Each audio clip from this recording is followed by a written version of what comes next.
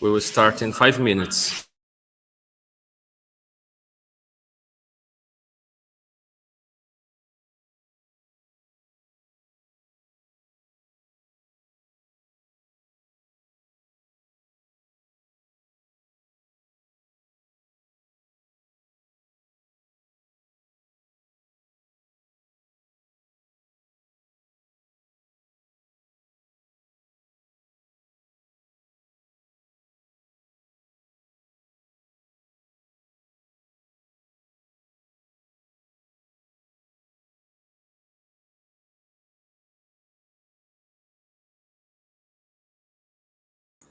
Welcome, Professor Raj. We will start in 5 minutes.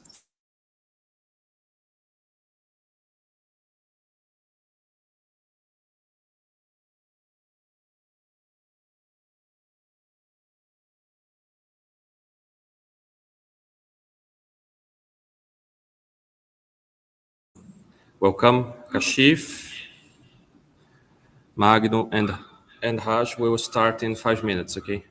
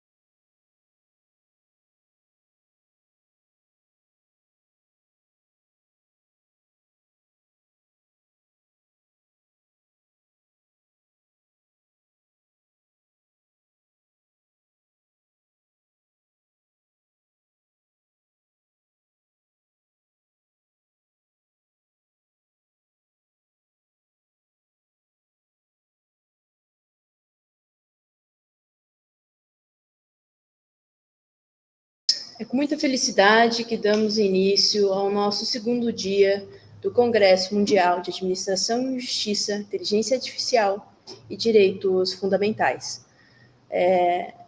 Nós já iniciaremos com as apresentações. O primeiro professor será Kashif Javed, do Paquistão. Good morning, Professor Kashif. Morning. We can start now with you, if you will be available to present to us. Yeah, sure. So, first of all, thank you so much for providing me this opportunity. And I would like to thank Professor George, Ms. Serena, and all the other members of this World Congress. Actually, I would like to say that the administration of justice, artificial intelligence, and fundamental rights is a very timely chosen topic. And of course, it's not just talk of the town, it is the talk of the world right now. And as we know that when we talk about artificial intelligence, it seems that it is the matter of computers, or the field is just computer sciences. But after the LLM models, it has become the subfield of every field. So we all are very relevant, and especially the peoples who are from the law background are much relevant as compared to other ones.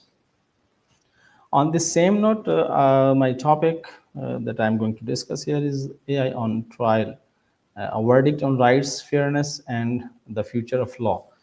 So, as we know that examining the promise and the perils of artificial intelligence in the courtroom and beyond is very important at this time.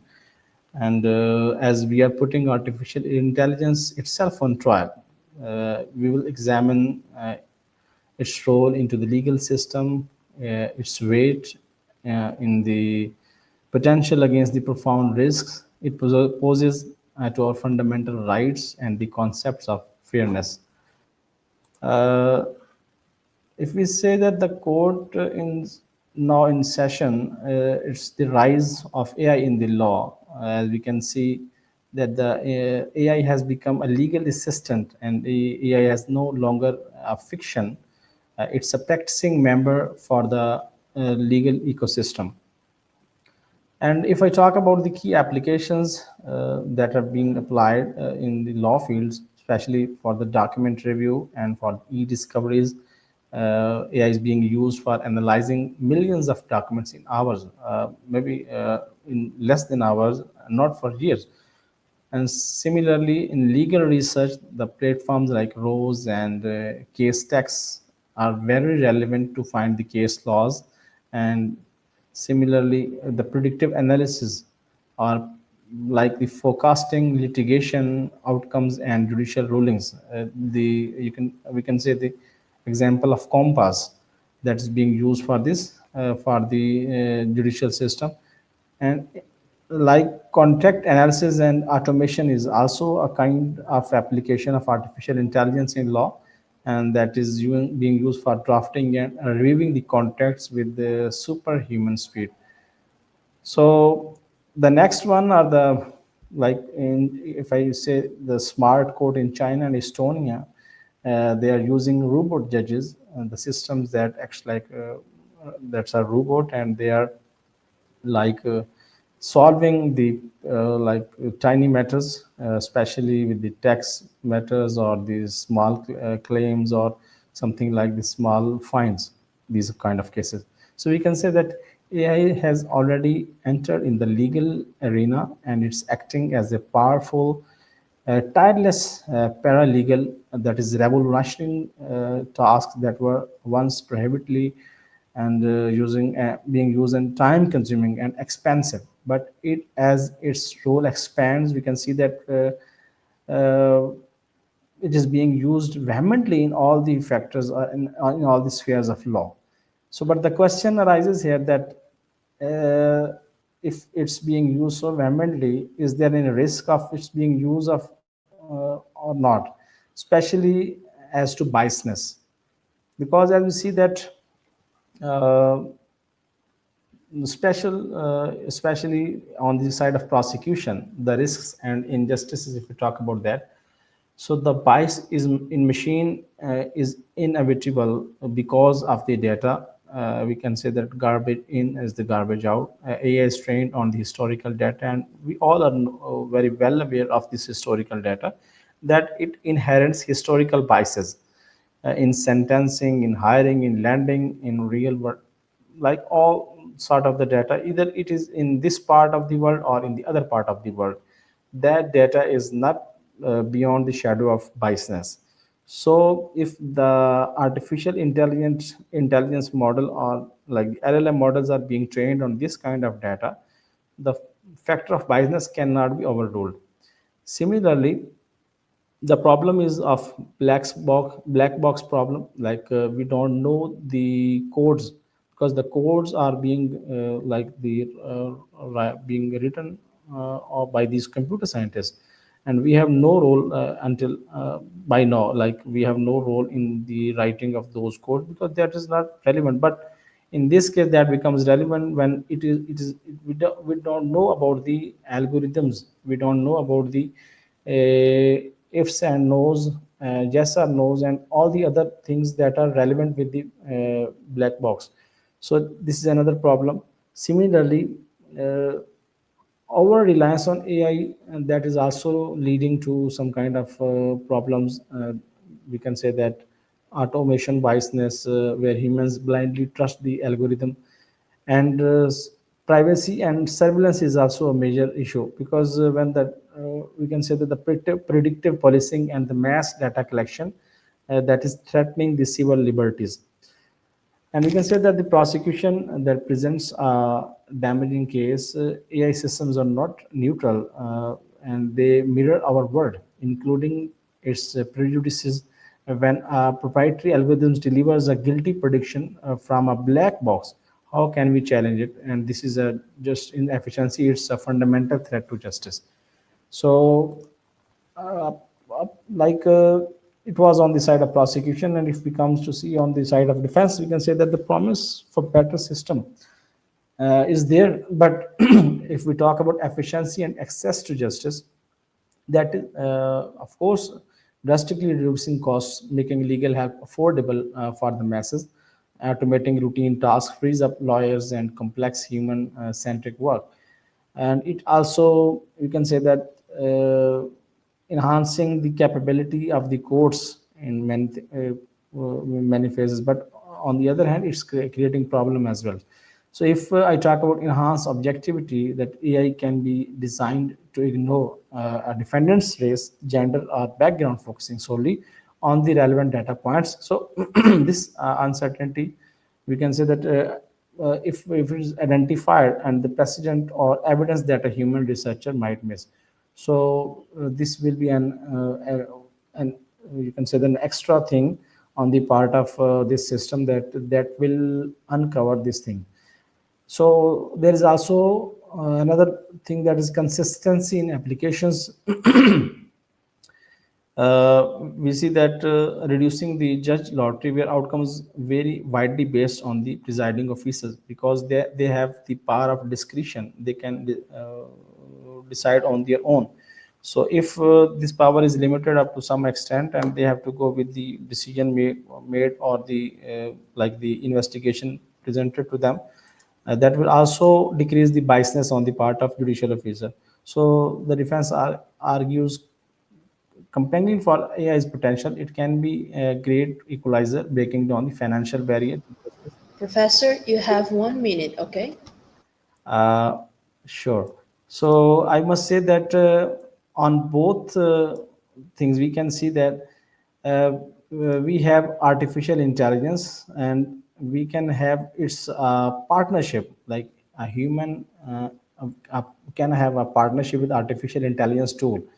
But the main thing, that is the gavel must be in the hand of human. He must be the decision, he must having the decision power to decide the cases. So in conclusion, I would like to say that the integration of AI into law is one of the most significant shifts in the history of jurisprudence, and it presents an unparalleled opportunity for efficiency and access, but also a grave danger for encoding injustices. So the responsibility now falls on us, the lawyers, the technologists, the policymakers, and the citizens.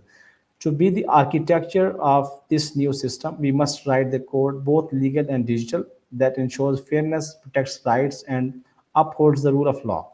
So I would like to say, I would like to add this thing, that the writing of code must not be just handed over to the computer scientists.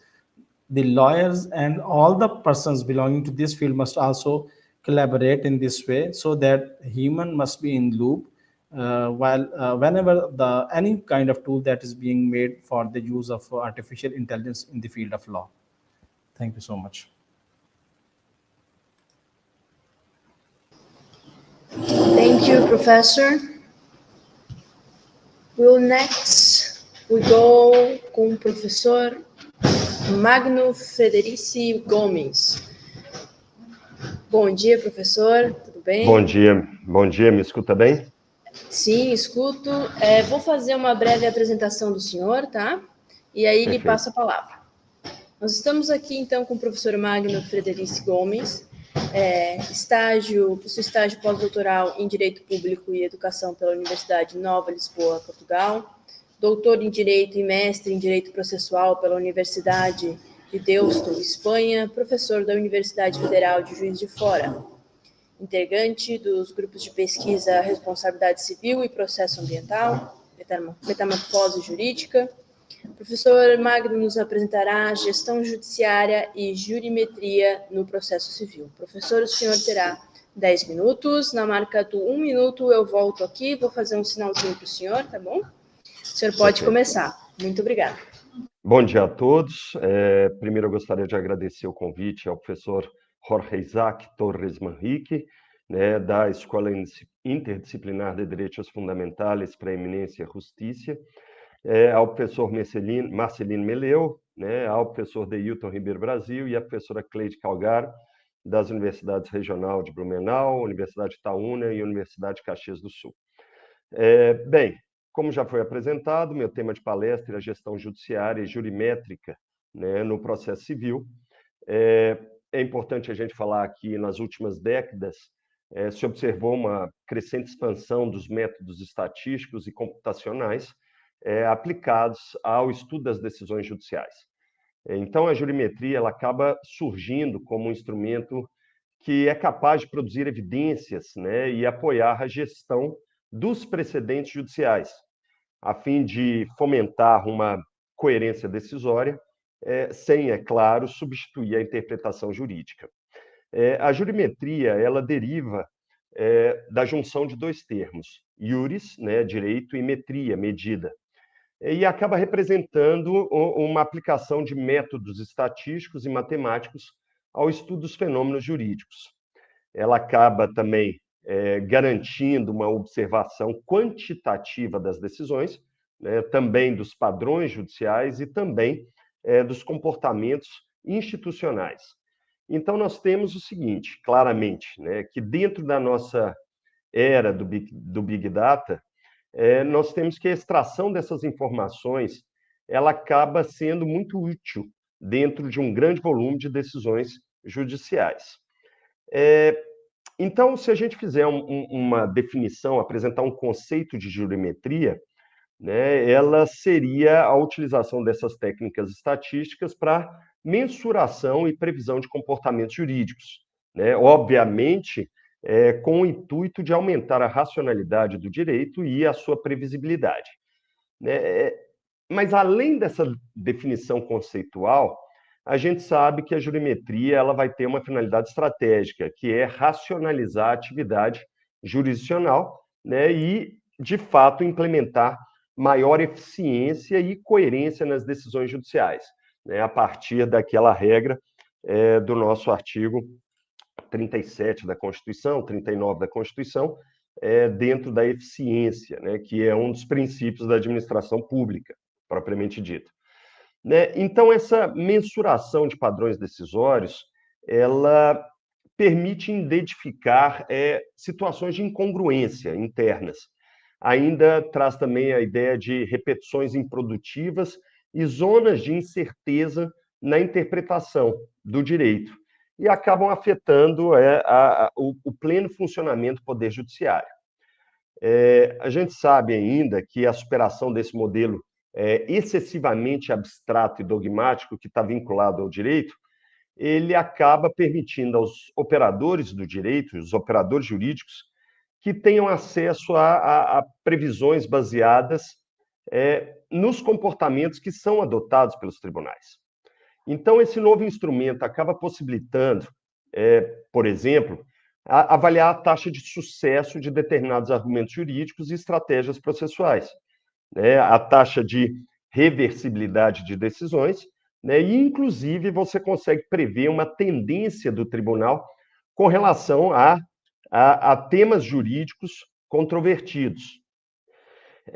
Nesse ponto, então, a jurimetria ela acaba transformando os elementos objetivos de atuação do Poder Judiciário para conferir maior racionalidade, maior consistência, maior responsabilidade com as decisões judiciais, em especial a partir da atual teoria do stare decisis, que é aplicada no ordenamento jurídico, ou seja, a técnica de precedentes, né, a partir de recursos especiais extraordinários repetitivos ou representativos de controvérsia, que trazem uma uniformização, a criação desse precedente, com o objetivo de solucionar conflitos jurídicos semelhantes dentro do ordenamento jurídico. É importante saber que essa ideia de racionalidade, ela também traz consigo a ideia de sustentabilidade do sistema jurídico, a partir de uma dimensão jurídico-política da sustentabilidade, que é aquela que efetiva os direitos fundamentais das partes e das gerações futuras. Né? A gente sabe que nós temos a necessidade de conferir maior previsibilidade, né? E ainda diminuir os custos e diminuir também a lentidão do Poder Judiciário no julgamento de seus casos. Então, se a gente reconhece que as decisões judiciais podem afetar políticas públicas, né? Elas acabam afetando também segmentos públicos e, inclusive, direitos coletivos, quando a gente fala de direitos individuais homogêneos, coletivos e ainda transindividuais, o magistrado ele acaba integrando, passa a integrar uma lógica decisória que não esgota a aplicação mecânica da norma, né? E acaba estendendo a análise para uma análise estratégica do contexto fático em que ela é proferida.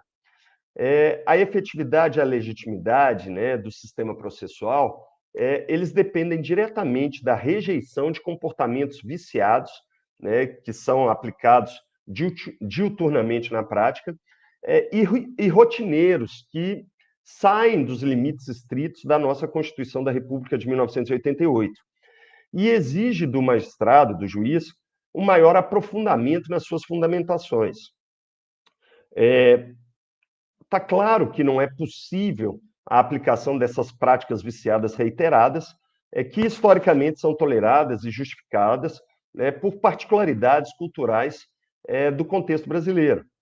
Mas é claro que esse contexto não pode servir de desculpa para a perpetuação de distorções institucionais e que impeçam o avanço ao rumo de um processo mais íntegro e constitucionalmente orientado. Então, a gente sabe, e eu gostaria de repisar a necessidade de uma atuação jurisdicional comprometida com a transformação institucional, né, capaz de alinhar a prática e a norma dos princípios constitucionais e a racionalidade jurídica contemporânea. Mas essa barreira, uma vez rompida, é capaz de transformar não só a previsibilidade formal e material das demandas judiciais, mas também de toda uma cultura que valoriza a racionalização e a utilização das novas tecnologias para garantir a efetivação do ordenamento jurídico brasileiro. Então, a evolução desse sistema jurídico, especialmente após a promulgação da nossa Constituição de 88, evidenciou uma necessidade de aperfeiçoar esses instrumentos de racionalização da justiça, não apenas sobre a ótica normativa, mas também com base em dados empíricos. E é aí que surge e aparece a importância da jurimetria dentro da gestão da administração da justiça. Ela aparece nesse cenário como uma ferramenta que vai romper com a tradição estritamente dogmática do direito e vai permitir essas análises quantitativas sobre a atuação dos tribunais e ainda sobre os padrões decisórios e ainda sobre os fluxos processuais, né? De forma a proporcionar uma maior consistência jurídica, né, desses mecanismos. E, obviamente, concedendo também a tão desejada segurança jurídica. O Conselho Nacional de Justiça tem um papel central na introdução dessa racionalidade empírica do Poder Judiciário e acabou criando a justiça em números, né, e ainda o sistema DataJude. É a partir desse contexto, né, que a eficiência judicial passa a estar prevista na resolução do CNJ 325, né, que dispõe sobre a Estratégia Nacional do Poder Judiciário nos 5 anos relacionada a 2021 até 2026, e ainda traz outras providências. E ela não pode ser confundida com uma celeridade automatizada ou simplificação irrefletida da decisão judicial. Né? Então, a previsibilidade oriunda dos precedentes exige justificativas claras e adequadas, inclusive quanto à escolha da sua aplicação, da aplicação do precedente judicial, uma vez que essa reprodução automática de entendimentos, quando ela estiver dissociada da análise contextual, pode comprometer seriamente a função garantista do processo e ainda escravizar as decisões judiciais, né, sobre um cenário de ditadura do precedente. Né? Então, nesse contexto, já caminhando para o final, né, é imprescindível reconhecer que essa análise meramente dogmática, centrada na interpretação abstrata das normas, ela está limitada e ela não se revela suficiente para a complexidade do sistema de justiça do Brasil. É essencial uma abordagem empírica e pragmática, né, para ultrapassar esse discurso normativo e para compreender, né, com base em dados concretos, de que forma os instrumentos previstos no Código de Processo Civil podem contribuir efetivamente para melhorar a tutela jurisdicional e ainda garantir essa segurança jurídica. Observar as metodologias estatísticas aliadas ao raciocínio jurídico cria um ecossistema de segurança para todo o direito. Né? E leva ainda a possibilidade, levanta a possibilidade ainda de desviar a atenção dos procedimentos morosos e desnecessários para oportunizar e dedicar uma energia gerada pela eficiência para garantir a melhor entrega da tutela ou dos serviços jurisdicionais. Torna-se evidente, então, né, que o papel do magistrado ultrapassa essa aplicação automática da norma. Né? E aí, a adoção da jurimetria, ancorada em governança, né, ou seja, a governança, a estrutura de governança deve ser aplicada. Ainda, nós temos que pensar também na motivação densa em cumprimento do princípio da fundamentação das decisões judiciais e ainda trazendo algumas salvaguardas metodológicas, tende a reduzir dispersões indevidas, né? Priorizar temas de maior impacto e ainda fortalecer a estabilidade do sistema de precedentes.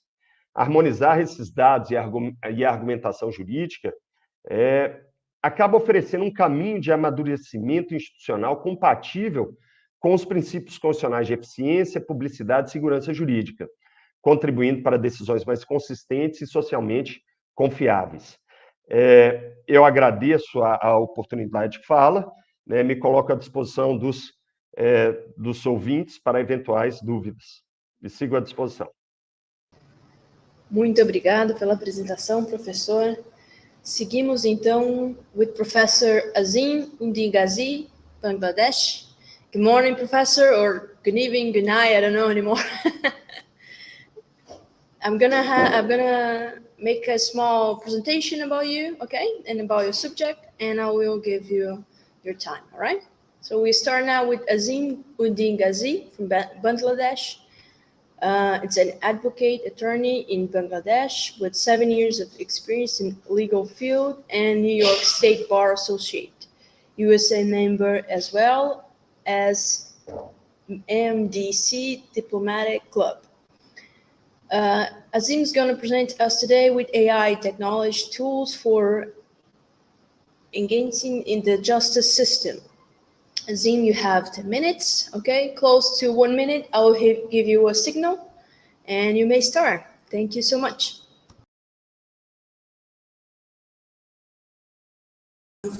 Professor Azim, your microphone is muted.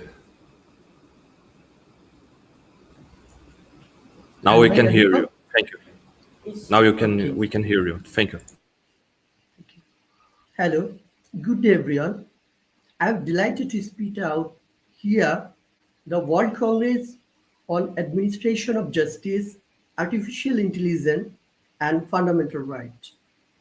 I would like to thanks to Dr. Torres and others member as well as the co-organizer and Dr. Basil. I would like to share my presentation, especially for AI enhancing the justice system all over the world. First, what is AI? AI is the simulation of human intelligence by machine to perform tasks typically done by people. Artificial intelligence is reshaping how all industries work, even with an executive order coming into effect and completing transforming for legal professionals' work. Why the justice system needs AI? Overburdened courts and delayed trial. In my profession, I have experienced a lot of things like that every day. Huge pile of cases filing in court area. But if this continue going through, so the human being, it will be unable to day by day handle. So AI can help for overburdened courts and delay trial. On the other hand, limited access to legal resources. You know, in my experience all over the world also have limited access to know the human rights and also know the all of right as being a human. So if this AI help, like the chatbot can help anything, that will be help the legal profession, legal problem, legal remedies, as this AI system is needed in justice. On the other hand, human bias and inconsistency. Human is made mistake.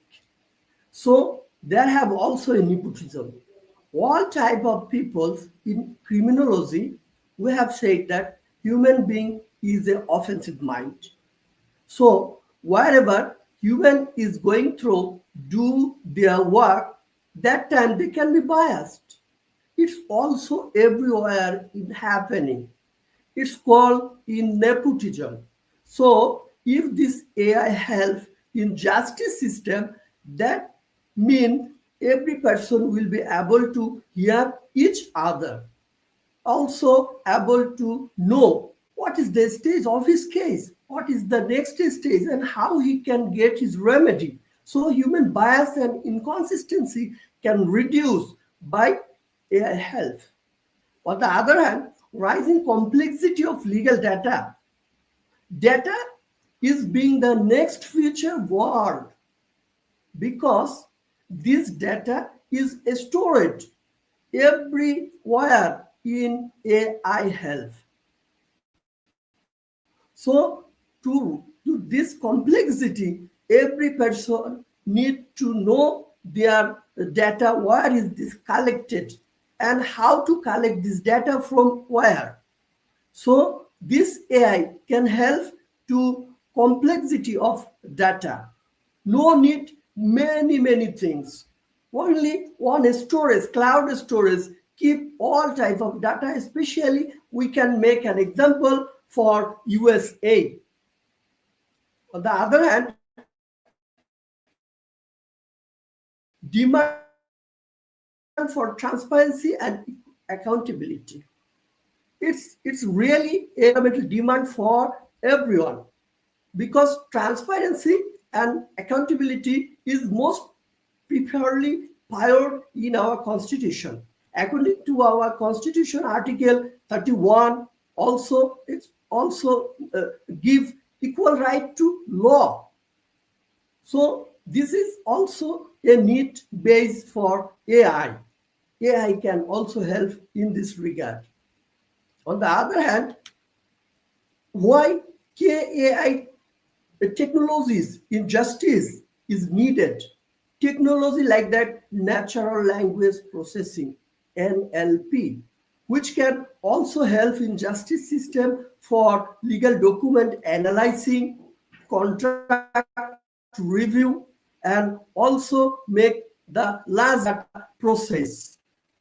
On the other hand, machine learning also can help in the justice system, predicting, analyzing, risk assessment, and also so on. Another one, computer vision. That also, this called in the Evidence Act 1972, section 3 also mentioned the evidence, which is digital evidence, like also digital evidence, CC footage and others, video record, audio record. It's also now in a legal comparison. It's also a legal part. So this computer vision is also AI technology. And on the other hand, chatbot and virtual assistant. This chatbot and virtual assistant can help everyone who want to make a suit before you want to know that what is the legal process and how I can get the legal remedy with my complaint, with my pleadings. So this is the real world is try to categorize the information from this research result. It's also called predicting policy. This AI technology is used to predict where crime are likely to occur, helping law enforcement allocate resources more effectively. Risk assessment. AI tools are used to assess the risk of defendant reoffending or not appearing in court, which can influence bail or sentencing decision. Forensic analysis also. AI is used in analyzing evidence such as DNA or fingerprint more quality and accurately. And on the other hand, identification and surveillance. AI is used for facial recognition, also voice recognition, and other form of identification, as well as in surveillance system. AI in the courtroom, it's really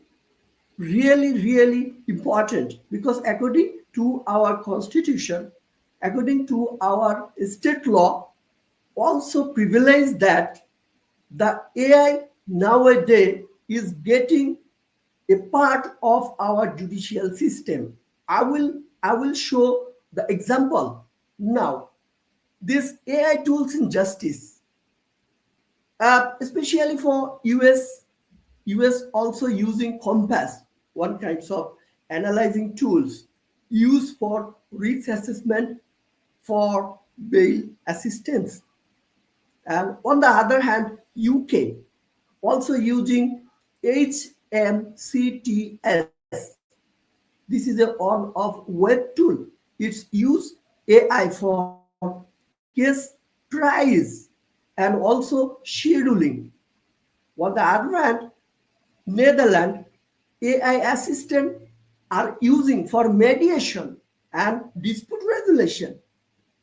And especially in my country, Bangladesh, It's really emerging tools for digitalizing our DLA, called Dhaka Law Report, is online archive and e-filing system in our Supreme Court of Bangladesh, which is a landmark, which is a establishment milestone that has been marked by our government, that yes, AI technology in justice system is getting accumulated, getting connected to each other.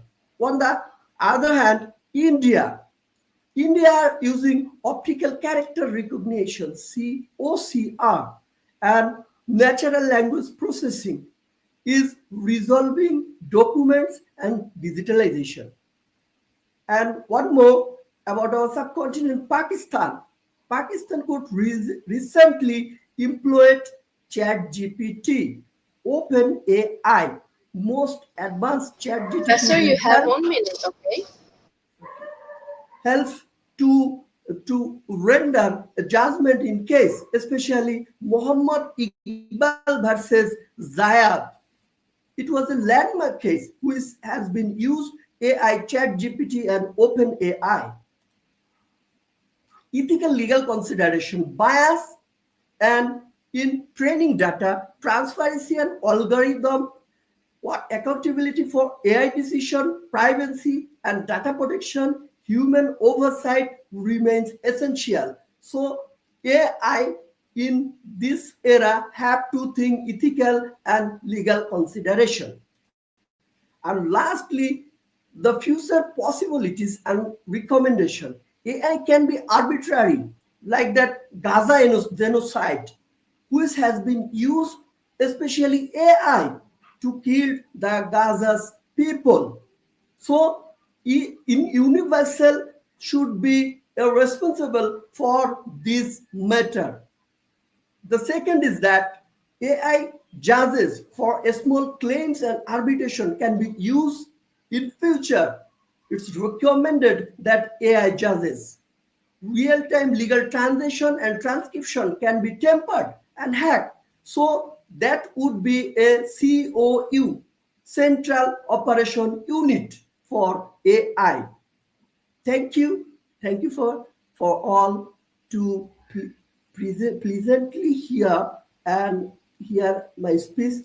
Thank you. Yes. Thank you, Professor. Very important subject. So we go now next with Ranjana Ferral Souza Cordeiro. Good morning, Professor.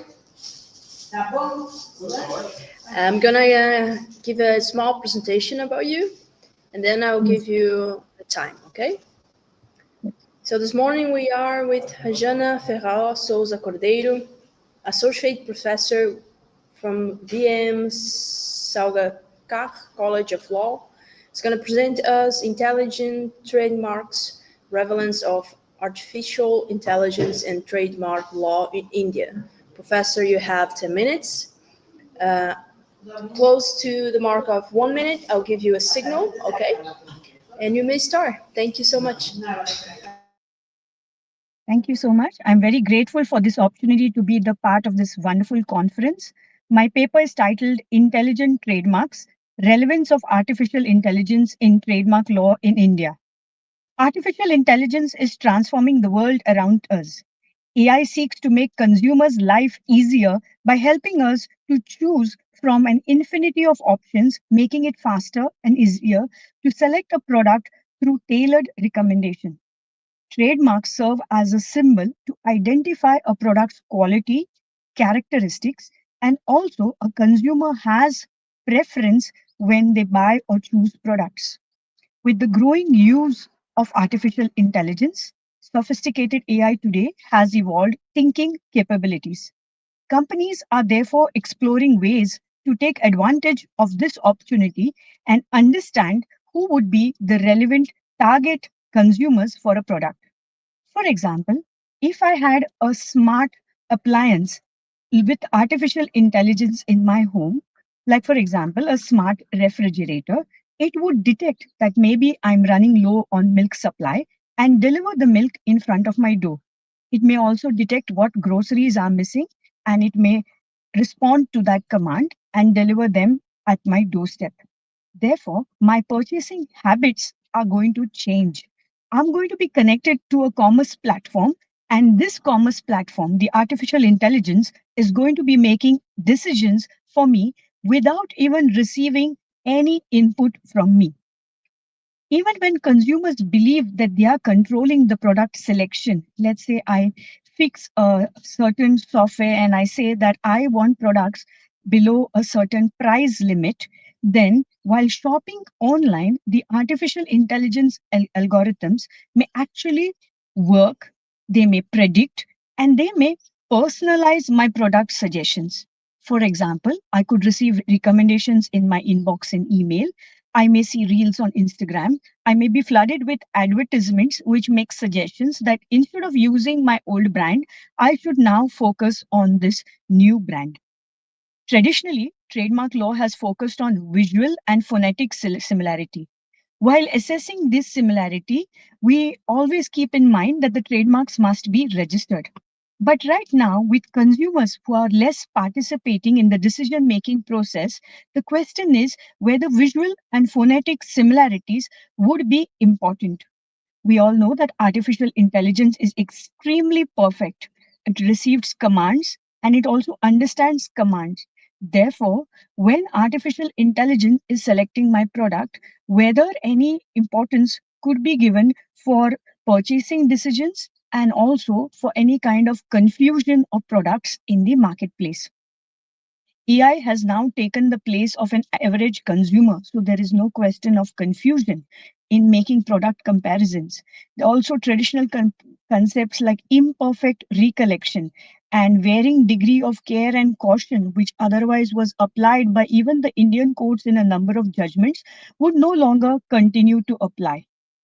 Similarly, infringement would now depend on the harm that is caused to the consumer, and maybe we would have to look into new essentials and new factors which have enabled the consumer to make a decision in buying a product.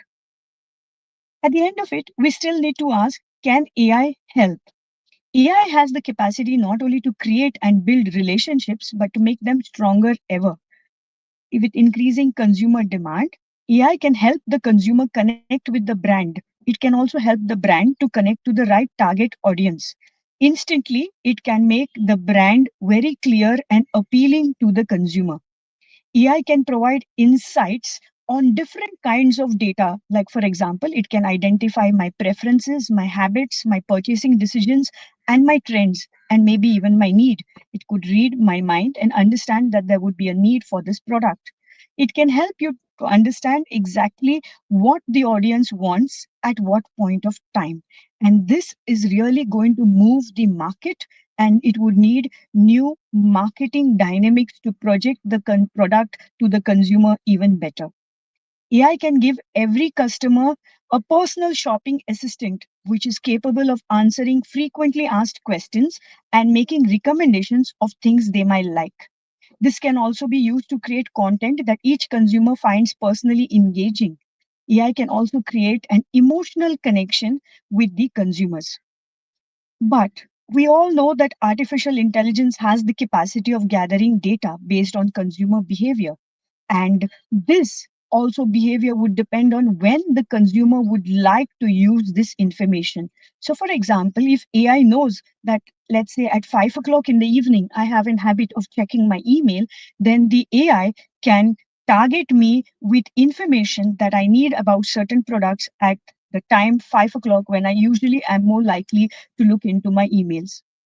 It can also create a very individual customized experience for me. The World Intellectual Property Organization had started amending the trademark laws way back in 2019.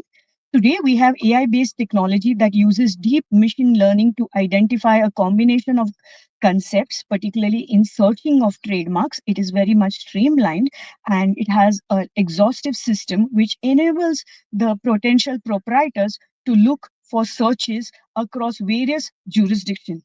This also has saved costs and reduced the need for examiners, which otherwise took a very long time. AI assisted search features also helps in registering trademarks easily and faster. It also helps the office in using classification systems and figurative elements which otherwise would differ across jurisdictions. AI is able to distinguish between similar trademarks based on intricate details, unlike human consumers. The standard for determining trademark similarity may need to be revised based on different kinds of commands given by the consumer and the decisions. I now move on to the important areas of the Indian Trademark Act, which might need to be relooked at with new AI technology in place. Section 11 of the Indian Trademark Act, which discusses relative grounds for refusal of registration of trademark and which particularly depends on likelihood of public confusion due to similarity in an existing trademark. With AI's precision in differentiating with trademark, this confusion could be reduced. So therefore, when the use of AI, when it becomes more prevalent and we have a more human-centric approach, similarity and confusion test might need modification. Since AI would be very accurate in distinguishing brands, Section 11 might no longer be relevant. Similarly, Section 29 of the Trademark Act, which deals with infringement, again talking about identical or similar trademark, this might not be needed, and the courts in India might need new criteria in ensuring effective trademark protection in an AI-influenced market. Section 30 of the Indian Trademark Act addresses the conditions under which certain uses of trademark are not considered infringement. So AI would have to differentiate between what is infringement now when an AI software is involved and what is not and how it is to be interpreted. The world has already seen the famous Walt Disney case, though it might not directly deal with AI, but it talks about the characters that it has created, which are similar to Walt Disney's characters. And in India, cartoon characters are protected under the name of the character is protected under trademark law. And this, because they are famous intellectual property, this might confuse the consumers who are otherwise riding on the free goodwill of Disney. Similarly, when we shop for brands, let's say if I wanted to buy a Levi brand, the AI software might throw up multiple other brands which might be cheaper and might be more economical, but may deny the consumer of the right product.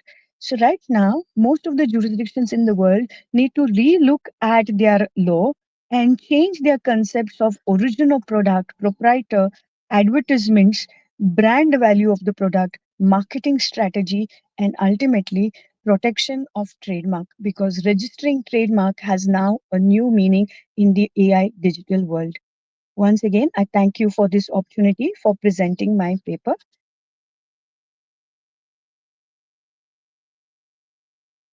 Thank you so much, Thank you. Professor. We go now with Keshaf Bharadaf from India. Hello, good morning, good evening, Professor. Good morning, ma'am. I will give a small presentation about you, okay? And then I will warn you about your presentation.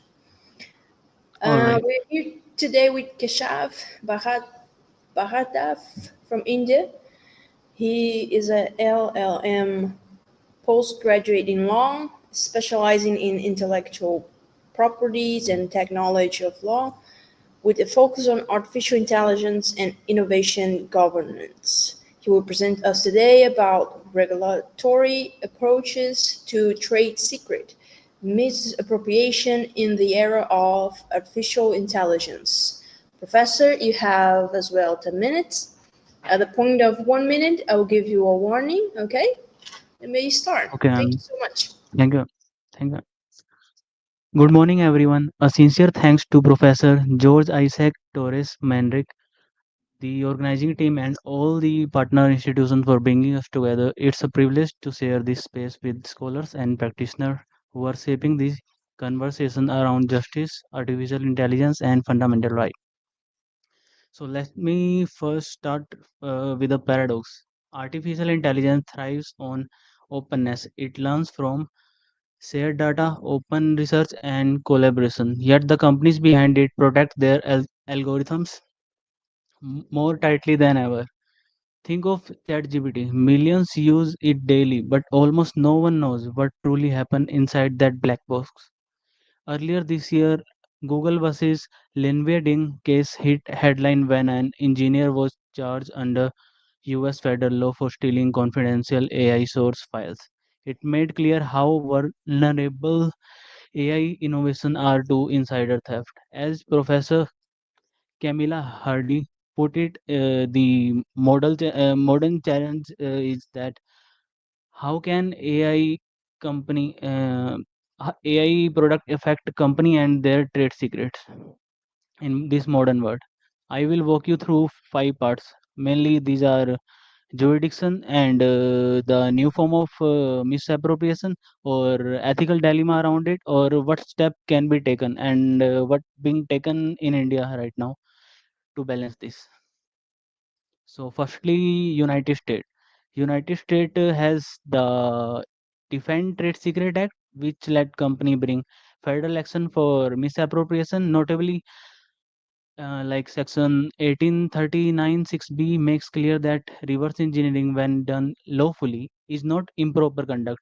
Alongside this, the Economic Espionage Act 1831 and 1832 treats trade secret theft as federal crime, especially when national or corporate security is at risk.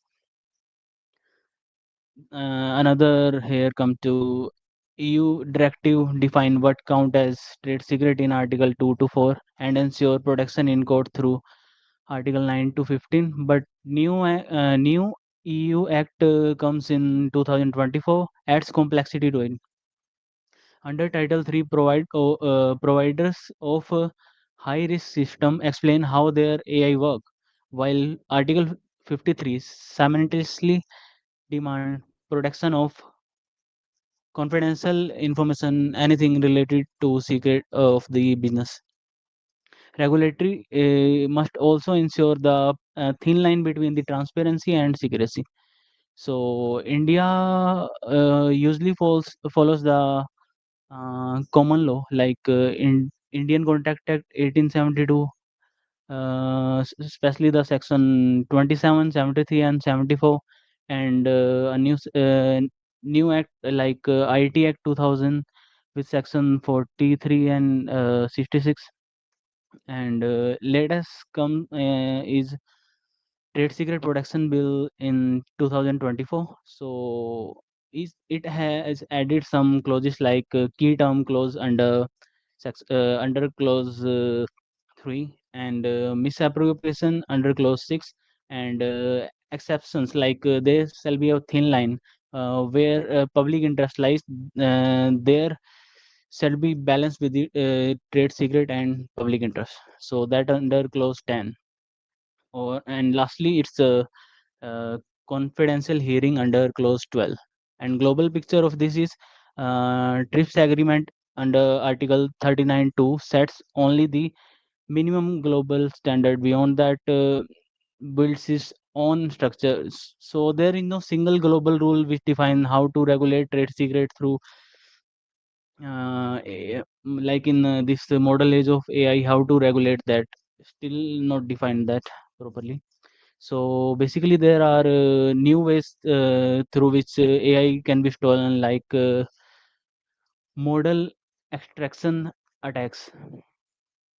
Basically, in open evidence versus pathways, one company accused another of this kind of behavior of cloning, raising hard question about what count as theft in digital ecosystem. इसको small still have to define it. There is no proper definition of that. So next is knowledge distillation and prompt injection. So smaller AI system can learn from larger one, like what kind of attack coming and what still need to be dealt with, like prompt injection, and which lead to the revealing of internal information of the company through AI. And cross-border dispute is still on the line. Many country has been taking step to control this, but still there is no global line or kind of agreement to deal with that. And nextly, here come the hard choice that should be taken. Like there shall be proper line defined between the transparency and secrecy. So to avoid any kind of risk when it's come to especially the larger companies secret which hold uh, uh, our data also in addition to the company's data. Okay, so nextly it's reverse engineering and fair competition that shall have to be considered. Like reverse engineering is lawful under section 1839 6b of US DTC Act, but most company now license it to prohibit it. So limiting innovation and market entry, how can we improper means will decide whether the law support competition or protect monopolies. Okay, path forward here is like Indian trade secret protection will come, but it is still lacking many kind of like digitalized thing to deal with in the upcoming future. And nextly, it's come to corporate proper cooperation between the international alliance and countries for bringing agreement. So there shall be a thin line so that any kind of digital fraud shall be avoided, or actually that to deal with how to deal with that. And thirdly, it's use of technology for compliance and oversight. So uh, section 43 of IT Act defines some term to complement that, but that's not enough. Like blockchain based access logs, differential piracy method coming, and now there is more stealing method are coming, as I said before. So there shall be a proper need of expert to recommend the laws. So here, lastly, I'm concluding with the sentence that the black box problem is not only about the code; it's about justice. As artificial intelligence grows more complex, our law must evolve to remain fair, flexible, and human-centered. The goal is not to slow the innovation, but actually to take the responsible step to deal with that. And justice and innovation and human dignity must rise together. Okay. Mm, Lastly, thank you once again to the organizer and to all of you who continue to push this conversation forward. May the framework we build today guide AI toward ethical progress and keep both creativity as well as accountability alive for generation to come. Thank you. Thank you so much, Professor. Such an important subject. Thank you for your presentation. We go now with Igor Alexandrovich Kuznetsov. So sorry. I'll give you time to correct my pronunciation. I'll give a small presentation, okay? And then I'll give you time to start your presentation. We're here today with Igor Alexandrovich from Russia. I have here, Professor, your presentation in Spanish, okay? Sí. Ok. Director del Centro de Derecho de Países Iberoamericanos en Facultad de Derecho de la Universidad Estatal de Moscú, nos presentará sobre derechos fundamentales y justicia digital, experiencias y desafíos en Rusia. Profesor, tenés 10 minutos. Cuando llegamos por un minuto, te voy a decir, te voy a hacer un señal y puedes empezar. Gracias. Y buenos días a todos y todas. Quiero agradecer a Jorge Isaac Torres Manrique por la invitación y a todos los organizadores y participantes. Es un verdadero honor participar en este encuentro internacional y poder compartir con ustedes algunas reflexiones sobre un tema que hoy ocupa un lugar central en el debate jurídico global, la relación entre los derechos fundamentales y la justicia digital, con especial atención a la experiencia de la Federación de Rusia. La digitalización del poder judicial, el uso de la inteligencia artificial en los tribunales, la automatización de procedimientos administrativos y la gestión electrónica de la información pública están transformando la manera en que se conciben, se protegen y se ejercen los derechos de las personas. Sin embargo, esta transformación plantea también interrogantes esenciales. ¿Cómo garantizar la tecnología no sustituye al ser humano en la administración de justicia? ¿Cómo preservar la imparcialidad, la transparencia y la tutela judicial efectiva cuando los algoritmos participan en los procesos de decisión? Y sobre todo, cómo equilibrar la eficiencia tecnológica con la protección de los derechos fundamentales. El concepto de justicia digital abarca mucho más que la simple informatización de los tribunales. Supone un nuevo paradigma de acceso a la justicia basado en el uso de tecnologías digitales. ¿Para qué? Para garantizar procedimientos más rápidos, transparentes e inclusivos. Los derechos fundamentales a la privacidad y a la protección de datos personales, al debido proceso, a la defensa y la igualdad ante la ley, constituyen el núcleo de este paradigma. Su protección no puede debilitarse por razones de eficiencia tecnológica, por el contrario, la digitalización debe fortalecerlos. En este sentido, tanto el Tribunal Europeo de Derechos Humanos como los tribunales constitucionales de diversos países han insistido en que el uso de sistemas automatizados no exime al Estado de sus obligaciones positivas de garantizar el acceso a la justicia y el control humano de las decisiones públicas. Rusia, que forma parte del espacio jurídico europeo continental, ha asumido este desafío a través de un conjunto de leyes y proyectos piloto orientados a constituir una justicia digital con garantías. Voy a contar un poco sobre la experiencia de Rusia. La digitalización del sistema judicial ruso comenzó de forma sistemática hace más de una década con la creación del primer portal digital Gas Правосудия. Es un sistema estatal que centraliza la información de los tribunales y la publicación obligatoria de resoluciones judiciales en formato electrónico. Este fue un paso fundamental para aumentar la transparencia y la rendición de cuentas del Poder Judicial. Posteriormente, se implementaron plataformas de interacción directa entre ciudades y tribunales como ciudadanos, o como justicia online, que permite participar en audiencias por videoconferencia y acceder digitalmente a los expedientes. Durante la pandemia de COVID de 2019, este servicio garantizó la continuidad del sistema jurídico y demostró la viabilidad del modelo híbrido de justicia. A nivel legislativo, Rusia ha desarrollado una arquitectura normativa compleja que combina tres niveles: regulación jurídica general.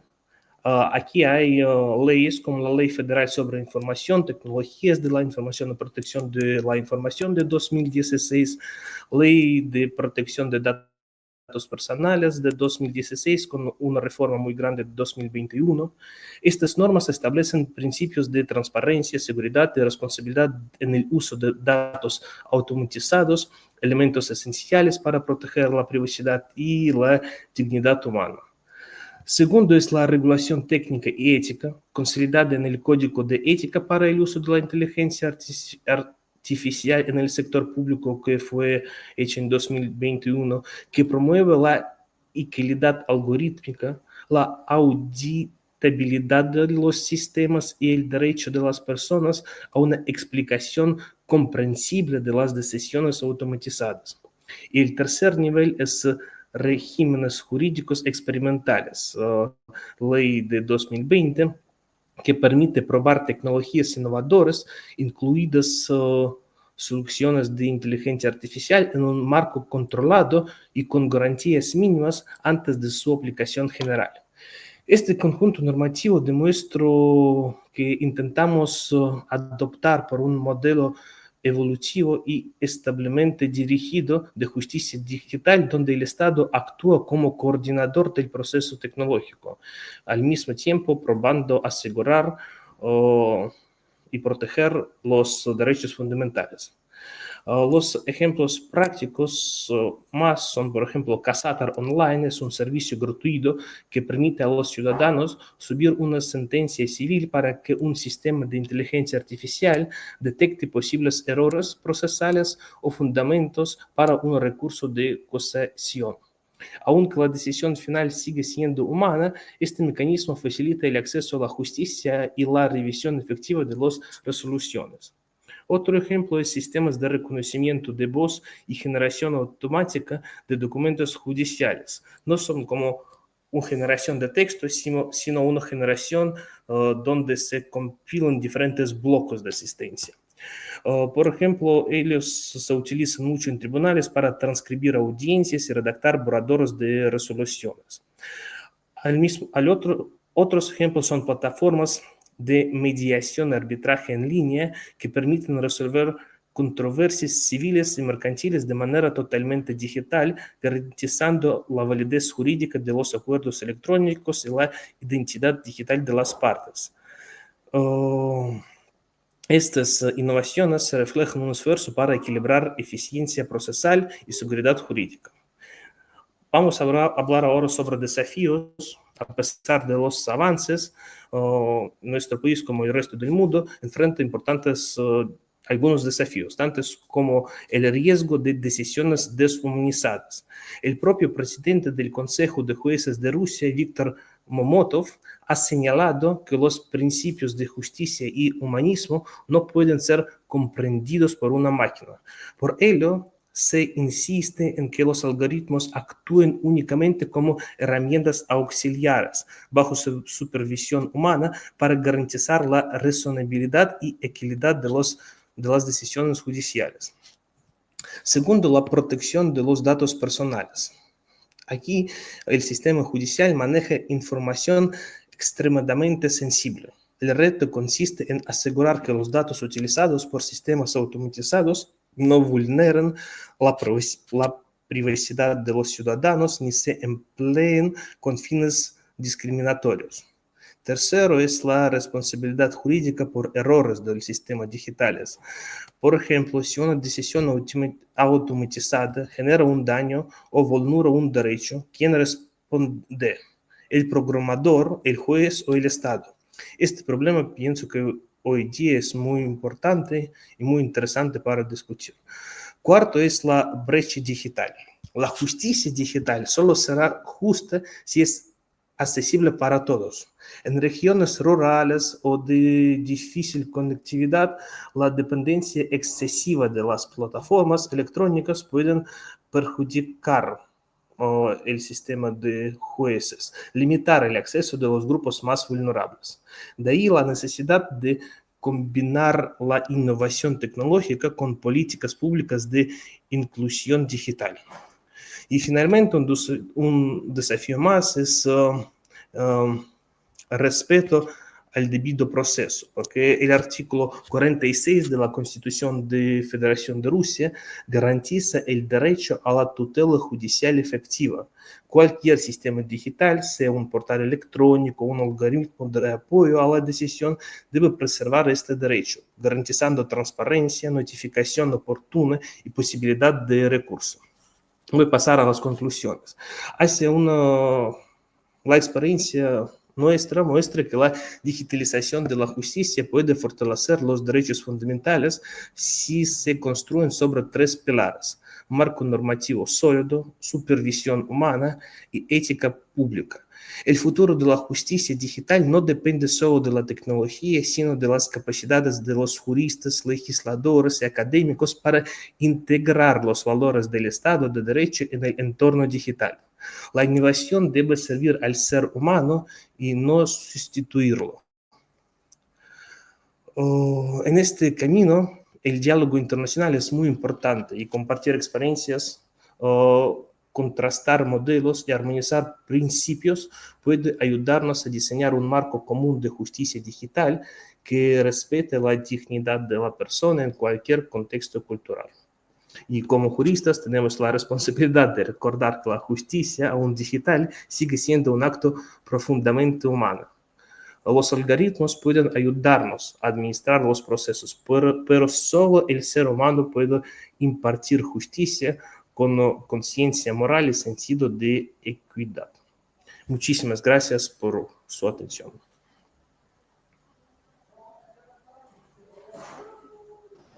Muchas gracias, profesor.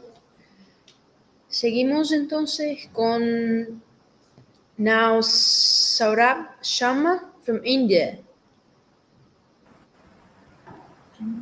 Good morning. Good evening, everyone. Professor. Good morning. I will give a small presentation, okay, about you, and then we'll start with your presentation.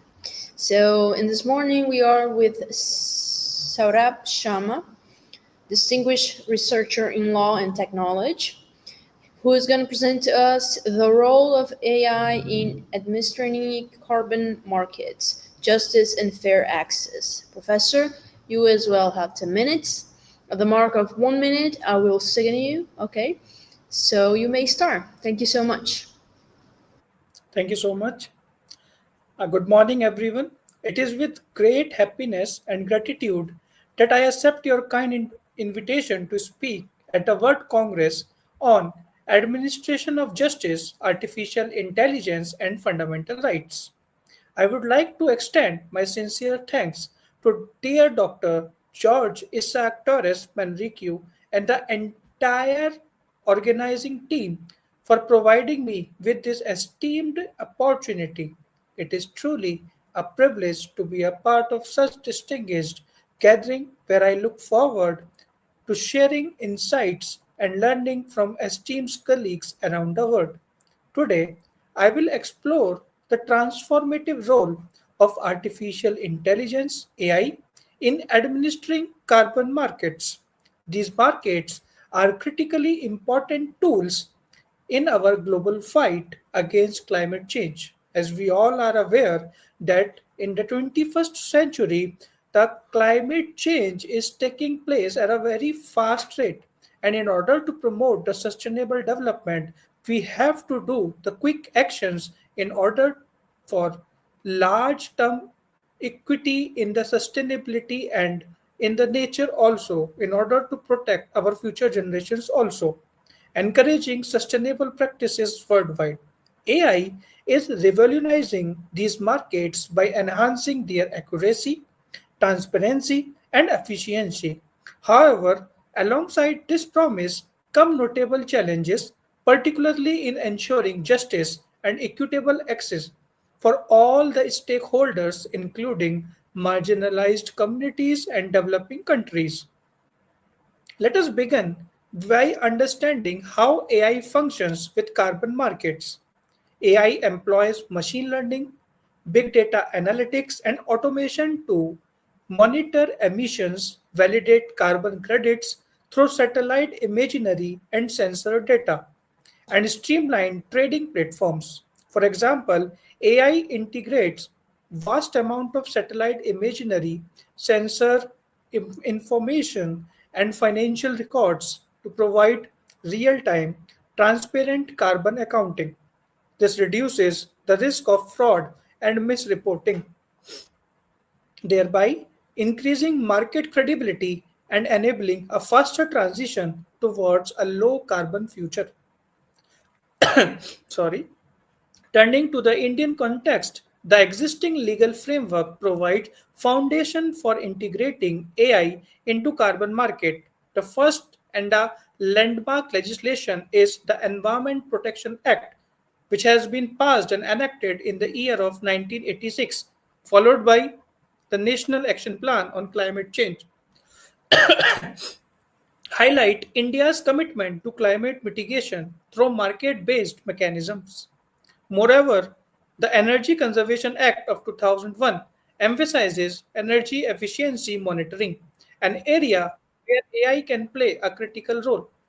While the legal regulations for domestic carbon markets are still evolving and they are very much young in their nature, India's focus on transparency, compliance, and data security creates a promising environment for AI supported verification. It is imperative that these AI systems also comply with India's Personal Data Protection Bill, ensuring privacy and ethical data use. On the international stage, the Paris Agreement of 2015, under the United Nations Framework Convention on Climate Change, that is UNFCCC, provides a robust framework for cooperative carbon markets. AI aids countries in accurately reporting emissions, maintaining transparency, and ensuring fair benefit sharing. Furthermore, UNESCO's recommendation on the ethics of artificial intelligence stresses fairness, accountability, and inclusivity principles essential for deploying AI responsibility in climate change. The UN Sustainable Development Goals, specifically SDG 13, that is climate action, and SDG 10, reduced inequalities, emphasized that AI's benefit should be accessible to all, preventing the marginalization of vulnerable population. Brazil, in particular, with its rich forest carbon asset, offers valuable insights. Its national policy on climate change and forest code promote transparency in forest conservation and carbon sequestration projects, emphasizing community involvement and ecological integrity. AI supports these laws through satellite monitoring and project validation, safeguarding indigenous rights and promoting sustainable forest management. Additionally, Brazil's General Data Protection Law safeguards data privacy, guiding the ethical deployment of AI in these contexts. Sorry. Despite these opportunities, numerous challenges remain. The risk of reinforcing inequalities persists if AI training data is unrepresentative of marginalized communities. Developing countries often face infrastructure deficit and skill shortages, which can hinder equitable participation. Moreover, the algorithmic capacity can exclude stakeholders from decision making processes. Therefore, establishing a strong governance framework that promote transparency, explainability, and inclusive stakeholder engagement is essential. International cooperation is also crucial at that point of time, ensuring harmonized regulations and fair use standards across the jurisdiction worldwide. In conclusion, AI has the potential to reshape carbon markets into tools of efficiency, transparency, and justice. However, to realize this potential, it must be embedded within robust legal and ethical frameworks, drawing from Indian law, international treaties, and the Brazilian regulations. Only through careful governance that prioritizes justice and fairness can AI support an inclusive, equitable global climate efforts. Thank you for your attention, and thank you so much for the organizing team for providing me such a wonderful platform in order to express my views at a global platform. Thank you. And namaskar from India.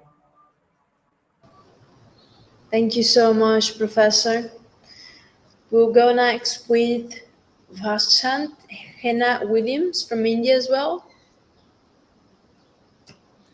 Good morning, good evening, Professor. I think your microphone is on mute. Se escuta? Se escuta?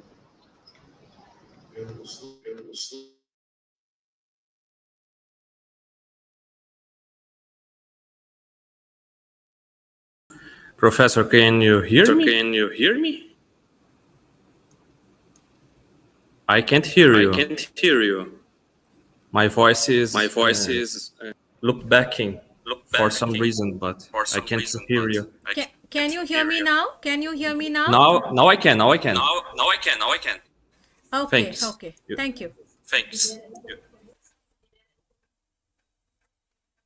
So thank you, thanks to Professor Jorge Torres, Professor Delton, I miss him today, and all the partner institutions for the opportunity and the platform to share my thoughts. My topic is ethical infrastructure, the interface of AI, balancing innovation with the rule of law and rights. So today we stand at the crossroads of technology and justice. Artificial intelligence promises efficiency, speed, and innovation, but it also tests the very ethical foundation of our democracy. So my talk is about building an ethical infrastructure that keeps pace with AI while never losing sight of the rule of law and fundamental rights. So that's basically my objective. And the other objective of my discussion is to initiate a constructive dialogue on the technical and legal requirements of responsible AI governance, focusing on India. The focus is to build the ethical infrastructure that allows for AI innovation without dismantling the rule of law and fundamental rights. I take forward what Mr. Keshav Bharadwaj and Professor Ranjana Souza shared through their talk, and I wish to share a few cases to justify my discussion. So the first is the Aadhaar case, that is Justice case Puttaswamy versus Union of India 2017-18. For those who are not from India, Aadhaar is India's biometric identity system, and it was initially introduced to streamline welfare delivery and to prevent fraud. So but it quickly raised when that was implemented across the country, it raised some fundamental rights question, like could the state compel citizens to share their biometric data, and what about the data misuse, surveillance, or profiling? So the Supreme Court ruled that the right to privacy is a fundamental right under Article 21 of the Indian Constitution, and Aadhaar was upheld for welfare schemes, of course, but struck down for things like bank accounts and SIM card details. So this case illustrates the central dilemma: how to embrace technological innovations, that is AI, big data, biometrics, etc., while safeguarding the rights and freedom. Now coming to the AI interface, when code causes constitutional harm. I have another instance where in one of the states in India, that is Telangana, and also some other states like Odisha, they created sophisticated data integration and deduplicated platforms like Samagra Vedika to improve governance, to eliminate fraud, and to actually come in with the transparency and ensure welfare benefits reach only the eligible citizens effectively. So this algorithm platform was tasked with screening millions of beneficiaries for schemes like the public distribution system. We have something called as the ration card system across the country. So that was there. However, the system, because of they introduced it through earlier it used to be the manual method, so now they brought in the use of technology. However, due to the flawed data algorithmic bias, it began to cancel suddenly, all of a sudden it started to cancel vast number of ration cards. That is, for example, 1.86 million ration cards were reportedly cancelled in one instance, rejecting over 140,000 applications all at once, just maybe because of a simple you can say technical glitch.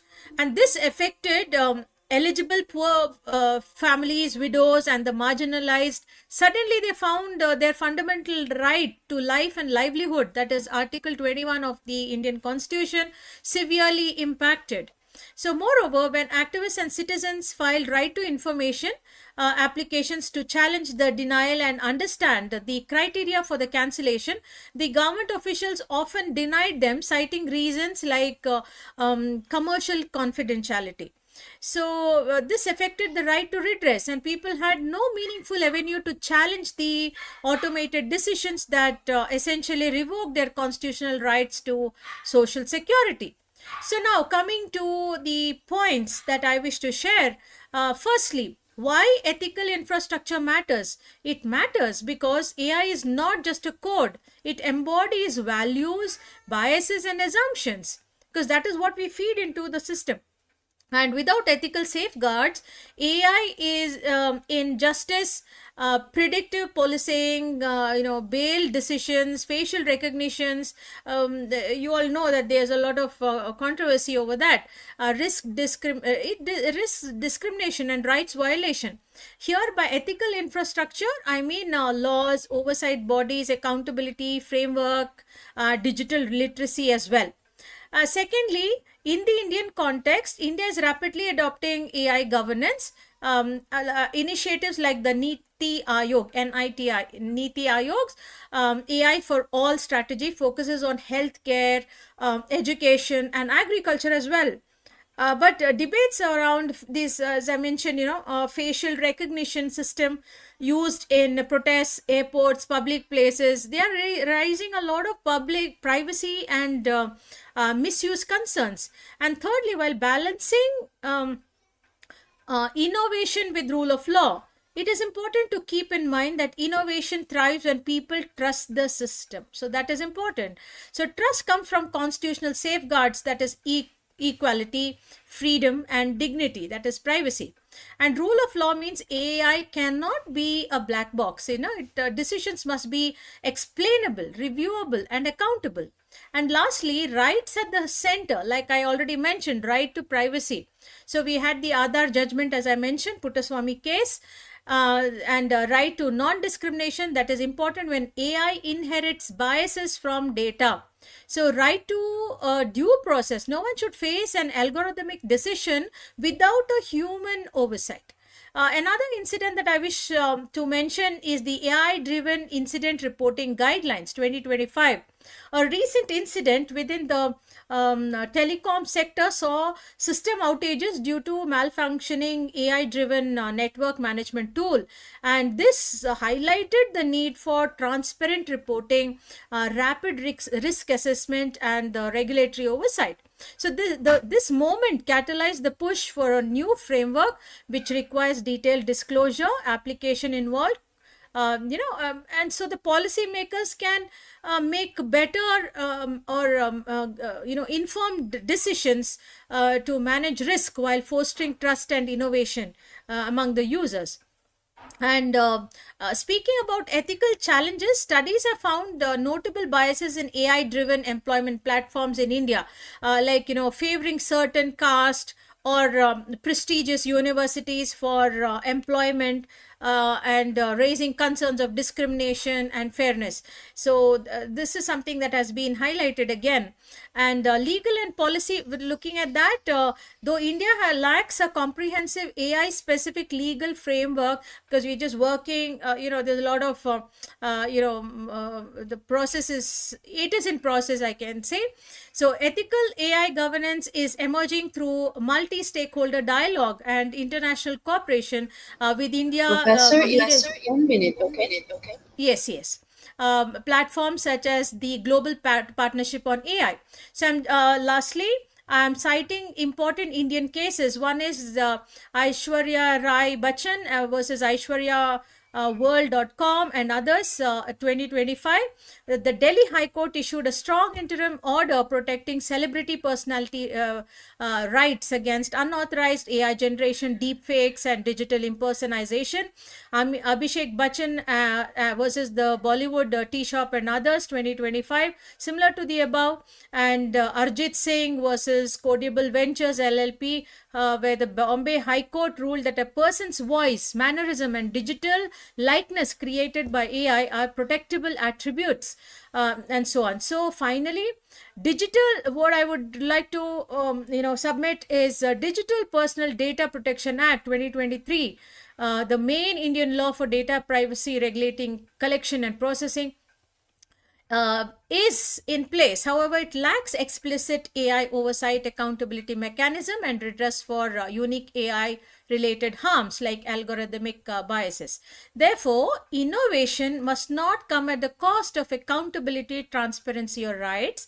India's efforts reporting guidelines, legal transform, reforms, policy dialogue are crucial steps in drafting ethical AI infrastructure. And AI can be a partner in justice, but it must never become the judge of justice. Ethical infrastructure is our bridge. It ensures that we code for the future. We also uphold the timeless values of liberty, dignity, and fairness. The real question is not whether AI will change justice, but whether we have the courage to make justice the compass for all. Thank you so much. Thank you so much, Professor. Nós vamos então agora com a Lohane Dutra Amorim. Professora? Bom dia. Bom dia. Vou fazer uma pequena apresentação sobre o seu tema e sobre o seu currículo e já lhe passo a palavra, tá bom?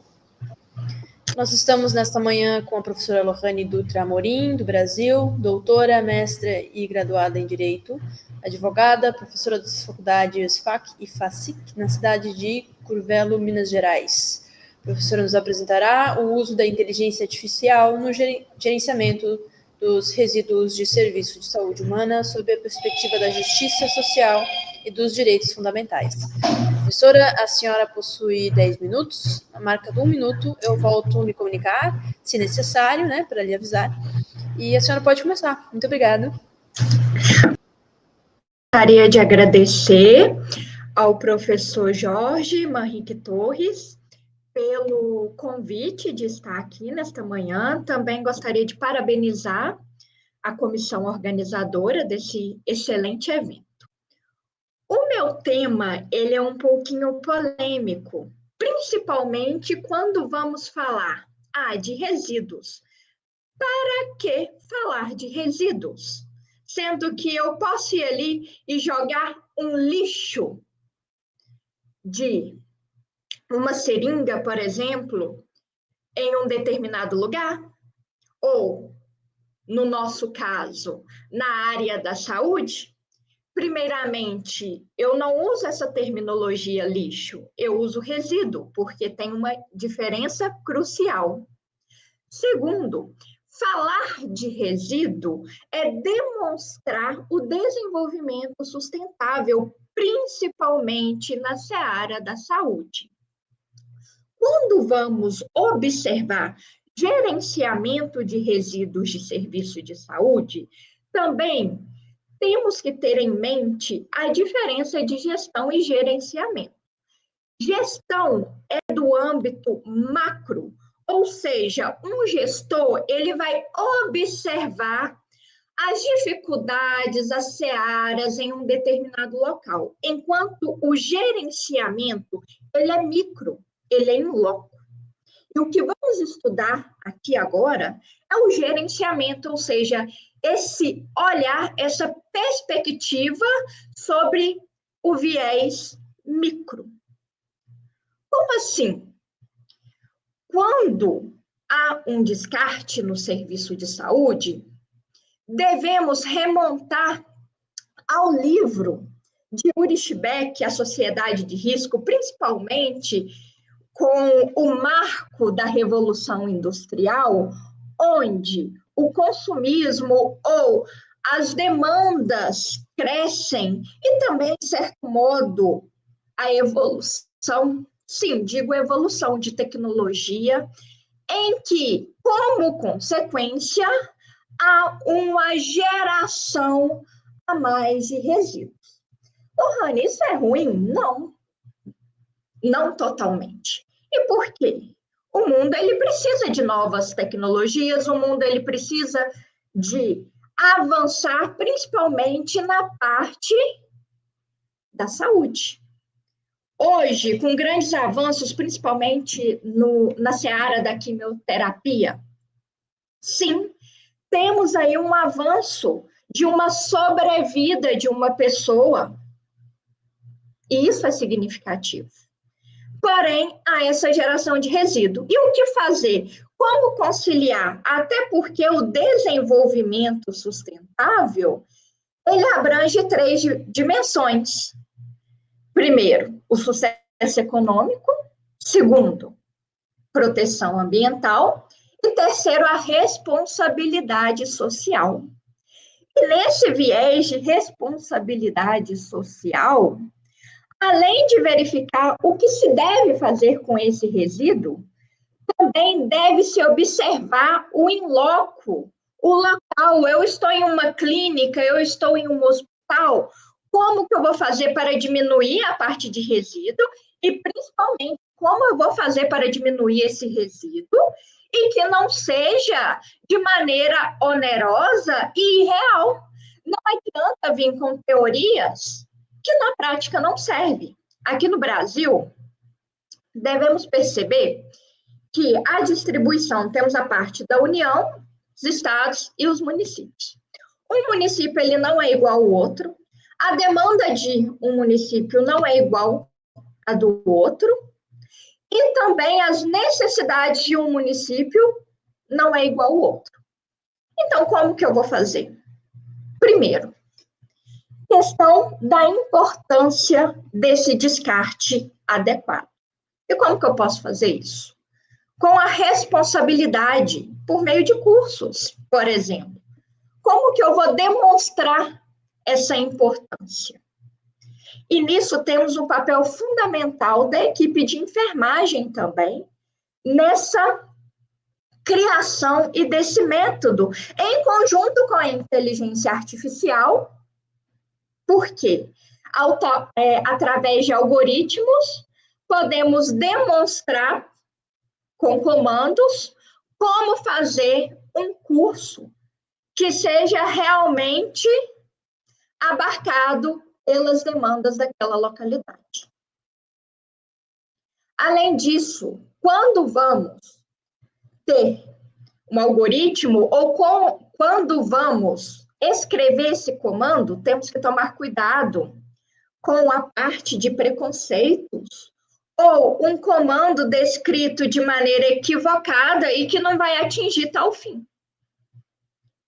Em gerenciamento de resíduos, ou seja, é aquela seringa que eu vou descartar, ou é aquela gaze que eu vou fazer o descarte, temos que pensar no micro.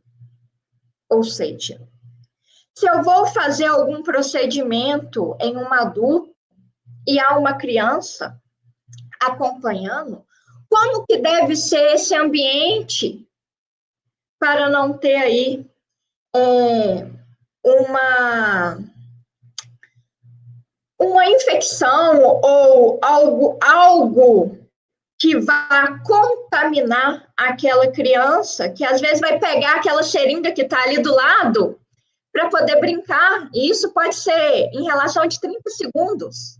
Como que a inteligência artificial ela pode melhorar essas demandas sem um gasto demasiado? Outra observação, do ponto de vista micro. Se eu vou pegar uma zona rural, a pessoa ela deve usar insulina X vezes ao dia ou por semana. Onde que vai ficar o descarte daquela agulha ou daquela seringa? Como que vamos fazer para que, quando ela voltar à unidade básica de saúde, não tenha contaminação nem ambiental de descarte na localidade e também para que consiga levar até aquela unidade de saúde sem contaminação? Por exemplo, podemos pegar garrafas PET.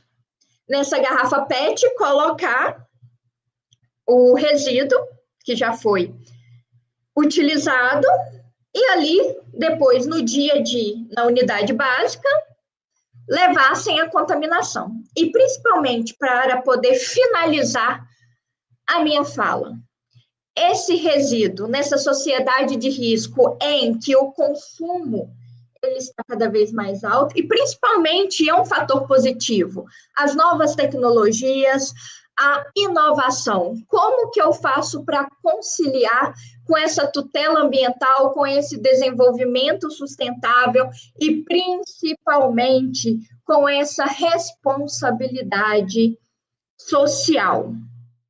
Criar comandos para a inteligência artificial, para que ela, com o ser humano atrás, consigam, de maneira geral, transformar a realidade da medicina em algo que vai cada vez mais evoluir, trazer uma perspectiva maior de vida e, além de uma perspectiva maior de vida, trazer também qualidade de vida e a concepção de vida boa, não só viver, sobreviver, e também ter esse viés da dignidade humana e da responsabilidade ambiental. Mais uma vez, gostaria de agradecer por esse evento. Muito obrigada. Muito obrigada pela apresentação, professora. Seguimos, então, com o professor. Olá, professor Cláudio, bom dia. Bom dia, doutora, me ouve bem? Sim, vou fazer uma pequena apresentação sobre o senhor, sobre o seu tema, e lhe passo a palavra já em seguida, tá bom? Obrigado. Então, nesta manhã, nós estamos aqui com o professor Cláudio Carneiro Coelho, do Brasil, advogado, pós-doutor pela Universidade Nova de Lisboa e pela Universidade de Salamanca, professor da FGV, CEO do Instituto Carneiro, presidente da Comissão de Ensino Jurídico da OAB do Rio de Janeiro.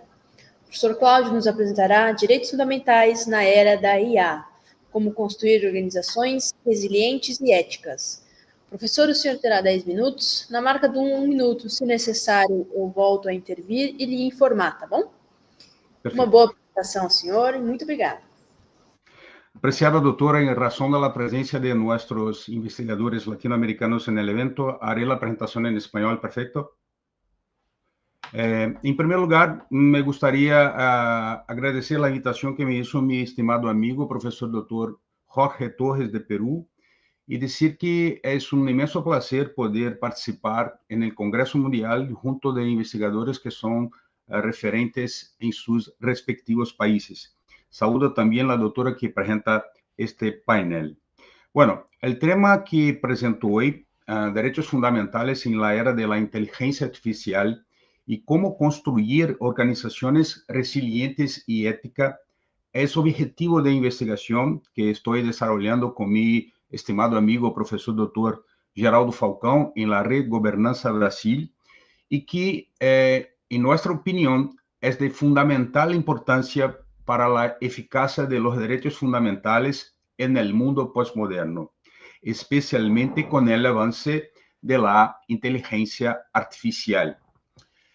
Esto se debe a que vivimos en una era de profundas transformaciones en diversas áreas del conocimiento, como de la inteligencia artificial, que presenta una velocidad abrumadora y con una penetración significativa en diversas áreas del conocimiento y seguimientos de la sociedad, influyendo en decisiones judiciales, empresariales, políticas, entre muchas otras áreas sensibles en el contexto socioeconómico. Esto se debe, es verdad, hay muchos puntos positivos en esto, pero no podemos descuidar la gestión de riesgos sobre estos impactos y, por lo tanto, debemos hacer algunas reflexiones. La primera es cómo garantizar que se sigan respetando los derechos fundamentales previstos en la actual Constitución brasileña. La segunda es cómo podemos construir organizaciones verdaderamente resilientes y éticas capaces de enfrentar estos efectos, a menudo desconocidos, gestionar las crisis tan rápido como en el avance tecnológico y aún así mantener sus principios, valores y compromisos con las personas. La asociación entre derechos fundamentales, inteligencia artificial, ética, gestión de la continuidad y resiliencia organizacional puede asumir varias líneas de investigación y, por lo tanto, análisis. Así, es necesario hacer un recorte para centrarse en la capacidad de una institución para enfrentar lo desconocido e inesperado y adaptarse sin perder su identidad y también para seguir entregando valor de manera responsable a las organizaciones y, sobre todo, a la sociedad. Imagínese un tribunal que utiliza la IA para redactar sentencias y que este sistema está de alguna forma contaminado. Y esto ya ocurre con el uso de la inteligencia artificial en algunos ámbitos.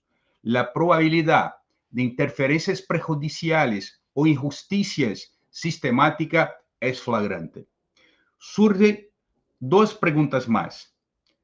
¿Sería efectiva una gestión de continuidad robusta para una acción rápida, es decir, para identificar el error, ajustar el modelo y proteger los derechos de las partes involucradas? Podría ser que, si es resiliente y ética, además de reaccionar técnicamente con sus acciones correctivas, podría comunicarse con transparencia, asumir responsabilidad y fortalecer la confianza de sus clientes y, en este contexto, preservar de manera eficiente y efectiva los derechos fundamentales involucrados?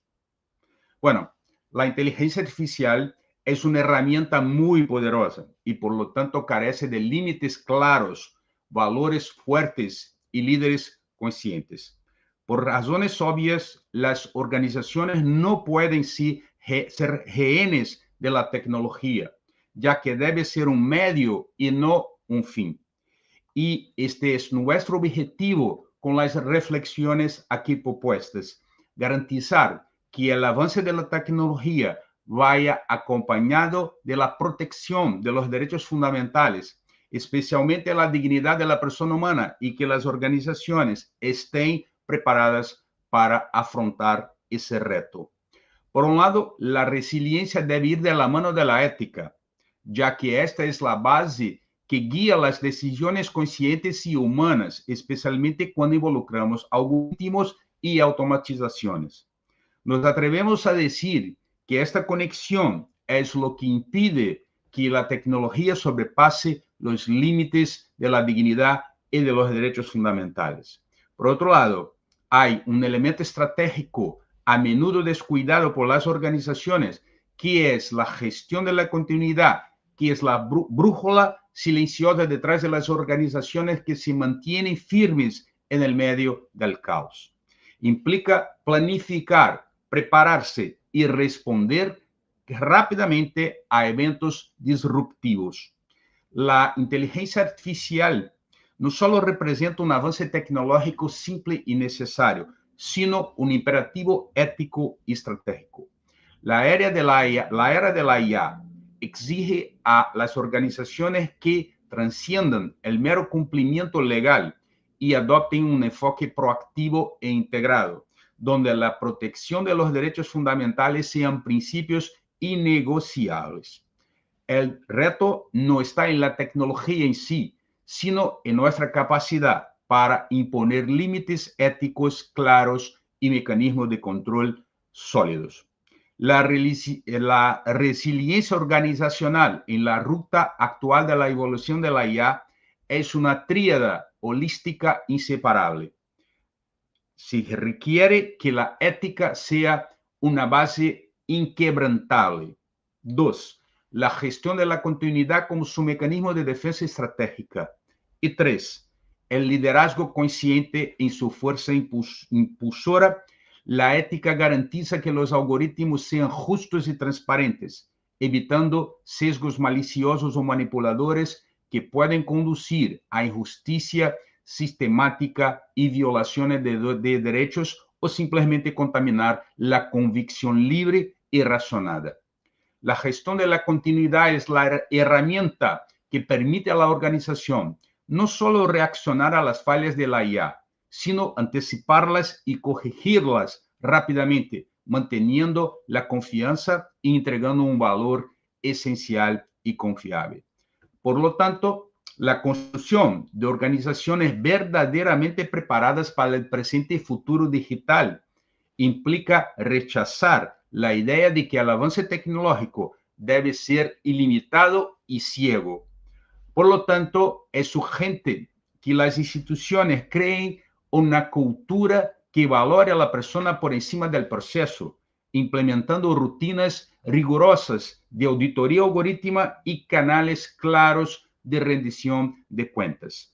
El objetivo final es transformar el riesgo potencial de la IA para los derechos fundamentales en una herramienta responsable, asegurando que la innovación tecnológica vaya de la mano de la protección incondicional de la dignidad. Concluimos dejando una reflexión sobre el alineamiento estratégico entre tecnología, ética, gestión de riesgos y resiliencia, ya que creemos que es lo que definirá a las organizaciones que no solo sobrevivirán, sino que prosperarán, consolidándose como referentes de confiabilidad y justicia en la importante pero compleja era de la inteligencia artificial. Una vez más, muchísimas gracias por la invitación y saludo a todos que participan de este importante Congreso Mundial de varios investigadores de muchos países. Muchísimas gracias. Muito obrigado, professor. Tema de extrema relevância. Obrigado pela sua apresentação. Seguimos, então, com a professora Maraluce Maria Custódio, também do Brasil. Bom dia, professora. Bom dia. É um prazer estar aqui com vocês. Prazer é nosso. Vou fazer também uma pequena apresentação sobre o seu currículo e sobre o seu tema, e em seguida ele passa a palavra, tá bom? Sim. Então, hoje, pela manhã, nós estamos com a professora Maraluce Maria Custódio, do Brasil, mestra em Direito Constitucional, doutora... Escuta, professora? Sim. Tá. Mestra em Direito Constitucional e Ambiental, doutora em Geografia, professora do Programa de Pós-Graduação em Direito da Escola Superior Dom Helder Câmara e professora da Universidade do Estado de Minas Gerais. Perdão. A professora Maraluce nos apresentará as cidades inteligentes e a proteção dos direitos fundamentais. Professora, a senhora também terá 10 minutos. Na marca de 1 minuto, se necessário, eu volto para sinalizar, tá bom? Tá joia. Muito obrigada. Eu que agradeço. Muito obrigada, é um prazer estar aqui com vocês. Opa, deixa eu subir aqui um pouquinho. Gostaria muito de agradecer a organização, né, por esse convite. É sempre sensacional falar para um público, né, de experts, de pessoas que estão interessadas sobre o tema. Né? Gostaria de agradecer a pessoa do professor Jorge, do Peru, toda, né, essa organização e poder estar aqui com vocês. Passado isso, eu gostaria de falar um pouquinho sobre a pesquisa que o meu grupo de pesquisa está realizando, que se refere às cidades inteligentes, né? Hoje nós estamos aí com um projeto no Brasil e também na Europa, né, em outros países, de organização dessas cidades inteligentes como forma de melhoria da qualidade de vida dos cidadãos.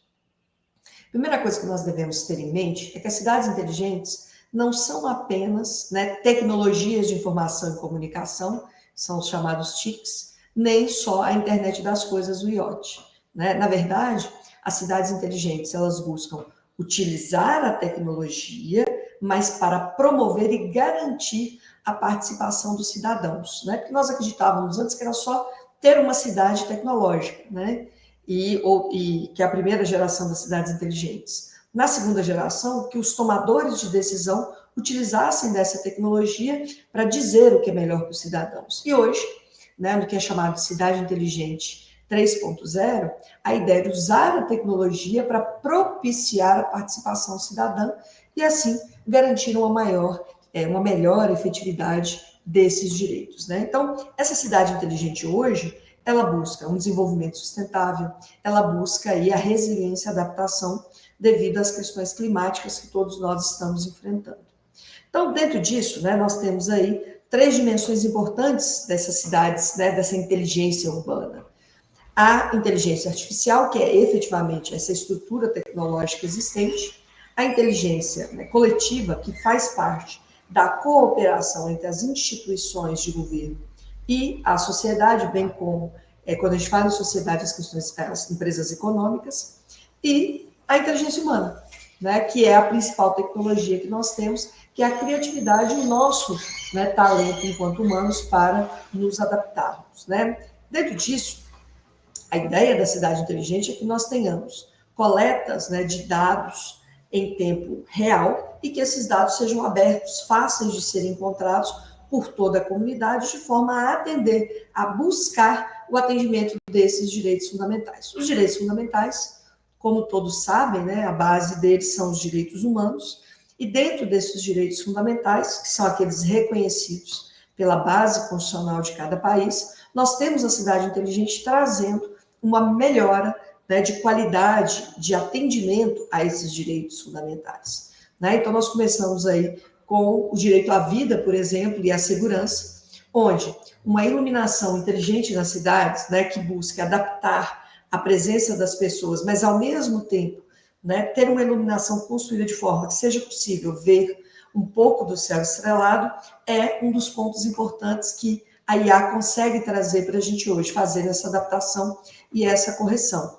Bem como, né, nós vamos ter aí câmeras de detecção de incidentes, né, em áreas chaves da cidade, de forma a atender a comunidade como um todo. Então, com isso, nós conseguimos garantir aí um ambiente mais seguro, né, protegendo aí os nossos cidadãos, tanto na perspectiva física, né, da segurança, da iluminação, como psicológica, né, desse direito de ver estrelas, né, de se sentir bem na sua cidade.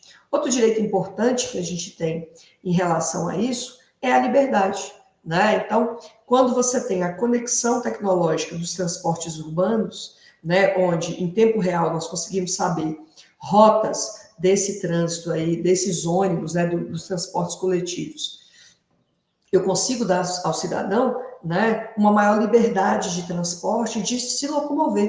Ele não tem que ficar horas esperando um ônibus, um metrô, sem saber que horas vai chegar e como é que está o trânsito. Então, com isso, nós conseguimos também fazer uma garantia da liberdade de circulação, porque vai ter uma maior fluidez nesse trânsito aí, bem como nós podemos aí também ter, né, estacionamentos mais inteligentes, mais bem organizados aí, com detecção se o sujeito ficou mais do que o tempo que poderia, de forma a permitir essa rotatividade que garante que todos possam se beneficiar dessa perspectiva, né? Além de semáforos inteligentes que conseguem medir o fluxo e, com isso, garantir o tempo maior ou menor para que aquele fluxo circule melhor dentro, né, daquela cidade.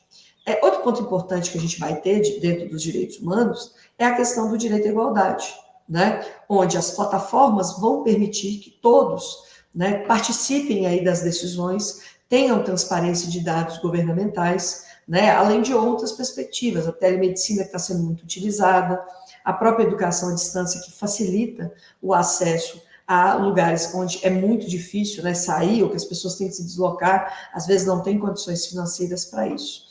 Né, bem como acesso à energia também, feita aí pelas novas tecnologias de produção de energia eólica ou solar, dentre outras medidas aí possíveis. Então, com isso, a gente consegue, né, garantir uma maior igualdade, né, uma isonomia, a garantia de todos ao acesso público e combater aí as exclusões territoriais, principalmente, se a gente pensar num país como o Brasil, que é tão desigual, né, e há necessidade de fazer essa análise. Outro ponto importante é a questão do direito à propriedade, né? Então, ontem, por exemplo, eu lia sobre o primeiro cadastro online que vai ser feito de imóveis, né? Para que a gente tenha aí a certeza de que esses imóveis não estão sendo utilizados para lavagem de dinheiro, ou que não estão sendo registrados em nome de terceiros, né? Ou que foram furtados ali sem que o dono saiba, com, né, a inscrição irregular do imóvel em cartório.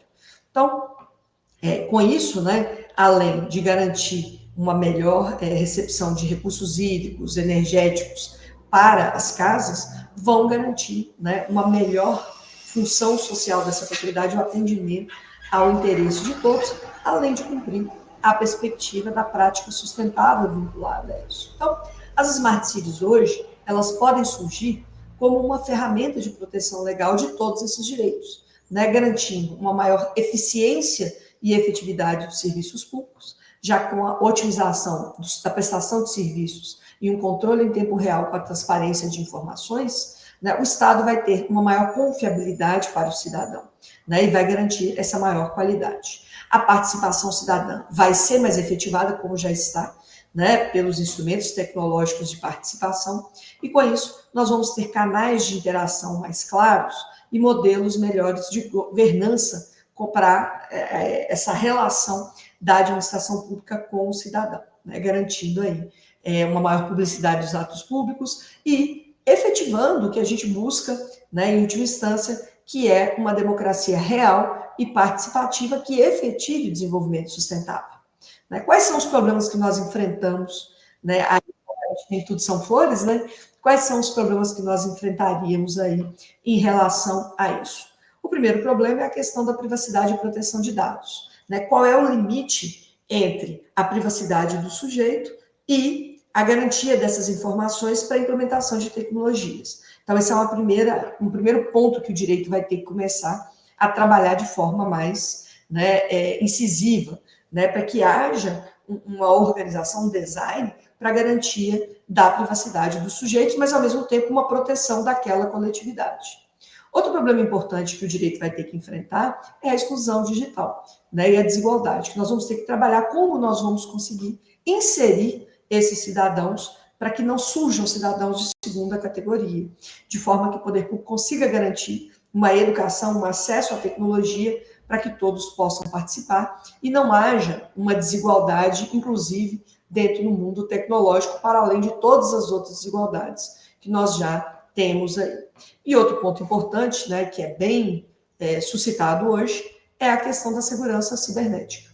Como é que nós vamos proteger aí contra hackers? Como é que nós vamos estabelecer essa responsabilidade civil e criminal no caso dessas falhas? Principalmente porque, né, a rede ela é mundial e pode ter alguns problemas vinculados a isso. Então, esse é o ponto, né, assim, para finalizar e para concluir a minha apresentação, que nós estamos buscando analisar lá no meu grupo de pesquisa. Né? Então, como é que a cidade inteligente vai trabalhar isso com a tecnologia, mas, ao mesmo tempo, garantindo essa democracia para todos. Né? E nós aí, na classe aí de protetores do direito, de estudiosos do direito, temos aí, né, que buscar garantir e trazer todas essas perspectivas para todos os cidadãos, de forma que, né, não se exclua ninguém, não seja deixado ninguém para trás, mas, ao mesmo tempo, que continuemos avançando nessa perspectiva tecnológica, utilizando-a, né, para o bem aí de toda a sociedade.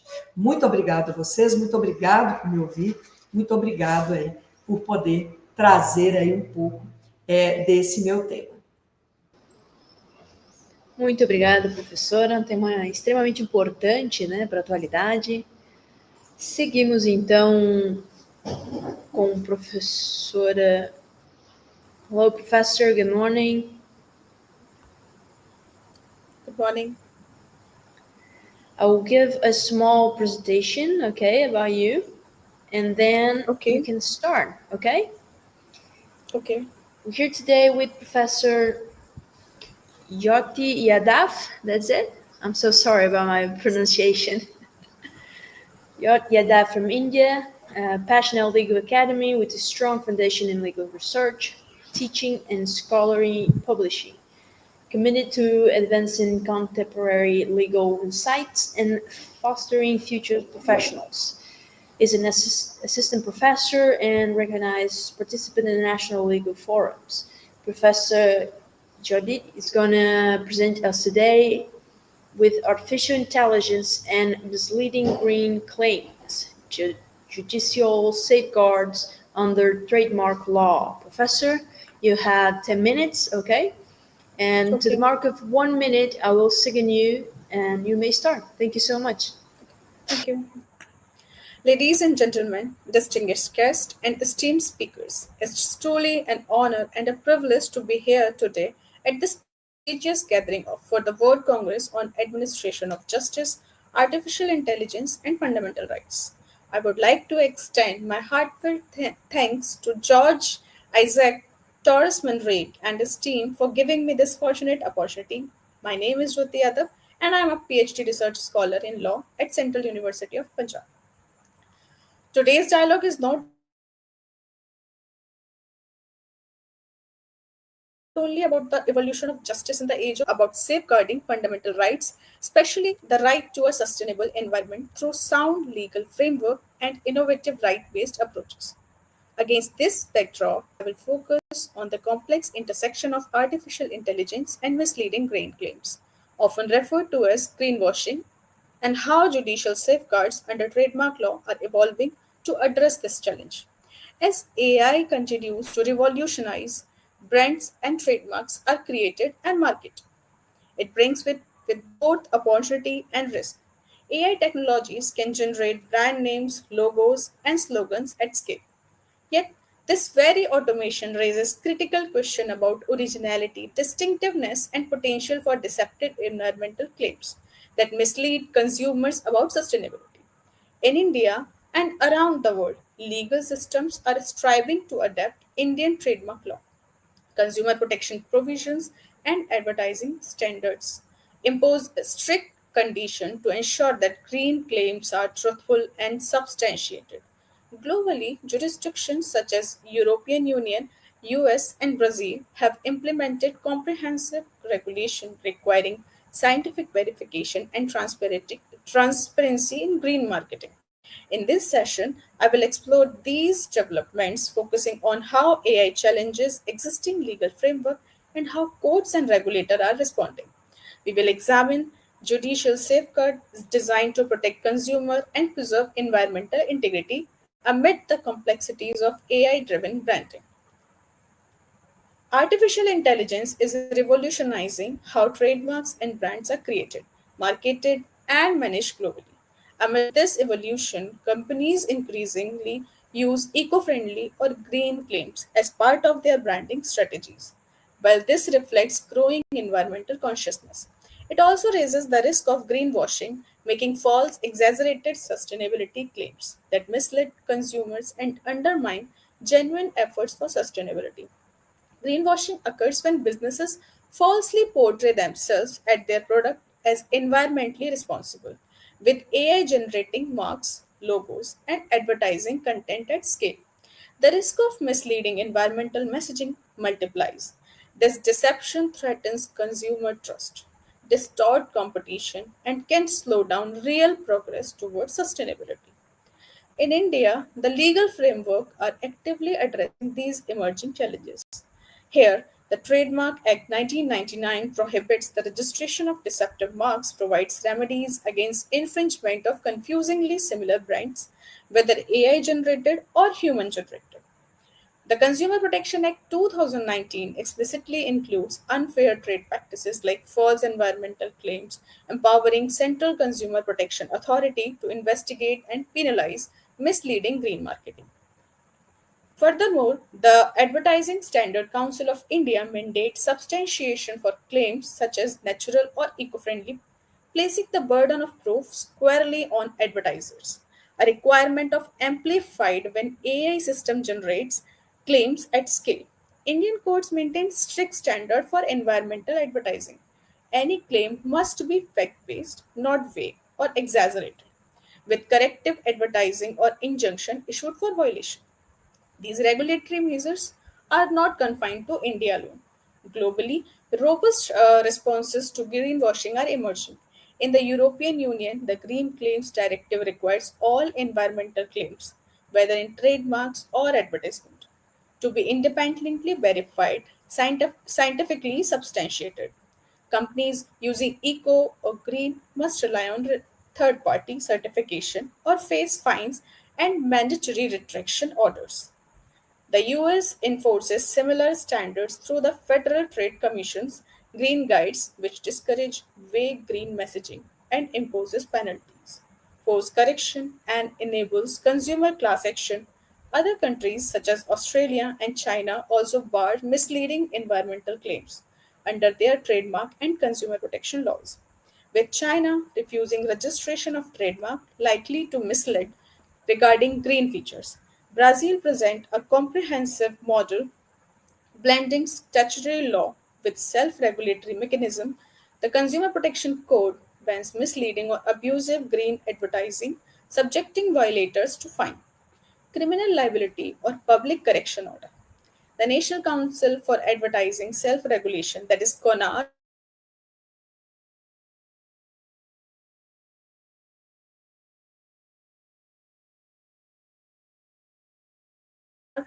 enforces sustainability, mental crime statutes, ensure firms making false claims for unfair practices and environmental offenses. Here too, enforcement is proactive with courts and CONAR, requiring advertisers to substantiate their claim and placing evidentiary burden firmly on them. Across jurisdiction, several common themes emerge. There is a clear global shift towards requiring company to substantiate environmental claim rather than placing the onus on consumer to challenge misleading assertion. AI, while accelerating innovative and branding, also increases the risk of unintentional or deliberate greenwashing, compelling legal systems to update notions or misrepresentation and distinctiveness with respect to AI generated marketing.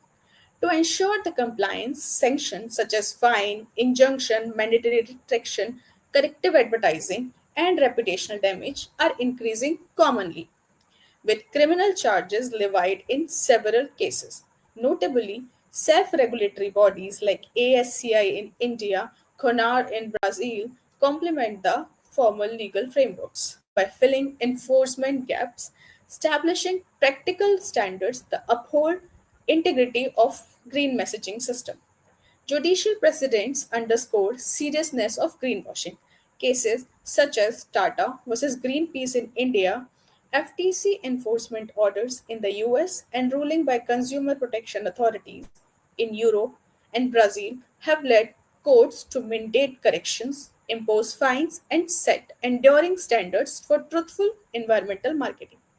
In conclusion, the convergence of trademark law, consumer protection statutes, and advertising codes and advancing AI technology in fostering a more accountable, transparent, whether in the worldwide situations or in India, the European Union, US, Brazil, or China. Regulations are increasingly insisting on clarity, verifiability, honesty in every green claim.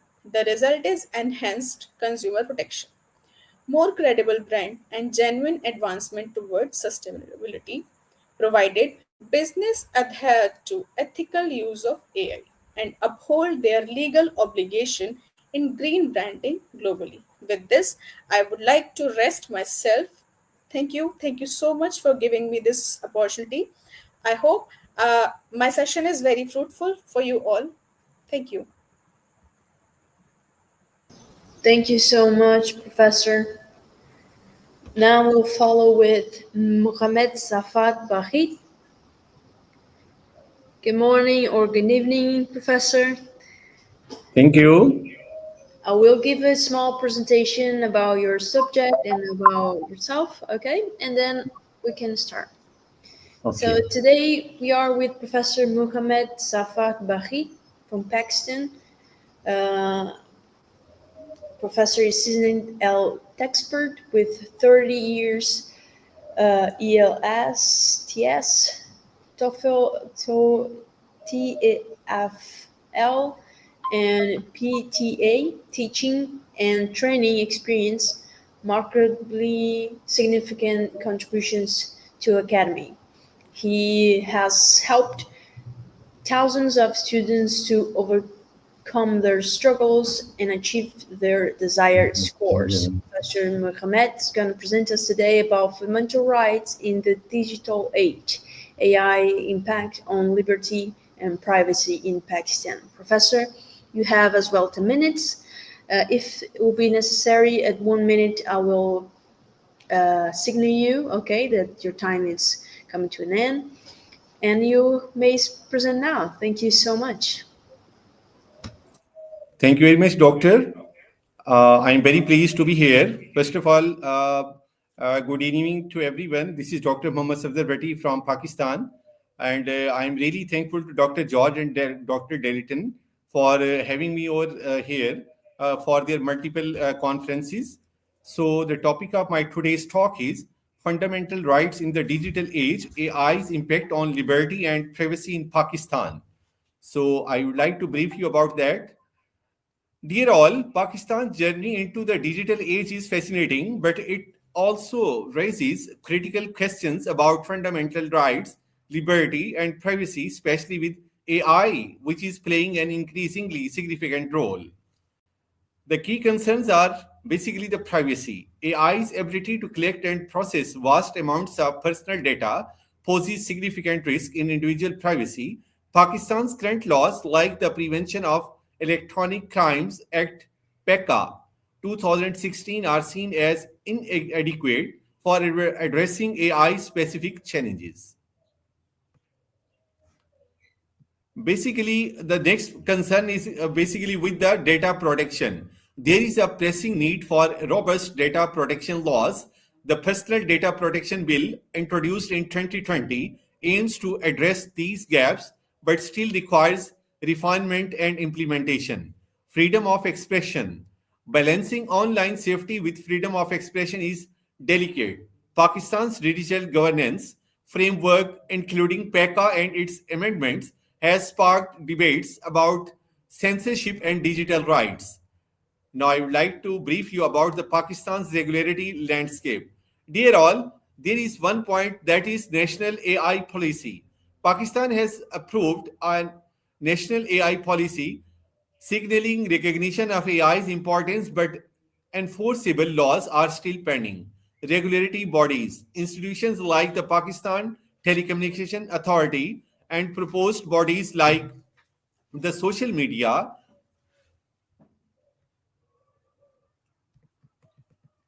Protection and Regulatory Authority are part of Pakistan's efforts to regulate digital spaces. Now, I would like to tell you about the challenges and opportunities which Pakistan is going to face. The first one is the deep fakes and misinformation. AI-generated content like deepfakes poses threats to democracy and public trust, necessitating specific regulations. And the next point is the digital literacy. Dear all, enhancing public awareness and digital literacy is crucial for navigating AI's impacts and the global coordination. Pakistan can benefit from aligning its regulations with international standards and best practices. So there are also some impactful areas. The first one is the AI and privacy. Basically, AI-powered surveillance systems and facial recognition technology raise concerns about mass surveillance and erosion of privacy. Data collection and profiling by AI system can lead to privacy violations, and AI and freedom expression. Definitely, AI is used for content moderation, censorship, and can impact free speech. Algorithmic bias is in the digital communication is a growing concern. And the next point is the AI and equality. Basically, AI systems can perpetuate biases and discrimination of trained on skewed data, and addressing algorithm bias is crucial for equitable AI deployment.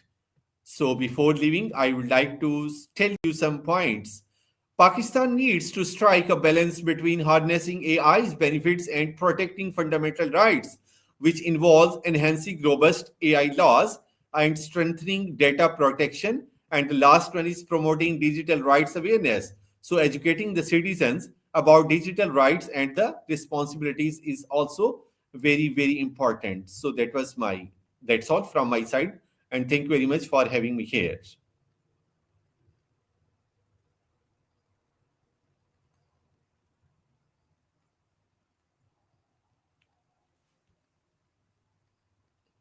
Yes, Professor, that's all from my side. Thank you. Thank you, Professor. We go next with Professor Haj Kumar. Good morning or good evening, Professor. I do not hear you. I think your microphone is on mute. Good morning, ma'am. Now I can hear you. I will as well give a small presentation about you, okay? And about your subject, and then we can start, all right? Sure, ma'am. So today we are with Professor Haj Kumar Yadav, and I'm sorry about the pronunciation of your name, but he's an assistant professor of Central University of Punjab in an emerging legal luminary with 17 years of teaching experience since 2008 and 6 years of administrative experience. Professor Hodge will present to us today judicial approaches to trade secret misappropriation in the era of AI. Professor, you as well have 10 minutes. If necessary, at the mark of 1 minute, I will come back and give you a signal, okay? Okay, ma'am. Thank you. You may start now. Thank you for introduction. It is an honor to join you among distinguished minds, jurists, and researchers, each contributing in access to justice. Today, at World Congress on Administration of Justice, Artificial Intelligence, and Fundamental Rights, I thank Professor Daliton Ribeiro and Professor George Isaac Torres Manrique and the lady who is hosting this event. My topic is very significant: judicial approaches to trade secret misappropriation in the era of AI. We often say that the law is lagging behind when we compare it with technology, but in the field of trade secrets, courts have been surprisingly actively interpreting old principles to face new digital realities. I am discussing four dimensions of this judicial journey: the foundation of Indian jurisprudence, the new AI driven challenges, how international courts are shaping best practices, how judges everywhere balance secrecy, innovation, and fairness. Number one, foundation of Indian jurisprudence, where it all begins. In India. There is still no single statute. We don't have any legislation directly dealing with the trade secret that exclusively governs trade secrets. Instead, our courts have built the framework through contract law, equity, and the doctrine of confidentiality. The Supreme Court decision in 1967, the old case, it is 6 decades ago, in Niranjan Shankar Golikari versus Century Spinning case, remains the cornerstone. The court held that the confidentiality and limited non-compete clauses in employment contracts are valid if they are reasonable, protecting genuine business interests without restricting a person's right to work. This principle laid the moral and legal foundation. Employers deserve protection for their secrets, but employees must not to be chained to them, and there must be some criteria. Since then, Indian courts have refined that line. They treat trade secret as species of property right that protected not by ownership in a physical object, but by trust and good faith. Equity demands that when one party gains information in confidence, they cannot misuse it for personal gain or to the detriment of the sources. When we talk about AI disruption challenges and misappropriation, this is the second point where we are going to define the trade secret. The meaning of the trade secret has expanded dramatically, where once it meant a recipe, a client list, or a manufacturing process. Today, it can mean an algorithm, a data pipeline, or a model structure. Elements that exist entirely in digital space. Artificial intelligence complicates this picture. Courts now face cases involving model extraction, prompt injection, and dataset leakage, concepts unthinkable a decade ago. We can take example of a case decided in 2024 by Delhi High Court in ST Process Controls versus Ankur Gupta, an ex-employee allegedly took industrial automation secrets to a rival. The court acted swiftly, seizing devices, appointing commissioners to inspect systems, and preserving electronic evidence. In doing so, it stretched traditional procedural tools to meet digital realities. And the judiciary is learning that AI-driven industries evidence can vanish with a keystroke. What once required a truckload of files now fits into a USB stick or a cloud folder. Judges must adapt rules on seizure preservation and interim injections to this new space of harm. Beyond India, we see similar evolution in 2025 in the case of Google versus Linvey Ding. A US engineer was charged for transferring confidential AI chip designs to foreign startups. The case underscored that a trade secret theft today can cross borders faster than any treaty can keep it. AI does not just create new secrets, it creates new ways to steal them. Thirdly, when we talk about global judicial lessons where others lead in US, the Defense Trade Secrets Act 2016, sections 1836 to 1839 of the Federal Code gave courts strong tools, federal jurisdiction, damages, and even ex parte seizure to stop ongoing theft. In Cognizant versus Infosys and Motorola versus Hyteria, judges not only awarded damages but ordered monitoring, reporting, and injunctions that followed defendants for years. The message was clear: the law protects innovation and punishes theft. Thirdly, in the United Kingdom, after Brexit, judges continue to rely on common law principle of confidence, but have started issuing confidentiality clubs and sealed disclosure orders. Procedural innovation Indian courts have also begun to adopt. Together, these cases show that judicial creativity is filling the gaps where legislation lags behind. Courts are not merely applying statutes, they are engineering equitable remedies fit for a data-driven world. Fourthly, balancing justice, innovation, and fairness. Ultimately, the strength of any judiciary lies in its balance. Whenever a trade secret dispute lands in court, judges typically ask three key questions. Number one, was the information truly confidential?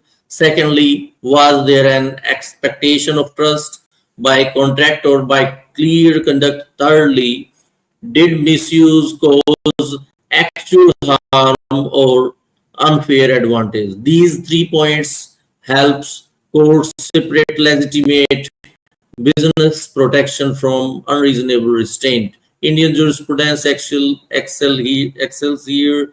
Judges recognize that knowledge acquired through skills and experience belong to the employee, while confidential data entrusted in confidence belong to the employer.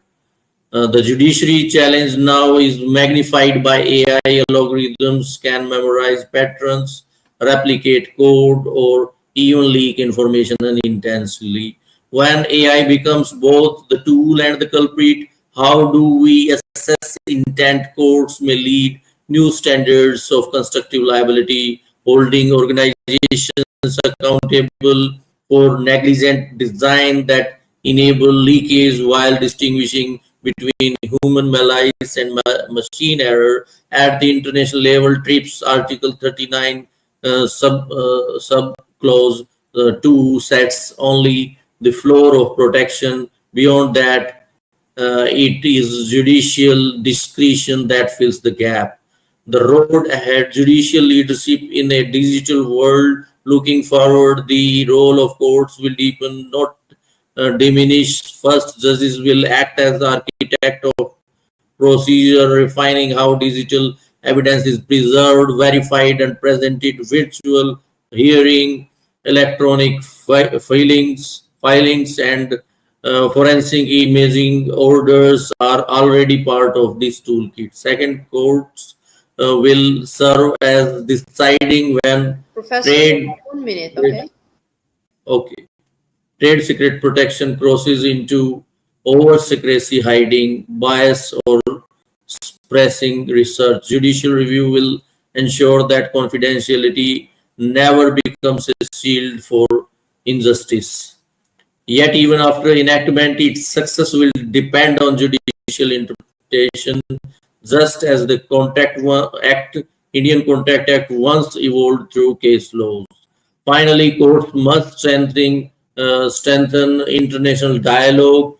For concluding, let us return to where we started. Trade secret rests on trust between employer and employee, partner and collaborator, human and machine. When that trust breaks, it is the judiciary that steps in to restore balance. As technology accelerates, our courts remain the quiet but steady guardians, translating timeless principles into modern remedies. Their task is not merely to punish theft, but to protect innovation, preserve fairness, and ensure that progress never outruns justice. Thank you for your listening. Thank you, host of the event, and George Isaac and Deliton. Thank you, ma'am. Thank you so much, Professor. We'll go now with Professor Sandra Pillai. Good morning, good evening, Professor. Good evening, ma'am. I will give as well a small presentation, okay, and about your subject, and we can start next, okay? Okay, thank you. So today we are with Professor Sandra Pillai, currently serves as a state president of Kerala Corporate Law Council of the Women India Chamber of Commerce and Industry. It's going to present today's artificial intelligence and judicial integrity, safeguarding fundamental rights in the digital age. Professor, you as well have 10 minutes. If necessary, in the mark of 1 minute, I will come back and warn you, okay? Okay, thank you. So, good morning, good afternoon, or good evening. Thank you for joining me today. We are at a prolific moment where the architecture of justice is meeting the power of artificial intelligence. The decision we made today about how we integrate AI will determine the future of fundamental rights. Since the Haley Sales, a famous jurist, has said that throughout the history, it has been the inaction of those who have acted, the indifference of those who should have known the better, the silence of voice of justice when it mattered the most, that has made it possible for the evil to triumph. Our challenge today is to ensure voice of justice does not fall silent in the face of complex OPEX algorithm. We must act now to define the ethical boundaries for AI in our country. Defining what the judicial integrity is. The judicial integrity is a moral foundation of justice system. It is a commitment of judges and the court officials to impartiality, independence, and honesty. The core function is the public of confidence and the trust. Without an integrity, the rule of law will collapse. What then the artificial intelligence means? An AI model. It's an AI involvement, a computer system performing the tasks that typically require human intelligence, such as learning, problem solving, and decision making support. In judiciary, AI primarily use two models. First one is machine learning, that is ML, and natural language processing, that is NLP. To analyze the vast amount of legal data, such as case law, statute, and evidence, and give a proper judgment to what we are asking to. What the promise of AI in justice means. Let's focus on what is the efficiency. AI offers a compiling solution to the systematic problem like chronicle blockage and insufficiency, like administrative automatic. AI system streamlines the detect tasks like case scheduling, document management, and resources allocation, allowing human staff to focus on the complex legal analysis. And second is legal research and discovery. Tools can instantly summarize the millions of legal proceedings, identify the relevant case, laws, patterns, and translate them to legal language and signify the speeding such as predictory works and of judges and preparatory works for the judges and lawyers. For example, Jurisphere, which summarized the case laws and research work for the Indian lawyers in High Court and Supreme Court. Third is the predictive analysis, that is informational.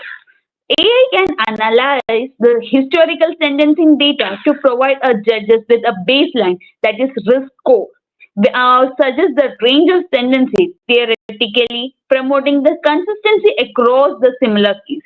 When one case is come forward, it maintains that every court, High Court or Supreme Court, give a proper streamline, not on different opinions. Some may upheld it, some may say that it is valid. The promise is immersive, faster, more effective, and potentially more consistent of justice.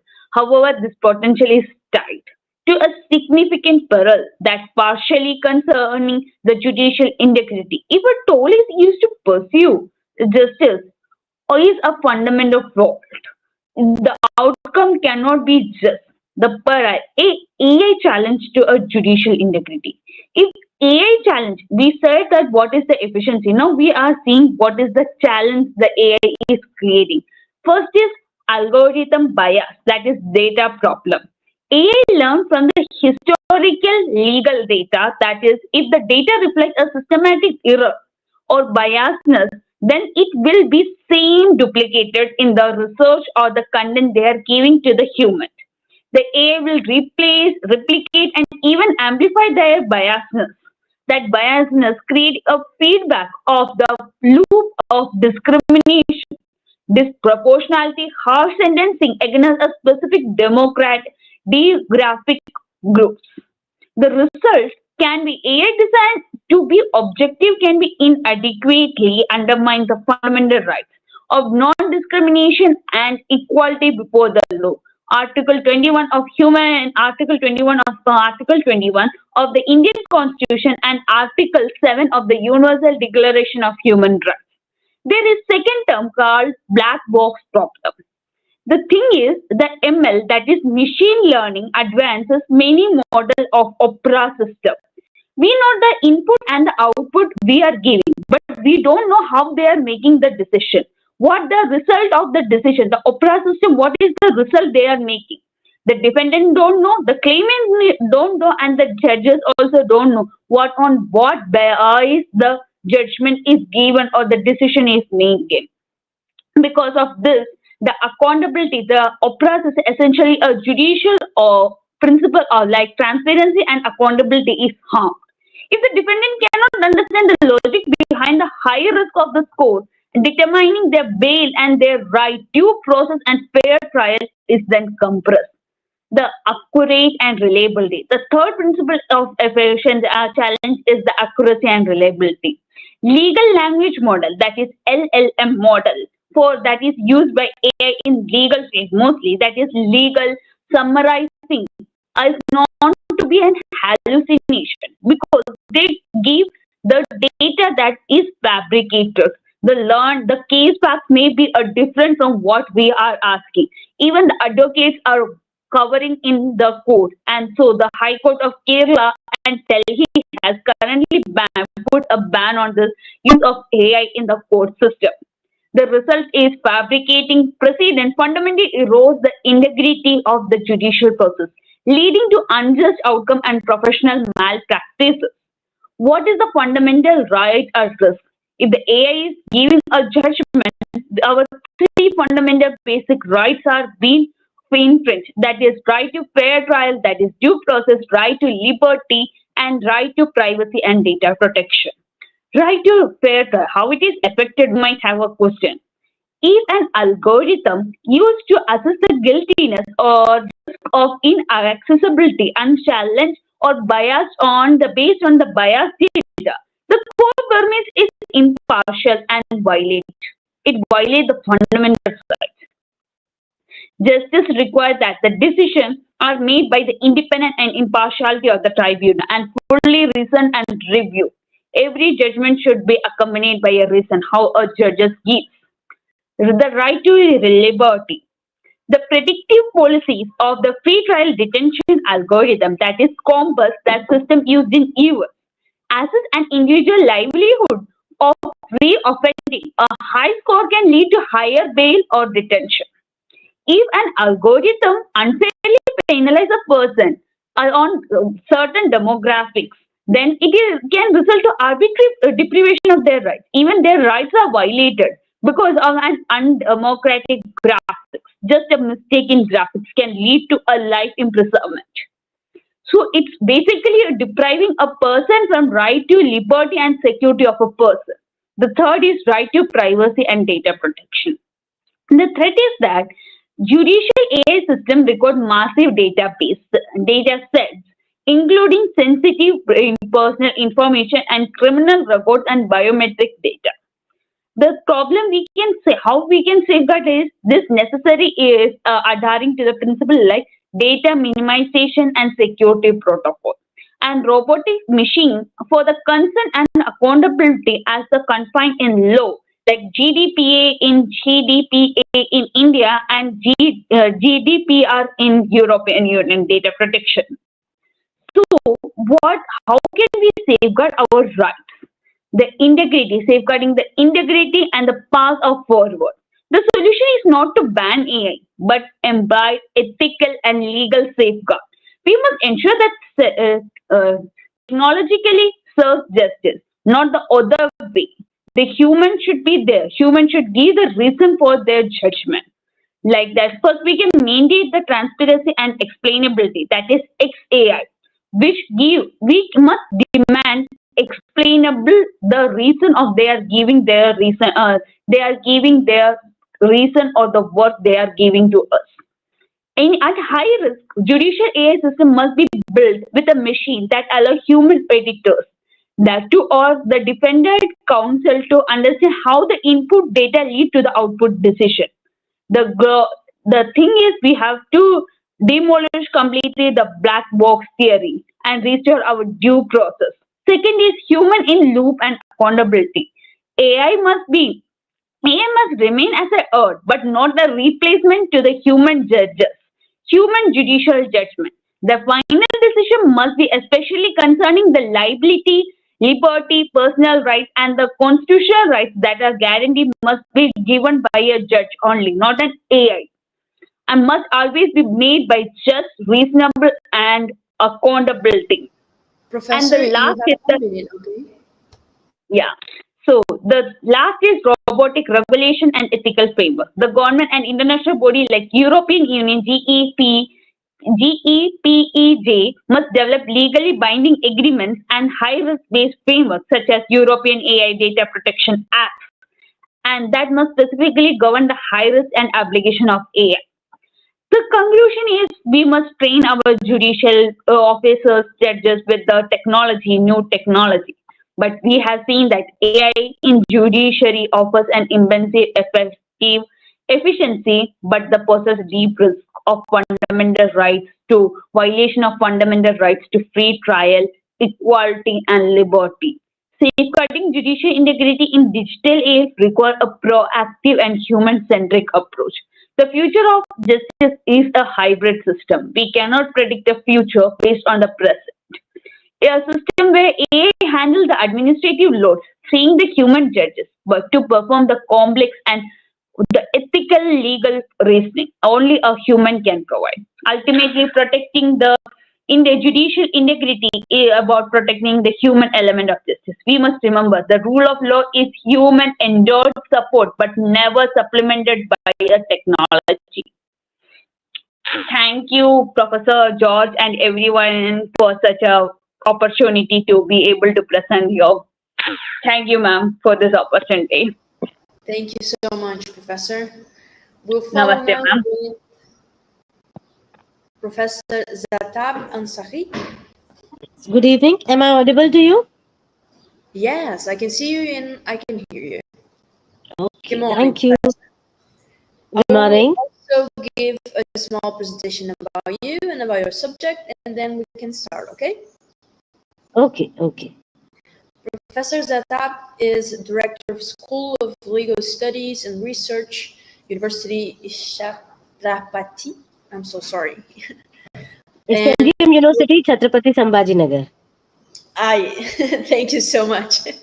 Professor Zatab was going to present to us today fundamental rights in the era of intelligent justice system. Professor, you as well have 2 minutes. If necessary, in a mark of 1 minute, I will come up again and we'll signal you, okay? Okay, thank you. Thank you so much. Good presentation.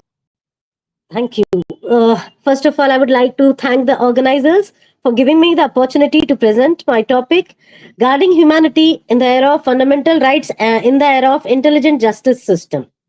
In this World Congress on Administration of Justice, AI and Fundamental Rights, I would like to highlight on the issue of use of AI in legal system, because the rise of AI in legal and judicial system is increasingly being integrated into the court as well as legal systems, not only in India but worldwide.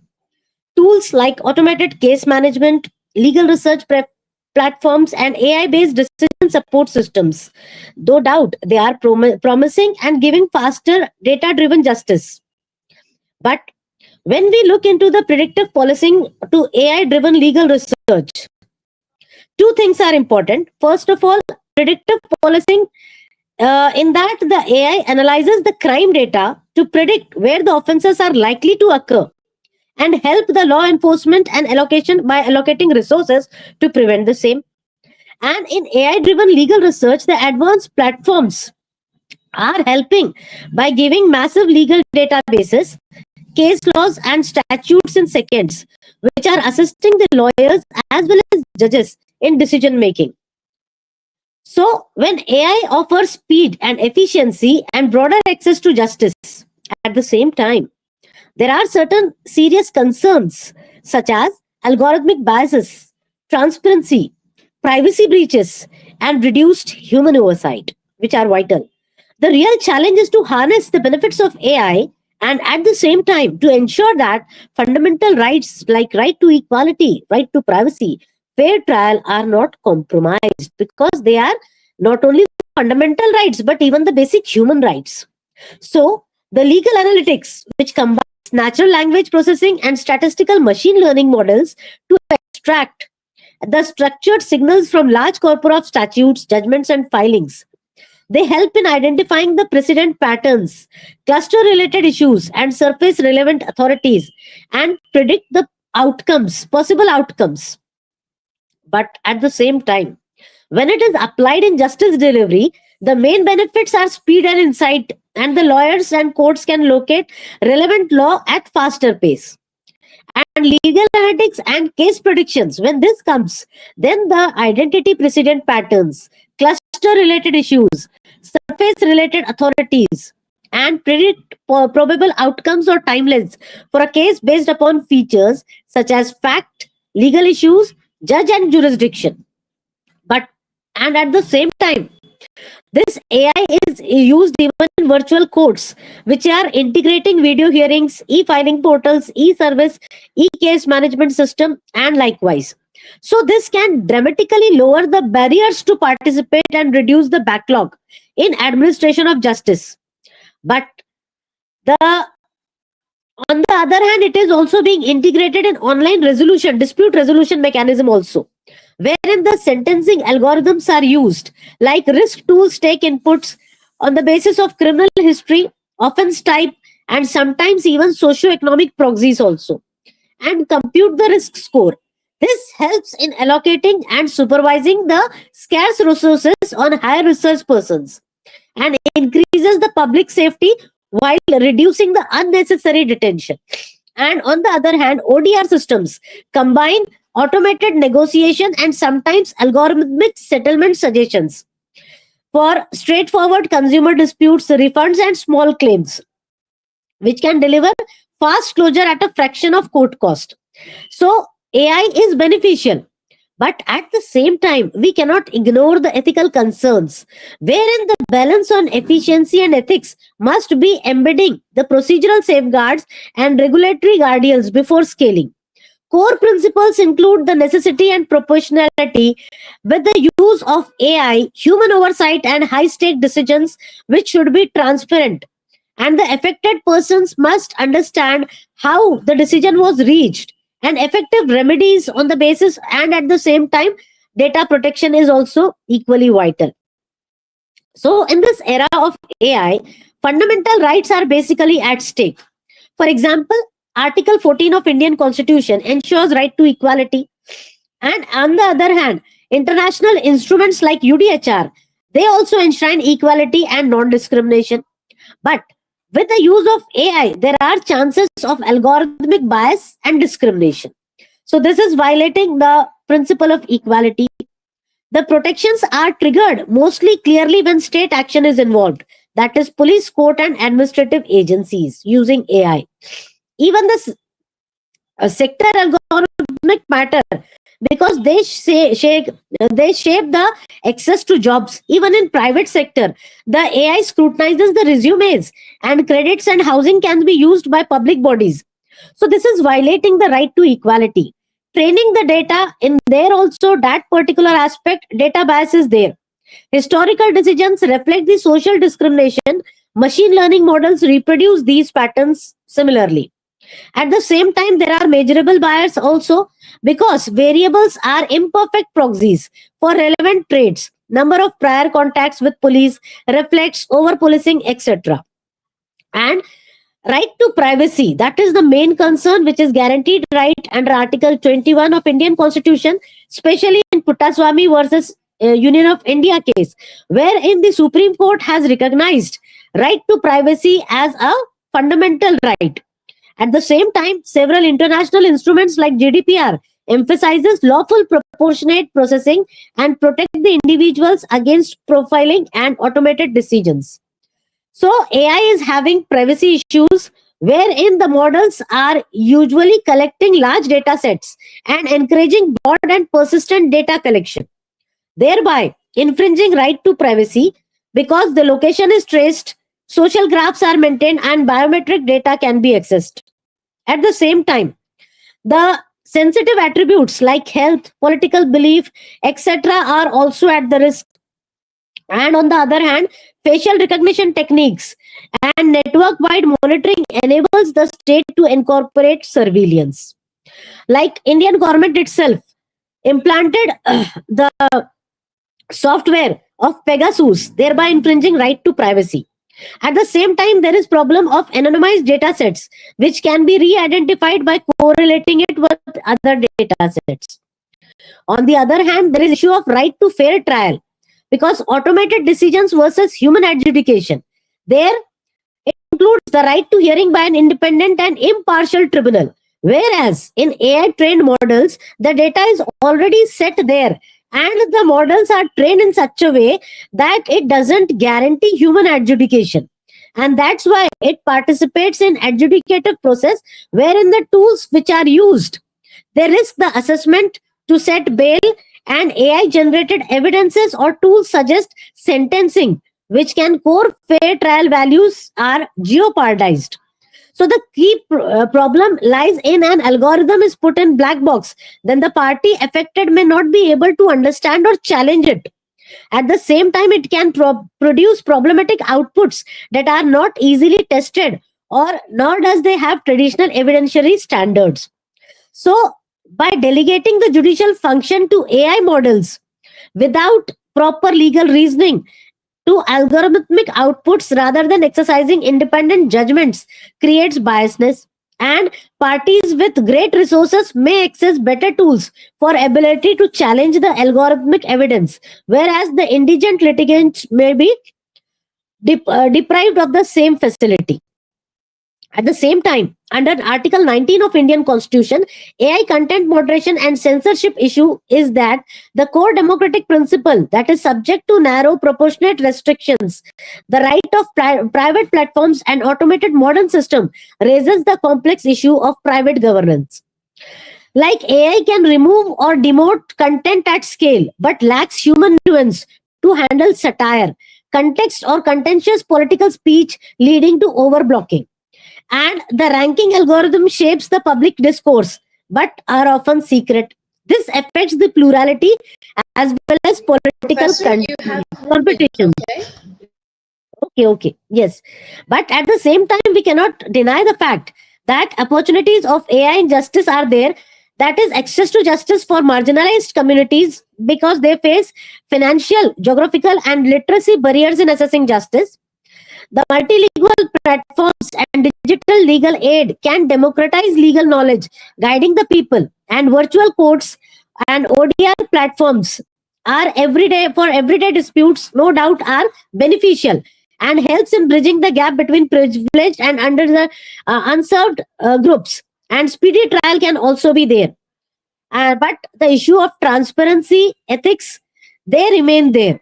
So there is lack of transparency, there is algorithmic bias, there are chances of digital divide, and at the same time, if we study the case study of predictive policing in UK and US, the police departments use the predictive policing systems, wherein the history records of arrest, reports, portal, etc. are there. And machine learning algorithms detect patterns and generate hotspot maps. However, the input data itself was considered or was revealed that it was socially biased against the racial minorities, poor and marginalized communities. So this reflects that data biasness due to algorithmic biasness are the chances. Apart from that, there are feedback loop effects, and reinforcing feedback loop systematically targets the marginalized communities. Apart from that, the criminalization of poverty and race are at high risk, and there is lack of accountability due to black boxes which are not open to public scrutiny. So therefore, the AI can erode the trust in law of public enforcement through public enforcement, and that's why human-centric AI principles need to be there. That is, first concern must be ethics, and then transparency and accountability.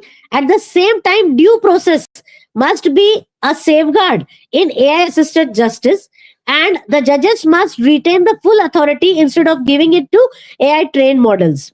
And above all, protecting the fundamental rights and the strong legal framework guaranteed by Constitution must be in consonance with the AI accountability laws like that of European Union or data protection laws like that of GDPR, and judicial training in AI literacy must be there. So the way forward is to build trust in intelligent justice system and balance innovation with rights protection. At the same time, international cooperation of AI regulation must be there. So guarding humanity as the guiding principle must be the core concern, and AI is a tool, not a substitute for human justice. Protecting dignity, fairness, and liberty must remain the center, because justice may be, it is not that it should be, but justice may be blind, but it cannot be artificial. It has to be human-centric and human-oriented. Thank you for giving me the opportunity. With this, I end my presentation. Thank you. Thank you so much, Professor. Such an important subject. Thank you. Agora nós seguiremos com o professor Guilherme de Souza Cadorim, do Brasil. Olá, bom dia, professor. Bom dia, professora. A senhora me ouve bem? Sim, nós escutamos e lhe vemos. Vou fazer uma pequena apresentação sobre o senhor e sobre o seu tema e já lhe passo a palavra em seguida, tá bom? Estamos agora com o professor Guilherme de Souza Cadorim, do Brasil, mestrando em Direito e Políticas Públicas na Faculdade de Direito de Franca, pós-graduado em Direito Digital, LGPD, Direito Constitucional Aplicado, Proteção ao Consumidor e Processo Civil Empresarial, que também é advogado e hoje nos apresentará o tema Reconfiguração da Responsabilidade Civil na Era da Infocracia, Desafios diante das falhas da inteligência artificial. Professor Guilherme, o senhor terá 10 minutos, se necessário, perto do 1 minuto para finalizar, eu retorno aqui para sinalizar que o seu tempo está finalizando, tá bom? Uma boa apresentação muito obrigado, e muito obrigado. Bruna. Obrigado, professor Jorge Isaac Torres Manrique, na pessoa de quem eu saúdo com igual respeito e deferência a todos os demais professores organizadores e todos aqui presentes. É com grande honra e satisfação que eu me dirijo a esse distinto congresso pela primeira vez, agradecendo imensamente a oportunidade de representar o Brasil e a Faculdade de Direito de Franca neste profícuo ambiente de debate. Nossa humilde participação nesse evento tão grandioso propõe uma reflexão sobre um tema de crescente relevância e complexidade: a reconfiguração da responsabilidade civil na era da infocracia, como foi dito.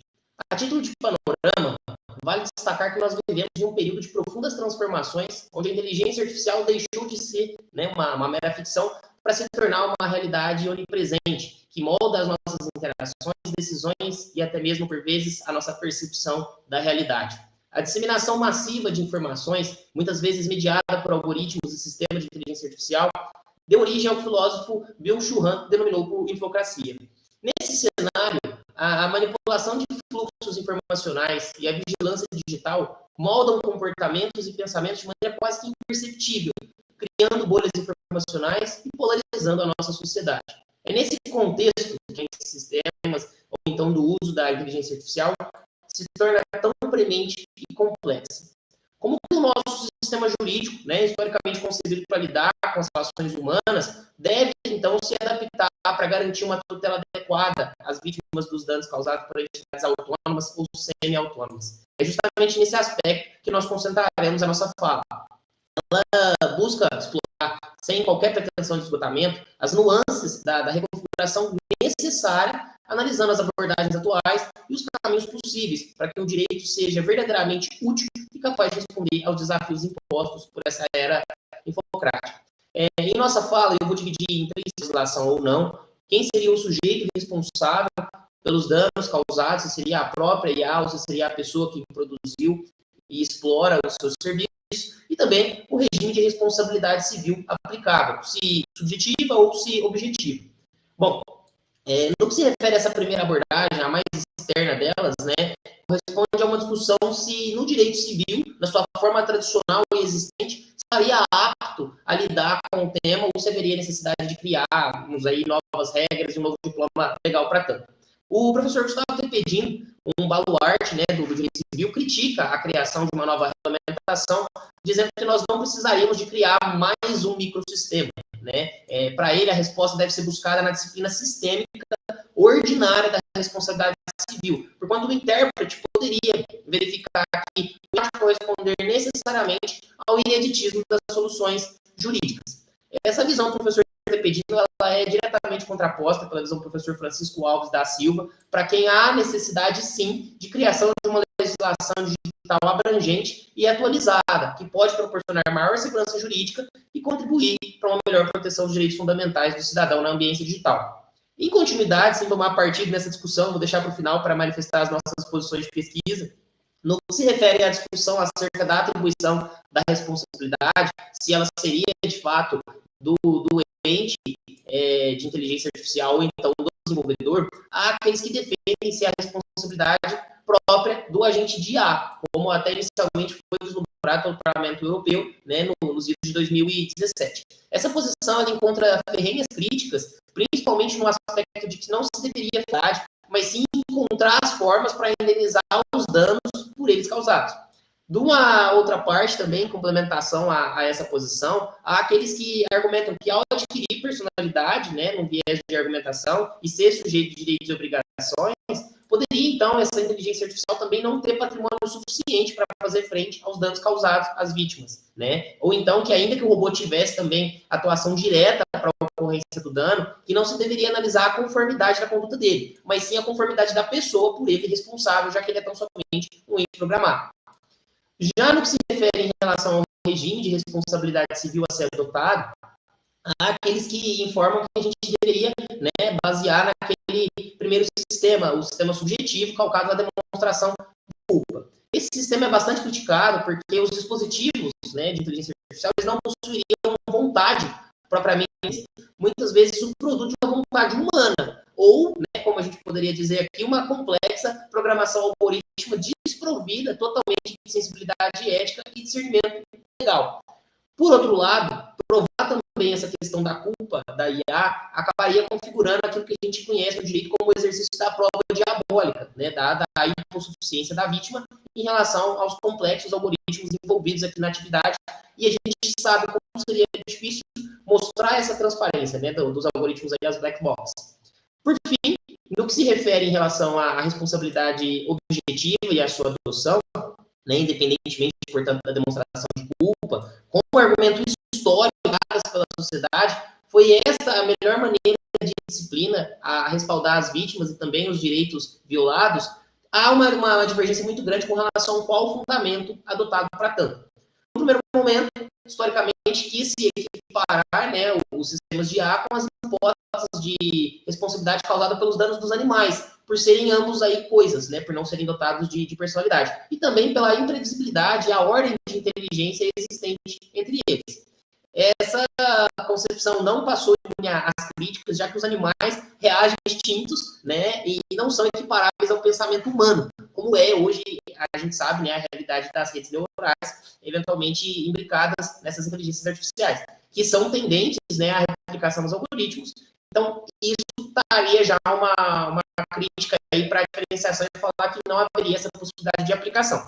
Por fim, no que se fala em uma atividade de risco, isso também traria aí uma controvérsia, ou um paradoxo, né? Porque a difusão da IA, muitas vezes, o que a gente aguarda é que a gente possa realizar a prática de algumas atividades de uma forma mais segura e também de uma forma mais eficiente. Então, traríamos um problema realmente ao analisar ela dessa maneira, né? Considerada como uma atividade de risco. Perpassadas, então, em revistas, ainda que muito brevemente, as principais discussões atualmente existentes acerca dessa taxonomia da disciplina da responsabilidade civil aplicável aos danos causados por dispositivos dotados de IA, todas elas aqui, no caso, passíveis de crítica, conseguiria trazer dentro do Brasil algumas respostas que nós poderíamos, sim, responsabilizar os desenvolvedores de uma maneira muito melhor também para fins de evitar discussões com relação à frustração de execução ou mesmo de enquadramento na responsabilidade. E, por fim, ainda que com granos sales, né, de uma forma objetiva pela teoria do risco, dada, muitas vezes, a possibilidade de acesso a saber a maneira como se desdobra. Mas é um tema que está bastante distante da pacificação das respostas e que merece ainda realmente a continuidade da pesquisa, que é justamente o âmbito aqui da minha pesquisa de mestrado. Bom, era essa a nossa fala, agradecemos novamente pela atenção de todos e todas e encerramos pedindo desculpas por qualquer falha da nossa parte e tentando cumprir com o máximo aqui de precisão no tempo que nos foi disponibilizado. Muito obrigado a todos. Muito obrigado, professor Guilherme. A explicação foi muito legal, não tem que pedir desculpa de nada, foi bem elucidativa.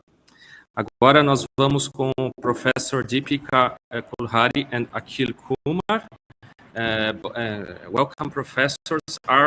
Both of you are going to present this topic? Both of us. Okay, I'm gonna briefly say your both curricula, okay? Professor Deepika Kulhari is a legal academic with a PhD in law, specializing in constitutionalism, corporate governance, and democratic values. She has teaching and mentoring experience at GACRC University, along with editorial roles in international journals. And Akhil Kumar is a legal scholar with a PhD in law, specializing in constitutional and corporate governance studies. He has teaching, mentoring, and research experience, along with multiple publications in reputed national and international journals. The word is... Good evening, everyone. So I'll be talking about the topic roles, rights, and robots, and theories of justice in algorithm governance, and especially the Indian legal perspective of algorithm governance. So it is a privilege to speak with you all today on the theme that connects political philosophy and as well as the fast-changing technology in the legal world. When we talk about theory of justice, the main person we cannot leave is John Rawls, and he has given us a very good definition of justice. And so a question which comes in our mind is that in the world increasingly governed by algorithm, automation, and data, who protects the justice?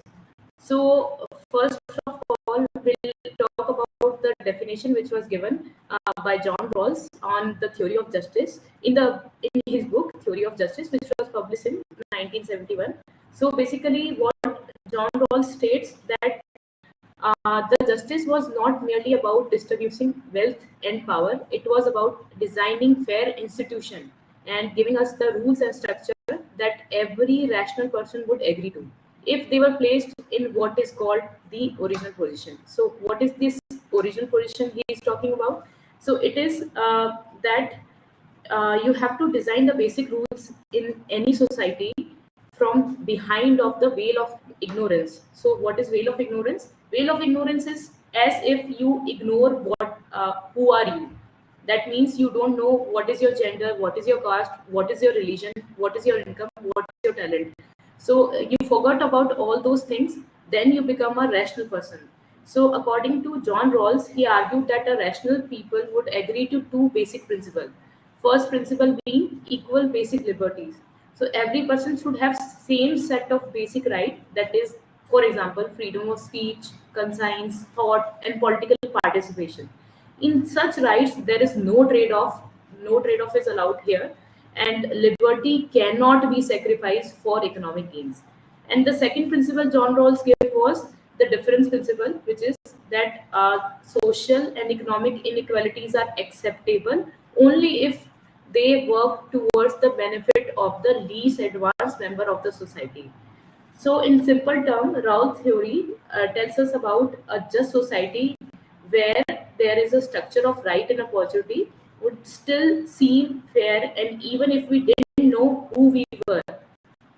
So, coming back to algorithm right and algorithm governance, what are the algorithmic rights which are present here in today's world if we talk about the rights, individual rights? So, there could be, first of all, right of explanation to know why machine made a decision about you, the right of fairness to ensure algorithmic decisions are free from any bias and discrimination. Right to privacy and data protection is a very important right. And then right of concern, that you give a consent to automated decision which was taken by a machine. So if we talk about Indian perspective, what are the challenges, what are the new acts which are being given to our new digital legal framework? So first of all, a very new fresh act, that is the Digital Personal Data Protection Act, which came into 2023. So after a landmark judgment, this was the act which was given to us, a data extension of individual rights. So this particular act gave us right to access and corrects one data. It gave us right to withdraw a consent from giving our data, and it gave us right to file a grievance whenever our rights are being infringed. So it also imposes duties on data fiduciary and the organization that collects and processes our data to ensure law and fair and transparent handling. And then again, important challenge which was faced by India was in its Competition Act. So after facing the challenges, which I am going to discuss further, so this Amendment Act was introduced. That was the Competition Amendment Act of 2023. So the amendment recognized the growing dominance of digital platform and introduced a deal value threshold to bring large tech acquisition under scrutiny, even when the traditional market share test does not apply. So what happens was our old Competition Act was not able to justify the definition of anti-competition, or if a person is forming a cartel digitally. So those kind of things were not able to be tested by the Competition Act. So we needed this amendment and to bring new definition in the picture. Also, an important case which I would like to mention, which was of Uber and Ola. So Uber and Ola are two companies in India which provide the cab and driving facility services to every citizen. So what was happening was app like Uber and Ola were using complex pricing algorithm to match the rider and the drivers. These algorithms were very dynamic. They would adjust the price based on the demand and traffic and even user behavior. So there was a question, what if they were forming a cartel and they were providing very high price to all the customers, and it was an unfair practice an anti-competitive practice. So if two competitors delegated pricing to a similar algorithm, the learned to avoid the price wars and consumer was suffering from higher price. So what happens again? So I was telling you that there was no amendment until this case was filed. This case was filed in 2018, and so as a result, the Competition Commission of India dismissed the case, and Uber, Ola won the case. And the reasoning given was that the algorithm pricing is a business model; it's not a cartel.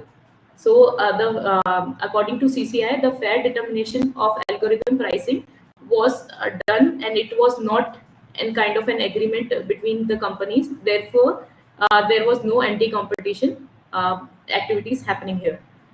Later, another fresh case, which is still going on, was filed against very big companies like Apple and Google, which is happening all around the world. Also, globally, we are seeing that there has been cases, anti-competition cases against Apple, Google, and big tech companies, and how they are handling our data. So, in 2022, the CCI, that is Competition Commission of India, imposed a penalty nearly of 13,000 crores on Google for abusing its dominant position in an Android mobile ecosystem. Also, the Apple App Store policies, which mandate high commission and restrict third-party payment system, have come under antitrust scrutiny all over the world. So this is a kind of upcoming case, and because it was filed in 2022, and after that, a 23 amendment was held. So I think this time CCI is under more predictable kind of a thing they can do, and they can also study the cases which have been happening in Europe and US, and find their own way in this new digital world in redefining the anti-competitive things that are happening in digital market. Coming back to Indian perspective of constitutional context, in India, constitutional jurisprudence also provide a ground of evolution when we talk about equality. We have Article 12. Supreme Court held that that if any arbitrary act happens, it violates equality, which is a fundamental right in India. And we have Article 21, which gives us right to life and liberty, which includes informational privacy and procedural fairness. It was also held in Justice K.S. Pitaswamy versus Union of India, that any digital system that processes the personal data and makes automated decision must meet the test of fairness and proportionality. The rest of the topic will be dealt by Dr. Akhil. Sir, you may continue.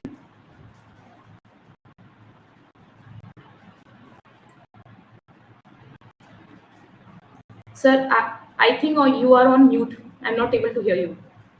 Can you unmute your mic? I think it's okay now. Yes.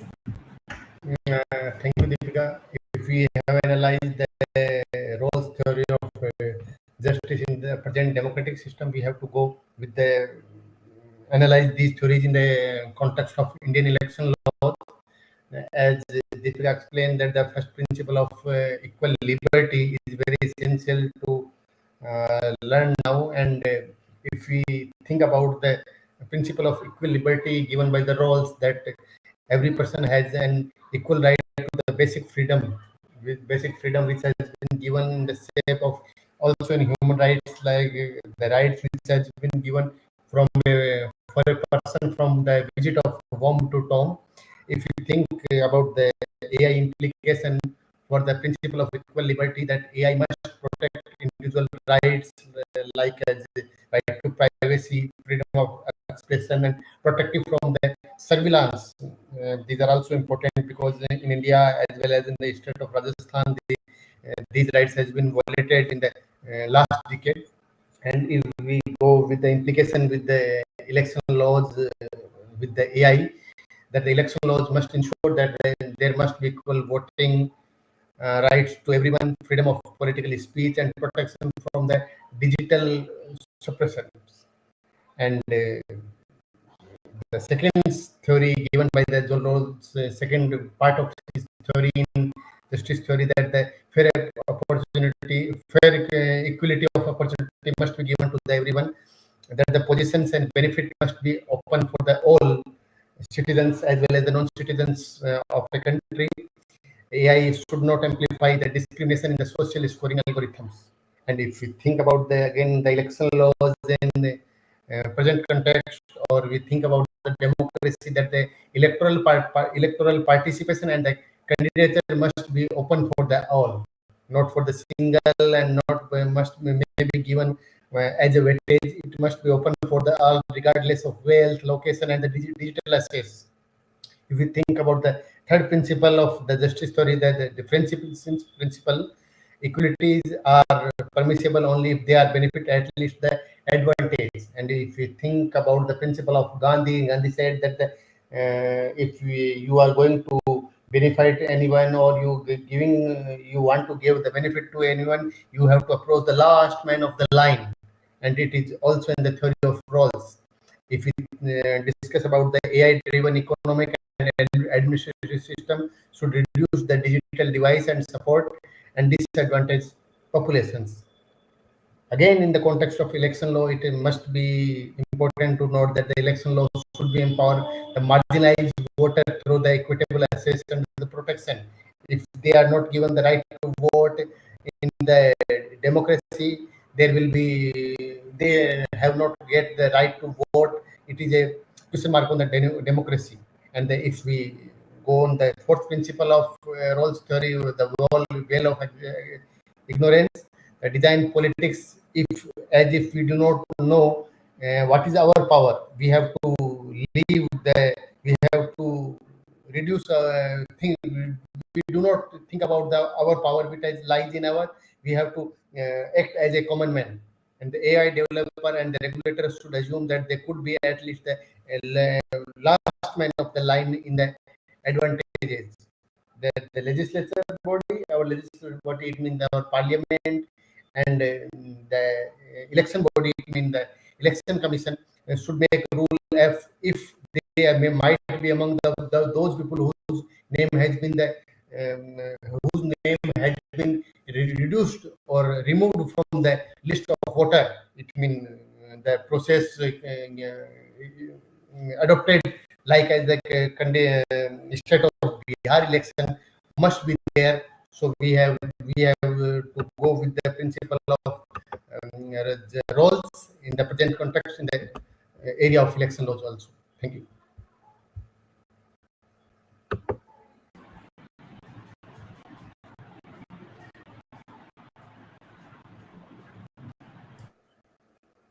Ma'am, you are not audible.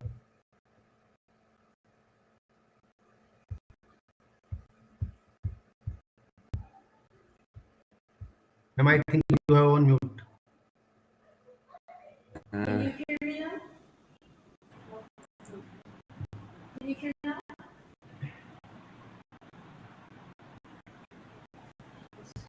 Can you hear us now? Yes. Thank you so much, Professor Deepika and Akhil. Our next guest is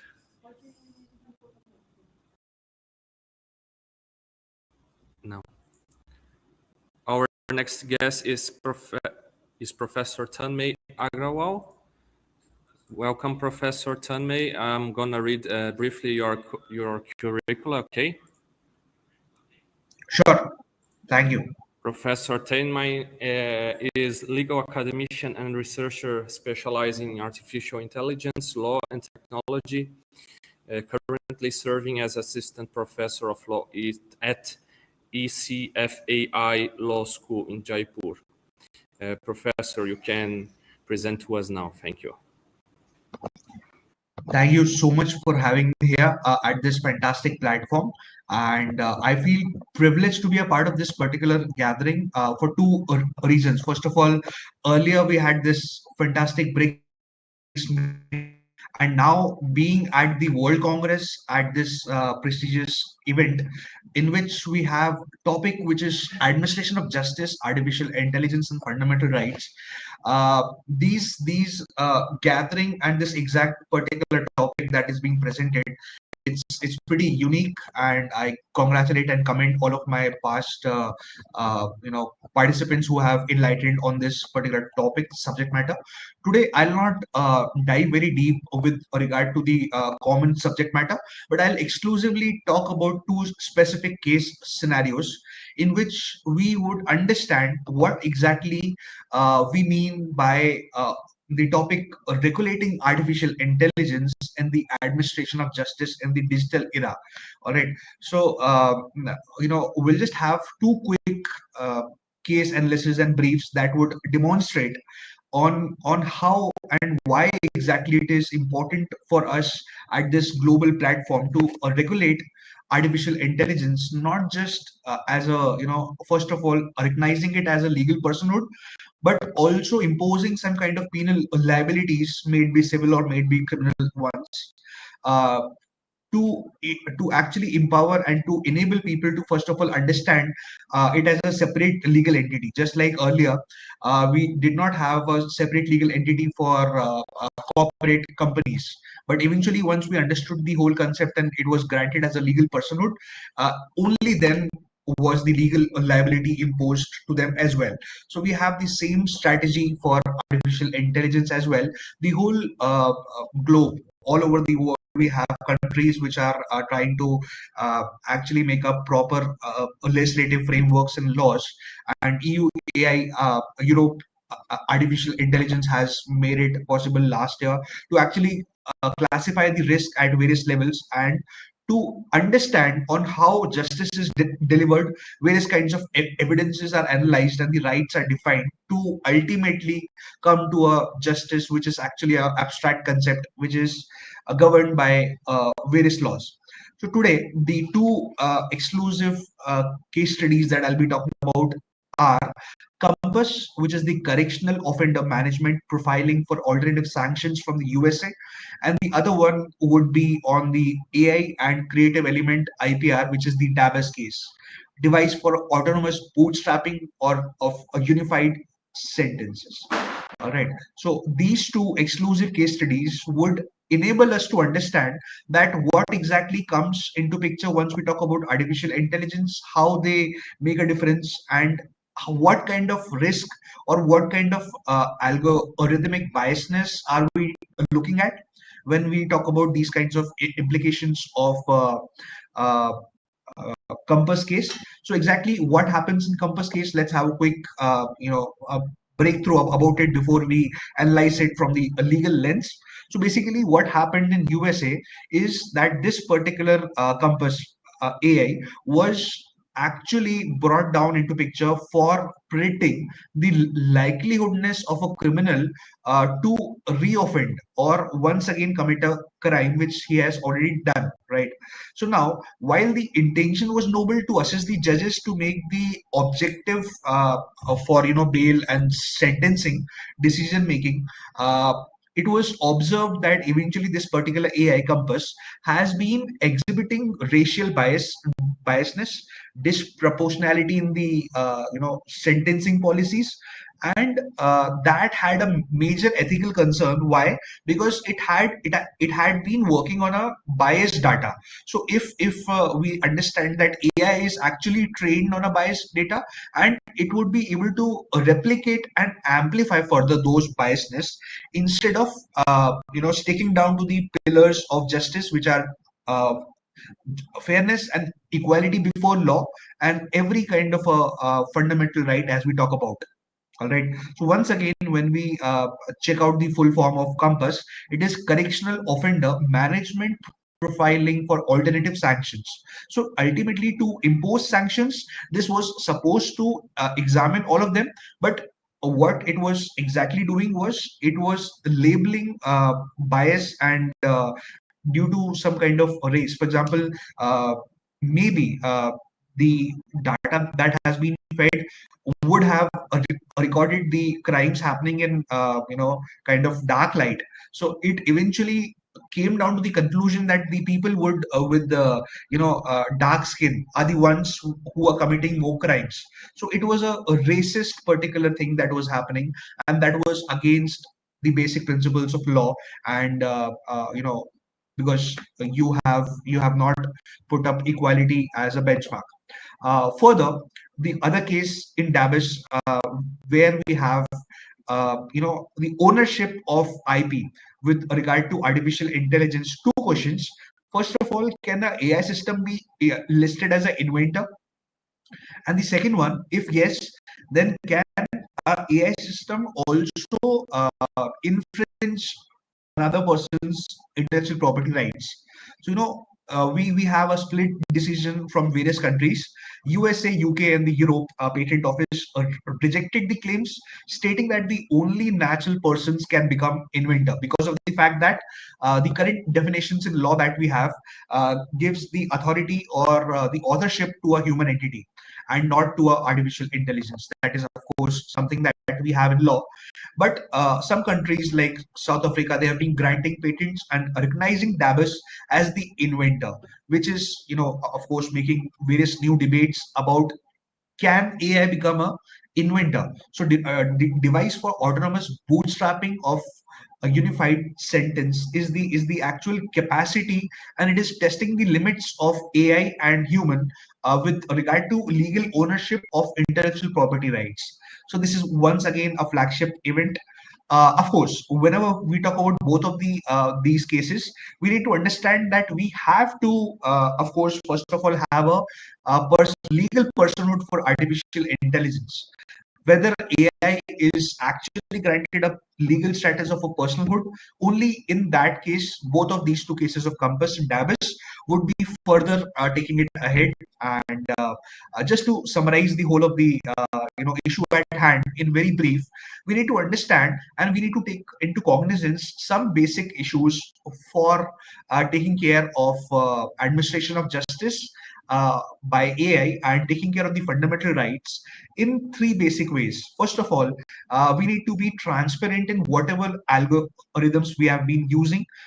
Black box should not be there in neither courtroom nor any other place. So basically, when I say black box, I wish to eliminate out and to bring in the explainable AI. Whenever we have the situation wherein the AI is actually able to explain the reasoning for its outcome based on the inputs, that is when we call it explainable AI. And explainable AI is transparent and it is mitigating the risk of any kind of a biasness, and it is also accountable. So the second element is legal responsibility and accountability. And third element is, of course, ethical governance. It should be aligned with the constitutional principles of fairness, non-discrimination, and the due process followed by various countries in their various laws. So, which has been, first of all, enacted by the EU AI Act. And UNESCO also has adopted some ethical guidelines for the AI, which is also emphasizing the human oversight. It is saying that whatever we use AI, we use it only and only as a tool, and we need to have a proper emphasizing oversight of the humans. And just to put up a last light with the Indian perspective, through the Niti Aayog initiatives and the responsible AI for all, India is also trying to ensure that AI is met with proper governance and administrative justice in its true sense. On those notes, I would like to conclude my presentation, and thank you to the organizers for this fantastic organization and enabling this global platform for each and every country to have some delegates sharing upon the views exclusively with regard to AI and justice. Thank you so much, and looking forward to it. Thank you so much, Professor. We'll follow now with Magdalena Lechuska. I'm sorry, can you pronounce your name? Magdalena Łągiewska. Thank you so much. I'll give a small presentation about you and your subject, and then we may start, okay? Thank you. Here I have in English, okay? Yeah. So Magdalena is habilitation in postdoctoral degree in law in the University of, I also I cannot pronounce the name. It's PhD in law in Eastern China University of Political Science. Is assistant professor in the University of Gdańsk. The same. Thank you. Magdalena will present us today with artificial intelligence in judicial process, balancing efficiency with parliamentary. When we reach the mark of 1 minute, I will come back and signal you that your time is almost over. Okay? Thank you so much. Can you see my presentation? We cannot share PowerPoints or any presentation. If you can just... we can. Yeah. Okay. Thank you. So today I would like to speak briefly about artificial intelligence in judicial processes and how to balance efficiency with fundamental rights. So this is the topic for today. And that's a bit that I can share, but briefly I would like to cover what I prepared. So first of all, we are different areas when we can apply AI in judicial processes, since administrative automation, so effiling of cases or scheduling of hearings, witness examination. We could also make use of AI when it comes to processing documents. AI is also used for predictive analytics. So once we would like to know what is the outcome, the forecast, what could be the outcome of a case, it's also possible to apply AI. And AI is obviously very much used within legal research and analysis. So in this case, we can talk about AI assistants that are actually dedicated to help lawyers, judges, but also simply citizens.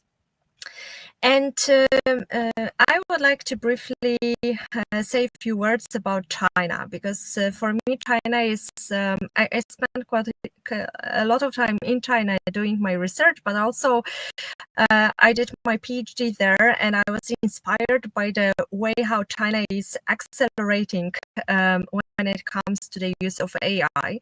So just to give you a few examples, in December 2022, the Supreme People Court of China issued opinions on regulating and strengthening the application of artificial intelligence in the judicial fields.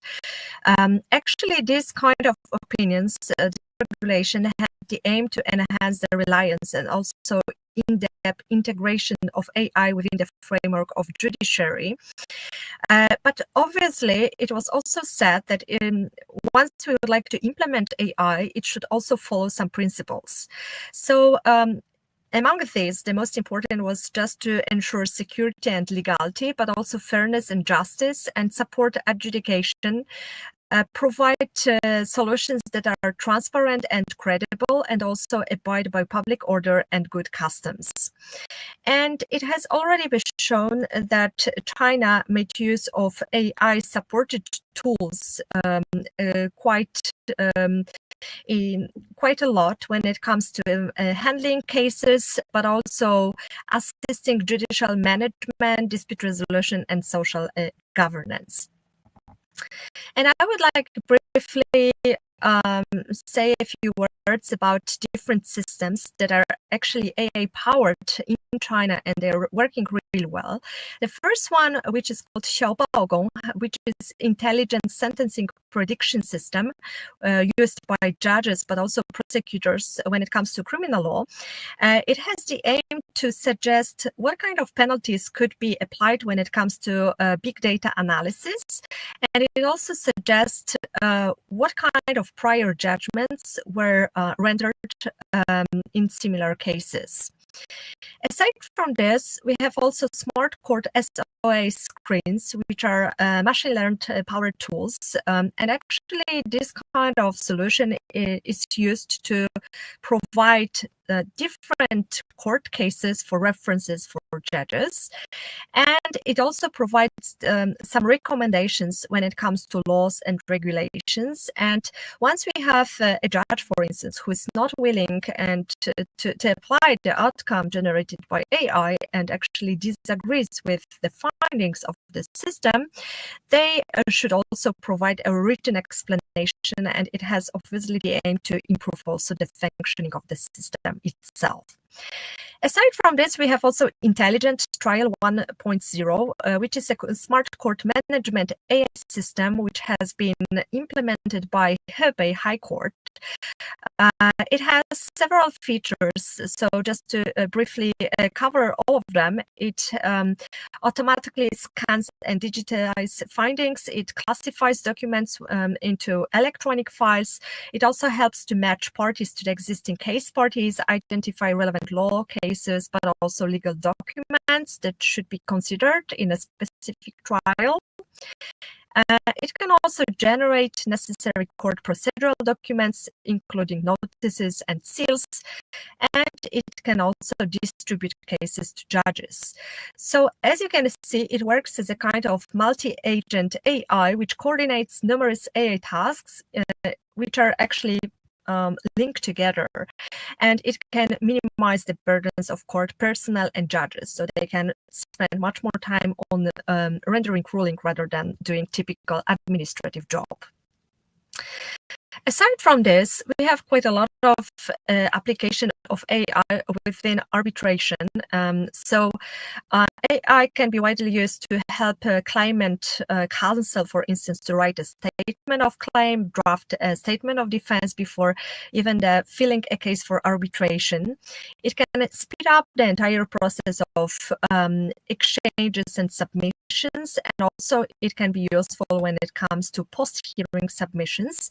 So once we would like, for instance, to prepare transcripts that are available to the parties, it may be very useful. And there are different types of tools that can be applied in arbitration, including case text, co-counsel, Entropy, Claude Pro, OpenAI, ChatGPT, and many other, including, for instance, Use Mundi, which is an AI-powered tool. And accordingly, it's possible to prepare some case summaries, to generate some documents, draft arbitration agreements. We have also Clause Builder AI, which actually provides the entire clause, which can be adjusted according to the need of the parties. It's also possible to use some AI-powered tools to issue procedural orders and also plan some case management. China decided to implement one more solution that is widely known as AI Arbitration Assistant, and actually Guangzhou Arbitration Commission was at the forefront of these new solutions.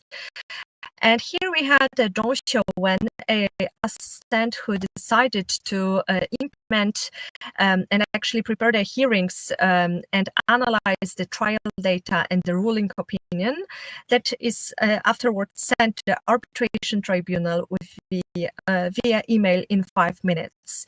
So accordingly, this AI tool can accept intelligently cases, can also provide some multilingual real-time translation, can also decide whether we can apply blockchain recognition of evidence and also input viewpoints and statement. What is crucial and how to balance this with fundamental rights? Even if you have all this AI-powered solution, the key issue is just to remember that we should use AI only as an additional tool which actually help judges in their daily life, but which doesn't replace them. And this is the core of all this evolution, I would say, not even revolution. And I would like to mention 4 different areas that are quite interesting for me, and I think that are worth analyzing. First of all, that once we have a proceeding, we should ensure that we have the right that a right to a fair trial. So it means that once we have a judge, he should not be biased, or there should not be any discrimination. So once we use AI, it might happen that there is inappropriate training data, which actually reflects some inequalities or unfair. It can actually generate unfair outcomes. So this is the judge is responsible actually to verify what is the AI generated output and not just copy pasted. But this is the first thing. The second, already mentioned in previous presentation about the lack of transparency. So it's very much difficult to understand what was the logic behind rendering a certain decision by AI. So it refers mainly to black box dilemma, but right now we have many more different types of AI supported tools that also try to tackle this problem and provide or are seeking to provide white boxes, which means that we could analyze what were steps behind to getting to a certain outcome generated by AI, okay. But it can also yeah, thank you. So we should also remember that it might violate a right to a fair trial. That's why this transparency is one of the key issues as well. Third thing, it just refers to human oversight. So we should always remember about the concept of human in the loop, which means that we need a human being, a judge who actually supervise the entire process of using AI, and finally also verify the outcome, whether it is correct and whether we should follow this outcome. And the last thing, it's also about privacy violations. So it's very much important to think about what type of data we upload to AI system, and not to violate data, especially confidential information. So as you can see, AI might be useful, but also on the other hand, we should be very much careful how to use it properly. That's why I do believe that right now is the right time also to focus on this tech competences of judges, but also the lawyers on the other hand. So thank you very much for bringing so many scholars interested in the topic of AI, and thank you for giving the opportunities to share my thoughts on that topic as well. Thank you. Thank you so much, Professor. Such an important subject. We follow now com o professor Luiz Antônio da Silva Bittencourt, do Brasil. Sim, sim. Olá, professor. Bom dia, tudo bem? Olá, como vai? Tudo jóia? Não sei se ainda é bom dia, se é boa tarde, né? Boa tarde, né? Ah, tá. Então, boa tarde, professor. Eu vou fazer uma breve apresentação do senhor sobre o seu tema e aí já lhe passo a palavra em seguida. Ok. Bom? Então, nós estamos aqui com o professor Luiz Antônio da Silva Bittencourt, pós-doutorando em Direito com bolsa CAPES pela PUC do Rio Grande do Sul, pós-doutorando em Direito do Trabalho, também pela PUC Minas, doutor em Direito pela Universidade de Sevilha, doutor em Direito pela PUC do Rio Grande do Sul, mestre em Direito Privado, PUC Minas, advogado, professor e pesquisador. O professor Luiz nos apresentará sobre prova digital e direitos fundamentais, entre a verdade e a privacidade. Professor, o senhor terá 10 minutos. Se necessário, chegando perto ali dos 1 minuto, eu volto para sinalizar que o seu tempo está quase finalizando. Tá joia, obrigado. Obrigado, eu. Uma boa tarde a todos que nos assistem. Eu quero iniciar agradecendo pelo convite e pela oportunidade de estarmos discutindo um pouquinho sobre um tema muito espinhoso para o direito processual, não só no Brasil, mas no geral, no mundo inteiro. O tema de provas digitais é um tema espinhoso porque estamos lidando com diversos direitos fundamentais em nível nacional para nós, e ao mesmo tempo direito humano. E a grande situação é, diante dos diversos direitos que temos, humano e fundamental, os direitos humanos fundamentais, numa hierarquia, qual que deve prevalecer? E aqui, ao pensar sobre prova digital e direitos fundamentais, eu eu tenho, no primeiro momento, um direito que me ampara pela Constituição, né, lá no inciso 55, que é justamente direito ao contraditório e ampla defesa. Então, a todos, no processo judicial, administrativo, é assegurado os princípios inerentes ao devido processo legal, contraditório e ampla defesa. E para que, neste caso, eu possa comprovar a existência do meu direito, ou então comprovar que os fatos constitutivos, impeditivos ou modificativos, fatos impeditivos, modificativos, distintivos do direito do autor em uma demanda, eu posso usar das mais variadas formas processuais de comprovar aquilo que eu estou alegando. Só que, para isso, existem alguns limites, e é isso que a gente quer refletir aqui. A primeira questão é assegurado a cada parte a ampla defesa e contraditório, e os meios inerentes de comprovar seus fatos constitutivos. Mas, ao mesmo tempo, também, existem os limites, e os limites são os direitos à intimidade e à privacidade. E hoje, as provas digitais, a forma de colheita, de processamento, ela é muito ampla. Ainda nós não temos hoje, no nosso sistema, a doutrina está se debruçando para criar um padrão em que possa se manipular essas provas digitais. E aí nós vamos compreender provas digitais de mais diversas formas. Olha, é uma conversa de WhatsApp, é uma postagem, uma rede social, é uma geolocalização. Então, há uma gama de possibilidades em que provas podem ser capturadas para comprovar um fato, para comprovar a existência ou a não existência de um fato. E aí é interessante que, em dado recente, o Superior Tribunal de Justiça ele teve a oportunidade de trabalhar um pouquinho a questão de alguns requisitos de validade de uma coleta de uma prova digital. E aí foi justamente a questão do WhatsApp. E neste caso, o que aconteceu nesse habeas corpus 828.054?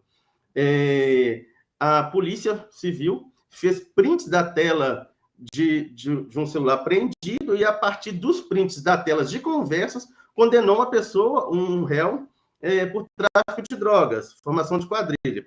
E aí essa questão chegou no STJ. E qual foi o entendimento do STJ? Olha, a prova digital, ela pode ser aceita, sim, mas existem alguns critérios, tem que estabelecer alguns critérios rígidos para que essa prova seja confiável. E o grande problema é, através do uso da tecnologia, a gente pode, e é possível você manipular a prova. Então, qual que é o critério? Quais são os requisitos para que uma prova digital ela produza seus efeitos? De acordo com o STJ, para que haja critérios bem definidos, é necessário que indicação da autoridade responsável pela coleta da prova. A autoridade responsável pelo acondicionamento, pelo transporte e pelo processamento da prova digital. E esse responsável ele tem que ser um perito. Hoje, no âmbito penal, esses são alguns critérios para que uma prova digital seja aceita como aquela que diz a existência ou não existência de um fato jurídico. Então, a grande questão é, no âmbito penal hoje, a prova digital é aceita? Sim, mas existem alguns procedimentos rígidos para dizer se ela é aceitável ou não.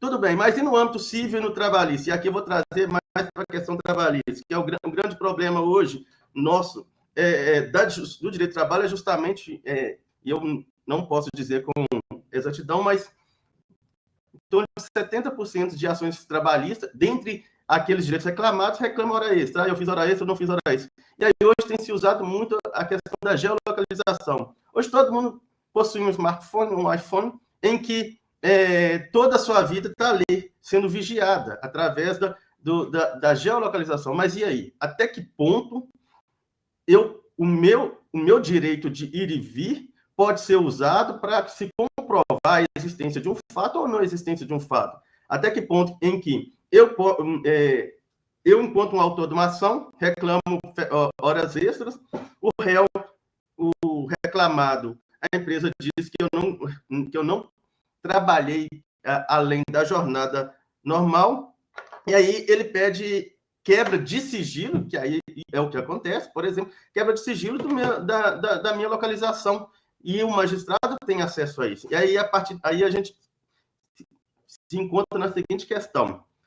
Até que ponto, então, o meu direito à privacidade e à intimidade, ou seja, se eu uso a geolocalização do meu celular, se eles quebram meu sigilo de localização, vai saber para onde eu fui, onde eu estou, para além daquele horário normal da minha jornada de trabalho. E aí, eu tenho o direito de não ser visto, de não ser localizado? Esse direito de não ser localizado, de ter minha privacidade resguardada, lá do inciso 10 do artigo 5º, ele se sobrepõe ao direito da busca da verdade em um processo judicial? Então, o que a gente precisa? São questões que ainda não temos respostas. O que nós estamos precisando? De critérios, estabelecer critérios bem definidos para que provas digitais sejam utilizadas no processo. E o processo ele é um sistema dialógico em que cada parte tenta comprovar suas alegações para que, ao final, convença o magistrado, falando, eu tenho razão ou eu não tenho razão.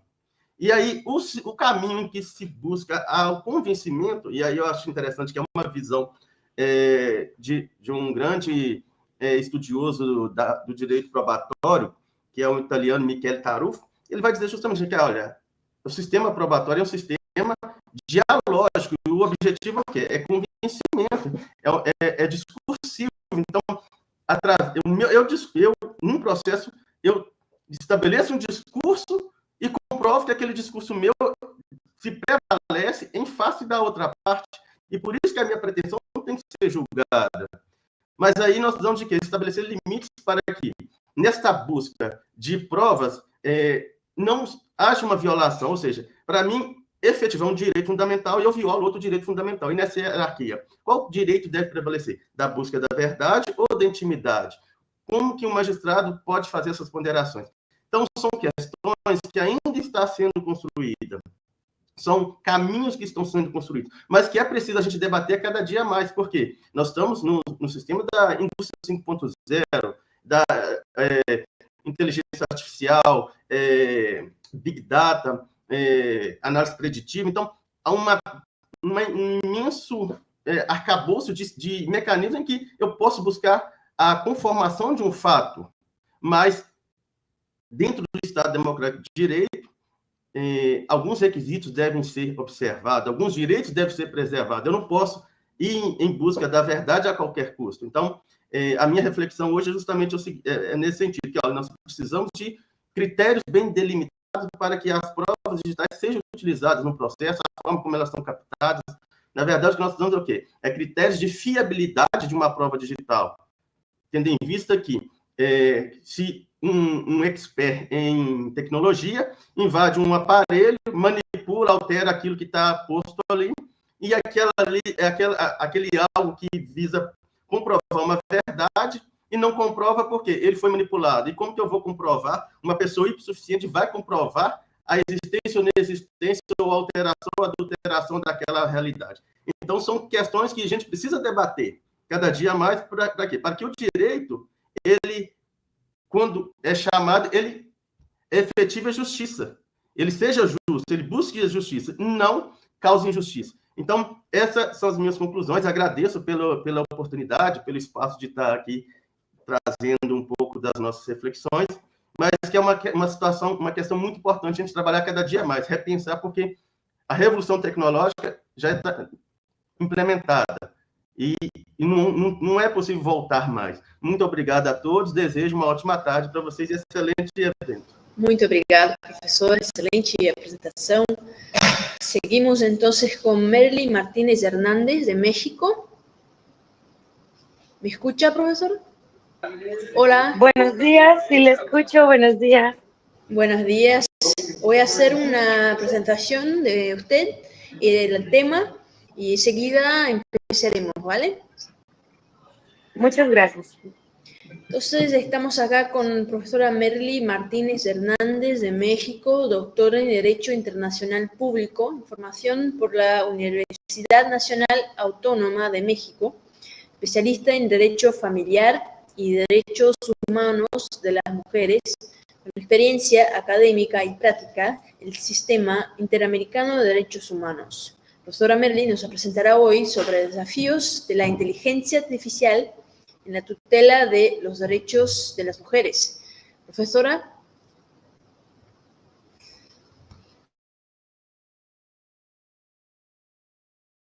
Profesora. Estás congelada, no te... Aí, volviste. Ela vai voltar provavelmente. ¿Puedes ingresar?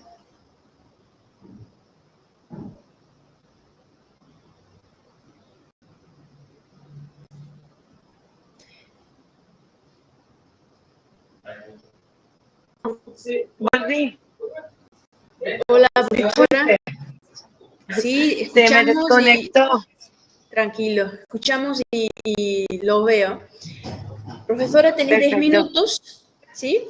Cuando llegamos ahí por 1 minuto, vuelvo a señalizar, si lo presida, vuelvo a señalizar que su tiempo está casi por terminar, ¿vale?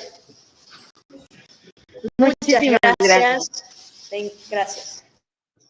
Gracias. Buenos días a todos, a todos. Es un placer para mí estar aquí hablando de este tema tan trascendental que se divide como en un eje de investigación. Yo como especialista del derecho familiar, investigadora del derecho del sistema interamericano, me he enfrentado con nuevos retos en el uso de la inteligencia artificial. Y entonces vamos a hacer como una conexión entre lo que se dice sobre los derechos de las mujeres y cómo la utilización de la inteligencia artificial puede llegar a mermar o menoscabar el acceso a la justicia. Vamos a definir que la inteligencia artificial es cualquier programa que realiza una investigación instantánea y en ese momento crea algo nuevo. Es decir, en base a toda la información que uno le segrega ahí, incluso puede enseñarle, realiza un resultado diferente a lo que saldría si hacemos la investigación de ciertos autores. Entonces tenemos que muchas veces la autoría de ciertos procesos podría tener el cuestionamiento si es resultado de quien ordenó los comandos y estableció la información, porque no es tan sencillo la utilización de la inteligencia artificial, sino que conlleva ciertos retos, como es dar las direcciones correctas. Al tener estas vicisitudes en cuanto al uso de la inteligencia artificial y lo que resulta del uso de la inteligencia artificial, podemos ver la discrepancia de la autoría. Sin embargo, como investigadores, este tópico se puede utilizar tomando en cuenta que se utilizó a través de esta herramienta y a lo mejor explicar estos pasos. Cuando ingresamos la inteligencia artificial dentro de un área diferente que no es la jurídica, que es, por ejemplo, el llevar a cabo ciertas encuestas para poder administrar justicia, se ha utilizado en países como Estados Unidos. A utilizar este proyecto de programa para poder juzgar a las personas que se encontraban recluidas y ver si podían tener los beneficios de salir de prisión o reducir con una pena menor o algún tipo de alternativa a la prisión obligatoria en cuanto a su reducción, salida o trabajos fuera de ellos, a la comunidad, reemplazar o sustituir esta pena, pues se encontraron con el resultado de que había cierto sesgo. Es decir, la inteligencia artificial discriminaba, porque los factores de ser de raza negra o ser una persona que tuviera algún tipo de antecedente penal, hacía que ella pues no o los tomar en cuenta para poder llevar a cabo este tipo de beneficio en la materia penal, por lo cual se dieron cuenta que el comando que estaba tratando de dilucidar y administrar justicia estaba permeado por discriminación. Entonces hay que tener mucho cuidado en el uso de este alfanumérico código, que muchas veces el código aún se encuentra permeado por quienes son los creadores y pueden llegar a transmitir esta discriminación personal que es basada en la costumbre, una mala costumbre, ¿no? Esta distinción y exclusión que se basa en género, religión y raza, se transmite a través del código. Entonces vemos este tipo de sesgo en la administración de justicia. Otro de los tópicos complicados que es a través de la inteligencia artificial, venimos en caso contrario a que se ha intentado aplicar o administrar justicia, sino que se ha utilizado para cometer delitos. Por ejemplo, las mujeres hemos sido víctimas de violencia como uno de los factores sociales más graves que atañe a las mujeres. De hecho, las estadísticas del INEGI refieren que es el órgano desconcentrado aquí en mi país que se encarga de hacer las encuestas oficiales de ciertos datos fuertes, pues refieren que muchas de las personas que sufren violencia, las mujeres, el perpetrador o victimario es su pareja o la persona que debiera cuidar de ella. Entonces estamos situadas en este grupo de vulnerabilidad alta. Y no bastando eso, también la inteligencia artificial se ha utilizado para cometer ciertos delitos.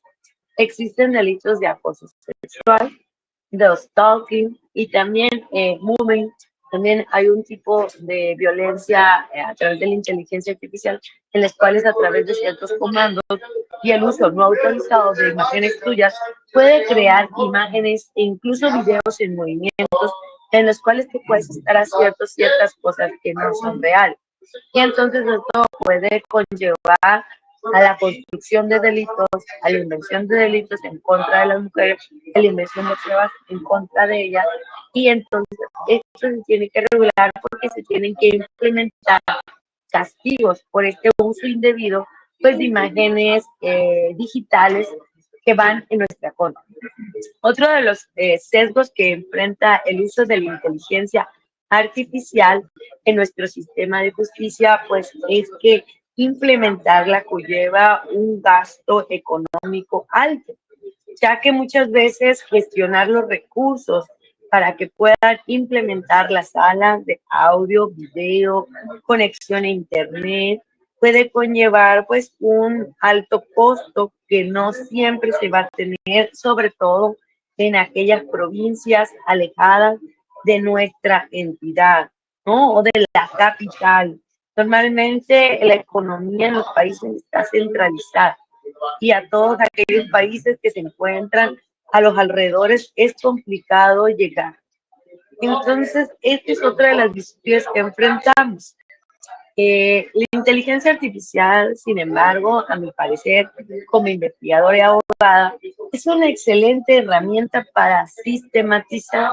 Es decir, podemos obtener una idea central y desagruparla, desordenarla, desmenuzarla, para poder organizarla de manera adecuada. Pero como cualquier herramienta, incluso el uso del teléfono, del internet, del teléfono ha tenido pues malos usos, extorsiones, estafas. Entonces, regularla sí es un reto. Sin embargo, ya muchas de las escuelas, como por ejemplo mi escuela, la UNAM, ya está realizando cursos que me parece la forma idónea de controlar, que pues es a través del conocimiento. Y entonces a través del conocimiento vamos a lograr usar estas herramientas de manera adecuada, de programarla y ponerla con algunas auxiliares para poder denunciar o alertar en caso de acoso, en casos de que traten de suplantar tu identidad y realizar ciertas gestiones que también pudieran resultar complicadas. Un último caso que les quiero mencionar sobre la intervención de la inteligencia artificial es que un menor de edad en Estados Unidos estaba sufriendo problemas de depresión, y debido a estos problemas de depresión, pues de manera más pronta y con confianza, pues utilizó la IA para obtener recomendaciones. Y supuestamente después de la denuncia de los padres, encontraron en el computador que fue capacitado o orientado por la inteligencia artificial para tener la manera más idónea de acabar con su vida, y lo alentó a hacerlo de la manera adecuada. Por eso vemos ahora una situación muy complicada, porque quiere decir entonces que esta herramienta, pese a pues ya las normas actuales, puede llegar a direccionarse de una manera que pueda atentar contra la vida del propio usuario. Es así que concluyo que la inteligencia artificial es una herramienta bastante ya ahora indispensable, ya se encuentra en todos lados, ¿no? Ya es ubiquitous, como dicen. Entonces, necesitamos poder entrar a todas estas regulaciones que existen en nuestros países para ver la manera en que la vamos a direccionar en la comisión de delitos, en la preparación de pruebas, en la preparación de demanda, en las denuncias penales, y cuando se utilice este programa por nuestros operadores de justicia ya a través de un sistema de programación que sea titular y contratado por cualquier órgano jurisdiccional. Asimismo, quiero enfatizar que entre mejores herramientas tengamos, el acceso a la justicia y el acceso a la educación debe de subir también, por lo cual yo considero que es idóneo. Sin embargo, pues dependiendo de la situación en concreto, podríamos valorar de qué manera podremos implementar esta inteligencia artificial en nuestras manos ahora, para que los países y los estados tengamos esta oportunidad de mejorar las condiciones de aprendizaje, de defensa y de administración de justicia. Quiero finalizar con que la inteligencia artificial no es una herramienta del delito, sino que depende del operador que ordena y hace los comandos. Muchísimas gracias. Muchas gracias, profesora. Un gran tema de gran importancia también, ¿no? Sí, muchas gracias. Seguimos entonces con José Luis Farfán Mencilla de Guatemala. Hola, profesor. Muy buenos días, un gusto saludarles, agradeciendo a los organizadores de este magnífico evento y en especial a Dios por permitirnos a través de la distancia y de la tecnología estar conectados. Sí, profesor, voy a hacer una pequeña introducción para presentarte y tu tema, y ahí arrancamos, ¿vale? Muy amable. Entonces, tenemos acá con nosotros al profesor José Luis Farfán Mencilla de Guatemala, doctor en Ciencias Penales y maestro en Criminología. Profesor José nos presentará sobre la importancia de la ética y el respeto por los derechos humanos en el contexto de la justicia digital. Profesor, tenés 10 minutos. Si necesario, cuando llegamos por 1 minuto, voy a volver y finalizar. Okay. Muchas gracias, muy amables. Bueno, sabemos que los derechos humanos consagrados en diversos instrumentos internacionales, tales como la Declaración de Derechos Humanos de 1948 y el Pacto Internacional de Derechos Civiles y Políticos, se han visto ampliados y reinterpretados en el contexto de la era digital. Y es que la interconexión global de la comunicación, la recopilación masiva de datos y el desarrollo de algoritmos inteligentes han planteado nuevos desafíos para el siglo XXI. Algunos relacionados con la falta de privacidad, la libertad de expresión, el uso malicioso de datos e información, la desinformación, el robo de identidad de personas, la discriminación algorítmica, y uno que es el centro de los debates científicos en torno al uso de la inteligencia artificial. El cuestionamiento es, ¿esto es seguro para la especie humana? De allí que Considero que la ética es un pilar fundamental para el desarrollo de algoritmos en inteligencia artificial, ya que determina cómo estos sistemas van a interactuar dentro de la sociedad y garantizan que su funcionamiento no vulnere derechos humanos ni perpetúe desigualdades. Se habla en este congreso y se ha citado por varios de los expositores algunos aspectos prometedores de la IA en el contexto de la protección de los derechos humanos. Y podríamos decir que una de las actitudes de beneficio sería la capacidad para monitorear, medir y evaluar y dar seguimiento a las violaciones de derechos humanos, por ejemplo, en cuanto al uso del algoritmo en los análisis que han sido utilizados para la toma de decisiones judiciales mediante el empleo de sistema de expertos jurídicos. Brasil tiene uno de esos sistemas. Un caso ilustrativo también es la prevención de delitos mediante el uso de sistemas de reconocimiento facial. Podrían ayudarnos a determinar discursos de odio y mensajes incitadores de violencia.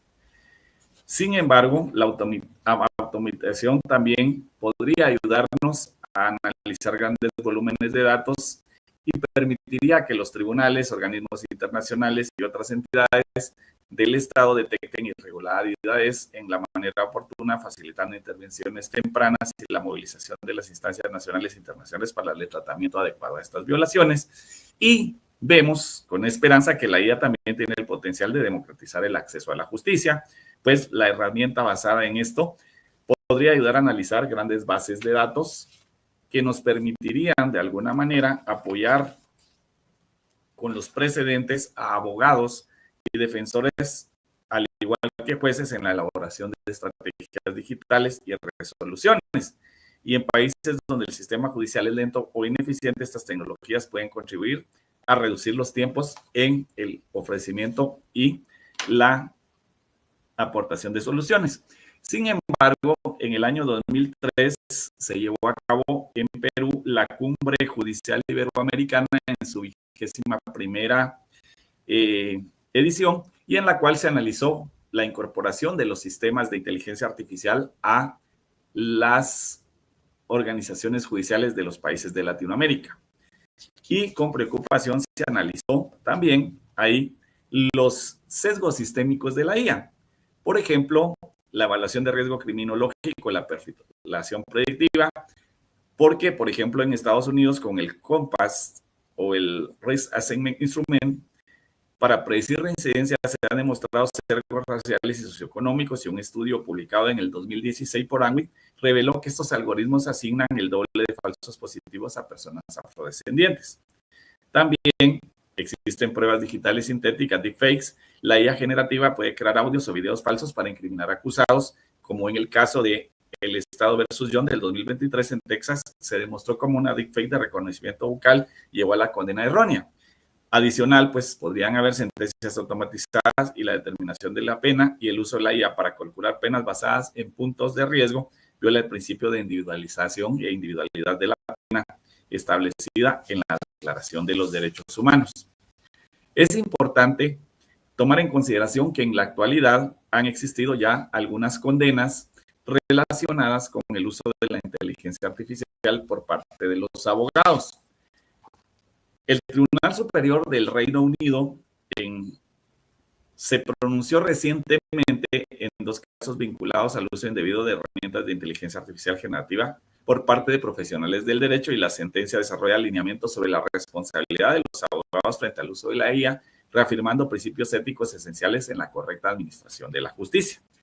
Existe también el caso Ainde y Harry, en donde una abogada presentó un escrito citando 5 sentencias inexistentes y tergiversando el contenido legal de la norma, aunque negó haber usado la inteligencia artificial.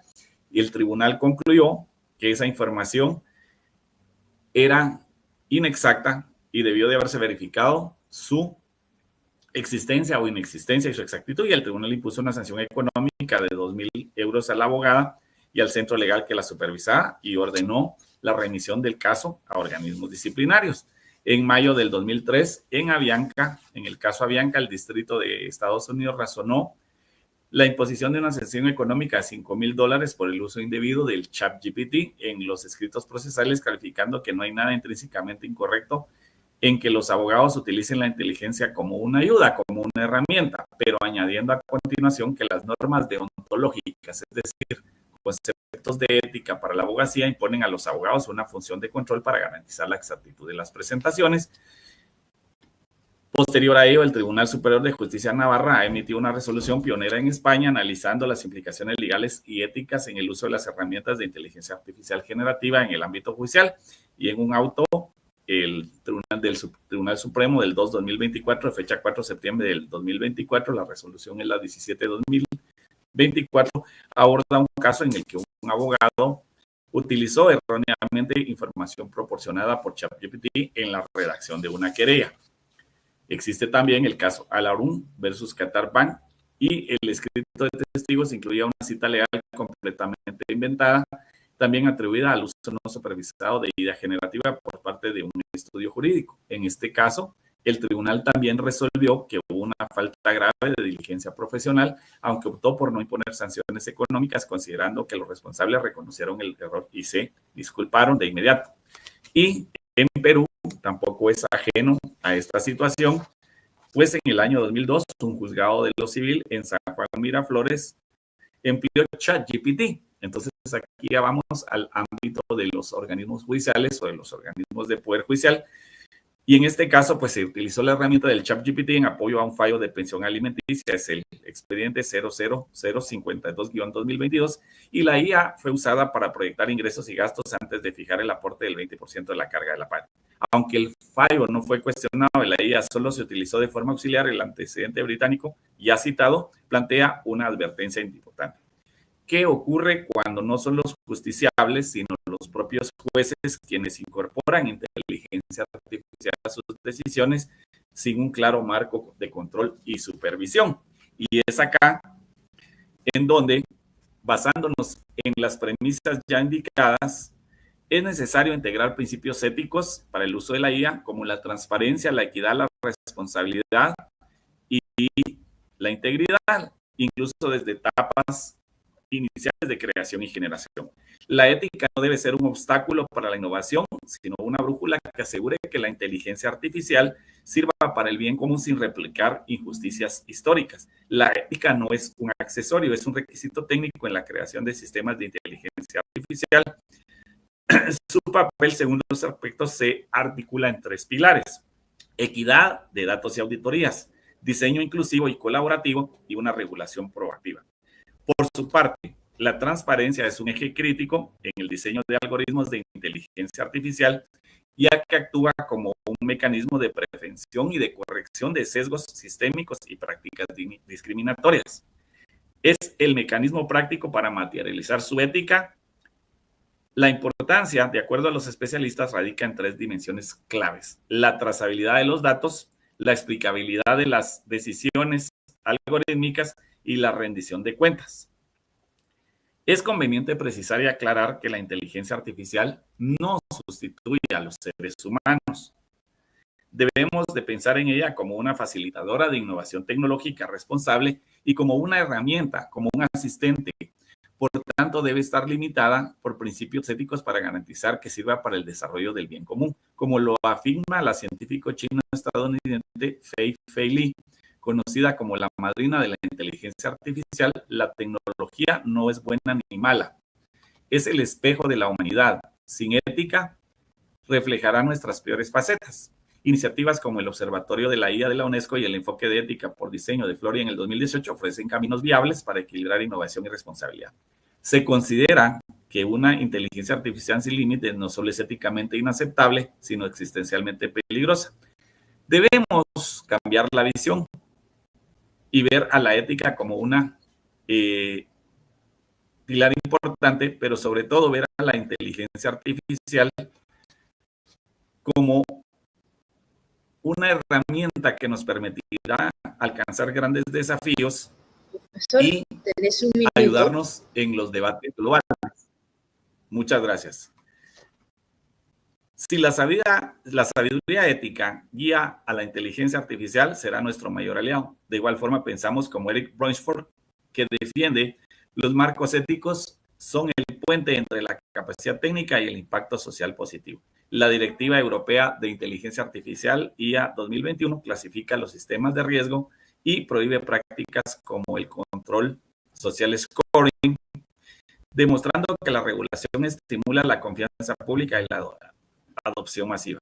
Incluso empresas como OpenAI han integrado ya comités de éticas para los modelos de ChatGPT G4, reconociendo la autorregulación y que es insuficiente, pero es necesaria. Por lo tanto, concluimos que es vital la ética para el manejo de la IA y sobre todo para el manejo responsable, para evitar sesgos, para evitar discriminación y para evitar abusos excesivos en el manejo de la información. Es todo cuanto tengo a referirme por razón del tiempo. Muchas gracias por la oportunidad de intervenir. Estoy a sus órdenes. Muchas gracias, profesor. Seguimos entonces con Lenín Navarro Moreno, de España. Hola, profesor. ¿Nos escucha? Un cordial saludo, un cordial saludo. Voy a hacer una pequeña presentación de usted y ahí le paso, ¿sí? ¿Para qué empezás? Entonces, estamos acá con el profesor Lenín Navarro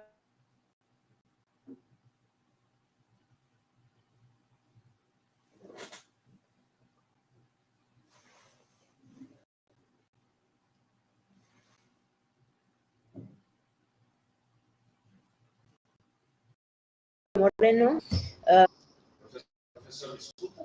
Hola. ¿Pueden escucharme, por favor? ¿Me escucha? Sí, Perdón, sí, perfectamente. por la internet.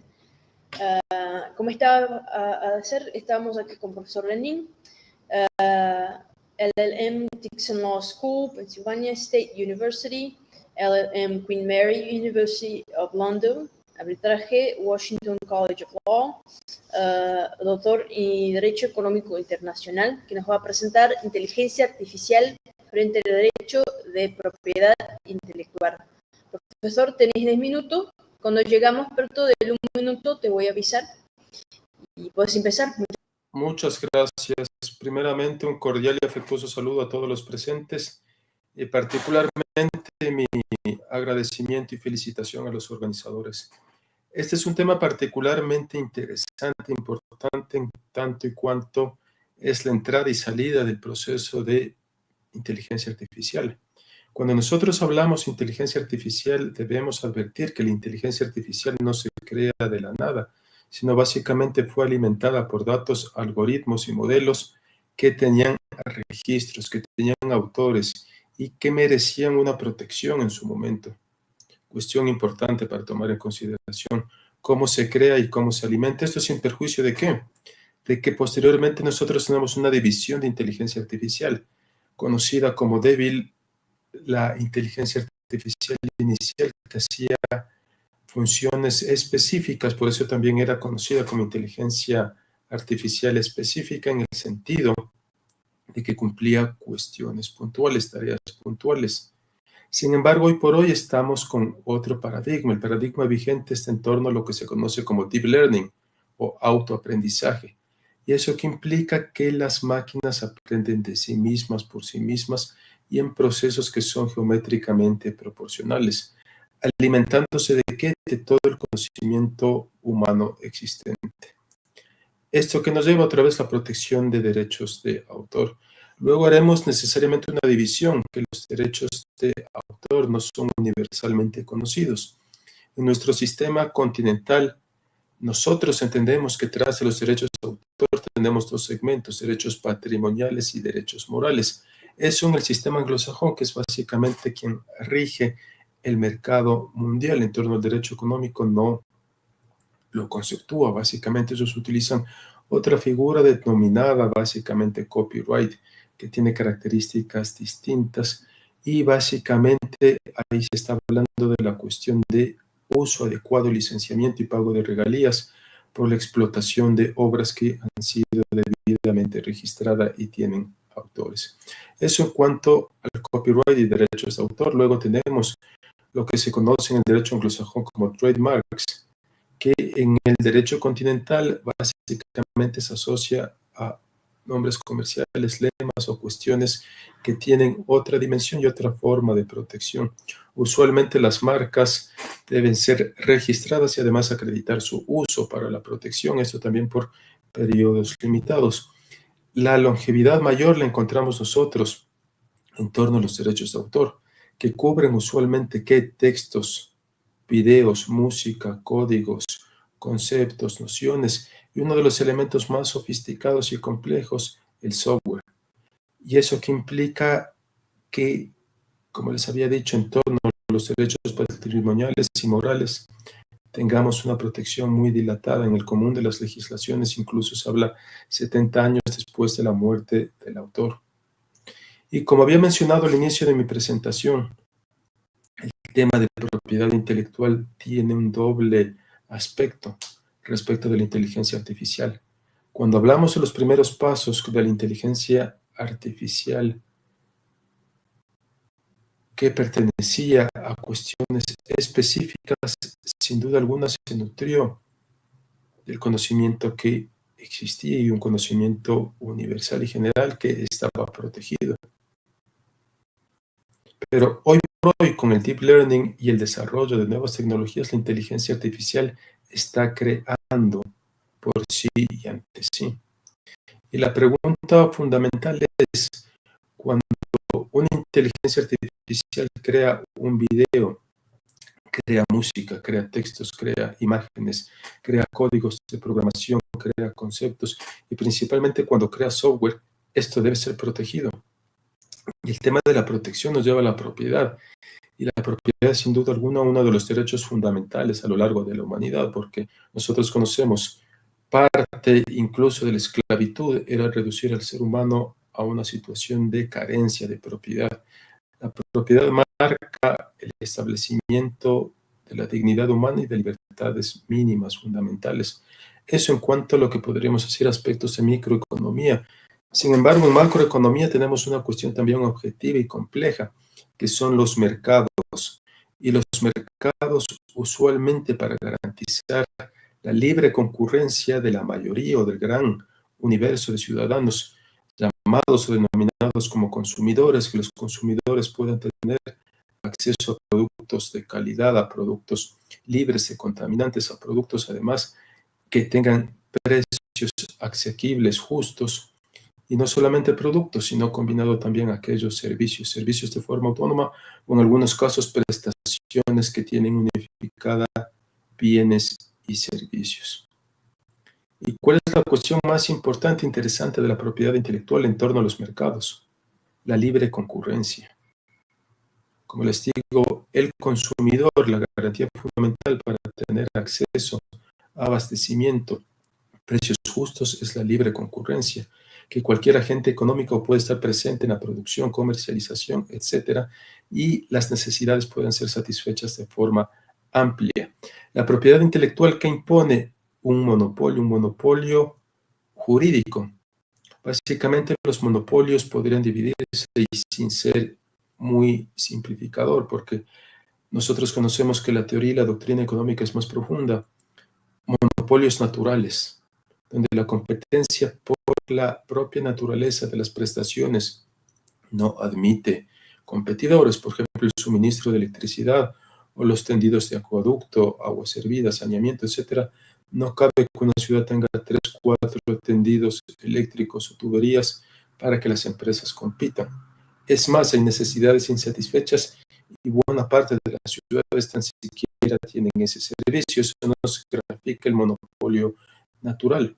Un monopolio de facto que está dado por la posición dominante de los grandes actores económicos en el mercado, que se benefician de su poderío económico para evitar que el común de los agentes económicos puedan entrar, producir, generar riqueza, y eso sin duda alguna genera una afectación adicional. Y finalmente, ¿qué tenemos nosotros? Y en honor al tiempo que ya estamos por terminar, voy a concretar más la intervención.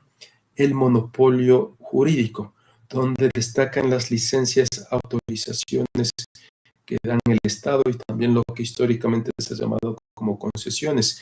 Y la propiedad intelectual impone además un monopolio. Ahora, ¿qué tenemos nosotros? Que la inteligencia artificial sin duda alguna está actuando de forma autónoma. El deep learning es una muestra de aquello, y el hecho de que la inteligencia artificial, como todos nosotros conocemos, genera textos, genera imágenes, videos, música, códigos, conceptos, nociones de programación, software, etcétera. Todo eso está generando propiedad intelectual que es objeto también de registro. Con parámetros distintos en el ámbito anglosajón, el examen de patentes es más minucioso, más detallado y más técnico que en el ámbito continental, básicamente bajo la lógica de que bajo un derecho positivo la cuestión se vuelve un poco más burocrática en la revisión de documentos y no en la cuestión científica como tal. Sin embargo, todo aquello es objeto de registro, y cuando aquello está registrado, como les digo, es garantía de propiedad, y cuando la propiedad está garantizada, en contraposición a aquello tenemos todas estas cuestiones de modelos económicos, macroeconómicos, de una importancia fundamental. Y para terminar ya la intervención, básicamente el hecho de advertir de que la inteligencia artificial hoy por hoy ha desbordado la mera voluntad humana, el mero aspecto de tener un asistente y una medida, podríamos decir, auxiliar, lo cual se vuelve más complejo aún con la administración pública y el cloud computing, cuando los datos públicos de cientos, miles, millones de ciudadanos se encuentran en servidores que nosotros no conocemos puntualmente su destino. Con eso únicamente agradecer. Profesor, tenés un minuto, ¿sí? Muchas gracias. Con esto solamente dar mi agradecimiento, mi felicitación a los organizadores. Este es un tema que sin duda alguna marca pautas interesantes y a lo largo de la humanidad nunca hemos vivido, nunca hemos estado frente a una situación en la que nosotros estamos hoy por hoy afrontando. El ser humano históricamente ha sido el centro del ámbito cognitivo, pero hoy por hoy este paradigma tiene cambios fundamentales que se reflejan, entre otros, en los derechos fundamentales y básicamente en la cuestión de propiedad intelectual. Muchas gracias por la invitación. Felicitación a los organizadores.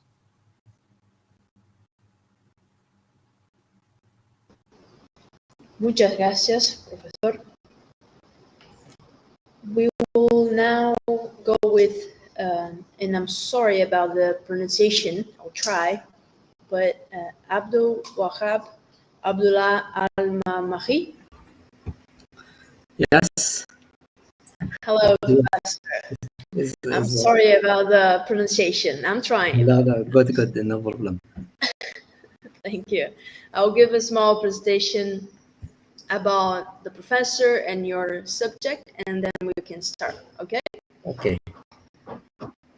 Today we are with Professor Abdul Al-Wahab. Professor Abdul Al-Wahab from Isha University, Jordan, specializing in commercial law. He will present us today about ethical considerations of using artificial intelligence in academic research. Professor, you also have 10 minutes. When we get close to 1 minute, when you have 1 minute left, we will signal to you, okay? Okay, thank you. Thank you so much. Good evening. In my place, good night.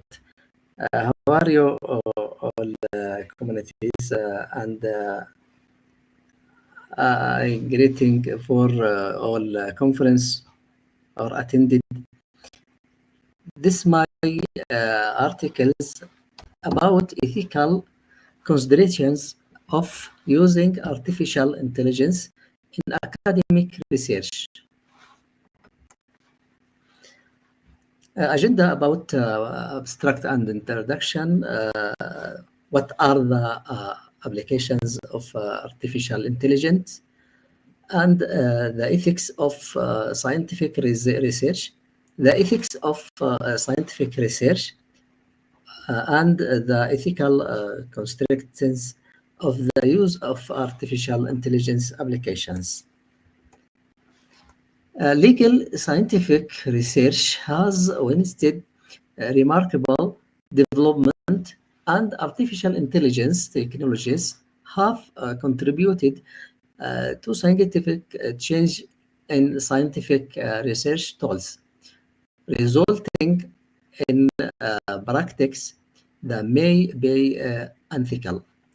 The objective of the studies is to analyze the ethical framework for the use of artificial intelligence in the field of scientific research, as well as to demonstrate the importance of ensuring a balance between technological development and respect for academic principle. The problematic aspect of the study is how to employ artificial intelligence in scientific research without compromising ethical and academic standards and controls, and to determine the ethics that are compatible with the use of artificial intelligence applications in scientific research and do not conflict with these standards and controls. Many questions arise regarding the emergence of new ethical and legal challenges regarding the credibility and objectivity of scientific research, not to mention the protection of the data and the independence of researchers. The research adopts a distinctive and analytical approach by describing the using of artificial intelligence application in scientific research to our voice and analyzing these using in conversation with the ethical principles and academic controls of scientific research. It also takes into account a set of international models and recent academic experience to arrive at a balanced vision that recognizes the use of artificial intelligence and support its use in a manner that enhances the quality of legal scientific research without compromising its independence. The research reached several constellations that must prevent of which are that artificial intelligence application have become a reality that connect, be ignorant, reject, or chromativity. They have enabled many using in scientific research. They are valuations of ethical and academic controls and standards in scientific research that require the establishment of a clear and specific system of ethics and controls to address these valuations.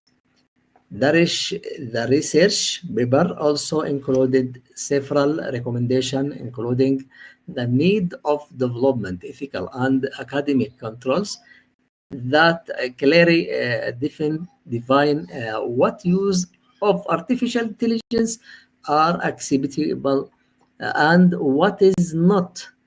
The research paper also recommended that the research community respect and adhere to the ethics of scientific research and not be aligned in the respect. The nature of artificial intelligence applications and the ethics of scientific research. The use of artificial intelligence application is considered a modern method of learning that has emerged as a result of the integration of technological innovation into various aspects of life.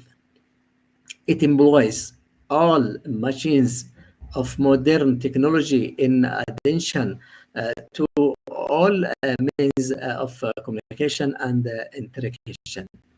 The genre of scientific progress begins with research based on methodology, where the accuracy and availability of the method constitute a fundamental pillar of sound scientific research. Therefore, it's essential to have knowledge and understanding of the nature of scientific research, its importance, objective, the qualification of the research, and the stage through which the research progress passes. The ethics of scientific research. The term ethics of scientific research refers to the set of values that research adheres to while conducting research in order to reach results that do not contradict the beliefs a culture of the society. Number one, the principle on which the ethics of scientific research are based. The ethics of scientific research are founded on several principles, including that scientific research should be based on foundations derived from the nation's beliefs and culture. This approach frees the nations from dependence on the other nations and allows it to live its own distinctive human civilization. Number two, the personal and scientific qualities of the research. The qualities that a researcher should possess include personal qualities and scientific qualities, like number one, the personal qualities of the research.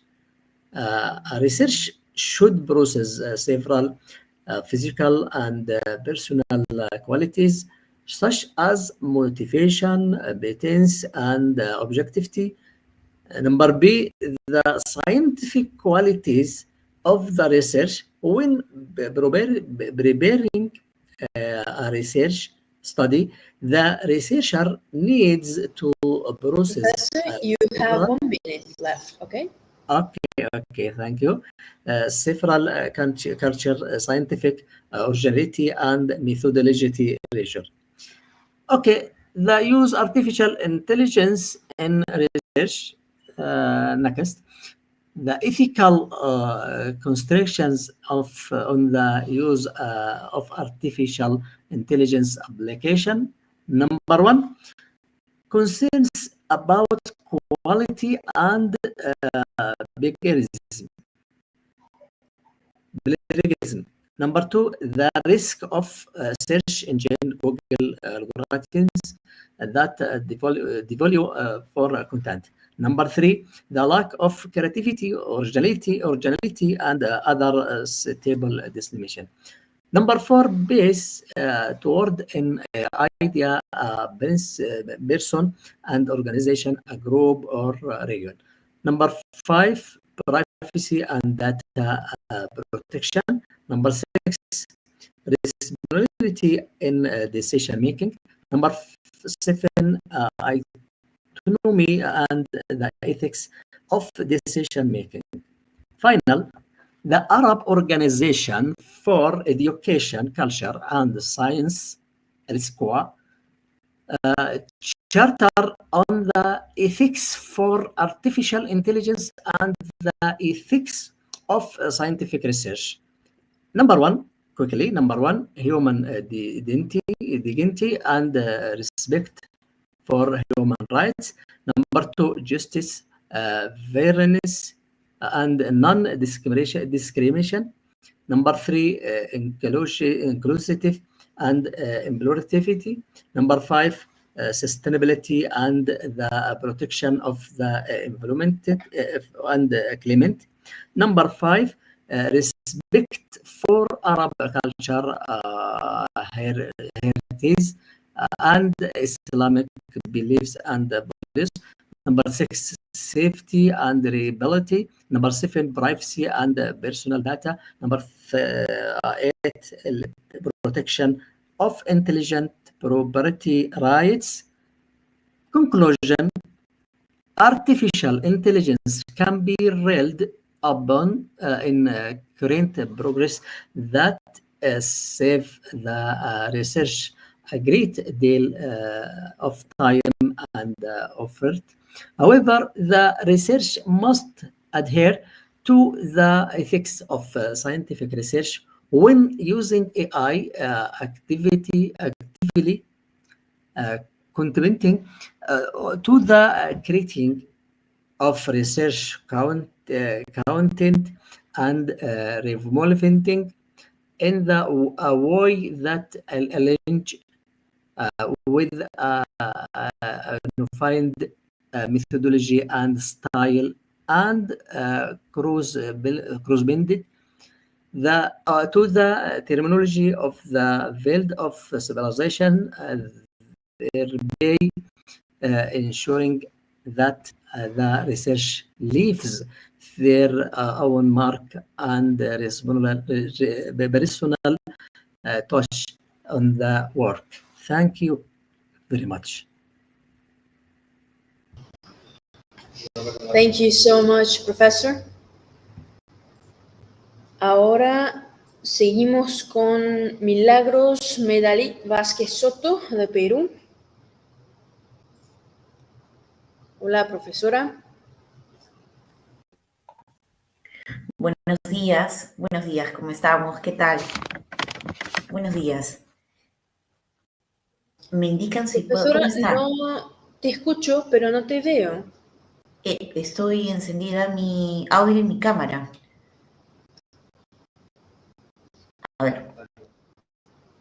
A ver. ¿Ahora me logran escuchar? Disculpe. Te escucho, pero no te veo. Ahí. Ahora, ya, perfecto. Hola. ¿Cómo está? ¿Qué tal? Buen día. Bien. Profesora, voy a hacer una pequeña presentación y hablar sobre tu tema y ahí arrancamos, ¿vale? Muy amable, gracias. Gracias. Bueno, entonces tenemos acá Milagros Medalí Vázquez Soto, de Perú, abogada senior, defensa penal en la ciudad de Lima.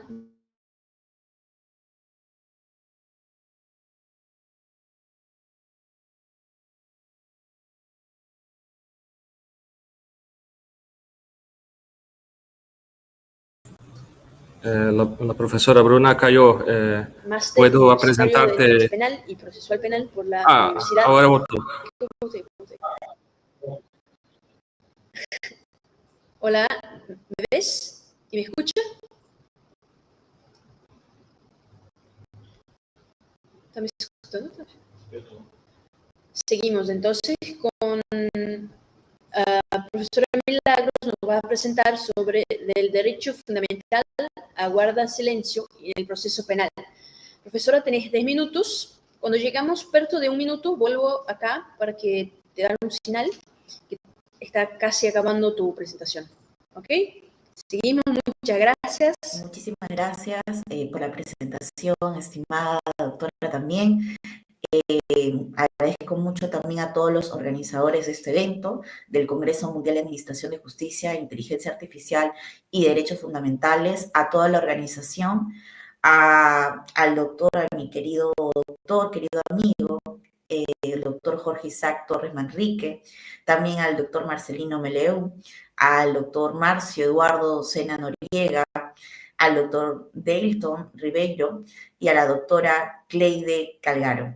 Muchísimas gracias a todos los organizadores por haber tenido la deferencia de poder darme la oportunidad de estar el día de hoy con bastantes docentes, profesionales de diferentes especialidades de la carrera de Derecho y para mí es un honor estar justamente en la misma palestra que ellos.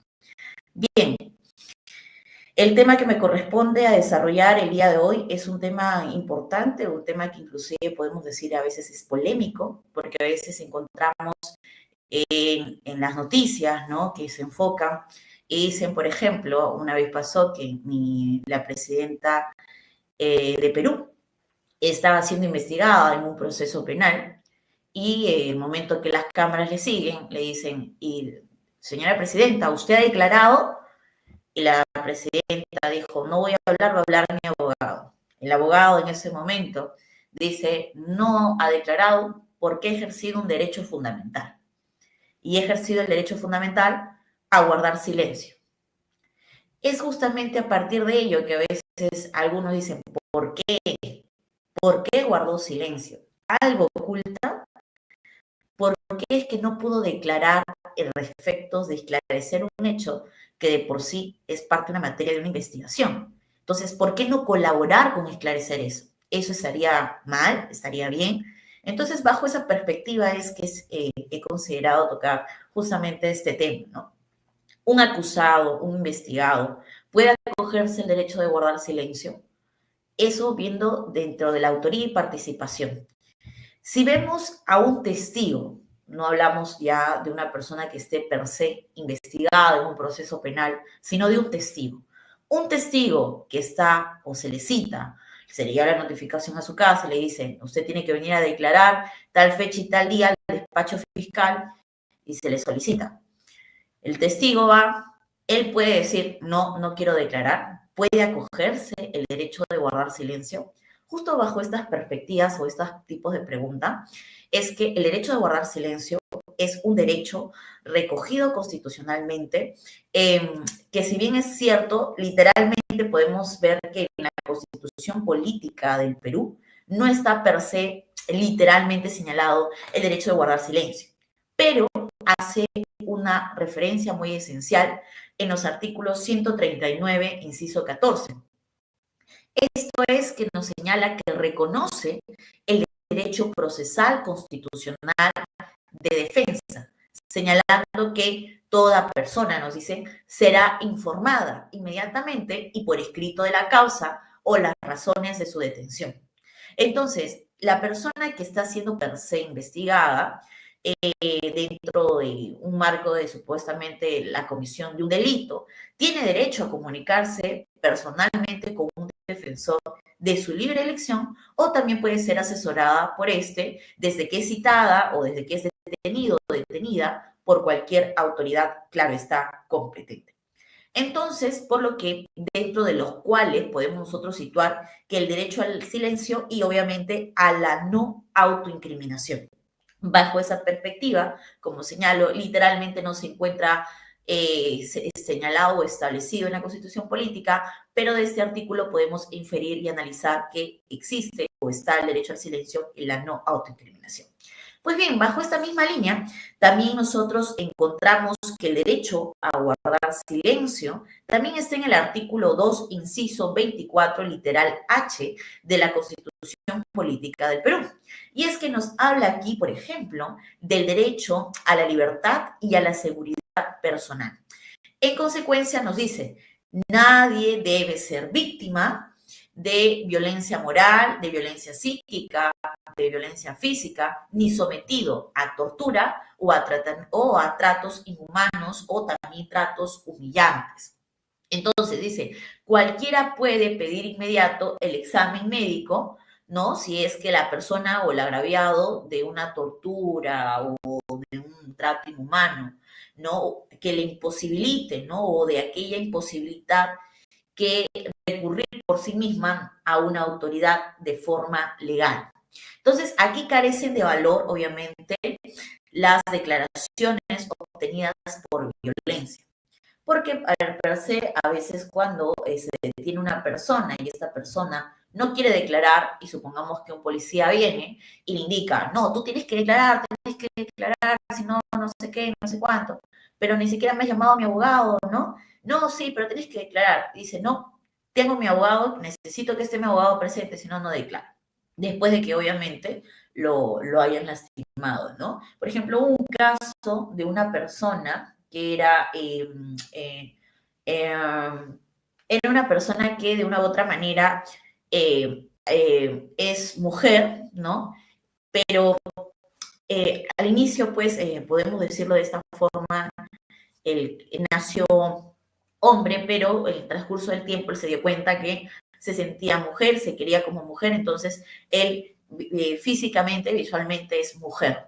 Una vez esta persona estuvo en las calles caminando con un amigo y esta persona simplemente estuvo normal y el policía, el patrullero que estaba pasando, lo vio, no sé qué rabia habrá tenido, lo detiene a esta persona y lo mete al auto, le dice, no, tú has cometido un delito, no sé qué. Y ella dice, no, pero yo no sé qué te he hecho, o sea, ¿por qué me estás diciendo que yo? No, te dije que me des tu DNI, tu documento de identidad, te pedí que me des el documento de identidad, pero te estoy diciendo, mi documento de identidad no lo tengo, le decía, porque en ese momento ella se olvidó, obviamente, portar su documento de identidad. Ahí, entonces, como no tienes tu documento de identidad y no te puedo saber quién eres, te metes, vamos a ir a la comisaría.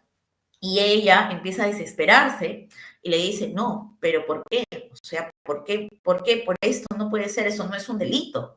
O sea, no es un delito que porque yo no estoy portando mi documento de identidad que me identifique, tú por eso tengas, como eres autoridad, abuses de esa condición o de ese cargo para llevarme y de una u otra manera llevarme a la comisaría.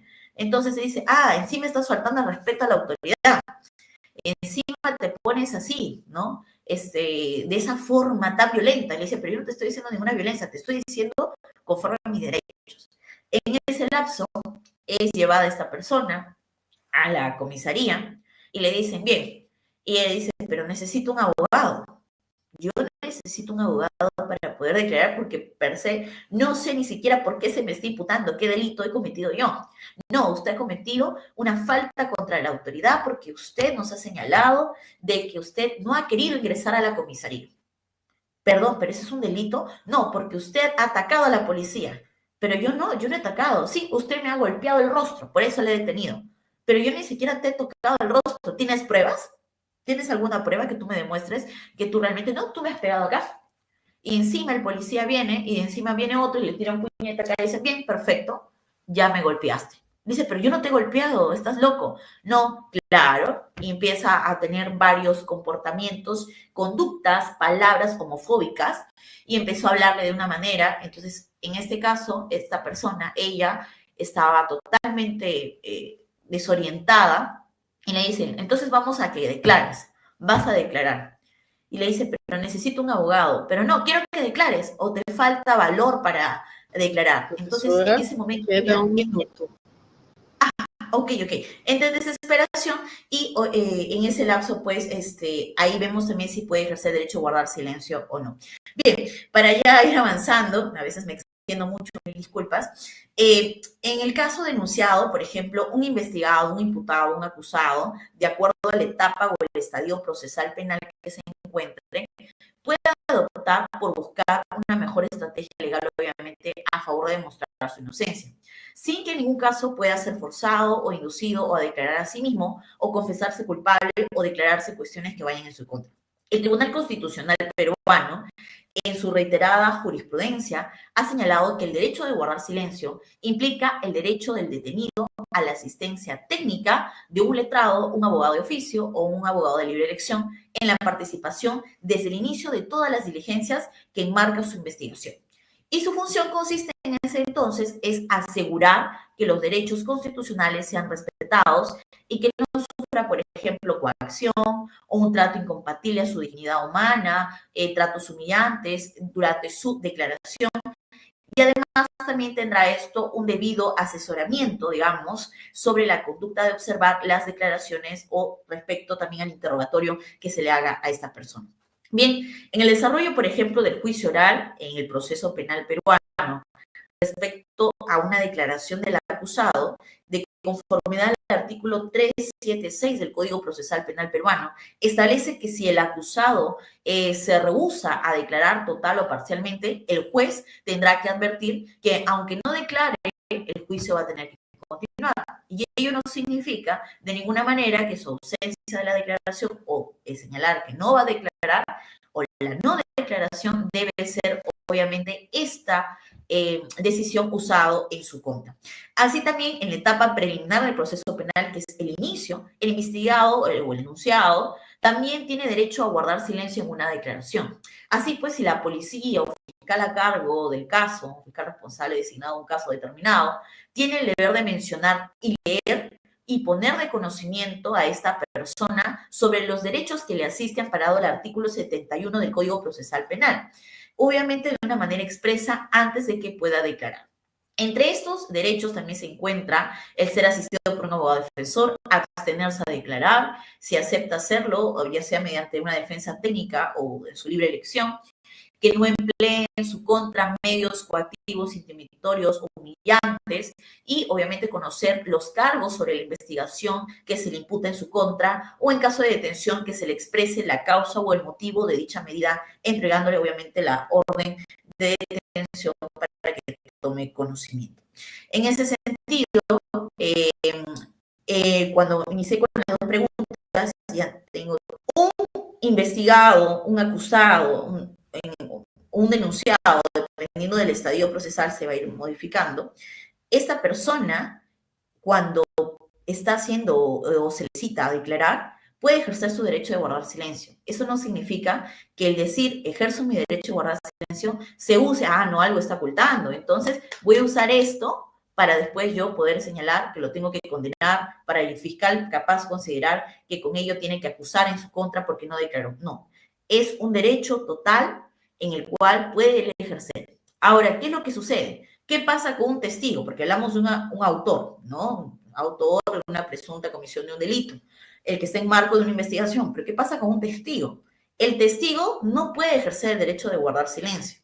Solamente lo hace el investigado, no un testigo.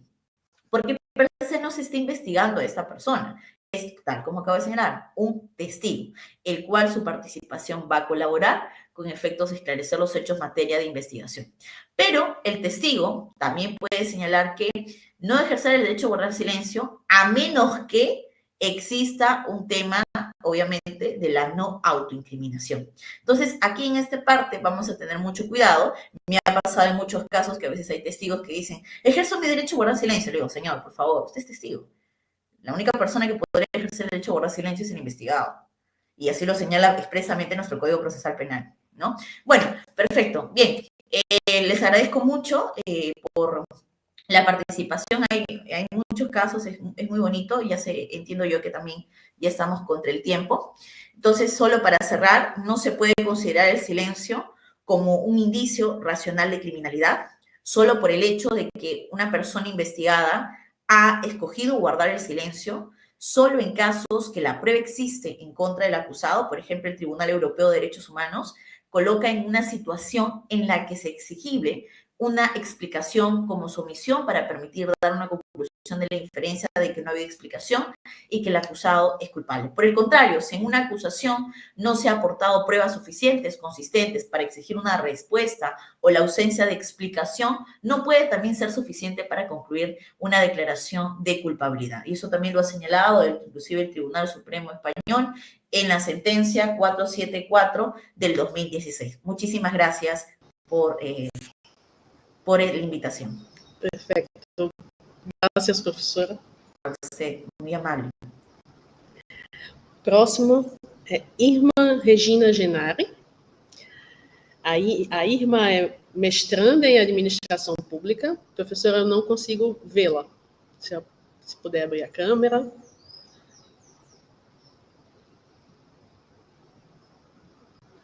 Também não consigo ouvi-la. Agora sim, perfeito. Vou fazer uma pequena apresentação e passo a palavra para a senhora, tá bom? Sim. Então, a Irma Regina Genari, mestranda em administração pública, colunista e palestrante, advogada com ampla experiência em diversas áreas do direito, com ênfase no direito previdenciário, vai apresentar o tema Desafios e Oportunidades da Aplicação da Inteligência Artificial na administração pública. A senhora tem 10 minutos. Quando estiver faltando 1 minuto para terminar, eu aviso, tá bom? Tá bom, muito obrigada. Só saber se o barulho do ventilador está interferindo. Um pouco, mas não atrapalha na sua fala, tá? Só um momento que eu vou desligar e retorno. Tranquilo.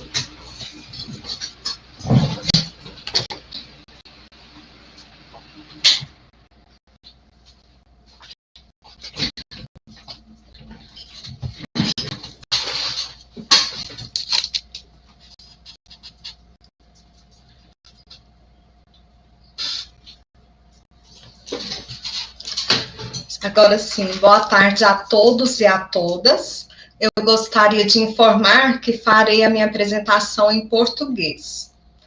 É uma alegria muito grande participar deste Congresso Mundial, Administração de Justiça, Inteligência Artificial e Direitos Fundamentais.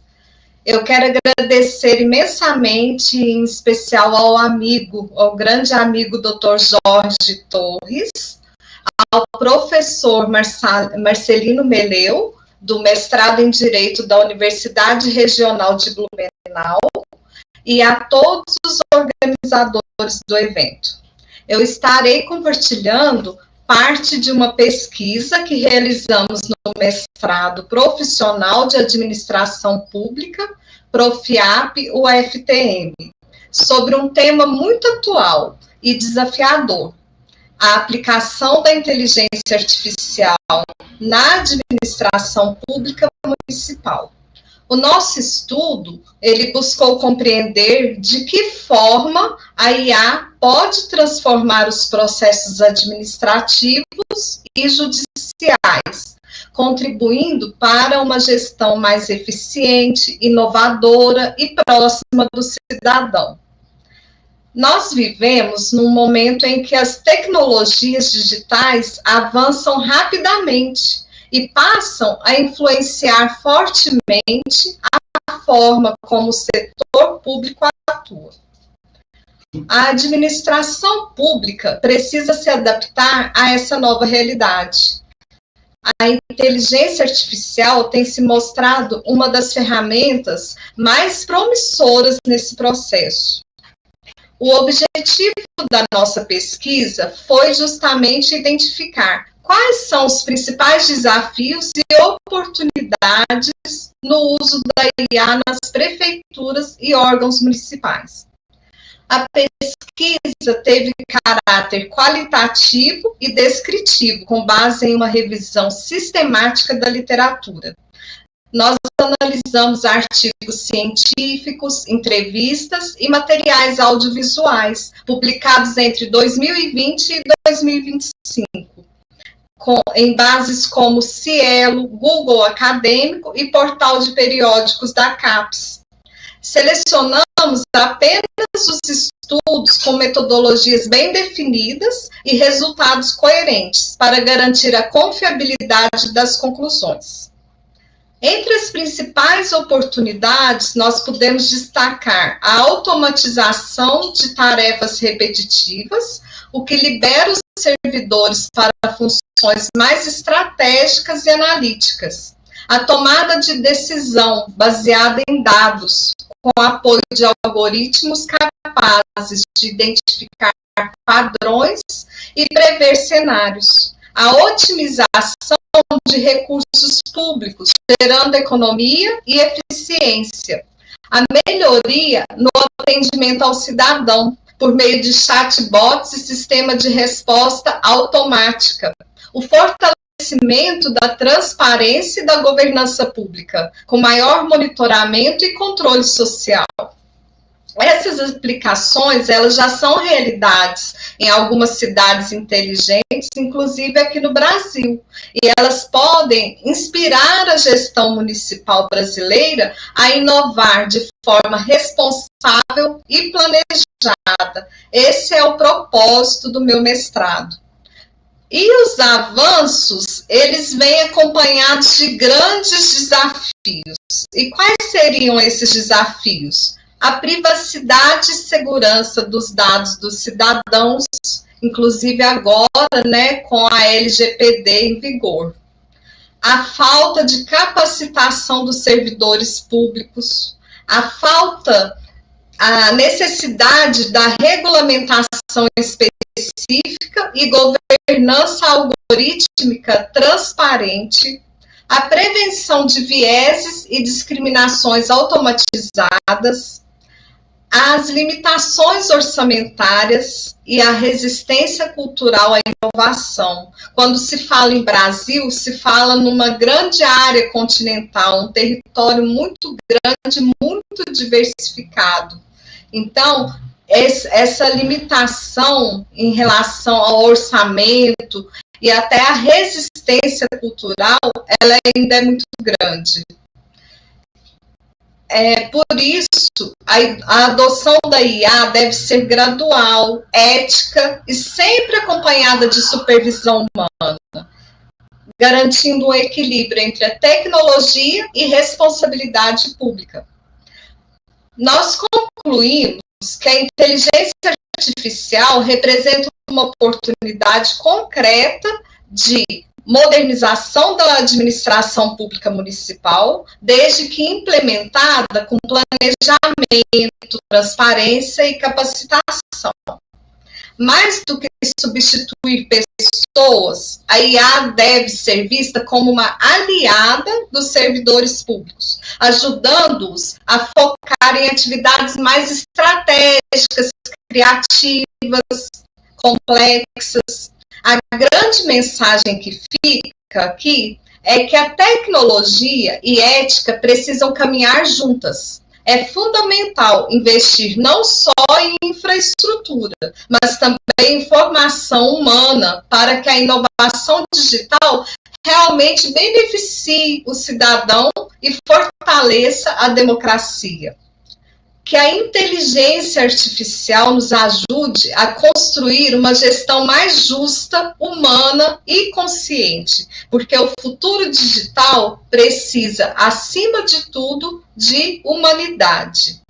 Eu agradeço a atenção de todos e todas e espero que essa pesquisa contribua para o debate sobre o futuro da gestão pública. Muito obrigada. Obrigada, professora. Agora, a Maria Fernanda Pereira Lima.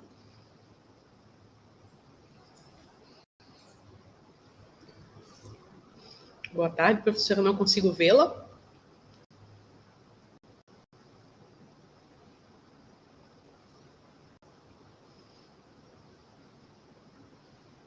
Nem escutá-la também. Professora, nos escuta?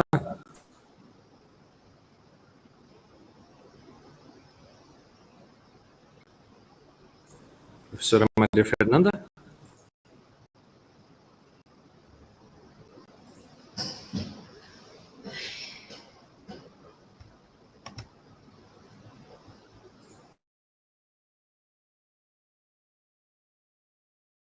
A gente volta a chamar a senhora posteriormente.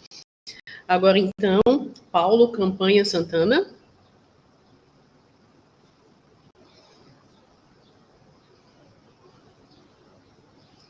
Não consigo vê-lo nem escutar, professor. O senhor nos escuta? Sim, professor Paulo.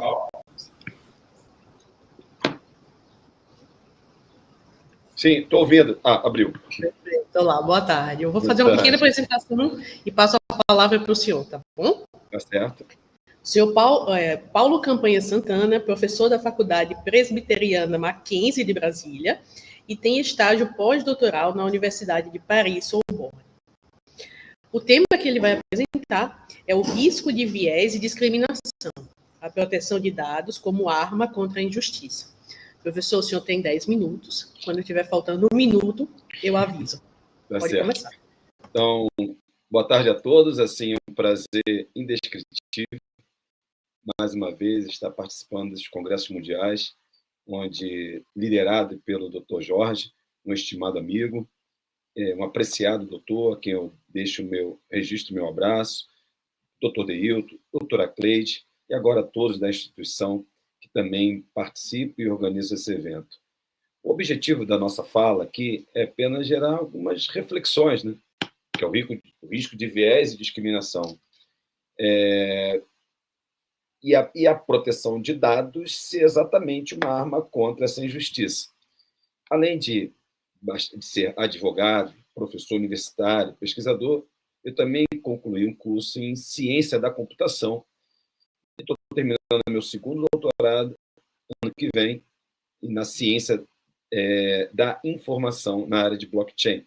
E um dos temas que eu venho pesquisando é exatamente a proteção de dados.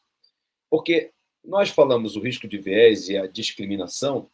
Uma vez eu até escrevi um artigo sobre discriminação algorítmica e até alguns estrangeiros criticaram, porque, na verdade, não é o algoritmo que faz a discriminação.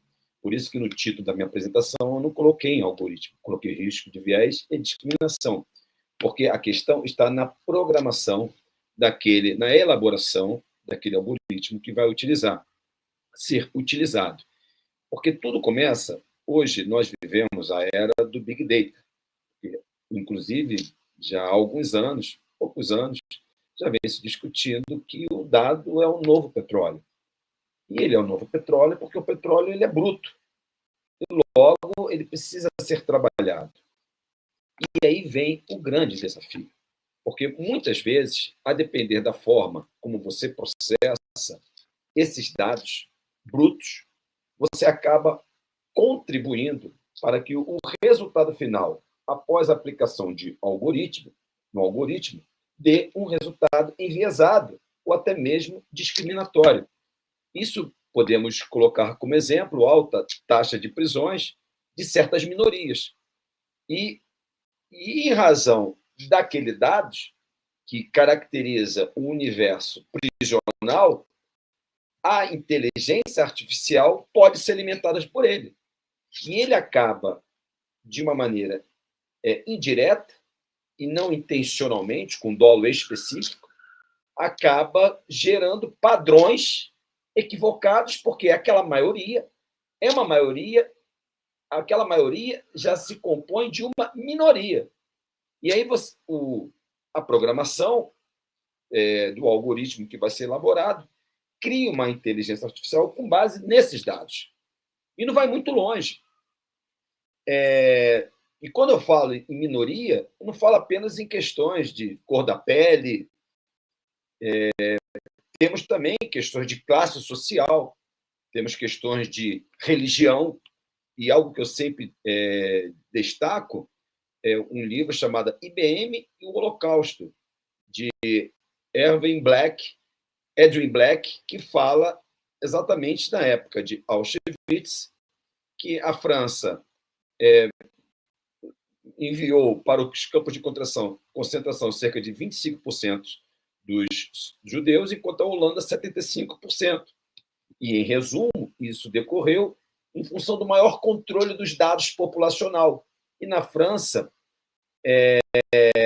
houve um movimento de resistência que esse controle desse dado sensível, que é a religião, não era tão efetivo na França. Consequência, a despeito de 25% ser um número muito grande, não se comparou à Holanda, que foi 75%.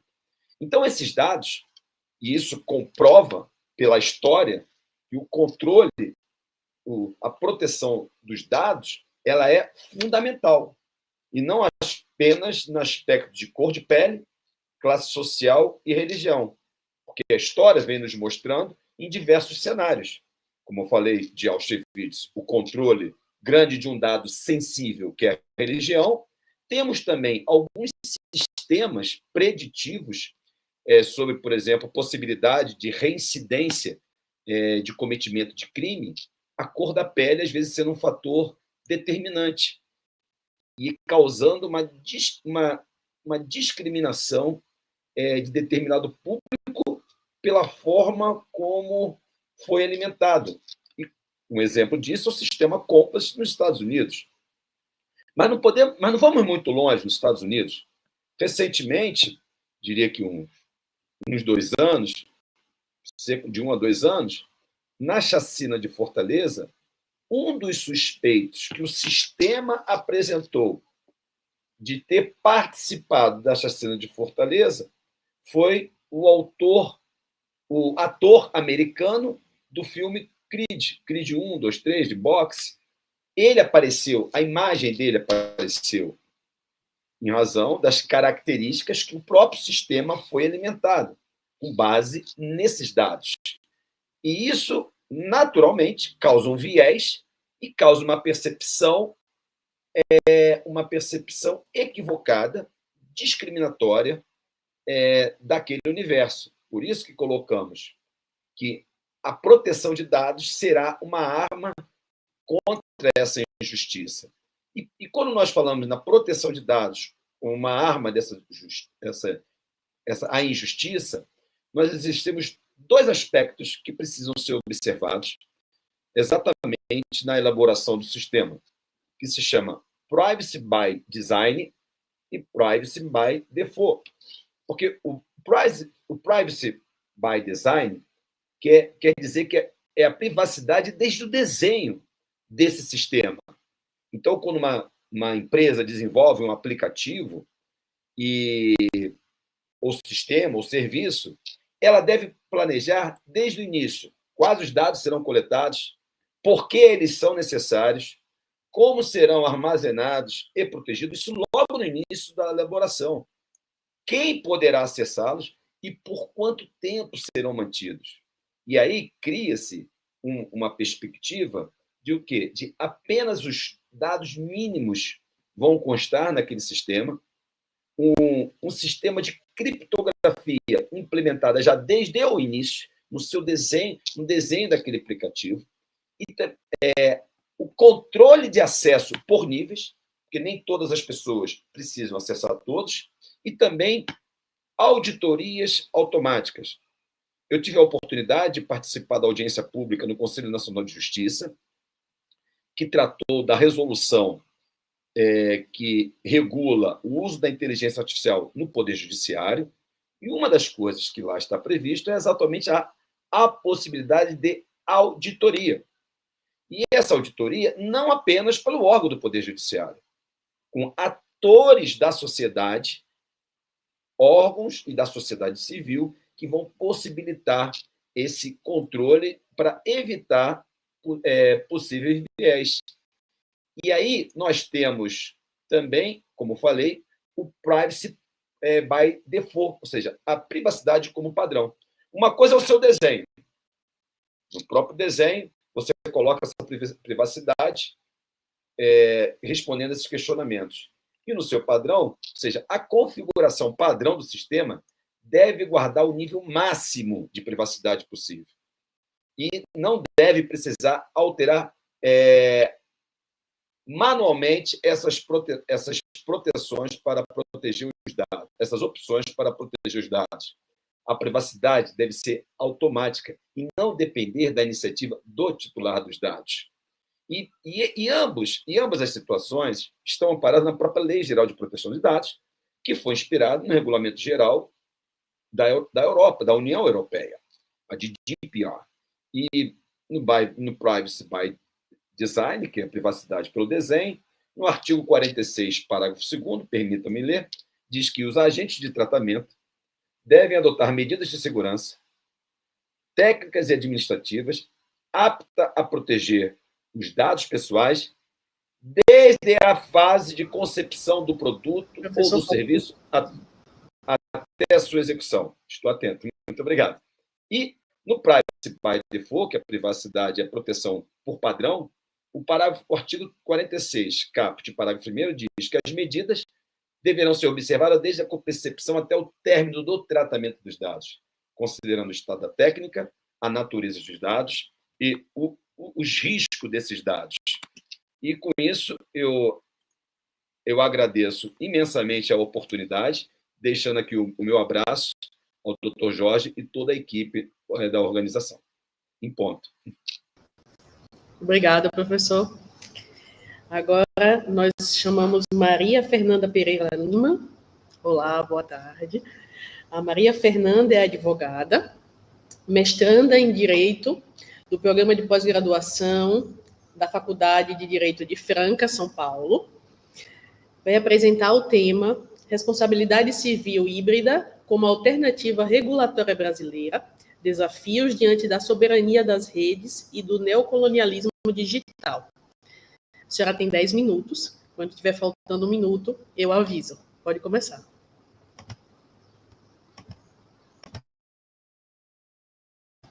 Professora? Acho que caiu.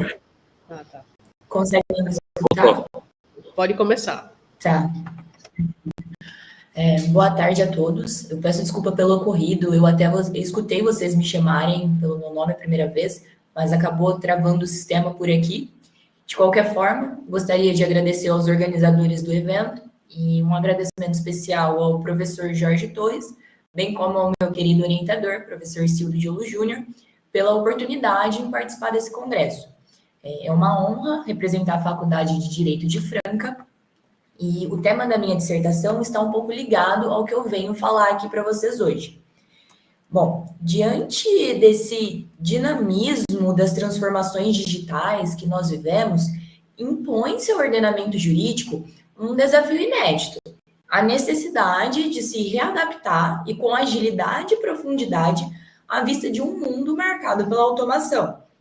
Então, nesse contexto, a responsabilidade civil, que é um dos pilares do direito civil, revela-se insuficiente quando aplicada de forma estrita aos parâmetros clássicos. A lógica binária de conduta, dano, nexo de causalidade e culpa, embora ainda válida, não contempla adequadamente as complexidades envolvidas nas operações de sistemas inteligentes que atuam de forma autônoma e probabilística. Eu vejo que a ausência de um marco regulatório específico para a inteligência artificial aqui no Brasil compromete não apenas a nossa segurança jurídica, mas também a proteção dos direitos fundamentais do cidadão. Assim, a construção de um regime de responsabilidade civil adaptado às características da tecnologia é condição essencial para garantir a efetividade do direito e a preservação da soberania nacional frente aos desafios da globalização informacional. No Brasil, a efetividade do direito na aplicação da responsabilidade digital enfrenta desafios complexos, especialmente no que tange à jurisdição e territorialidade em plataformas transnacionais. Hoje, nós temos o fenômeno que se conhece como neocolonialismo digital, que é uma extensão do conceito tradicional de neocolonialismo. Ele se refere à exploração econômica e cultural das nações mais fracas por nações mais fortes, sem a necessidade de um controle político direto. E esse conceito, ele descreve a perpetuação de relações de dependência e dominação entre países desenvolvidos, que são os detentores da tecnologia e da infraestrutura digital, e países em desenvolvimento, que se tornaram meros consumidores e provedores de dados, sem autonomia para definir os seus próprios rumos tecnológicos. E uma das formas de manifestação desse fenômeno é por meio da imposição de padrões e normas. Então, normas técnicas e regulatórias que governam o cyberespaço são frequentemente definidas por organismos internacionais dominados por países desenvolvidos, que tendem a refletir o seu próprio interesse e o seu próprio valor, e marginalizando as perspectivas e necessidades de países em desenvolvimento. E aí é diante do cenário do neocolonialismo digital que se busca pela soberania, que a busca pela soberania tecnológica torna um imperativo para o Brasil.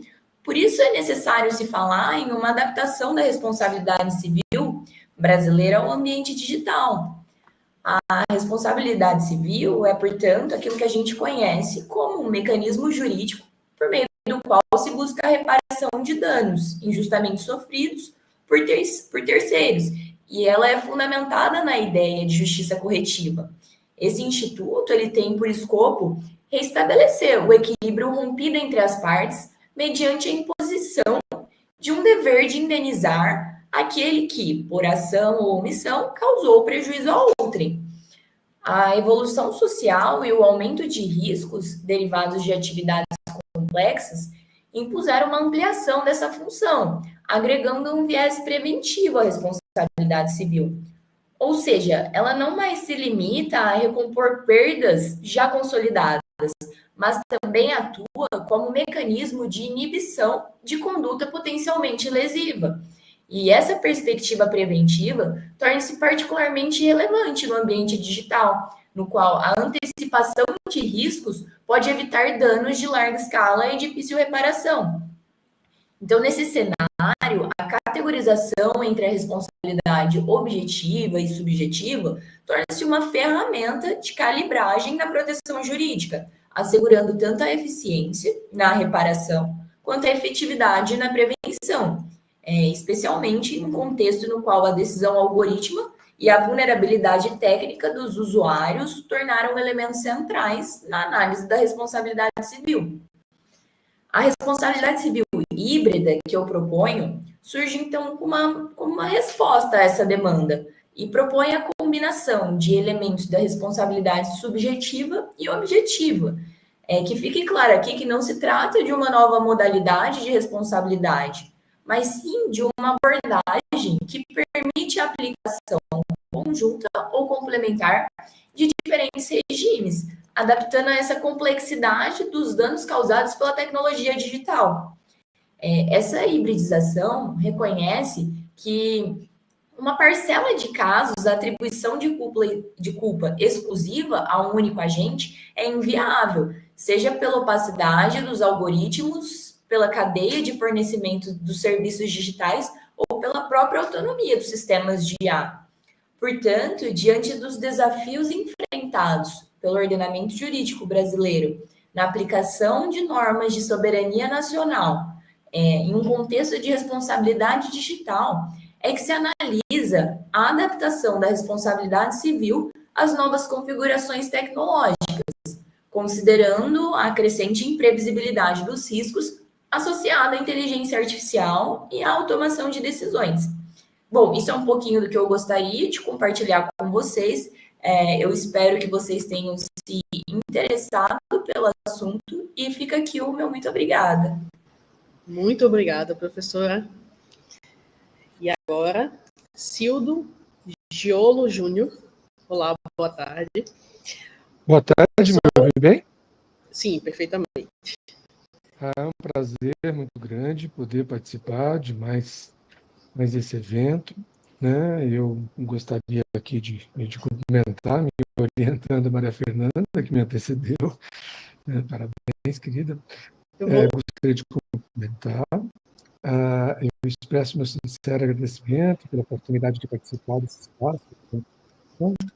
Cumprimento toda a organização, a pessoa do professor Eu vou só apresentar o senhor rapidamente, e aí eu te passo a palavra. Perdão. Pode ser? Não, só para ficar o registro, tá bom? O professor Cildo, doutor em Direito e Ciências Sociais na Argentina, doutor em Direito no Brasil, pós-doutorado em Direitos Humanos em Portugal, é professor da Universidade do Estado de Minas Gerais, da Faculdade de Direito de Franca. Vai apresentar o tema do acesso ao conhecimento à proteção de direitos fundamentais, a confluência entre Open Science, inclusão digital e justiça. O senhor tem 10 minutos para o professor, quando estiver faltando um minuto, eu aviso, tá bom? Desculpe pela ansiedade que ainda tenho. Acho que um dia que não tiver mais, eu vou deixar. Aqui, sobre esse trabalho, eu registro com reconhecimento o trabalho das minhas assistentes de pesquisa, Rafaela Cândido Vinhas, Maria Fernanda Catuta Pécora Gomes de Oliveira, que me ajudam nessa busca. É uma honra compartilhar, né, parte da nossa investigação. Esse trabalho é resultado de uma atuação conjunta de 3 grupos de estudos, né, 2 grupos de estudos da Universidade do Estado de Minas Gerais, e o CEND, e o Centro de Estudo de Direito do Devir, e o grupo de pesquisa em Direito, Políticas Públicas e Tecnologia da Faculdade de Direito de Franca, que a Maria Fernanda, que me antecedeu, faz parte. Todos são certificados pelo CNPq. O tema: o século XXI testemunha uma nova fronteira entre acesso ao conhecimento e proteção dos direitos fundamentais. A ciência aberta, a inclusão digital, nesse ínterim, emergem como pilares indispensáveis para uma justiça verdadeiramente democrática e participativa. No entanto, o avanço tecnológico e a explosão do acesso informacional traz também dilemas éticos e também jurídicos, por que não? Como garantir a livre circulação do saber sem comprometer a privacidade, a segurança e dignidade das pessoas, sobretudo. A resposta passa pela construção de uma governança digital orientada por valores de transparência, de solidariedade e de justiça social. A abertura do conhecimento é um ato de justiça, saliento. E regular os dados é essencial à dignidade humana no espaço digital. Como problema e hipótese do trabalho que nós estamos desenvolvendo, nós partimos da hipótese que o equilíbrio entre o acesso aberto ao conhecimento e a proteção dos dados pessoais é uma condição essencial para a efetivação dos direitos fundamentais na era digital. E como pergunta, né, como o Open Science pode contribuir para a inclusão digital, para o fortalecimento da cidadania, sem fragilizar a proteção dos direitos fundamentais, como a privacidade, a liberdade e até os direitos autorais. Mas então temos que salientar que democratizar o saber, sem proteger o indivíduo, abre portas para novas formas de exclusão. Como marco teórico, né, nós partimos de alguns autores, como Shoshana Zuboff, Luciano Floridi, Antoinette Ravois, Mireille Hildebrand e Virginia Banks. Esses pensadores alertam para que o controle informacional e os algoritmos que moldam exercícios acabam moldando exercícios de direito, eles acabam criando risco ao colonialismo de dados. E a Open Science, quando aliada à inclusão digital, oferece um caminho de resistência e de reconstrução democrática, convertendo o conhecimento em ferramenta de empoderamento, acredito, não de vigilância. Como metodologia, né, pesquisador adota uma abordagem qualitativa, interdisciplinar, né, com análise documental, comparativa, e também teórico-crítica, com certeza. Utilizamos, então, regulamentos de proteção de dados da Europa, do Brasil, a lei de cibersegurança chinesa e os marcos normativos da Índia, África do Sul, e de alguns países do BRICS, visto que essa pesquisa acaba se dissociando a questão econômica que o BRICS pode gerar como papel de multiplicação. Busca-se compreender de que modo os diferentes modelos regulatórios equilibram liberdade científica, acesso à informação e proteção dos direitos fundamentais. Porque a justiça social nasce quando conhecimento e privacidade caminham juntos. Resultados parciais. Né? Nós chegamos a alguns apontamentos que países como o Brasil e outros membros da União Europeia vêm avançando ao se institucionalizar políticas de acesso aberto. Contudo, a assimetria digital e a falta de infraestrutura tecnológica ainda excluem populações periféricas. A ausência de políticas de proteção adequadas podem converter a inclusão digital em vulnerabilidade, que é um perigo muito grande. A cooperação internacional é indispensável para garantir uma equidade digital e proteção de direitos humanos. A exclusão digital ainda é uma forma de desigualdade estrutural. Temos algumas conclusões, né, que a justiça, como por exemplo, a justiça contemporânea passa pelo acesso ao conhecimento, sem a inclusão, ciência aberta, os direitos fundamentais permanecem restritos a poucos, pelo menos os direitos fundamentais digitais. Por outro lado, sem regulação ética e proteção de dados, a ciência aberta pode tornar-se instrumento de dominação. É uma preocupação. O desafio é construir uma confluência equilibrada entre a liberdade científica, a segurança informacional e a justiça social, consolidando assim uma cidadania digital, inclusive global. Acesso ao saber de dados, nós também concluímos, são os dois lados de uma mesma moeda. Né? A moeda, podemos chamar da dignidade da pessoa humana. A Open Science, nós temos propostas futuras, mas devido ao tempo, eu prefiro não informar, mas segue meu e-mail para que possamos trocar informações.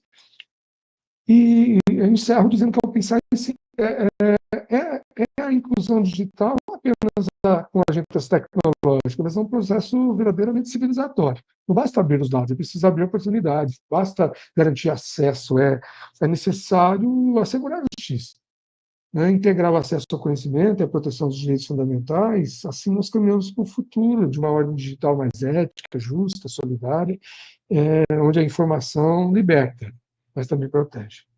É isso, eu devolvo a palavra, agradeço pela oportunidade, fiquem com o melhor abraço. Excelente, professor, muito obrigada. Próxima, a Maria Rafaela Junqueira Bruno Rodrigues.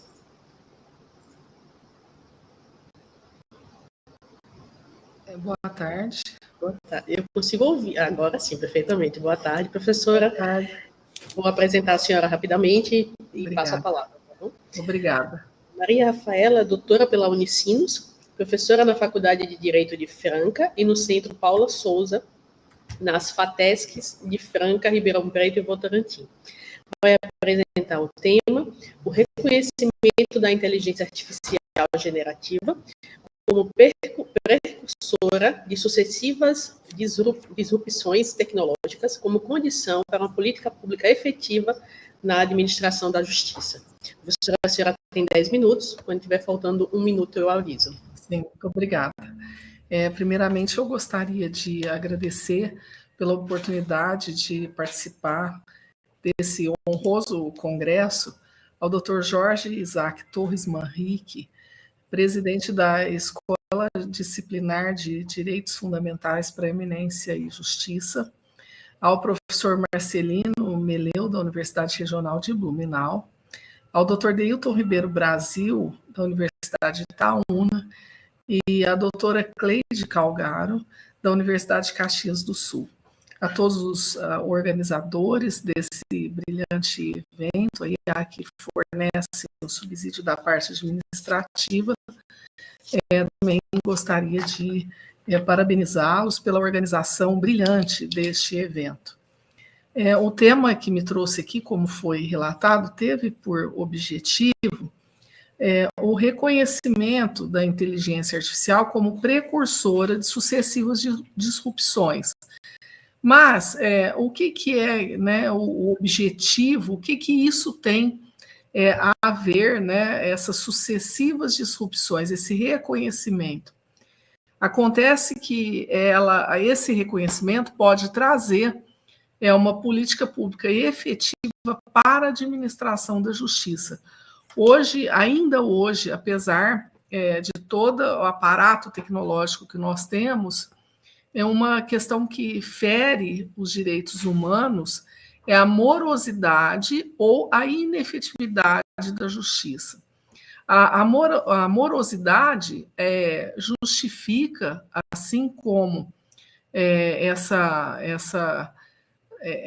questão de não se tornar efetivo a reparação danosa do evento causado que feriu o direito de outrem, eles trazem uma insegurança jurídica muito grande, um descrédito à própria justiça e, portanto, ela fere os direitos humanos, uma vez que é um direito de todo cidadão não só ter acesso à justiça, mas também ver o seu direito resguardado, tutelado pela legislação que ampara esse direito.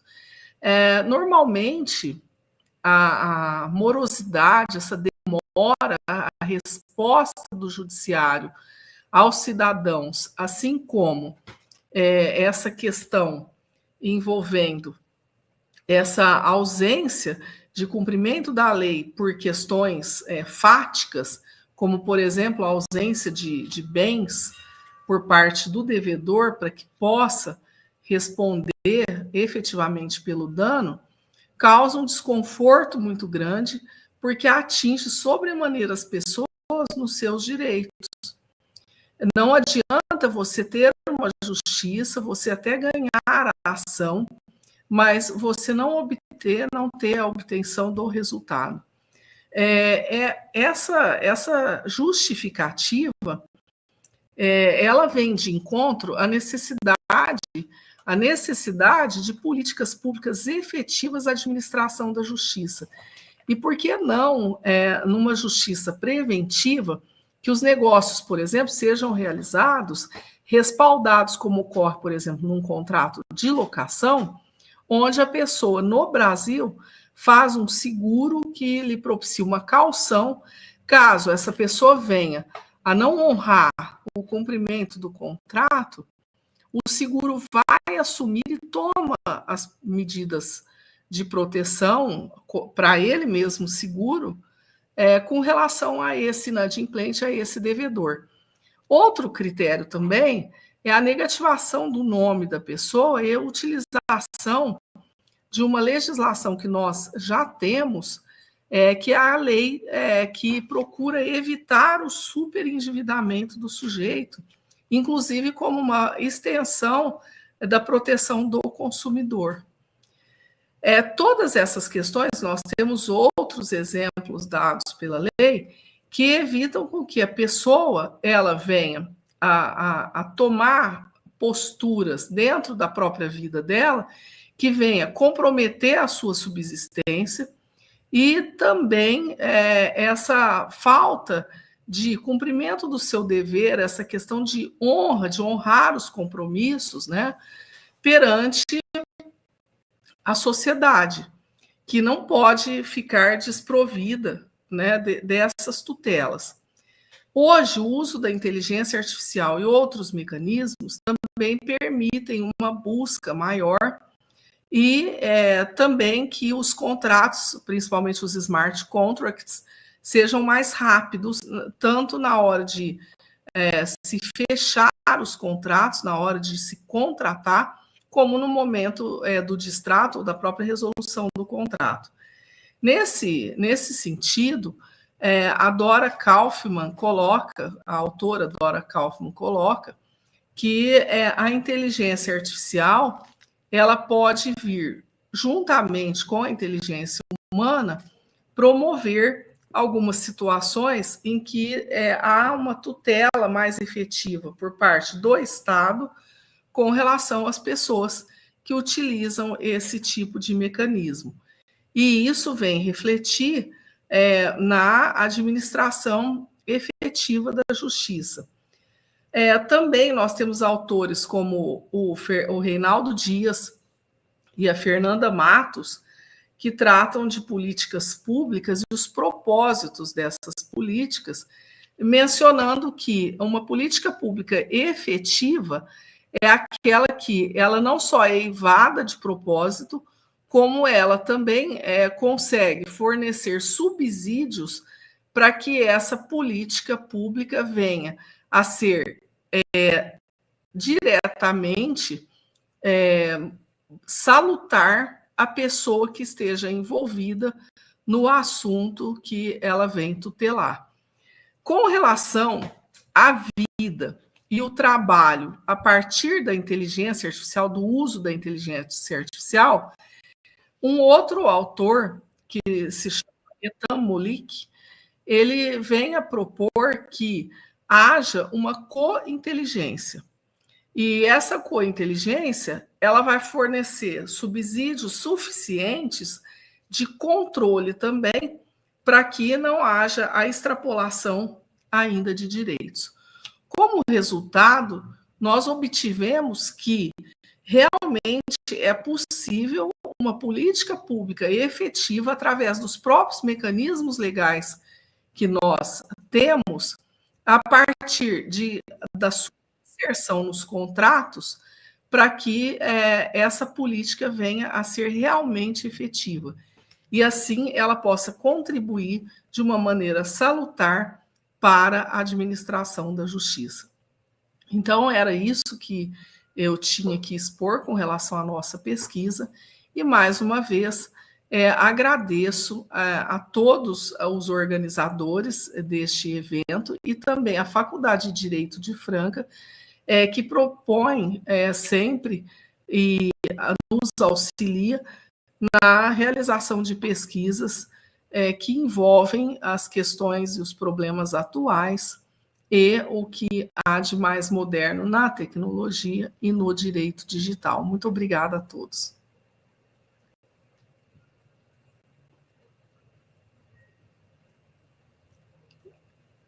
O seu microfone não sai som.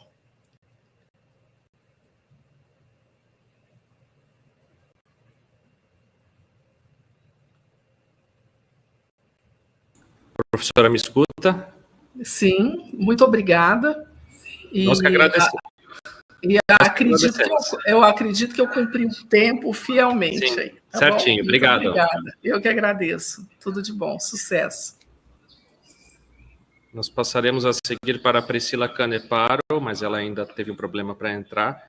E eu aviso a Rafaela Cândido, se você estiver me ouvindo, que o seu microfone e sua câmera não estão habilitados, eu não consigo te chamar para o palco, então eu preciso que você saia da sala, habilite a câmera ou o microfone preferencialmente, e entre de novo, por gentileza.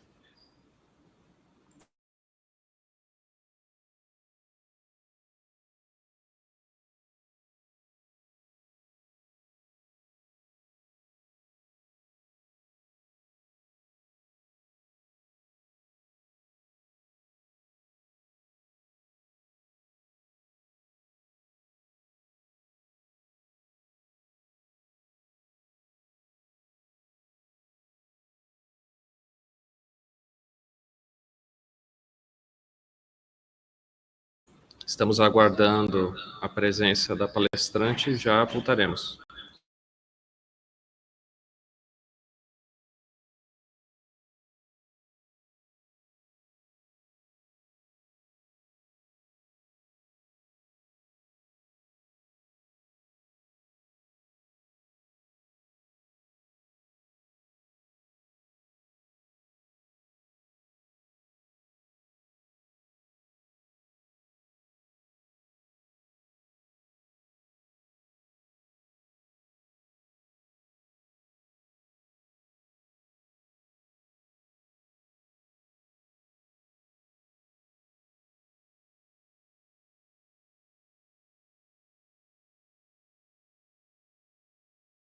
Estamos aguardando a presença da palestrante e já voltaremos.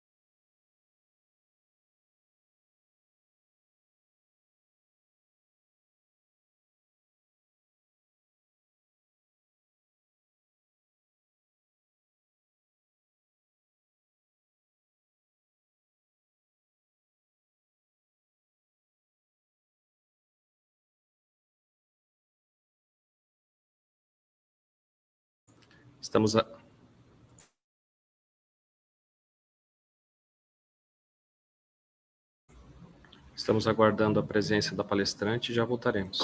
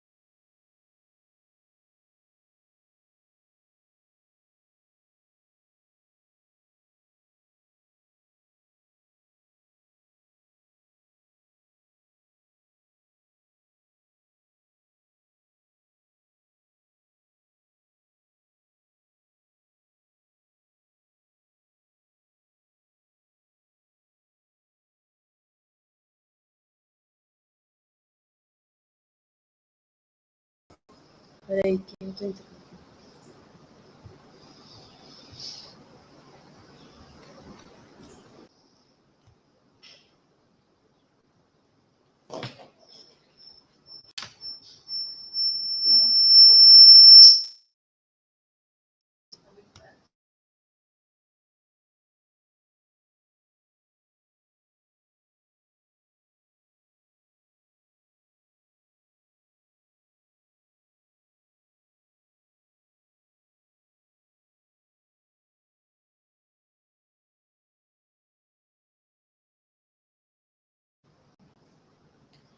Voltamos, então.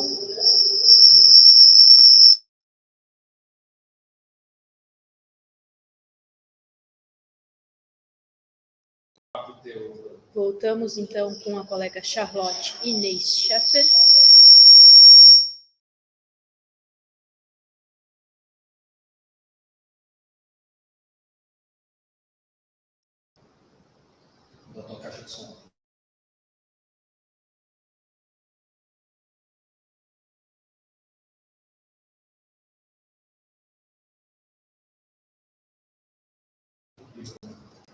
Voltamos com a colega Charlotte, mestranda em Direito Público e Constitucionalismo no PPG-FURB, cursista FAPESP, especialista em Direito Penal e Processo Penal pela Universidade do Paraná, Itajaí, e em Direito Ambiental pelo Centro Universitário Internacional. Atualmente é procuradora na Prefeitura Municipal de Gaspar e membro do Grupo de Pesquisa CNPq, Direitos Humanos, Dignidade e Reconhecimento.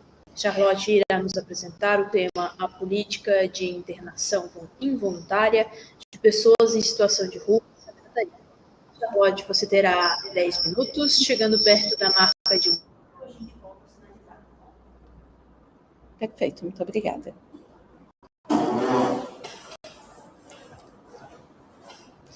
Então, o trabalho que eu vou apresentar hoje é o objeto, então, do Grupo de Pesquisa Direitos Humanos, Dignidade e Reconhecimento, vinculado à Universidade Regional de Blumenau e financiado pela FAPESP. A nossa pesquisa, ela parte da análise das normativas municipais que autorizam a internação voluntária de dependentes químicos e pessoas em situação de rua, basicamente. Então, a gente identificou a promulgação de normativas municipais a partir da Lei Federal 13.840, que atualizou a Lei de Drogas e autorizou esse tipo de internação involuntária. E o objetivo principal, então, da nossa pesquisa seria analisar a compatibilidade dessas legislações com as normas de direito constitucional internas e normas internacionais, bem como a ODS 3 da Agenda 2030 da ONU, que visa assegurar uma vida saudável e promover o bem-estar para todos. Nessa fase, então, da nossa pesquisa, já foram identificadas 9 normativas municipais e estamos fazendo, então, a análise dessas normativas com revisão bibliográfica, documental e também com aplicação de questionários, tanto para a população vulnerável em situação de rua, quanto aos gestores municipais. E como análise preliminar dos resultados parciais da pesquisa, já demonstrou que essas normativas municipais, elas apresentam alguns vícios que a tornam incompatíveis com princípios constitucionais, especialmente por não assegurar a efetividade com relação à dignidade da pessoa humana e o direito dessa população. Sobretudo por não ter uma continuidade no acompanhamento quando possibilitada a internação involuntária.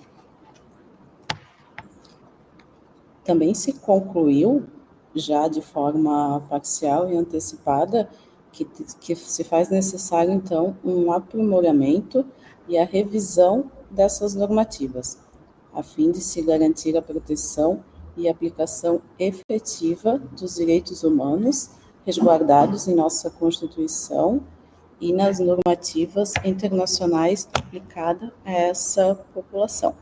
Eu agradeço a atenção de todos.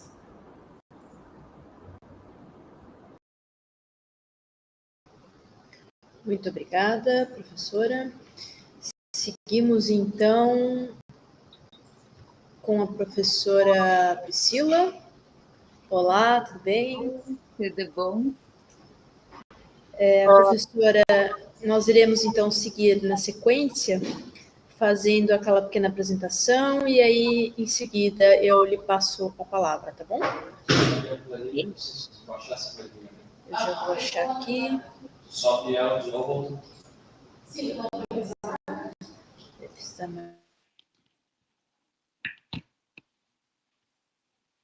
Caneparo, é isso? Isso.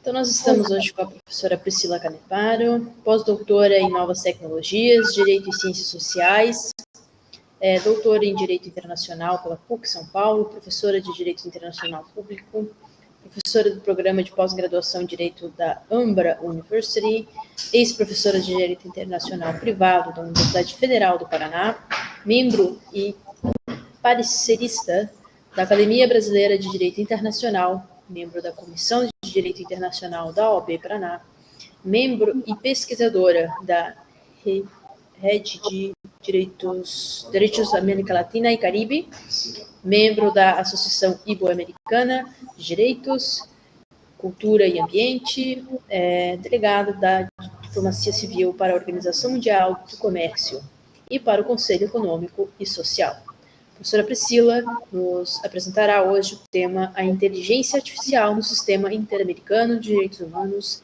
a Compatibilização.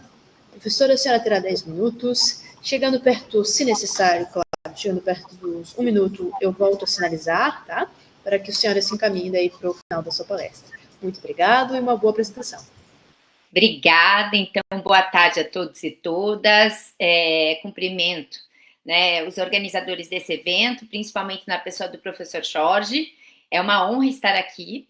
E sem mais delongas, vamos mergulhar um pouquinho nesse tema, que é um tema ainda cheio de lacunas, cheio de gaps no direito internacional e também no direito internacional dos direitos humanos. Então, no primeiro ponto, vamos contextualizar, né? Por que a gente precisa falar de inteligência artificial e direitos humanos e principalmente atrelada ao nosso sistema de proteção, que é o Sistema Interamericano de Proteção dos Direitos Humanos. Eu acho importante destacar que a inteligência artificial, ela já exerce, inegavelmente, um profundo impacto em diversos setores. Então, saúde, educação, segurança pública, administração pública, justiça, vigilância, dentre outros, né? E esse impacto, por consequência, ele toca diretamente os direitos humanos, como, por exemplo, direito à privacidade, direito à igualdade, direito à liberdade de expressão, devido processo legal, não discriminação, dentre tantos outros. Nesse mundo, né, que eu me propus, nesse recorte, né, espacial que eu me propus analisar, então, no sistema interamericano, no mundo interamericano, a gente já vem observando que os países eles têm adotado sistemas automatizados e algoritmos para decisões estatais. Então, por exemplo, em benefícios sociais, segurança pública, como a gente tem inclusive o caso dos Estados Unidos, a previsão de riscos. Isso é inegável que gera um desafio regulatório muito grande dentro dessa perspectiva normativa estatal e também na construção de proteção dos direitos humanos, daqueles direitos que são tocados por essa utilização de inteligência artificial. E daí a pergunta central, ela repousa: como é que o sistema interamericano, né, com a Comissão Interamericana, com a Corte Interamericana, e inclusive com o seu organismo, né, estrutural, que é a Organização dos Estados Americanos, ele pode responder, né, a esses desafios, fortalecendo a proteção dos direitos humanos e ainda consolidando o ambiente de inteligência artificial, né? Então, é essa pergunta que norteia a minha pesquisa e principalmente a minha fala nesse momento. Então, acho que isso é importante para a gente se situar, né? Um panorama geral do sistema interamericano. O sistema interamericano ele tem como base a Organização dos Estados Americanos. A Organização dos Estados Americanos ela surge na década de 40. O sistema interamericano ele vem se consolidar a partir dos anos 60, né, 1959, um pouquinho para frente aí. E aí, obviamente, a OEA ela prevê instrumentos e mecanismos de proteção dos direitos humanos, né? Por exemplo, a Declaração Americana dos Direitos do Homem e do Cidadão, né, que é de 1948, o Pacto de São José da Costa Rica de 1969, o Protocolo de São Salvador de 1988. E 2 órgãos, né, para supervisionar a Comissão Interamericana e a Corte Interamericana, lembrando sempre que o Estado faz parte da Corte da competência, né, jurisdicional da Corte, a competência para julgar Estado, se houver declaração expressa. Então, não é tão fácil assim a Corte, né, efetivamente vir a condenar um Estado, inclusive inteligência artificial. Então, esse arcabouço jurídico, né, normativo do sistema interamericano, é a base para a gente aplicar direitos humanos frente às tecnologias emergentes como a inteligência artificial. Já antecipo para vocês, não há nenhum documento vinculante em relação à inteligência artificial que vá repousar em bases do sistema interamericano. Então, é claro dizer que não houve, talvez, esforços estatais ainda condizentes com essa regulamentação de inteligência artificial e a proteção dos direitos humanos. A gente tem que entender, né, que os estados ainda estão se ambientando para essa inteligência artificial, mas, né, o caminhar da história, ou a corrida da história não permite, da tecnologia não permite com que a gente durma no ponto também, porque, de fato, pode ser que a inteligência artificial seja uma mola compressora dos nossos direitos. E aí, eu vou elencar aqui, né, alguns desafios da inteligência artificial para os direitos humanos, que eu acho importante destacar. Por que existe, né, essa preocupação, esse paradigma em relação à inteligência artificial e direitos humanos? Primeiro, né, existe uma opacidade e uma caixa preta algorítmica. Então, muitos sistemas de inteligência artificial, modelos de aprendizado automático, profundo, redes neurais complexas, eles têm decisões ou classificações que não são transparentes ou explicáveis, o que dificulta o controle e o recurso, né? Então, basicamente, a gente não entende muito bem se o algoritmo ele consegue ser isento, né? Numa perspectiva que a gente precisa da imparcialidade, por exemplo, do juízo. A gente não consegue entender, até a gente consegue, mas a gente não consegue chegar num ponto de isenção do algoritmo. Isso é um problema e pode repercutir em violação de direitos humanos.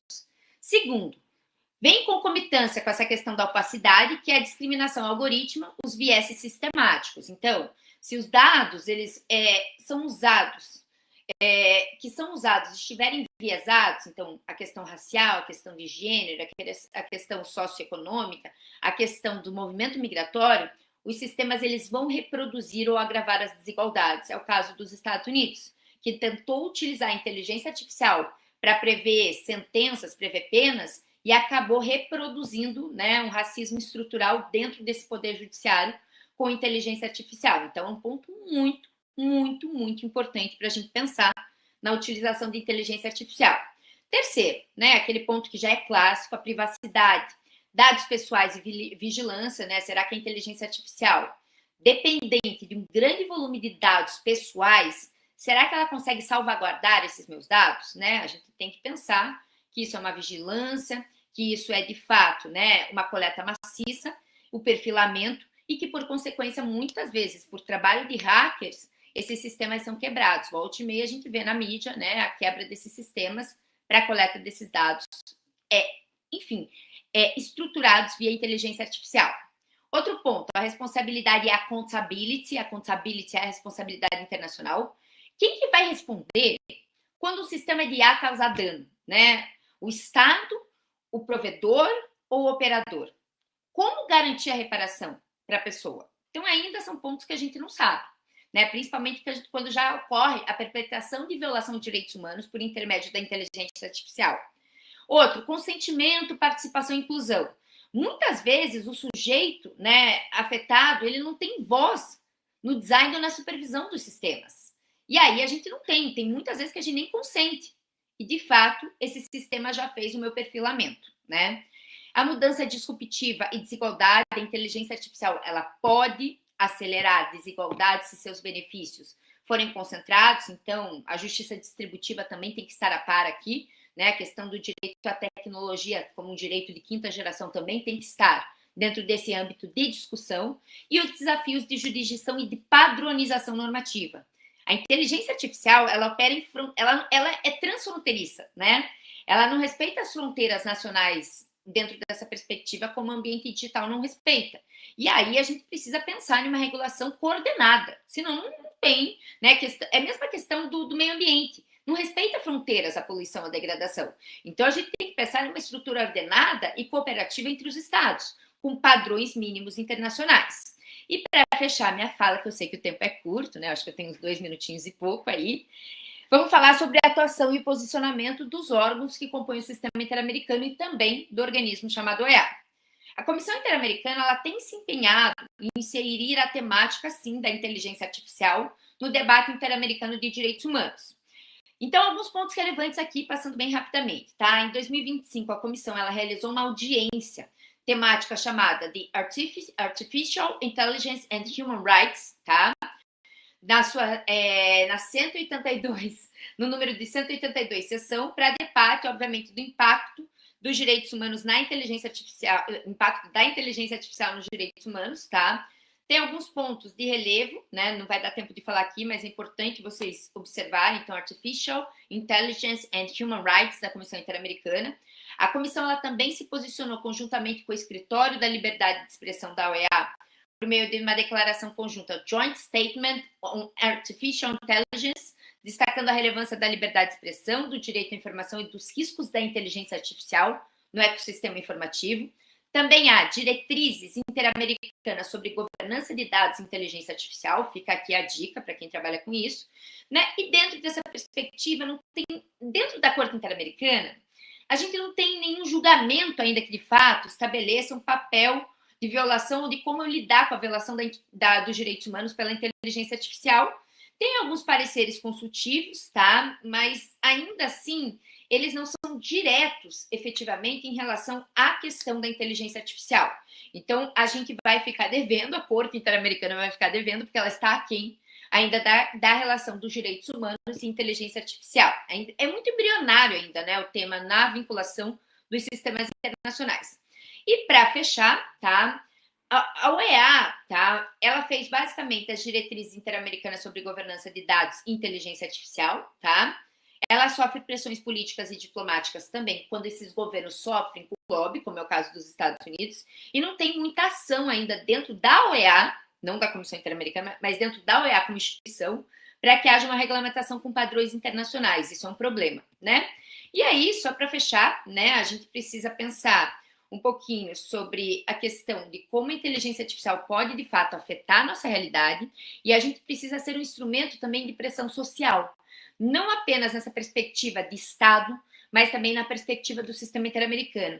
Existem recursos na perspectiva de ferramentas para que nós possamos pressionar principalmente a Comissão Interamericana.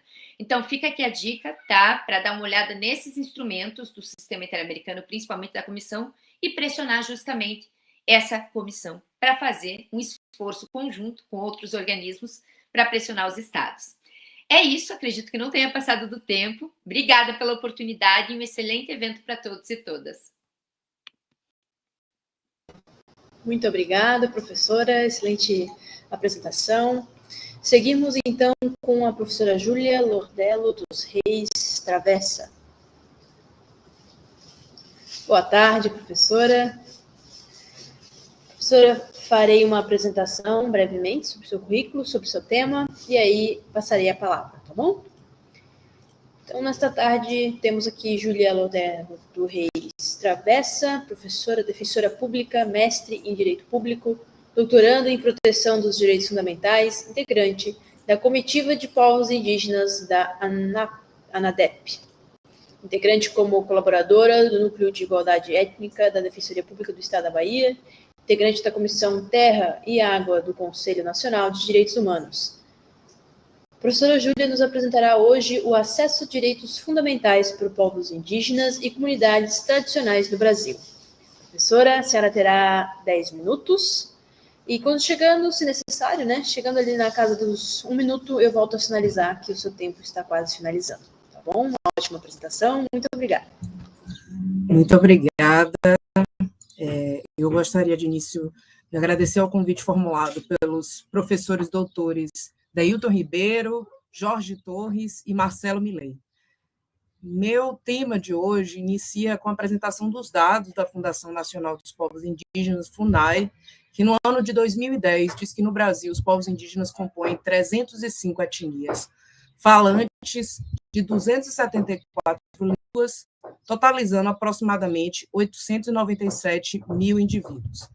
Já no ano de 2024, esse número chegou, segundo o censo do Instituto Brasileiro de Geografia e Estatística, o IBGE, para 1.693.535 pessoas indígenas, cerca de 1% da população nacional do país. Por sua vez, no que diz respeito a comunidades tradicionais, além de povos indígenas, o Brasil possui mais 27 outros tipos de comunidades tradicionais, cujo quantitativo de pessoas não tem um número conhecido adequadamente, o que por si só já revela a invisibilidade histórica dessas populações. Sobre o acesso a direitos fundamentais por povos indígenas e comunidades tradicionais no Brasil, que concerne diretamente a um dos eixos deste seminário, administração de acesso à justiça, é fundamental de início falar que existe grande dificuldade em orientar e conscientizar os órgãos públicos de que as pessoas indígenas e comunidades tradicionais são alvo, sim, das políticas públicas fornecidas aos demais indivíduos, não cabendo apenas aos órgãos federais. Quanto ao acesso ao direito à terra, considerando a ligação espiritual e cultural que indígenas e povos tradicionais possuem com a mesma, apesar do destacado papel que possuem na preservação da cobertura vegetal no mundo, tem aumentado no Brasil, apesar de que as citadas áreas indígenas, as invasões e ameaças a terras indígenas, muitas vezes com características violentas. Conforme dados do Conselho Indigenista Missionário, o CIMI, em 2016 foram 59 casos de invasão, exploração ilegal de recursos naturais e danos diversos às terras indígenas. Já em 2017, esse número saltou para 96 casos, e em 2018 foram 109 casos, o que demonstra um aumento de 62% só entre 2016 e 2017. O Estado brasileiro, entretanto, através do Judiciário, não parece conseguir conferir segurança jurídica protetiva, mesmo com os artigos 231 e 232 da Constituição Federal de 1988 garantirem o direito de acesso à terra aos povos indígenas e comunidades tradicionais, o que não é novidade, pois já apresentava tal dispositivo, tal proteção nas constituições anteriores.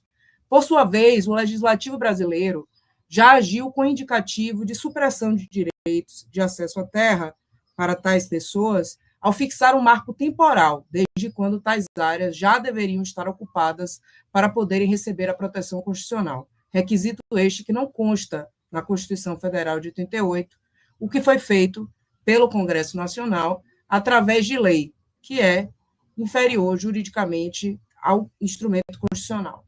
Ainda, segundo a Organização da Sociedade Civil, ONG Habitat Brasil, dentre os problemas comuns às comunidades tradicionais, podem ser citados com destaque o garimpo ilegal e o conflito com o setor agropecuário. Conforme a mesma Habitat Brasil, o garimpo ilegal é uma atividade que invade e degrada os territórios tradicionais, especialmente os indígenas, causando violência, contaminação, desmatamento e perda de biodiversidade. Um exemplo claro é o que aconteceu com o território Yanomami, que já foi alvo, inclusive, de tutela específica pela Comissão Interamericana de Direitos Humanos, em que a área desmatada por garimpeiros cresceu 46% em 2021. Por sua vez, o setor agropecuário também possui uma relação conflituosa com povos indígenas e comunidades tradicionais, pois avança sobre as terras tradicionais, expulsando ou cercando as comunidades e disputando com elas recursos hídricos e florestais, gerando, portanto, impactos ambientais e sociais como, novamente, degradação do solo, poluição das águas, redução da segurança alimentar e aumento da violência no campo. Somente em 2022 foram registrados 2.018 casos de conflito no campo, envolvendo 909 mil pessoas e mais de 80 milhões de hectares de terras em disputa, o que corresponde, também segundo a ONG Habitat Brasil, à média de um conflito a cada 8 horas. Sobre acesso à saúde, apenas para destacar os dados, novamente, dos povos indígenas, já dada a invisibilidade das demais comunidades tradicionais, um estudo feito e divulgado pela Fundação Oswaldo Cruz, em 2010, indicava, desde a década de 90, que há elevadas taxas de desnutrição nas crianças indígenas menores de 60 meses, muito maiores do que a média nacional. Os relatórios confirmam, esses relatórios de saúde da Fundação Fiocruz, que há uma desnutrição elevada que leva também a uma baixa estatura para cada idade, e é uma média muito maior do que as demais crianças não indígenas do Brasil, atingindo 1 em cada 3 crianças indígenas. Nas crianças residentes na região norte, esse fator se agrava ainda mais, aumentando para 40%. Quando se fala em anemia, as crianças indígenas estão 50% delas anêmicas, conforme os padrões nutricionais regulares. Ademais, conforme o estudo Desigualdades em Saúde de Crianças Indígenas, publicado em abril de 2024 pelo Comitê Científico do Núcleo Ciência pela Infância, as taxas de mortalidade infantil entre as populações indígenas são muito mais elevadas do que entre as crianças não indígenas. Os bebês indígenas têm 2,5 vezes mais chance de falecer antes dos 27 anos de vida que as crianças não indígenas. Esse levantamento abrangiu o período de 2018 a 2020. Ademais, a taxa de mortalidade entre crianças indígenas até 4 anos foi de 34,7 óbitos a cada 1.000 nascidos vivos, enquanto que na população não indígena é 12,6 óbitos para cada 1.000 nascidos vivos. No que diz respeito ao acesso à educação, apenas novamente para citar povos indígenas, segundo o censo divulgado em 2024, também pelo IBGE, em 2022, 84,9% das 1,2 milhão de pessoas indígenas de 15 ou mais eram alfabetizadas. Já em 2010, esse número é apenas de 76,6%, um crescimento um pouco acima de um padrão médio nesses últimos 12 anos. Porém, esse número ainda fica abaixo da média nacional, que é de 93%. Indígenas, mulheres e os mais idosos são os que mais sofrem com o analfabetismo. Nas terras indígenas, entretanto, onde existem escolas indígenas, a taxa de analfabetismo diminuiu bastante. Saiu de 32,3% em 2010 para 20,8% em 2022. Novamente, sobre comunidades quilombolas, apesar da ausência de dados estatísticos, existe uma lei nacional, notadamente o Estatuto da Igualdade Racial, que determina a criação de escolas exclusivas nos territórios quilombolas, com professores em parte quilombolas, e uma matriz curricular diferenciada. Porém, verifica-se pouco ou nenhum cumprimento pelos municípios, inclusive com ausência de dados consolidados. Vale chamar a atenção, por fim, para os dados de suicídio entre povos indígenas no Brasil. Conforme estudo feito em colaboração entre a Fundação Oswaldo Cruz, novamente a Fiocruz, e a Universidade de Harvard, nos Estados Unidos, divulgado no ano de 2023, a taxa de suicídio entre indígenas brasileiros é 2,7 vezes maior que a da população brasileira não indígena. Verifica-se, portanto, situação de extremo sofrimento e desalento no futuro por parte dessa população no Brasil. Concluindo, então, há, infelizmente, um panorama farto de vulnerabilidade quanto ao acesso a direitos fundamentais para povos indígenas e comunidades tradicionais, de modo que é necessário que o Estado brasileiro cumpra com seus deveres de proteção e de promoção de direitos fundamentais a estas pessoas, desenvolvendo, inclusive, estratégias de urgência de curto e médio prazo. Fico à disposição, desde já agradeço. Muito obrigada. Muito obrigado, professor. Excelente apresentação, um tema extremamente importante, né, para a gente, cenário nacional e até mesmo internacional aqui latino-americano. Muito obrigado, professor. Seguimos entonces con Nancy Nelly González San Miguel de México. Hola, profesora. Muy buenas tardes, ¿cómo está usted? Buenas tardes, muy bien. Seguimos entonces con Nancy. Voy a hacer una pequeña presentación de usted, del tema, y ahí arrancamos con tu presentación, ¿vale? Claro. Entonces estamos acá con Nancy Nelly González San Miguel de México, doctor en Derecho, líder del cuerpo académico Administración Pública y Derecho Financiero, especialista, conferencionista internacional y autora de diversas publicaciones. Nancy nos va a presentar hoy sobre opacidad de la inteligencia artificial en los procesos efectuados en la administración pública. Nancy, tenés 10 minutos, llegando un poco perto de 1 minuto. Voy a volver acá y te doy un señal para decir que la presentación está casi llegando al fin. ¿Sí? Perfecto, claro que sí. Muchas gracias. Muy buenas tardes, tengan todos ustedes, para hablar acerca de este tema de cuál es la opacidad que existe de los algoritmos dentro de las gestiones que se hacen de la administración pública. Podemos entender cómo esto va afectando a lo que es el derecho y cómo debemos ir construyendo lo que es la mecánica hacia la forma de cómo podemos entender el derecho positivo. La inteligencia artificial es algo que nos ayuda a automatizar los procesos administrativos y es una consecuencia del principio de lo que es la eficiencia. Así vamos entendiendo cuáles son estas actuaciones proactivas y asistidas en que nos van dando una optimización de los flujos hacia las tareas a través de la cual se tiene que establecer con un esquema nacional de seguridad y a lo mismo lo que es la protección de los datos personales. Podemos incluir que estos datos personales tienen que haber en este tipo de formas una decisión y unas cuestiones de cuáles son los análisis, las predicciones, la evolución que se va planificando hacia cuáles son los servicios que se van adaptando para dar en este tipo de establecimientos hacia cuál es la inteligencia artificial que se usa dentro del contexto de la administración pública.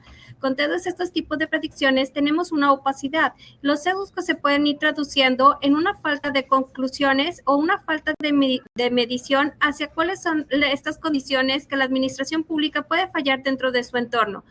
Por lo tanto, los datos biométricos es de suma importancia y la seguridad que debemos de tener por parte de la administración hacia el cuidado de estos mismos. Tenemos que entender también que la interoperabilidad es el factor clave para llegar a cabo este tipo de acciones que en la actualidad se pueden realizar la comunicación entre las diversas autoridades. Pero detener un poco lo que es la opacidad y tener siempre el contexto de la humanidad hacia la regulación vigilante y la transparencia, accesibilidad y lo que son los sesgos algorítmicos.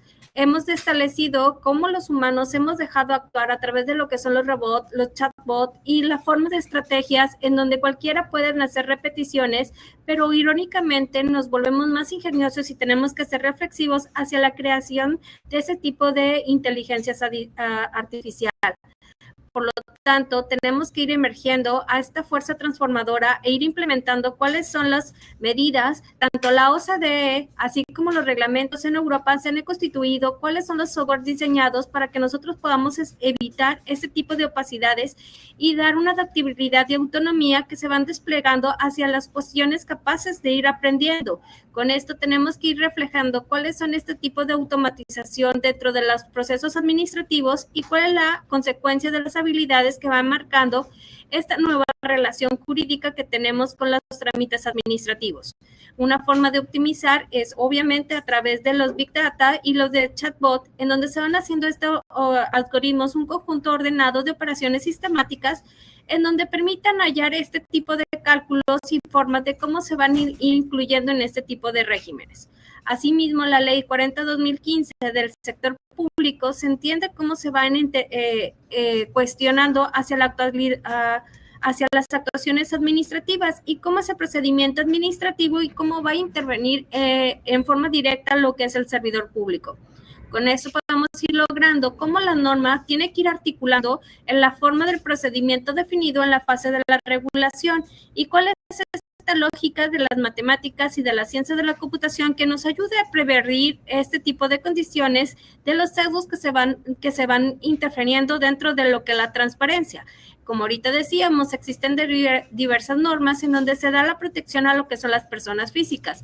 Con respecto a los datos personales y la circulación de estos datos, a través de la Directiva 9546 de lo que es el Reglamento General de Protección de Datos Europeos, establece que todos tendrán este derecho objeto de decisiones basadas en el tratamiento automatizado. Pero tenemos que establecer cuáles son los perfiles y cuáles son estos efectos jurídicos en donde se van afectando esta similaridad o este tipo de algoritmos. Con esto no queremos establecer más discrecionalidad por parte de la autoridad o por parte de la administración. Debemos de entender que es una actuación proactiva y asistida, que la misma que esta transformación y resiliencia debemos de estar capaces dentro de esta materia de como servidores públicos, no nada más hacia la administración, sino también a la función pública de la justicia, el régimen y asimismo también de todos los que tienen dentro de los poderes de lo que son el Estado. Con esto vamos configurando las matices de cómo la inteligencia artificial ha dado esta optimización y un esquema en el cual se van estableciendo mejoras hacia los procesos. Pero desde aquí tenemos que ir analizando cuáles son estos datos y para ir estableciendo las predicciones y evitar lo que son la opacidad dentro de lo que son los algoritmos que se van planteando dentro de la planificación anticipada y la asignación de los recursos. Aquí vamos a establecer con estos gobierno abierto cómo podemos entender una gobernanza que vaya reforzando la participación de los ciudadanos hacia la aplicación de lo que es la educación y hacia los servicios orientados a la misma ciudadanía. Esta es una regulación que vamos entendiendo hacia un comportamiento de una seguridad de los ciudadanos y tenemos que ir entendiendo cuál es esta telemática en donde tenemos que ir cuidando los espacios, tanto físicos como digitales, para tener una regulación vigilante hacia la responsabilidad que tenemos no tanto del Estado, sino también nosotros como individuos, de esos sesgos que van marcando la estrategia que debemos implementar dentro de la inteligencia artificial. En la Carta de Derechos Digitales está la iniciativa europea en donde se torna con este tipo de medidas para establecer los mecanismos que van tomando las decisiones hacia la administración pública de 4 criterios de cómo se van minimizando ese tipo de posibilidades.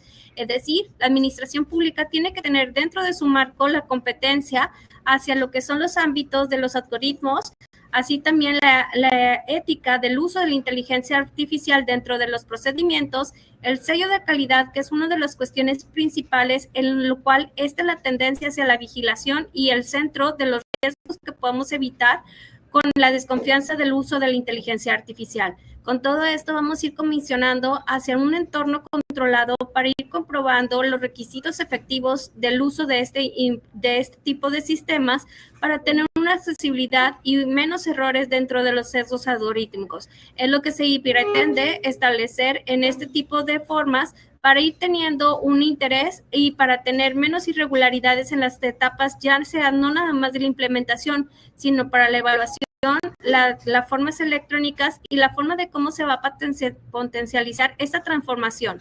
Aquí hablamos de un bienestar vital hacia la forma de cómo entendemos actualmente la administración pública y cómo vamos abordando estos criterios y desafíos hacia la aplicación de la inteligencia artificial, en donde los servicios públicos pueden ser cada vez más eficientes y eficaces, y así la sociedad podamos tener esta manera de cómo podemos entendernos y evitar que la administración pública siga con una inteligencia artificial que no establezca un futuro de colaboración y que obviamente la creatividad humana siga funcionando hacia la velocidad del procedimiento actual que tenemos de la tecnología. Por mi parte es todo. Muchísimas gracias por el espacio.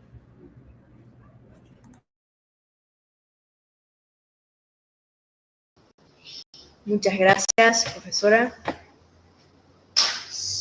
Seguimos, então, com a professora Tatiana Suplicy Barbosa, do Brasil. Olá, tudo bem? Olá, como vai? Professora, eu tenho aqui o seu currículo, vou fazer uma breve apresentação, introdução, falo sobre o tema e te passo a palavra, tá bom? Tá bem, obrigada. Então, nós estamos aqui com a professora Tatiana Suplicy Barbosa, advogada, professora universitária, mestranda em Direito, Sociedade e Tecnologia, com especialização em Direito Público. Tatiana nos apresentará governança algorítmica na saúde digital, proteção dos direitos fundamentais e a justiça automatizada. Professora, a senhora terá 10 minutos. Chegando perto de 1 minuto, se for necessário, eu retorno aqui para sinalizar, tá bom? Então, uma boa apresentação. Muito obrigada. Muito obrigada. Então, boa tarde a todos. É com grande alegria estar aqui nesse congresso. Quero iniciar com 2 agradecimentos especiais ao Dr. Jorge e ao Dr. Dayton. Então, vivemos em um tempo em que a saúde se tornou digital. Então, a vida humana é um conjunto de dados. Então, prontuários eletrônicos, algoritmos de triagem, robôs cirúrgicos, diagnósticos automatizados.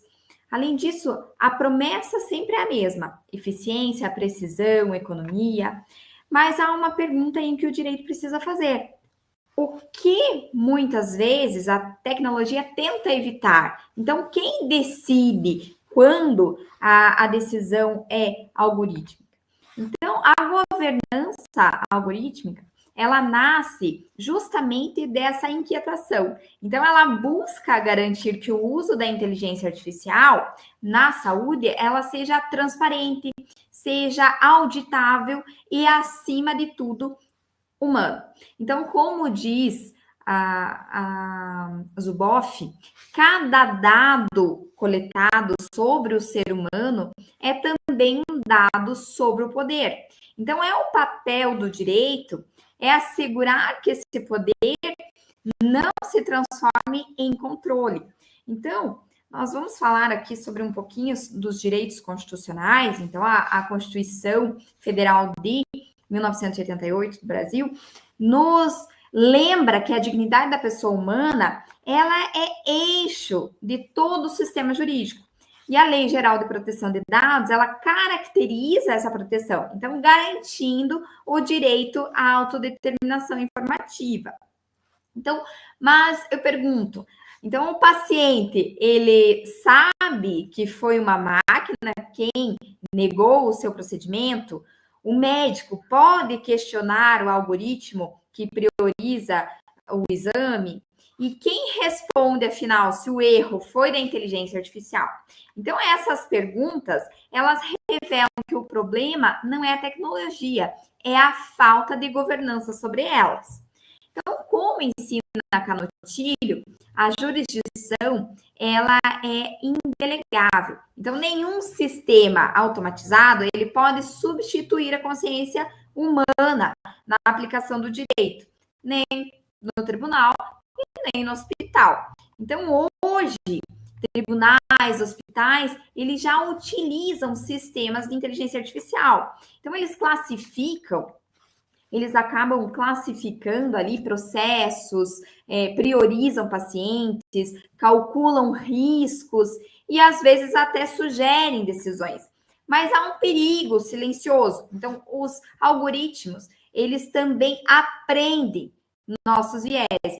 Então, eles podem produzir desigualdades históricas, inviabilizar grupos sociais e, sem percebermos, decidir quem vive e quem espera. Então, por isso a governança algorítmica, ela precisa caminhar junto com o compliance ético, a bioética digital. Então, como afirma a Carla Santini, o compliance no setor da saúde, ele é um instrumento que traduz a integridade em prática. Então, garantindo que essa tecnologia sirva ao paciente e não ao contrário. Então, a ética médica do futuro também será a ética dos dados.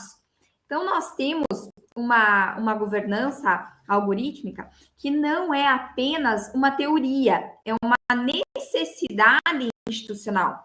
Então, ela exige auditorias de sistemas, comitês de ética digital, relatórios explicáveis e, principalmente, a educação tecnológica para médicos, advogados, gestores.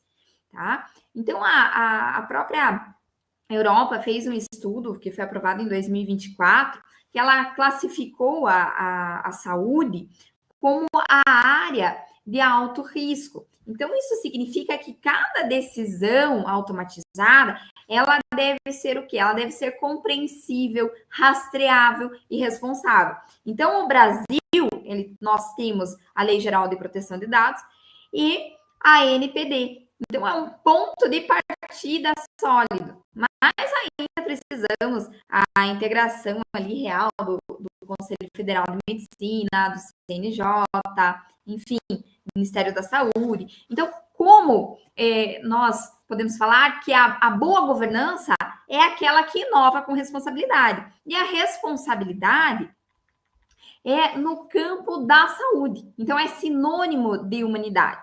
Então, aqui, aos colegas, né, o grande desafio ao nosso tempo é humanizar as máquinas sem desumanizar as pessoas.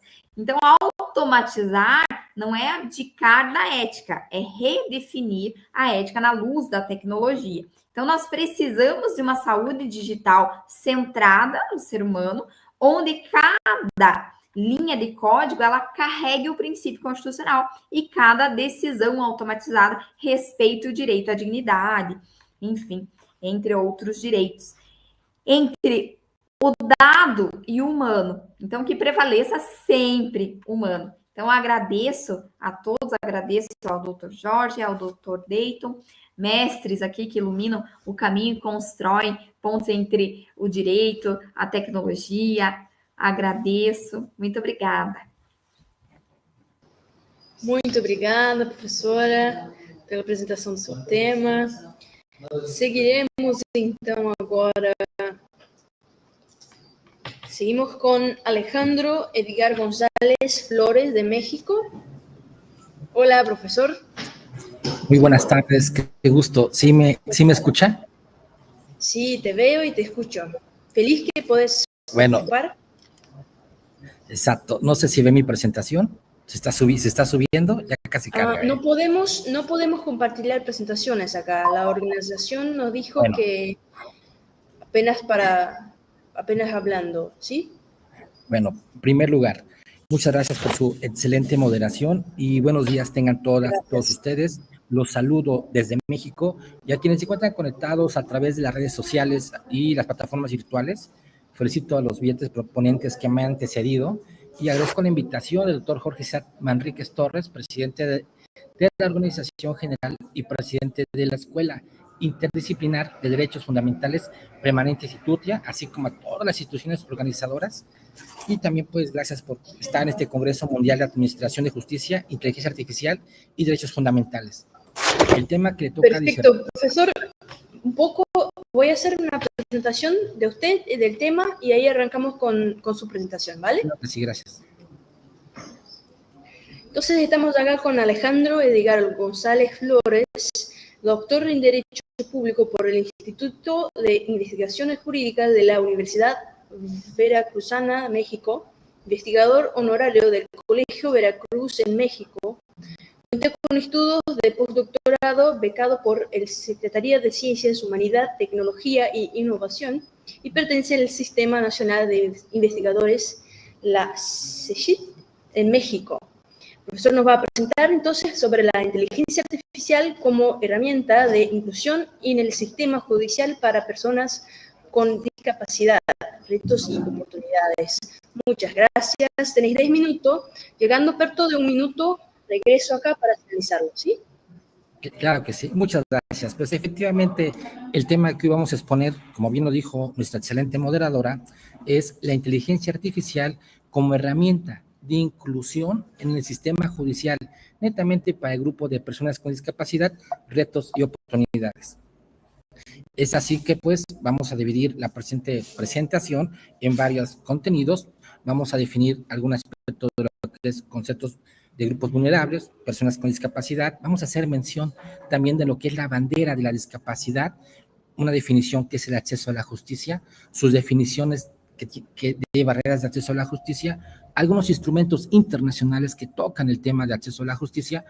Un documento importante que se va a analizar brevemente es las reglas de Brasilia, algunas estadísticas internacionales, para también mencionar lo que es la cuarta revolución industrial, beneficios que nos trae la inteligencia artificial en la justicia, retos y desafíos para su implementación.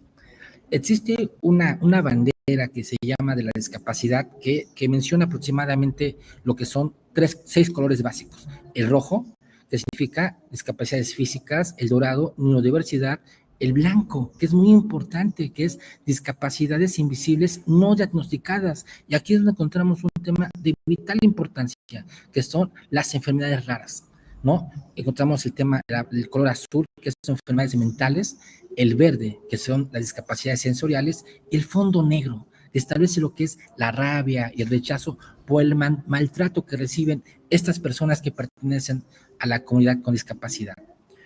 Se ha dicho netamente que el acceso a la justicia, pues es un derecho fundamental, que debe ser garantizado sin discriminación. A nivel mundial, las personas con discapacidad enfrentan barreras estructurales, actitudinales y normativas que estas limitan su pleno acceso a mecanismos judiciales.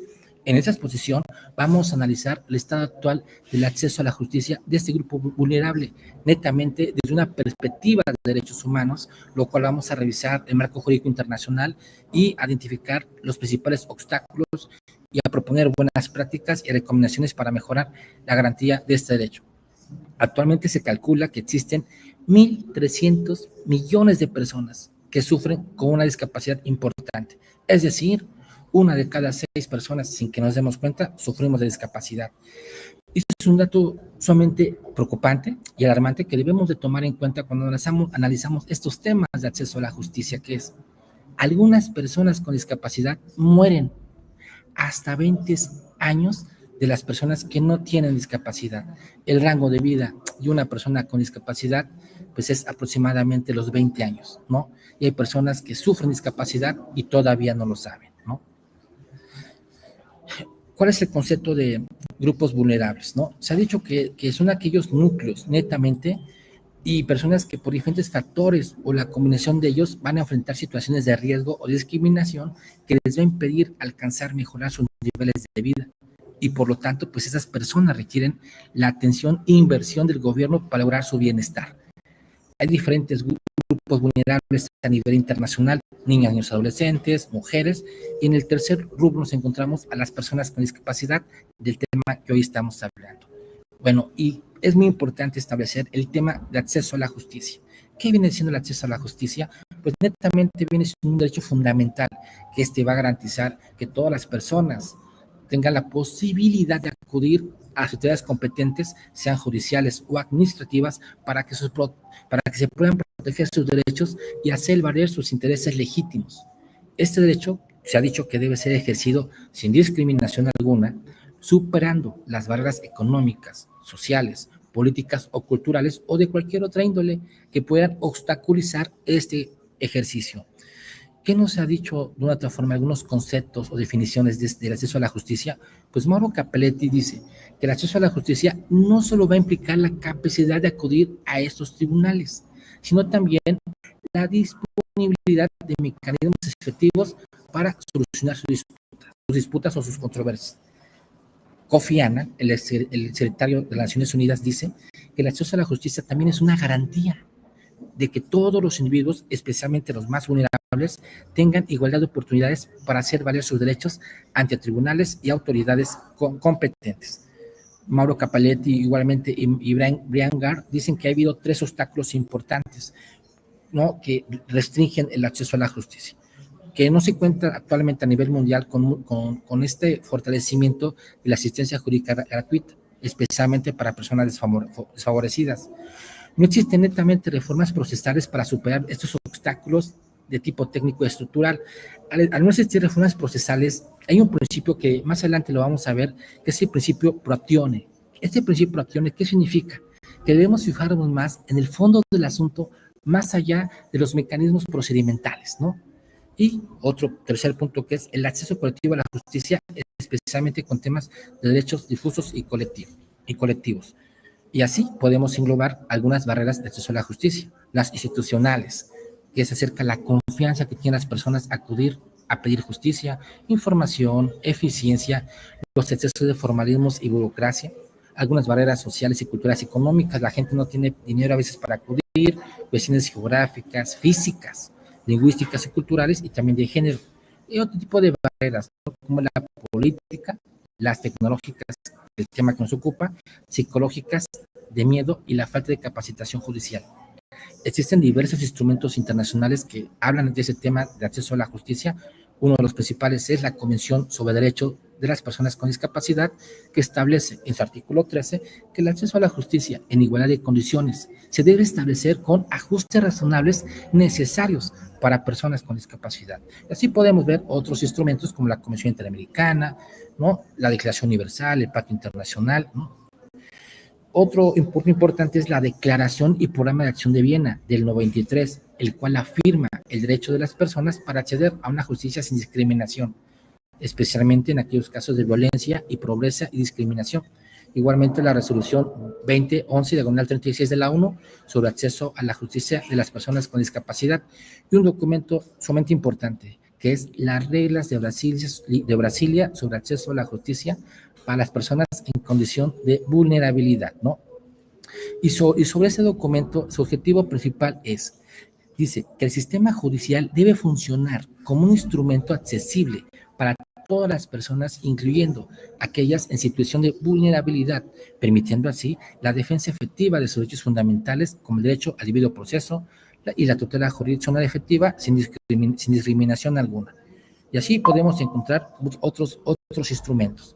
Unas estadísticas internacionales que podemos mencionar es World Justice Project 2022, que establece que a nivel global el 57% de las personas que enfrentan problemas legales en países en desarrollo no buscan asistencia judicial debido a los altos costos y a la complejidad de sus procedimientos. Para esto, tenemos hoy un tema muy importante que es los beneficios de la inteligencia artificial en la justicia. ¿Qué se ha dicho sobre esto? Que la celeridad tiene el mayor porcentaje de reconocimiento como beneficio del uso de la IA en la justicia, por acelerar los procesos judiciales al automatizar tareas repetitivas y agilizar la gestión de casos, permitiendo una resolución más rápida en disputas legales, reduciendo así lo que es la congestión y los tiempos de espera, y también se identifica con otros beneficios, como por ejemplo la salida de los asuntos, analizar documentos con mayor prontitud, conceder justicia gratuita, fortalecer sistemas de precedentes, predecir resultados de algunas audiencias, reconocer las similitudes entre procesos iniciales. Actualmente hay varios proyectos para implementar la IA en los sistemas judiciales. Tal es el caso del sistema de traducción en línea del Poder Judicial en Chile. Bueno, que este instrumento pues es una plataforma de traducción en línea implementada por esos tribunales chilenos. Está el sistema Promotea, que es Sistema de Asistencia Virtual en Buenos Aires, que es un instrumento de inteligencia artificial desarrollado por el Ministerio Fiscal de la Ciudad Autónoma de Buenos Aires, y por eso sus beneficios: reduce tareas repetitivas, tiene eficiencia en la operatividad y mejora la calidad del servicio. Igualmente hay otro dispositivo, otro sistema que se llama Orcan My que es un dispositivo de asistencia para personas con discapacidad visual. ¿Cuáles son las ventajas de estos sistemas de acceso a la justicia con inteligencia artificial? Pues va a otorgar un mayor acceso a la justicia, mejor seguimiento de los procesos judiciales, va a lograr lo que es la equidad y objetividad en estos sistemas, va a optimizar la gestión de las pruebas y evidencias, se va a descentralizar la accesibilidad remota y se va a fortalecer la protección de derechos humanos, ¿no? A la par, ¿cuáles son los retos y desafíos para esta implementación? Que son las desigualdades en acceso a la justicia, adaptación de la infraestructura judicial, deshumanización de la justicia, sesgos algorítmicos, privacidad y seguridad de los datos, impacto en los derechos humanos, responsabilidad en la toma de decisiones, ¿no? Y ya para ir concluyendo, puedo comentarles que la implementación de la inteligencia artificial en el ámbito judicial presenta tanto oportunidades como desafíos significativos que deben ser gestionados con prudencia. Por un lado, la IA ofrece la posibilidad de mejorar la eficiencia y la equidad en el sistema judicial, optimizando procesos y facilitando el acceso a la justicia. Sin embargo, esta tecnología también implica riesgos éticos, legales y sociales, como los sesgos algorítmicos, la falta de transparencia y la protección de que son datos sensibles, que estos van a poder afectar lo que es la imparcialidad y derechos fundamentales de los individuos. Por lo tanto, es crucial que su adopción se realice de manera transparente, responsable y equilibrada, garantizando que la IA no sustituya el juicio humano en las decisiones judiciales, sino que funcione como una herramienta complementaria. Solo mediante una implementación cuidadosa y ética en la que se priorice la equidad, la accesibilidad y la protección de derechos, se podrá asegurar que la justicia siga siendo accesible, justa y confiable para todos los sectores de la sociedad. Es así que el acceso a la justicia es un derecho fundamental que debe ser accesible para todas y todos sin discriminación alguna. Asegurar que las personas con discapacidad puedan ejercer sus derechos con dignidad y equidad es construir una sociedad más justa, solidaria e inclusiva. Agradezco su valiosa atención de todas y todos ustedes, y esto es mi exposición. Muchísimas gracias, un fuerte abrazo y saludos desde México.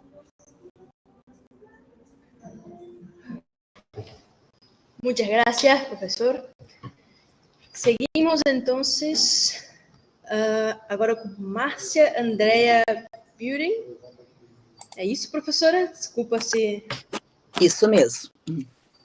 Perfeito. Então, estamos aqui com a professora Márcia.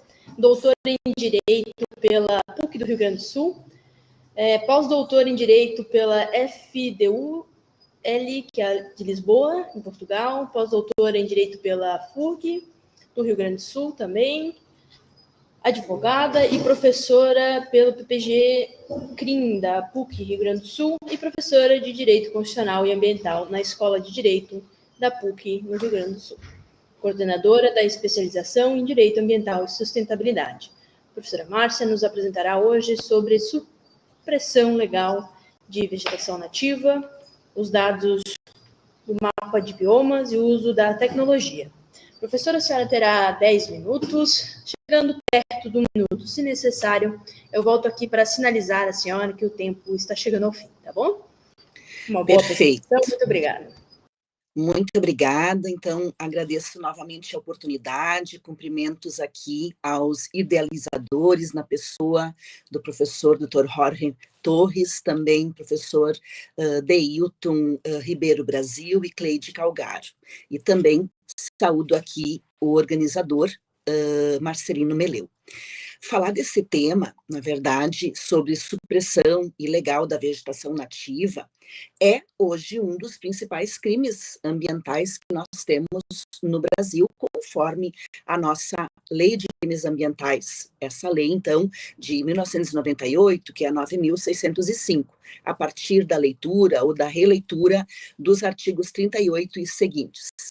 Então, analisar aqui o MAP Biomas justamente como uma ferramenta tecnológica aqui, então esse e são outras ferramentas também, mas por uma questão de recorte eu resolvi analisar o MAP Biomas, porque essa tecnologia, então, ela pode identificar, ela também pode monitorar, subsidiar políticas públicas e também as ações judiciais para conter essa prática. A gente sabe que é bastante difícil isso hoje em termos práticos, em razão da dimensão toda que tem o nosso país, mas eu acredito que pelo menos 2 pontos de convergência que nós temos desses 2 temas, ou seja, primeiro, a supressão ilegal da vegetação nativa, que envolve aqui, eu diria, o desmatamento sem autorização, a própria grilagem de terras, o próprio avanço sobre áreas de preservação permanente, as APPs, e também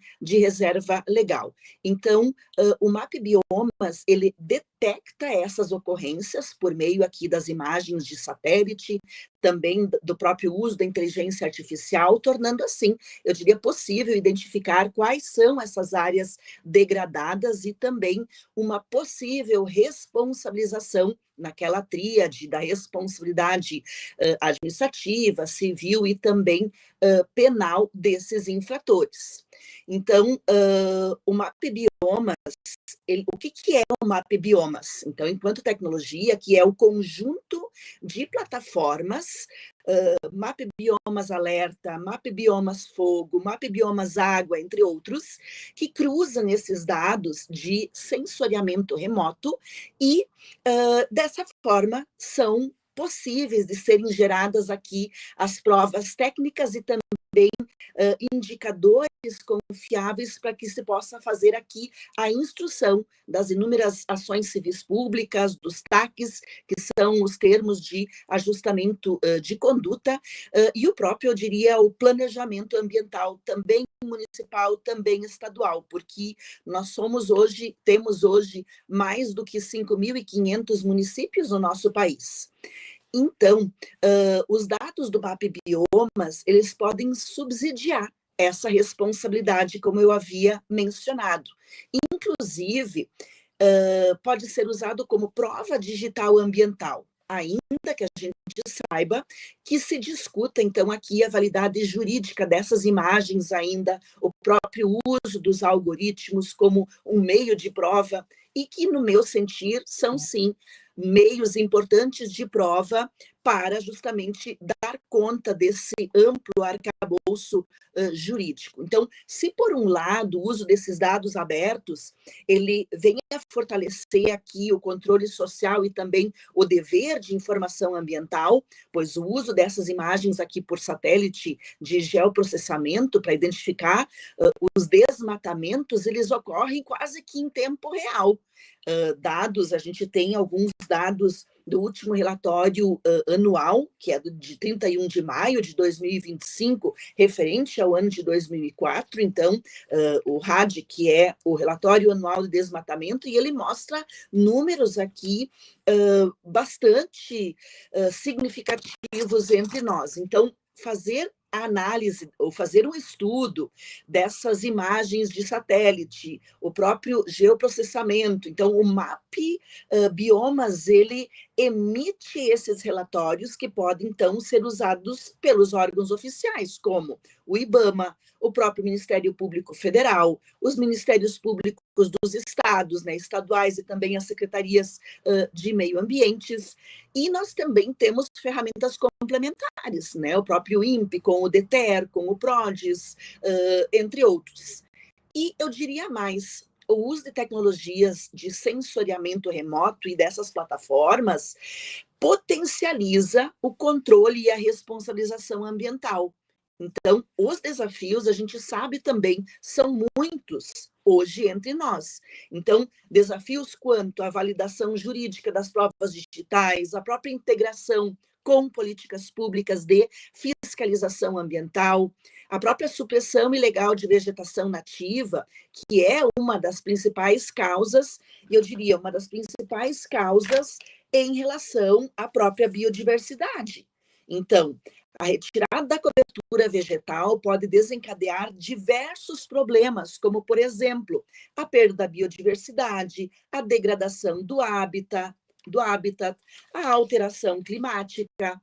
Então, não tenhamos dúvidas de que a perda da biodiversidade ou a própria erosão do solo, a própria emissão dos gases do efeito estufa, são aqui uma parte integrante, né, dessas causas que nós temos no nosso país.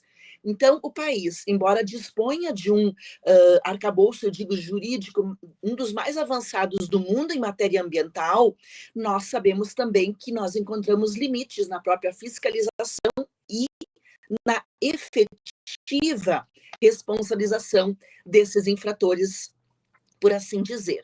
Então, se por um lado nós temos essa menção que eu havia feito sobre o uso desses dados abertos, por outro lado, esse tema ele está alinhado, inclusive, com os objetivos, os 17 Objetivos do Desenvolvimento Sustentável, principalmente, e aí eu chamaria aqui a atenção, da ODS 13, da ODS 15, também da ODS 16, além aqui da própria promoção da justiça ambiental e climática.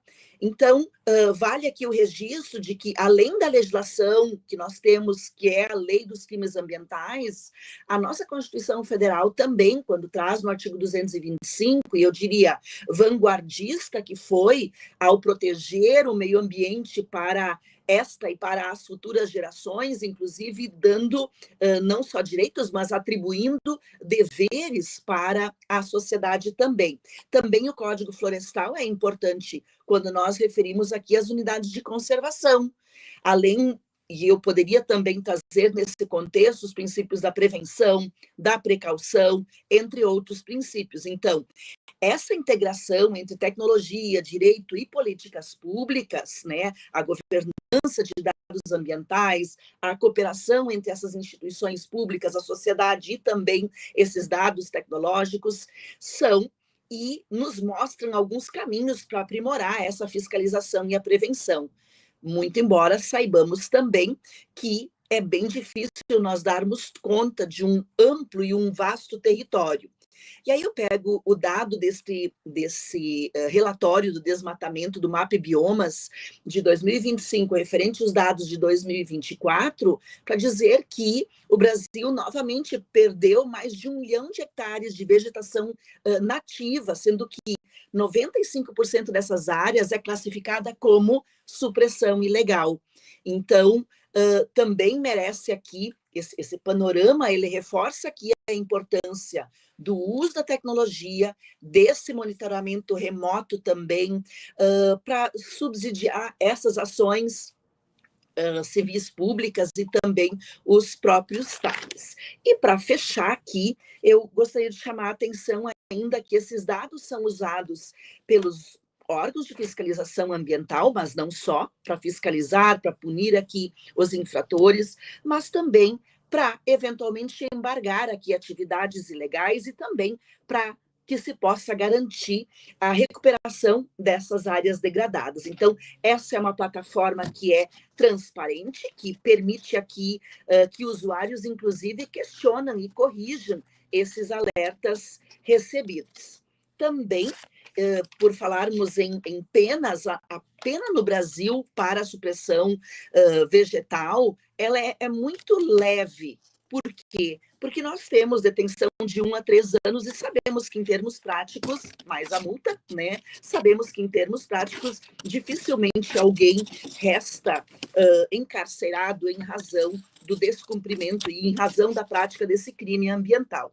Então, sim, é crucial para monitorar o desmatamento ilegal, essa plataforma, então, do Map Biomas, porque ele mapeia a cobertura e também o uso da terra, ele cruza aqui os dados das imagens de satélite com informações oficiais, diga-se, também vinculando aqui ao próprio CAR, né, o Cadastro Ambiental Rural, embora a gente ainda saiba que em algumas localidades ele não é tão efetivo, justamente para poder se identificar essas irregularidades, tanto nas UCs, que são as unidades de conservação, onde essas ações de supressão são flagrantemente ilegais, e também os mapas aqui, eles trazem, em razão da tecnologia, uma alta resolução que permite aqui identificar as mudanças na vegetação, até porque nós temos 6 diferentes biomas no nosso país, né? Amazônico, Cerrado, Mata Atlântica, Caatinga, Pantanal e Pampa. Então, são realidades díspares, realidades distintas também. Inclusive, ele detecta a própria reincidência, ou seja, os imóveis rurais que eventualmente já tiveram registro de desmatamento em anos anteriores, o MAP Biomas, então, pode indicar esse desmatamento ilegal e também a reincidência. Eu agradeço aqui a oportunidade por participar de mais este evento e muito obrigada a todos e até breve. Muito obrigada, professora, excelente apresentação, um tema para nós aqui do Sul, até especialmente, extremamente relevante, né, nós que sofremos aí com as enchentes recorrentes, né, então muito obrigado pela apresentação. Seguimos então com o professor Sérgio Tibiriçá.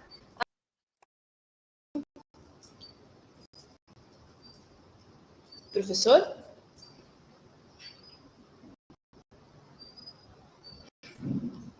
Professor, nos escuta?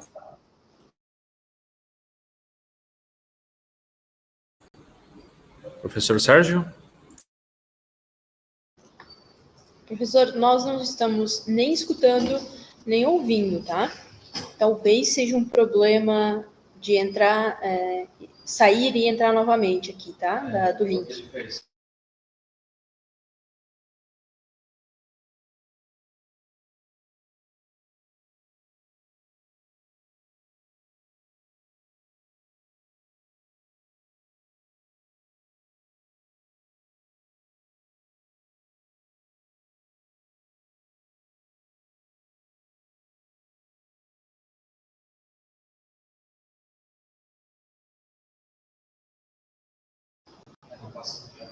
Não.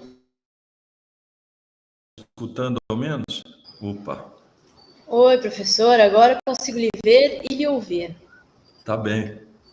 Boa Desculpa tarde. o transtorno. Boa tarde. Não, tranquilo. Vou fazer uma breve apresentação sobre o senhor, sobre o seu tema e lhe passo a palavra, tá bom? Muito obrigado.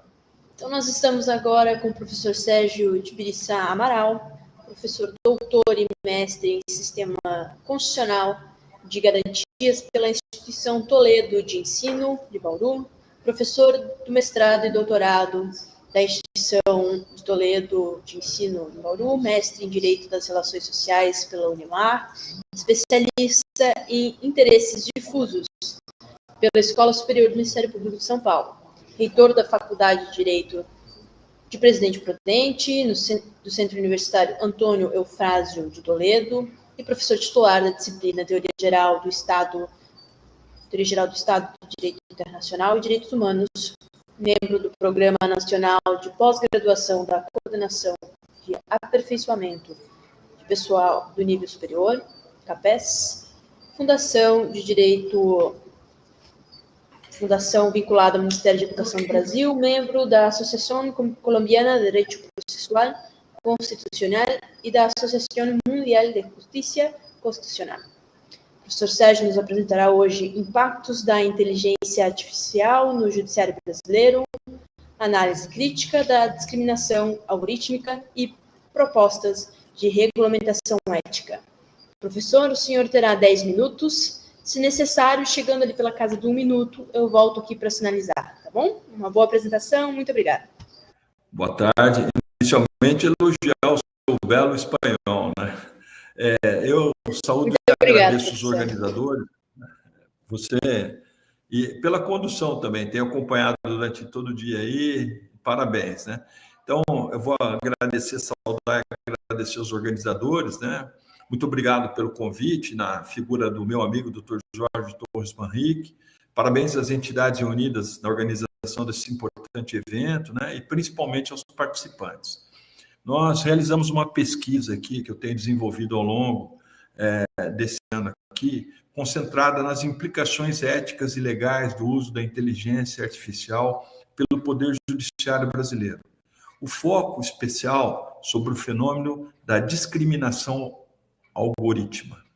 Os pesquisadores que comigo estão no grupo aí têm como objetivo dessa investigação identificar alguns dos parâmetros e as principais medidas que possam assegurar o uso ético da IA no sistema de justiça brasileiro. E, dessa forma, garantir que a tecnologia não comprometa, mas sim reforce os chamados direitos humanos e os direitos fundamentais. Essa pesquisa tem uma justificativa muito importante para o estudo.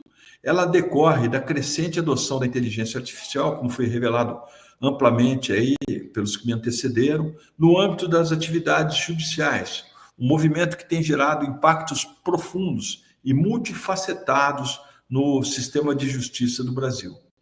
Embora a inteligência artificial traga consigo promessas de uma maior eficiência, de inovação e de outras virtudes, nós buscamos analisar algumas questões ligadas à possibilidade de garantir uma prestação jurisdicional célere e eficaz, mas controlada, né, pautada pelos direitos humanos. Então, para tanto, né, a gente levanta algumas importantes questões éticas e regulatórias, particularmente no que se refere à possibilidade de perpetuação de preconceitos e a consequente violação desses direitos e garantias fundamentais. Nesse contexto, né, a pesquisa e os debates que nós temos feitos no grupo implicam em estabelecer os limites da aplicação da IA no judiciário, porque torna-se cada vez mais premente esses limites, especialmente à medida que essa tecnologia avança e passa a influenciar decisões que afetam a vida das pessoas que têm como última ratio o judiciário. O problema central que orientou toda a pesquisa feita até agora e vai ter sequência pode ser sintetizado numa questão: como o uso da inteligência artificial pelo Poder Judiciário pode comprometer os direitos humanos ou fundamentais e quais as medidas regulatórias necessárias para mitigar. E nessa pesquisa, né, para responder essa questão, nós buscamos fazer algumas análises do que já tem, né, dentro de vários dispositivos analisados. E buscou-se demonstrar que esses limites da aplicação da IA precisam ser legislados. Nós necessitamos de uma legislação que traga profundamente um uma pleiade de possibilidades dentro do nosso sistema constitucional de garantias.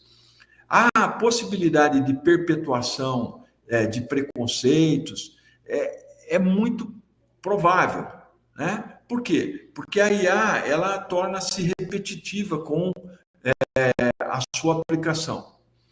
Bem, é importante ressaltar que a inteligência artificial no Poder Judiciário, ela vai trazer muitos benefícios, mas o mais importante deles, que é a celeridade, e isso ninguém tem dúvida, precisa ser cercado de um acompanhamento para que o ser humano, né, faça o bom uso desses direitos fundamentais, né, no judiciário, que serão dispostos nas atividades regulatórias para mitigar, porque depois que acontecerem problemas, né, então a ideia é já tomar providências para mitigar qualquer risco que possa afetar as inteligências artificiais.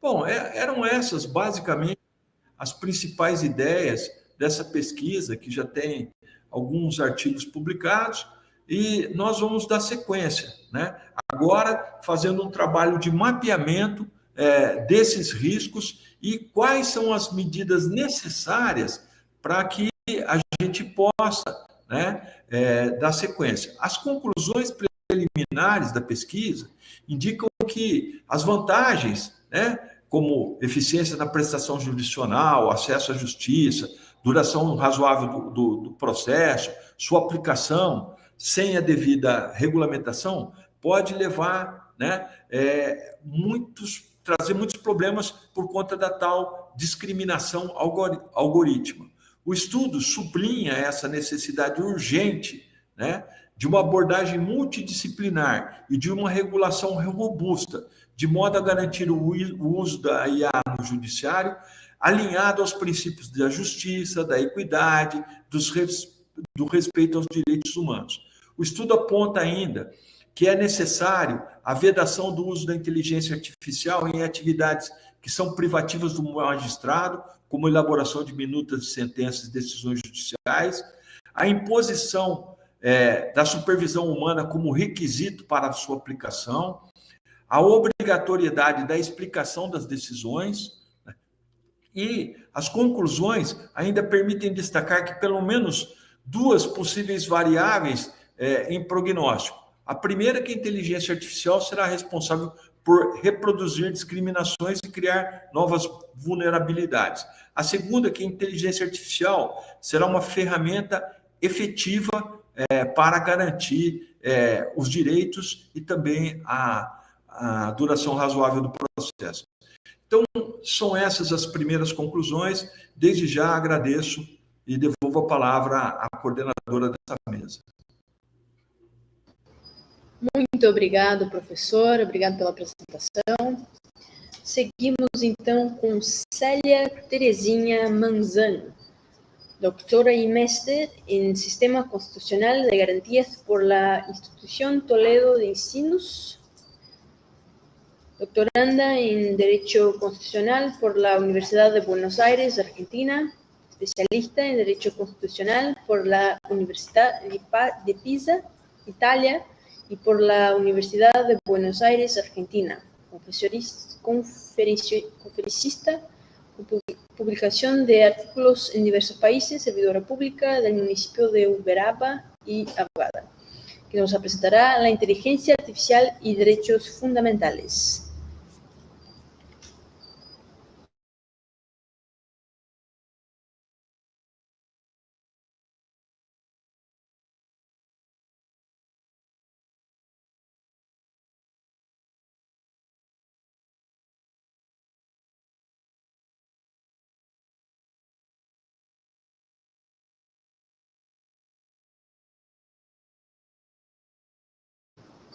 Tivemos um problema com o áudio, mas já vamos tentar retornar.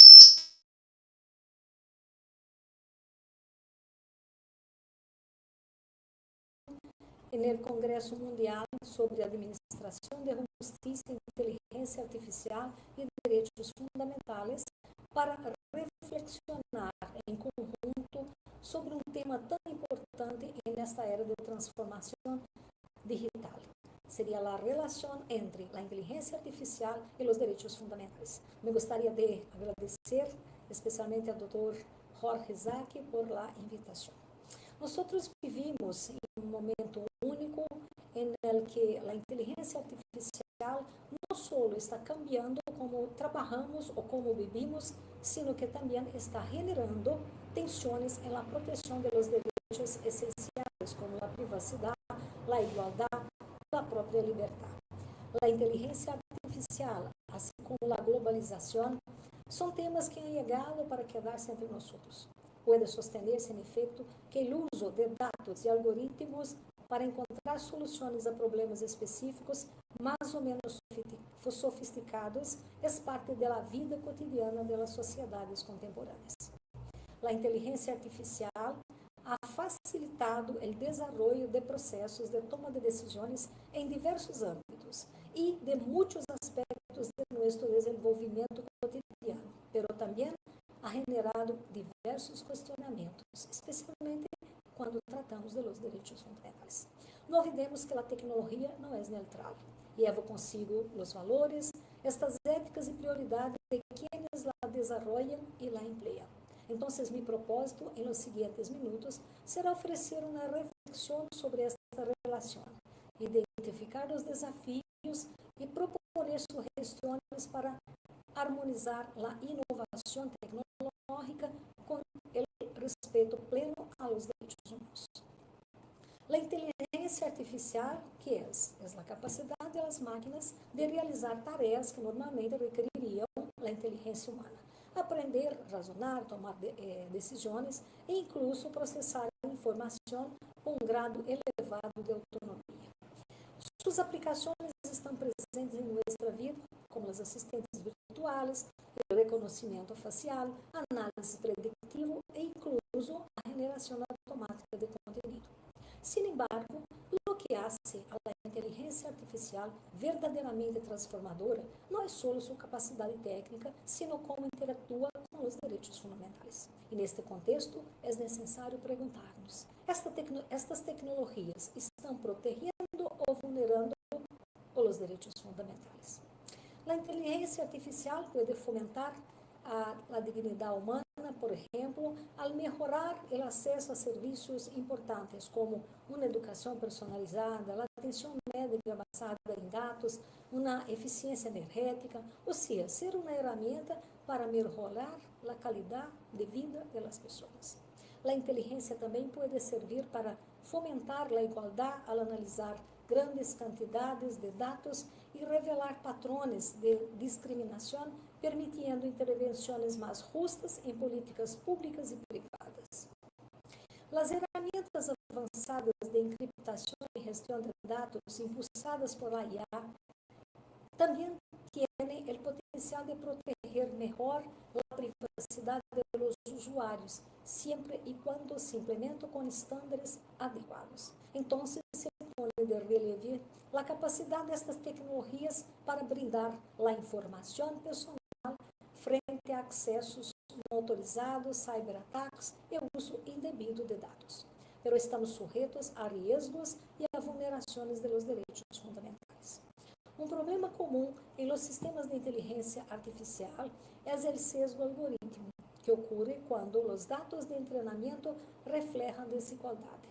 Os algoritmos não são inerentemente discriminatórios, pero estão desenhados para aprender a partir dos dados que eles proporcionam. Se estes dados contêm desigualdades, prejuízos de gênero, raça, classe social ou qualquer forma de discriminação, o sistema terminará reproduzindo estes mesmos problemas. Um modelo de seleção personal treinado com dados de contratações pode perpetuar a exclusão de grupos subrepresentados como mulheres ou minorias se estas exclusões estão reflejadas em los dados. Ou seja, em lugar de mitigar desigualdade, os algoritmos sesgados podem amplificá-las ao tomar decisões em sectores críticos, como a justicia, las finanzas, la salud o la contratación laboral, y entre otros.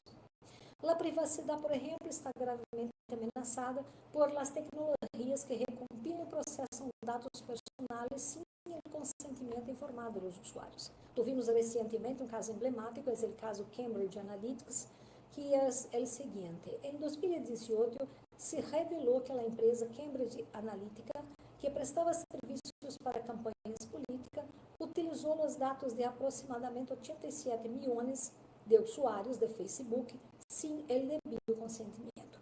Estes dados foram obtenidos através de uma aplicação que solicitava permisso a los usuários para acceder a seus perfis em Facebook e também a los dados de los amigos de dichos usuários. As pessoas descargaram e usaram a aplicação, pero devido a falhas em las políticas de permissos de Facebook nesta época, foi possível recopilar a informação de los amigos de estes usuários, lo que resultou uma enorme base de dados. A empresa utilizou esta informação para criar perfis psicográficos detalhados de los usuários, com o objetivo de entender suas personalidades, preferências e opiniões políticas. Estes dados foram empleados para dirigir mensagens políticos altamente personalizados e manipuladores durante campanhas eleitorais. Outro riesgo fundamental é a opacidade de muitos sistemas de inteligência artificial. Quando as decisões automatizadas não podem ser explicadas, surge a falta de transparência, o que dificulta a proteção de los derechos. O uso de algoritmos em plataformas digitais também regula o que vemos ou escuchamos, moldeando indiretamente nossas opiniões e limitando nossa capacidade de expressar ideias em entornos digitais. Este impacto na maneira em que interactuamos com a informação não só redefine nossa experiência como usuários, sino que também moldeia nossas opiniões e decisões cotidianas. Falta de regulação e desigualdade agravam falhos no reconhecimento facial em Brasil, segundo o sítio Conectas Derechos Humanos. Esta é uma notícia de 1º de outubro deste ano, onde uma investigadora e ativista brasileira de nome Nina denuncia os impactos do racismo algoritmo e os peligros da vigilância sem controle democrático. Isto se deve a que, em Brasil, mais de 90% de las detenções basadas em reconhecimento facial involucram pessoas negras. Como solução, é fundamental que os direitos humanos se conviertam em el eje central do desenho e uso da inteligência artificial. Isto implica que qualquer sistema deve ser evaluado não só em termos de eficiência tecnológica, sino também com base em seu impacto ético e social. Además, é imprescindível estabelecer marcos regulatórios robustos, tanto a nível local como global. A transparência deve ser uma prioridade. Os sistemas de inteligência artificial devem ser auditáveis e suas decisões compreensíveis para os usuários. Algumas questões importantes se devem preocupar, por exemplo, com a falta de educação, com a educação digital, com relação aos perfis deve haver um consentimento prévio, a responsabilidade demonstrada ou a contabilidade digital que obriga as empresas dedicadas ao uso e tratamento de dados a uma revisão permanente de seus protocolos, entre outras medidas. Em conclusão, a inteligência artificial não é só uma ferramenta tecnológica, é um cambio de paradigma com implicâncias éticas profundas. Se bem traz oportunidades extraordinárias, também desafia os direitos fundamentais. A clave está em garantizar que o desenvolvimento da inteligência artificial esteja guiado por la ética e o respeito a los direitos fundamentais. As decisões que tomamos hoje marcarão o destino das gerações futuras. Hagamos que a tecnologia seja uma puente hacia uma sociedade mais justa, inclusiva e respetuosa da dignidade humana. A inteligência artificial não é neutral, refleja os valores de quienes la criam. Por isso, regula eticamente. É um dever.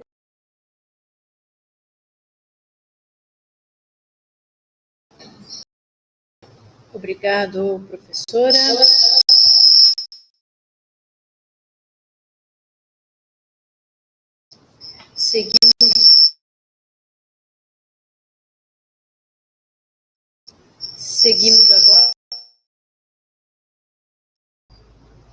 Seguimos agora com a professora Vera Lúcia Stein. Boa tarde, tudo bem, Bruna? Boa tarde, professora. Peço perdão ali pelo atraso. Seguiremos com a professora Vera Lúcia. Novamente, professora, eu vou fazer uma breve apresentação, tá? Introdução sobre a senhora, sobre o seu tema. E aí lhe passo a palavra logo em seguida, tá bom? Ok. Estamos agora com a professora Vera Lúcia Stein, do Brasil, doutora em Turismo e Hospitalidade, com pós-doutoramento em Direito, mestre em Direito, bacharela em Administração de Empresas, Direito e Filosofia, todos pela Universidade de Caxias do Sul. É professora permanente no programa de pós-graduação em Turismo e Hospitalidade e na graduação em Direito na Universidade de Caxias do Sul, e pesquisadora pelo CNPq. A professora Vera Lúcia irá nos apresentar o tema O Direito ao Lazer na Era da Inteligência Artificial, Desafios Tecnológicos e a Atuação do Poder Judiciário. Professora Vera, a senhora terá 10 minutos. Se necessário, chegando perto da casa do 1 minuto, faltando o fim da apresentação, eu volto aqui para sinalizar a senhora, tá bom? Uma boa apresentação, muito obrigada. Obrigada, Bruna. Eu quero primeiramente agradecer aos organizadores, na pessoa do professor Jorge Manrique, e estendo esse meu agradecimento a todos os demais. Bom, eu vou conversar hoje sobre o direito ao lazer na era da inteligência artificial. Primeiro, informar que esse direito ao lazer, a gente tem consagrado ele na Constituição em 2 artigos, tanto no 6º quanto no 227. Então, lazer não significa algo supérfluo, mas significa um direito fundamental ligado à dignidade da pessoa humana e à efetivação do bem-estar coletivo.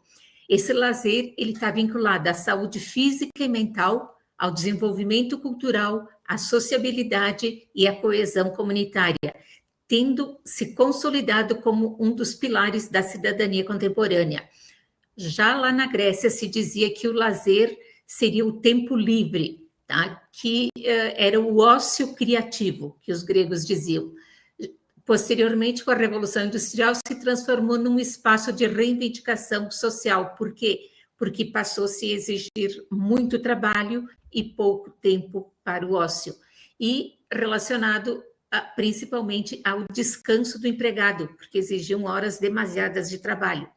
Com o advento do turismo de massa no século XX, o lazer se tornou um motor econômico e cultural, fomentando o desenvolvimento local e a valorização do patrimônio cultural e natural.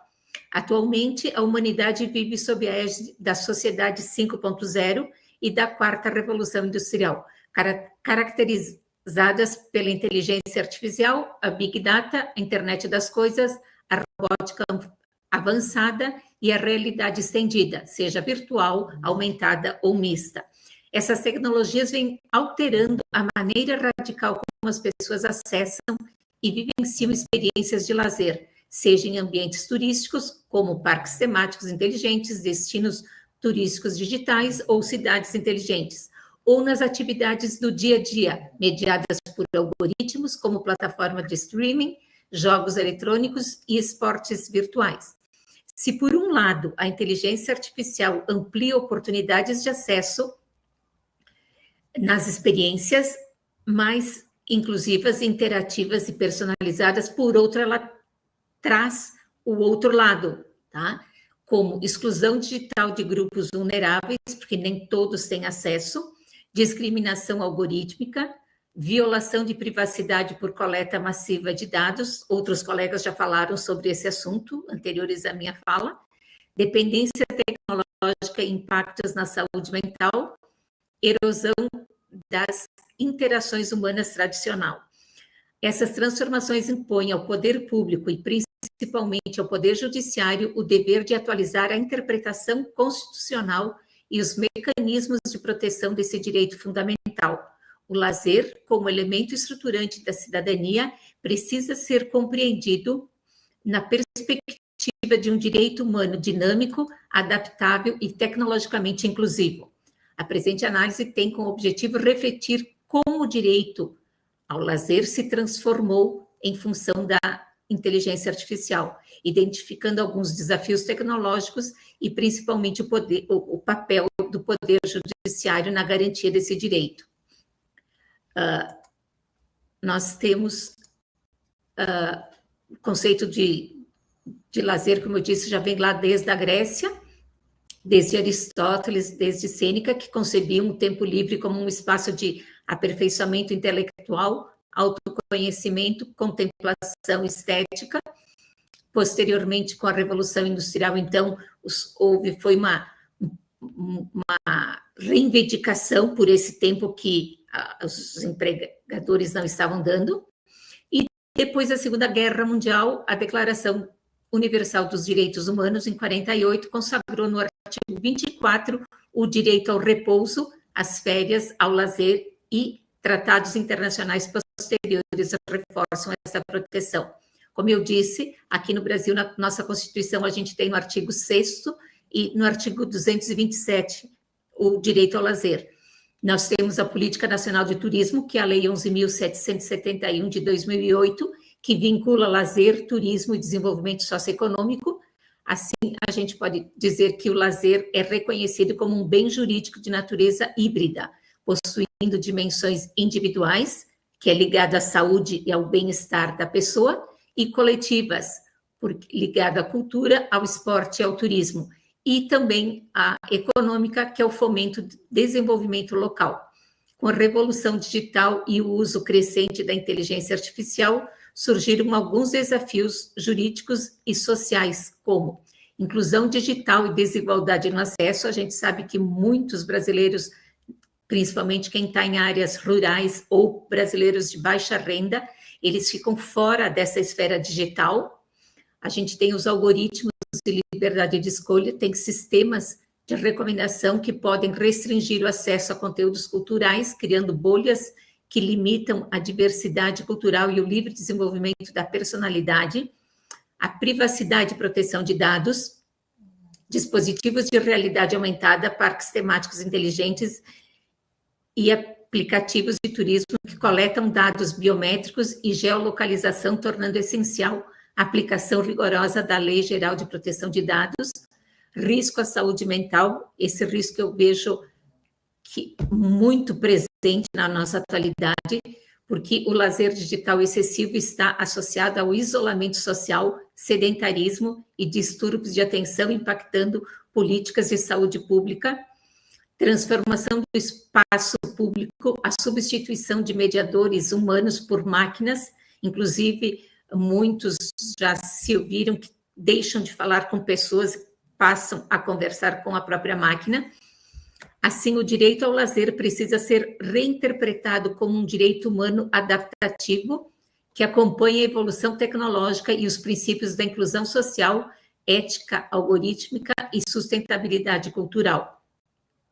A IA representa uma das mais disruptivas forças de transformação do século XXI, com impactos notáveis nos setores de turismo e lazer, que historicamente refletem as mudanças culturais e tecnológicas das sociedades.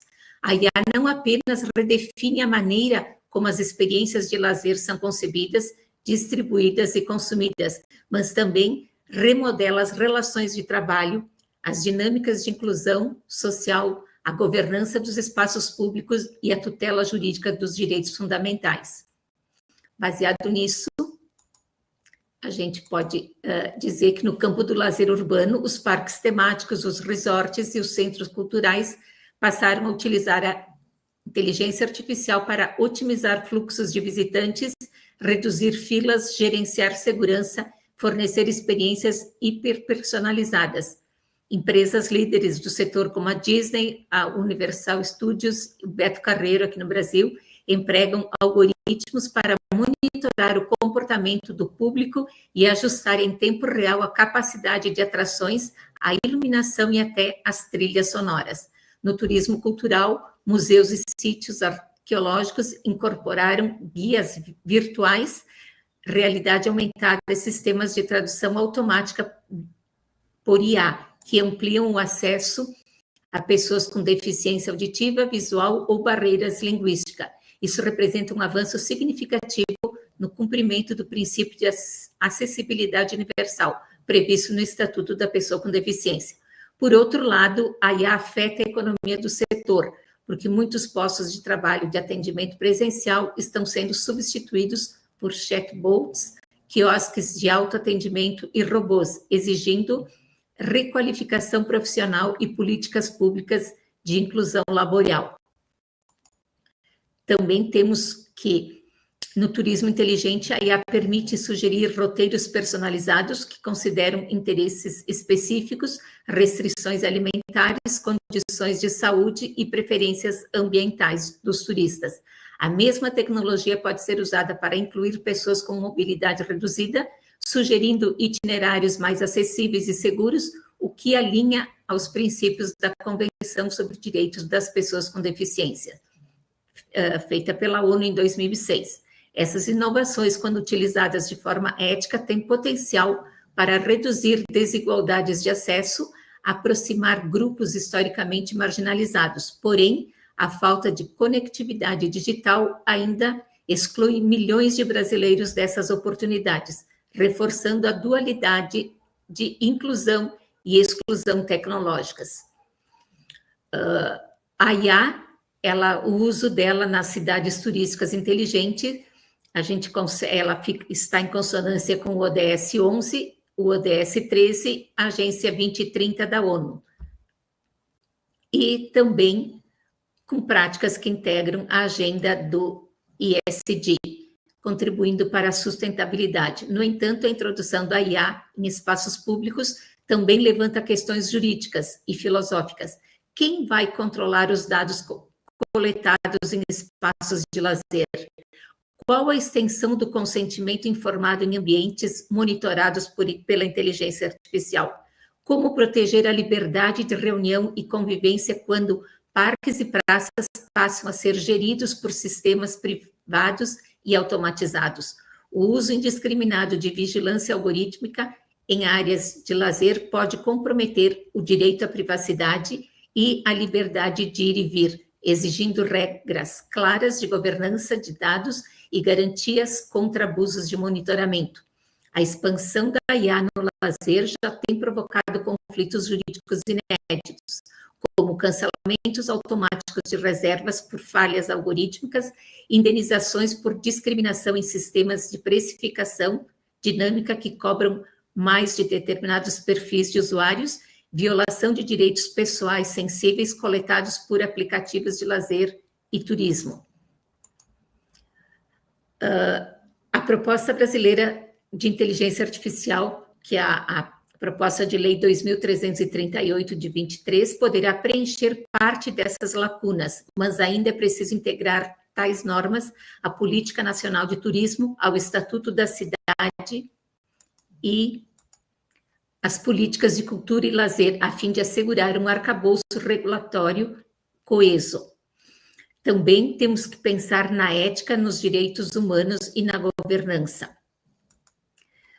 Com transparência de algoritmos, acessibilidade tecnológica universal, responsabilidade civil objetiva por danos causados por sistemas automatizados, participação democrática na governança de dados coletados em espaços de lazer. Sem essas salvaguardas, há risco de que a IA transforme o lazer em um produto de vigilância e exclusão, ao invés de ter o direito social de cultura.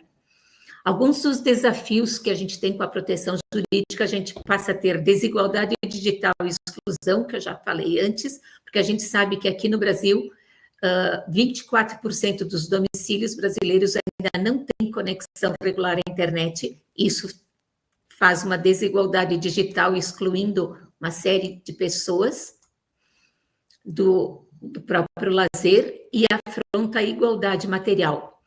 A própria coleta massiva de dados nas atividades de lazer, com reconhecimento facial, geolocalização e preferências culturais, coloca em risco a privacidade e a autodeterminação informativa. Então, a LGPD tem que ser bastante atuante nisso.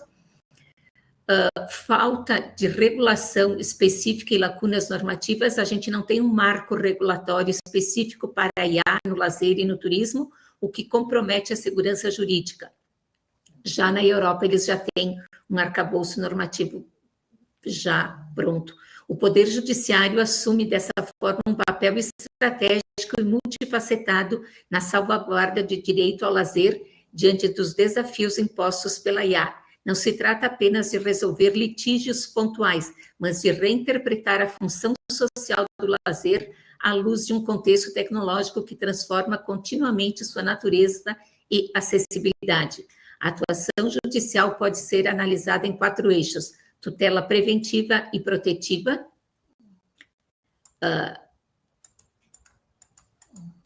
sob a tutela reparatória e indenizatória, a interpretação constitucional evolutiva e a harmonização entre os direitos fundamentais.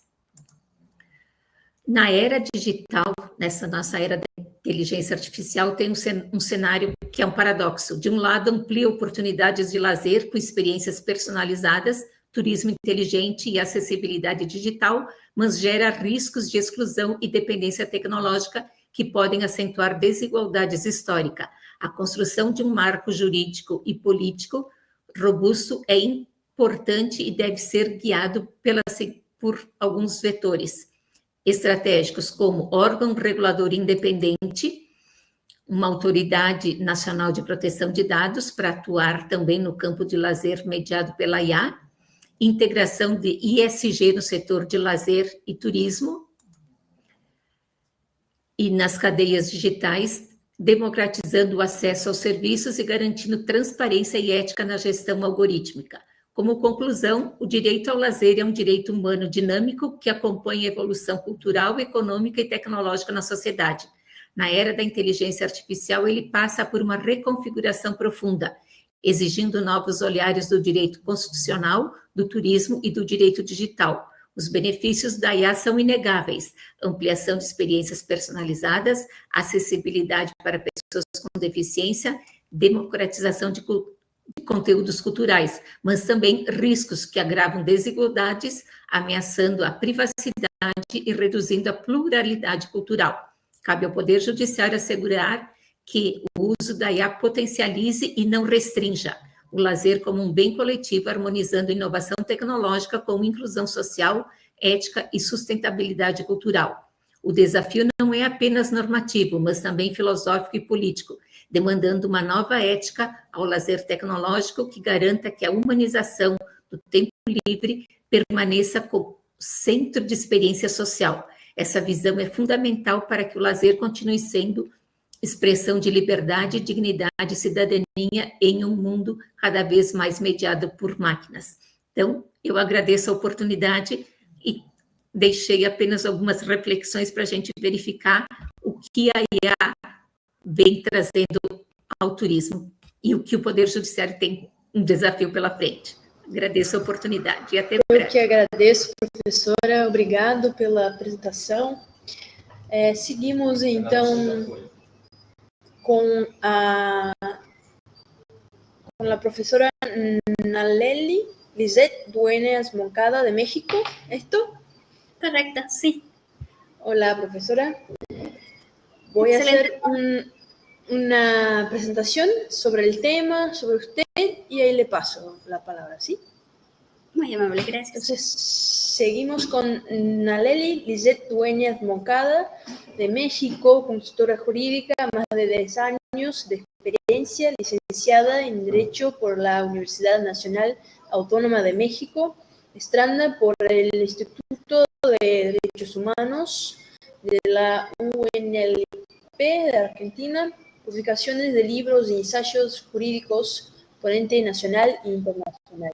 Nos va a presentar panorama de los derechos humanos, de los juicios mexicanos, con la utilización de la IA.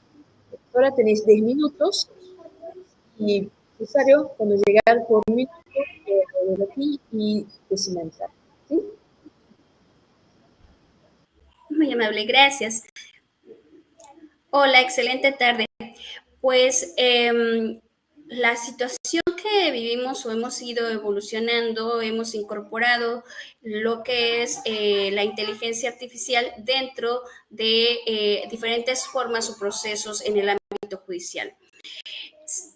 A partir de ello, pues bueno, ha habido una situación de necesidad de regulación donde ya se han plasmado algunas iniciativas dentro del proceso legislativo para su regulación.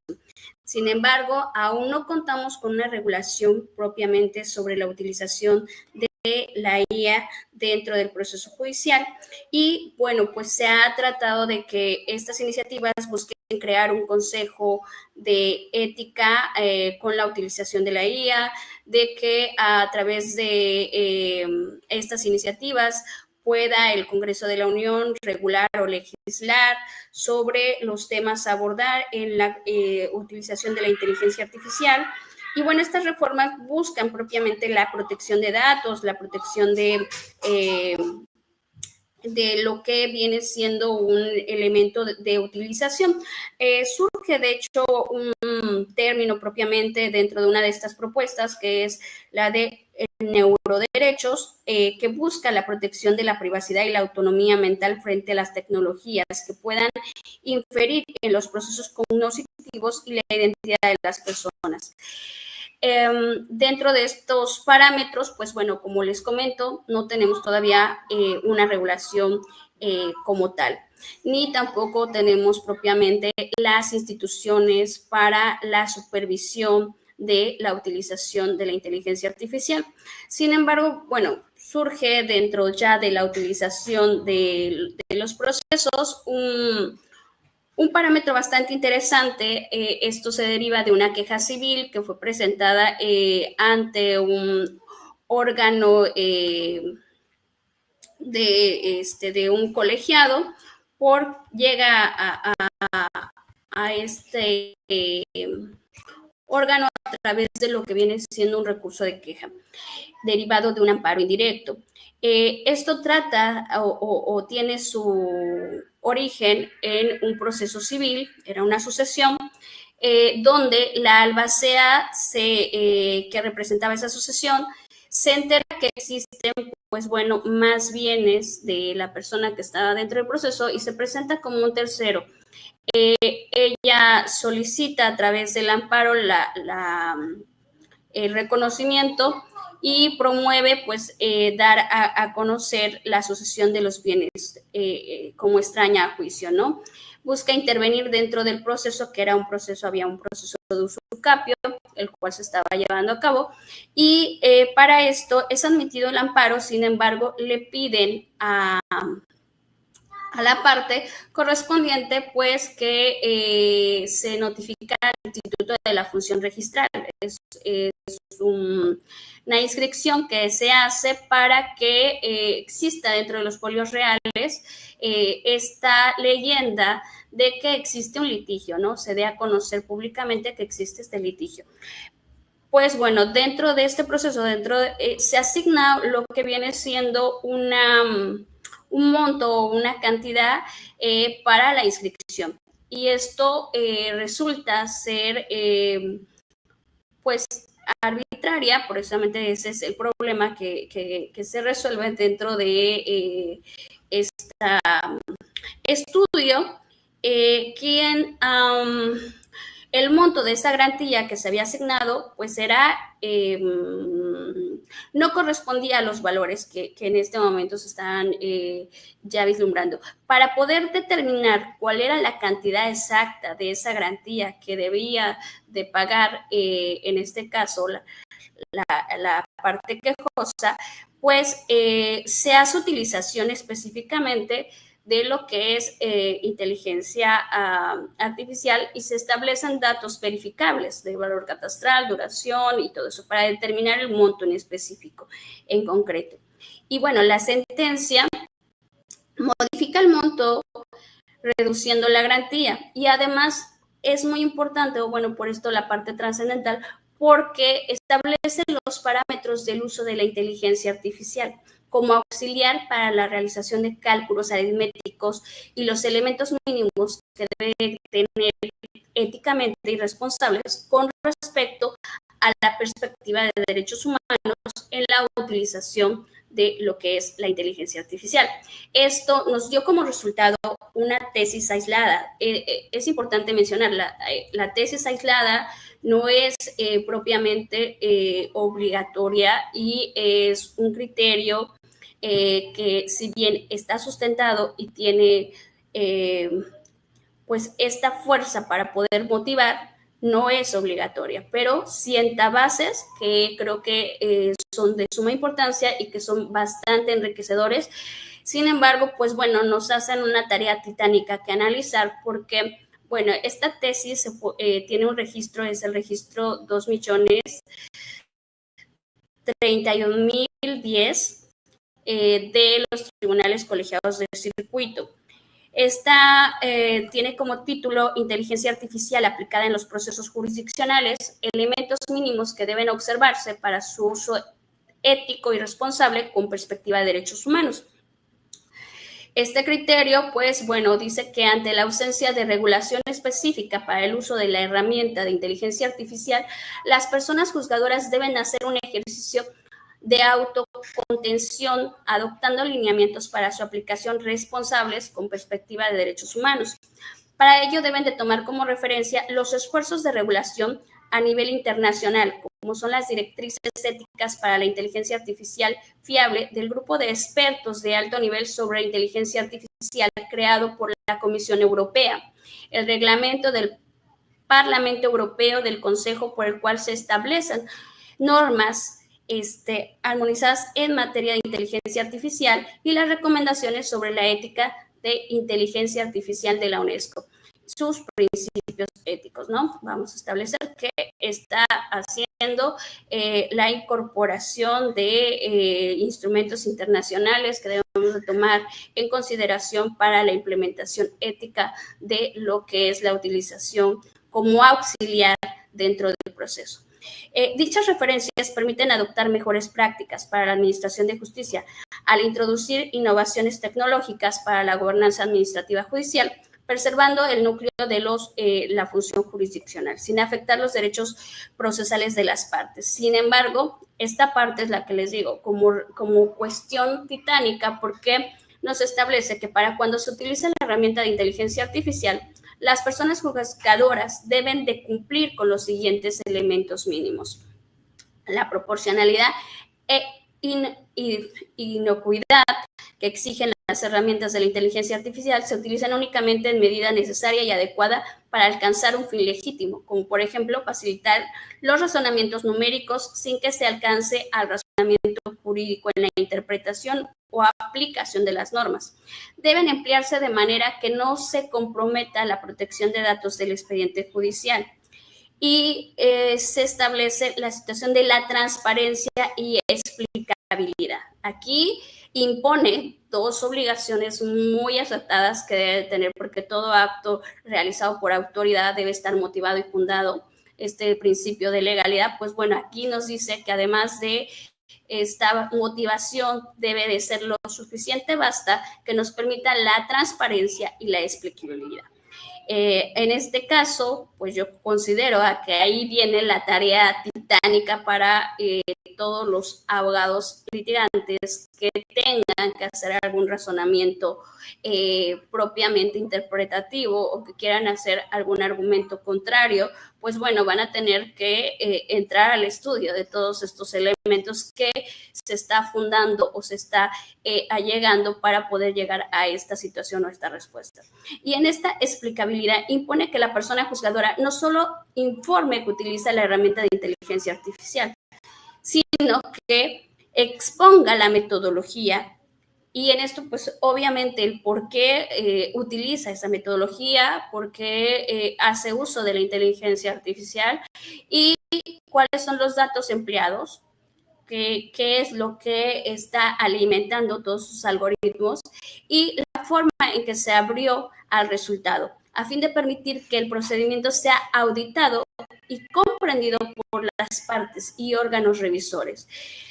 Como les comento, considero que este anexo, pues sí es de vital importancia que se encuentre. ¿Por qué? Porque es parte de la motivación de por qué está resolviendo de cierta forma. Sin embargo, hacer una tarea titánica al momento de tener que desarrollar una interpretación o un análisis propiamente de estos elementos, ¿no? Porque precisamente se busca que a través de lo que es inteligencia artificial se reduzca un poco esta cuestión operativa, ¿no? Y que de alguna manera pues se facilite tener este resultado. Pero si yo voy a cuestionarlo, si yo voy a realizar un argumento donde por consideración a mi derecho considere que ese argumento pues no está siendo lo suficientemente vasto y que no está siendo apegándose a un razonamiento jurídico viable,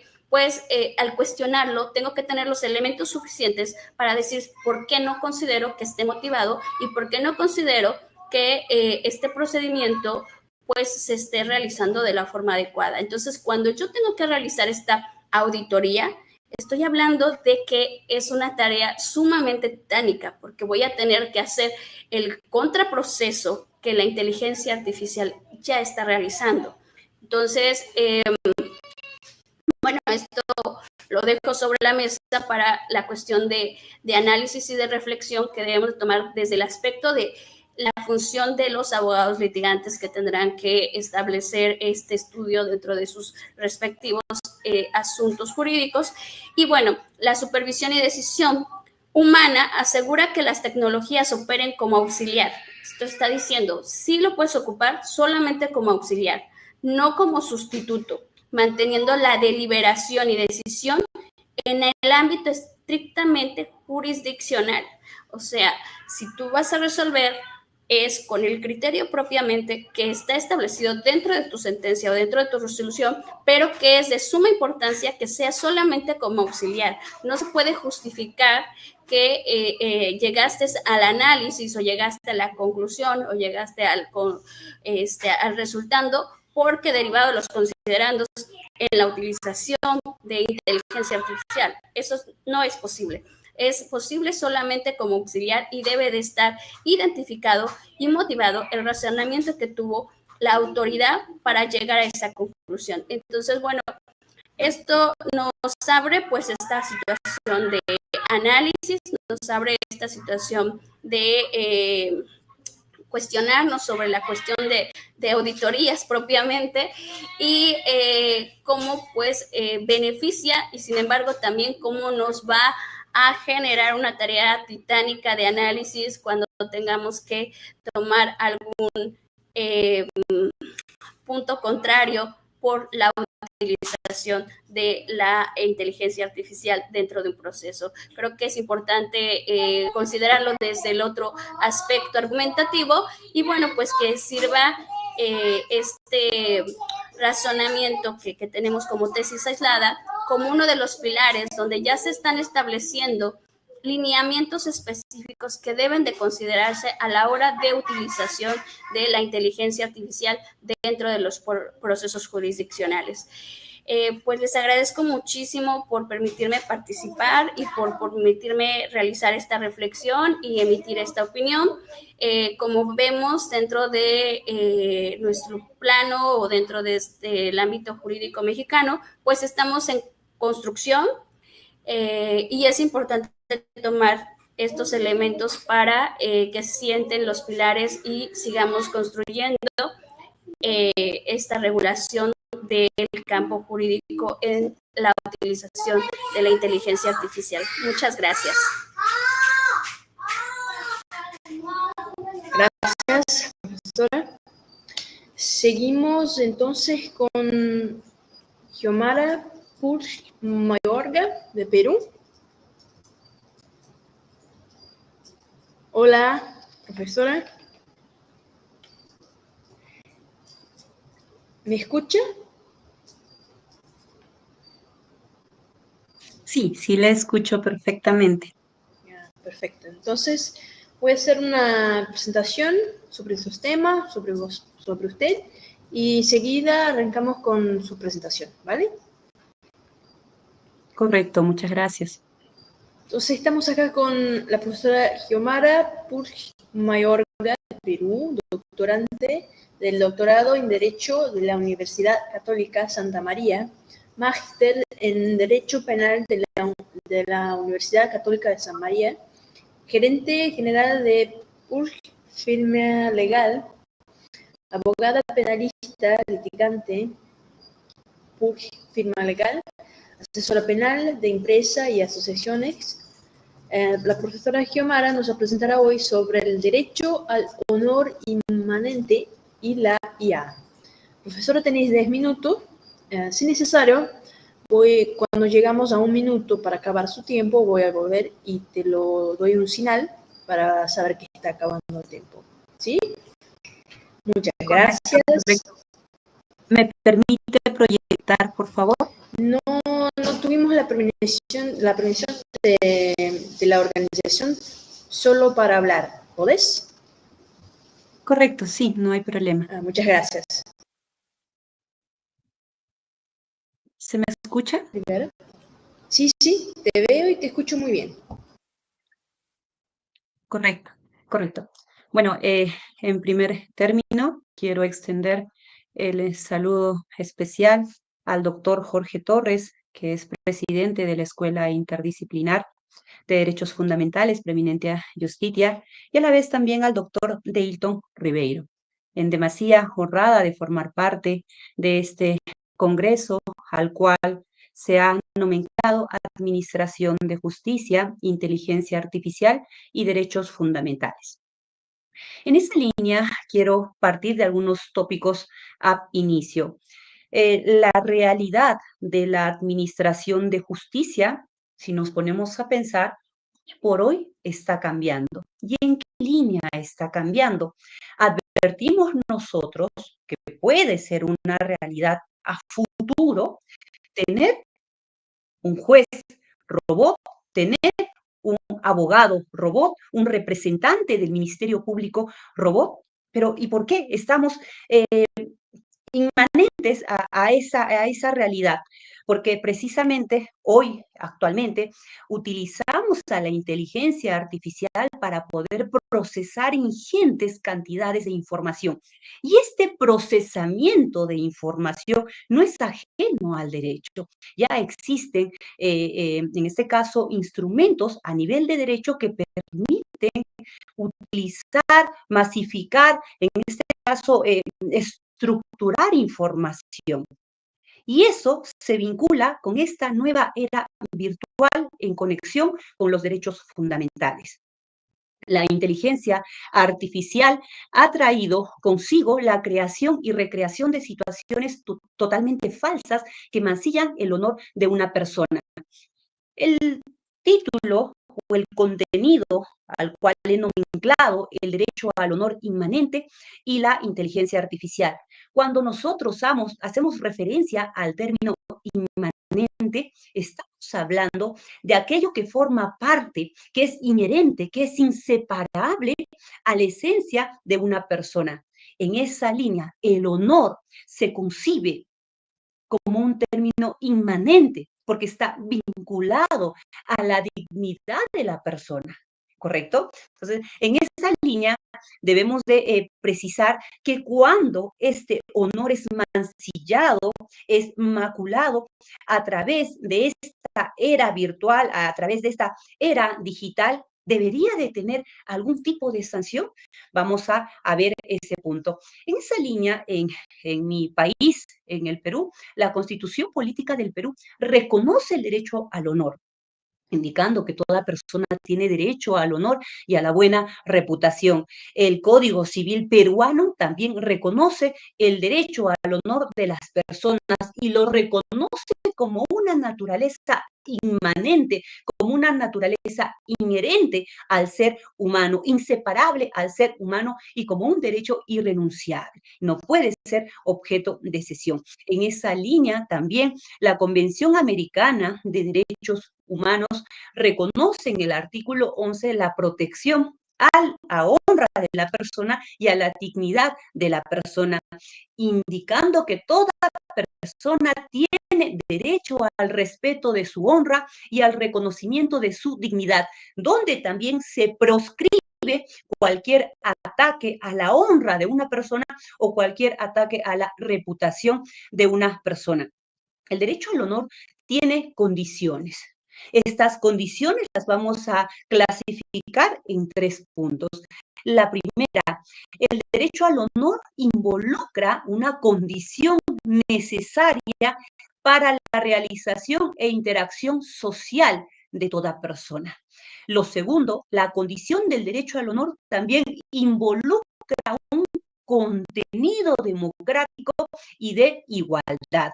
Y a la vez, la última condición del derecho al honor también involucra un contenido de derecho fundamental que deriva de la dignidad humana. En esa línea, en cuanto a la tipología típica del delito, de los delitos contra el honor en mi país, en el Código Penal peruano, regula 3 tipologías. La primera, que está regulado en el artículo 130, la injuria. La segunda, que está regulado en el artículo 131, la calumnia. Y por último, la figura del delito de difamación, la que está regulado en el artículo 132. Y es importante precisar enfáticamente lo siguiente. ¿Cómo es que esta era digital, esta nueva era virtual, tiene repercusión en el sistema de justicia? Y precisamente en mi país, en el Código Penal peruano, en abril de este año, del 2025, se ha modificado uno de los artículos que está vinculado a la difamación. Si bien es cierto, la difamación se concebía como aquel que se sancionaba como tal, a la persona que se sancionaba como tal, cuando ésta atribuía a una persona, ya sea un hecho, ya sea una cualidad, ya sea una conducta, que evidentemente como consecuencia va a traer la maculación, va a perjudicar, va a mancillar el honor o la reputación de una persona. ¿Y por qué es importante el artículo 132 del Código Penal peruano, que ha sufrido una modificación trascendental desde mi punto de vista como abogada litigante en materia penal? Regulación antes de esta modificación no configuraba o no introducía aquella que sea producida por tecnología, por inteligencia artificial, por los deepfakes u otros contenidos que sean mediante inteligencia artificial. Hoy por hoy, el artículo 132 del Código Penal peruano regula estos medios típicos, estas figuras típicas, donde también se puede configurar el delito contra el honor, en este caso la difamación como tal. Regula la tecnología de inteligencia artificial, regula las falsificaciones profundas denominadas fakes, regula cualquier contenido que sea generado mediante inteligencia artificial. Desde un punto de vista tuitivo como tal, es un gran avance, pero la realidad de poder sancionar a personas que denigran, en este caso, o mancillan el honor de una persona a través de la inteligencia artificial, a través de contenidos generados mediante inteligencia artificial o a través de los deepfakes, es poco probable, ¿correcto? En esa línea debemos de señalar también que en cuanto a las dimensiones del honor, el honor tiene 2 dimensiones. El honor subjetivo, personal, como queramos denominarlo, es aquella apreciación personalísima de uno mismo, y el honor en su vertiente objetiva. Es aquella reputación, aquel prestigio que una persona tiene frente a una sociedad. Evidentemente, en cuanto a las dimensiones del honor, esto es, en su ámbito subjetivo o en su ámbito objetivo, tienen vinculación con la dignidad humana. Por ello, se había denominado a este contenido que estoy exponiendo el derecho al honor inmanente inmanente, que pertenece al ser humano, que es inherente al ser humano, que es inseparable al ser humano por su esencia, como derecho fundamental. En esa línea, dentro de lo que regula la legislación peruana, el Código Penal peruano, a los delitos contra el honor, habíamos indicado la injuria, la calumnia y la difamación como tal, como delitos dolosos, como delitos de mera actividad, donde tenemos las figuras del animus incoandi, tenemos la figura del animus criticandi, esto dentro de la subsunción del animus diffamandi, y tenemos también el animus injuriandi como tal. En esa línea debemos de precisar, la realidad virtual ha superado en demasía la regulación o la realidad en cuanto a los delitos contra el honor, en cuanto a la mancillación del delito contra el honor. Si absolvemos esta interrogante, vamos a responder afirmativamente. Es correcto, sí, esta realidad virtual ha superado la maculación de los derechos fundamentales vinculados al honor.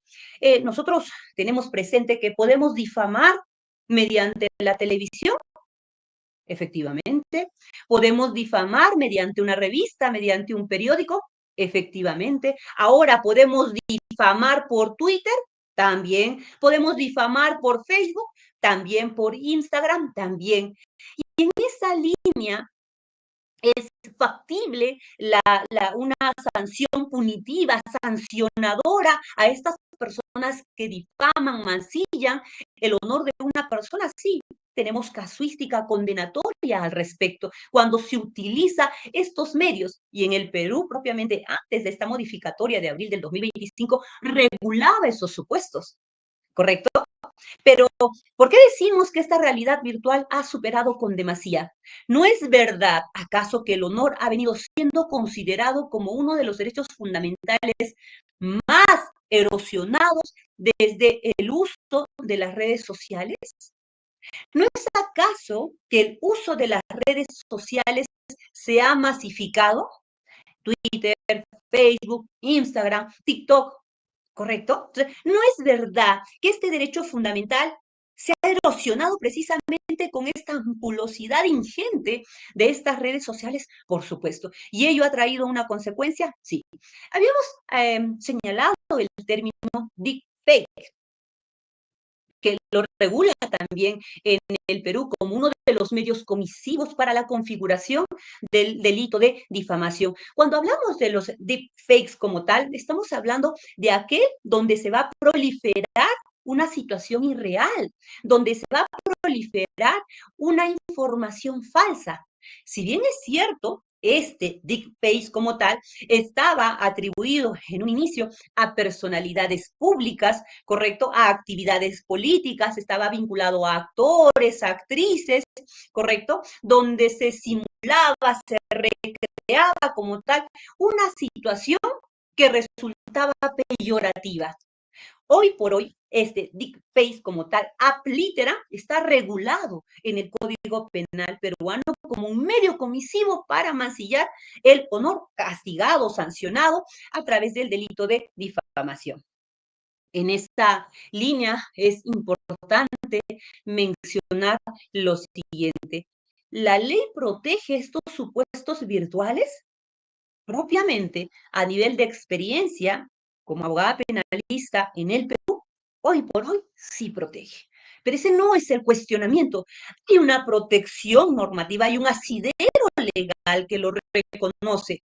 El cuestionamiento es la viabilidad, la aplicabilidad, la resolutividad a todas estas acciones que se mancillan mediante la realidad virtual, mediante la inteligencia artificial. Entonces podemos señalar que la intromisión ilegítima en el derecho al honor se puede desarrollar, se puede llevar a cabo mediante la inteligencia artificial. Asimismo, también es menester resaltar que estos supuestos virtuales erosionan los derechos fundamentales. Y acá estamos hablando en especial de un derecho fundamental, que es el derecho al honor en sus dos vertientes, en sus dos contenidos o condiciones, a nivel objetivo, como habíamos indicado, y a nivel subjetivo. Y que estos dos, a nivel objetivo y a nivel subjetivo, está vinculado propiamente a la dignidad del ser humano. Y esta dignidad del ser humano no solo lo reconoce la legislación peruana, se reconoce a nivel mundial, ¿correcto?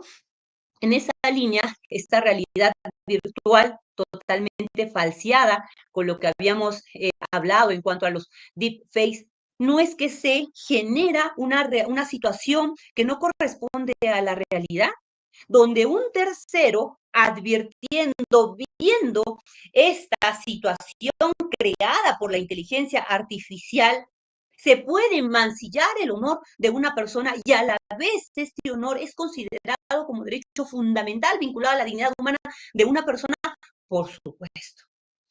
La IA, como tal, la inteligencia artificial, puede generar estas situaciones denigrantes, puede generar estas situaciones peyorativas, puede atribuir conductas, hechos, cualidades a través de la inteligencia artificial. No sé si han escuchado en algún momento, de hecho, sí lo han escuchado, cuando a través de un generador de voz, de un robot, se habla un contenido.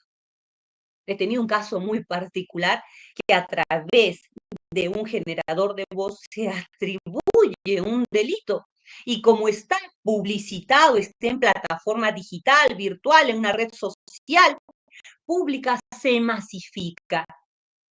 ¿Y qué hacemos con ello? ¿Cómo identificamos quién utilizó a este robot generador de voz para atribuir a una persona que es un agresor? ¿Cómo? Está regulado. Es un poco complicado con esta innovación generar un tema de sentencia como tal. No hay casuística. En mi país, desde abril del 2025, estamos octubre del 2025, que haya un caso con esta realidad. Entonces, es importante tener en cuenta ello.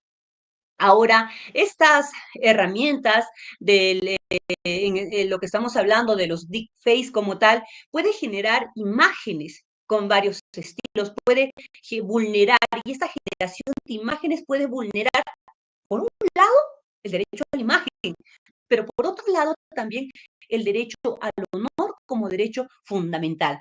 La inteligencia artificial también puede generar, como habíamos indicado, situaciones donde se atribuyan conductas que no son reales, donde se atribuya una conducta, un delito que no sea real, que sea peyorativo, que sea denigrante como tal. ¿Y eso afecta el derecho al honor?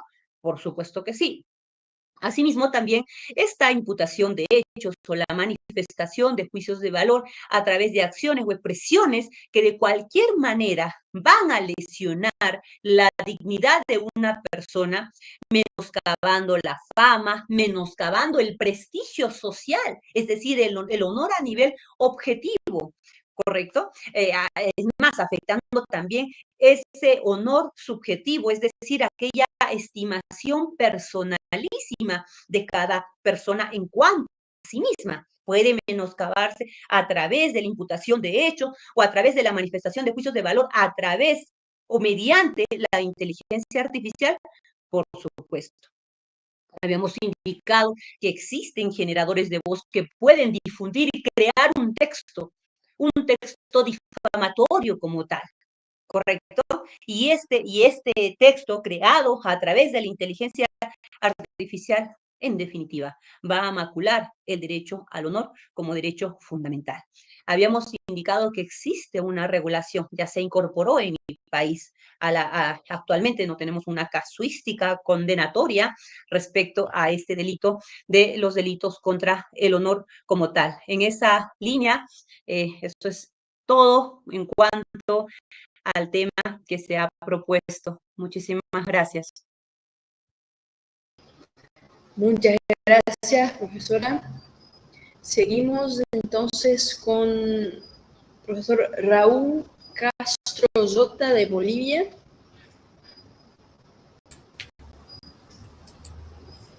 ¿Cómo está? Doctora, ¿cómo está? Gusto saludarla desde Bolivia.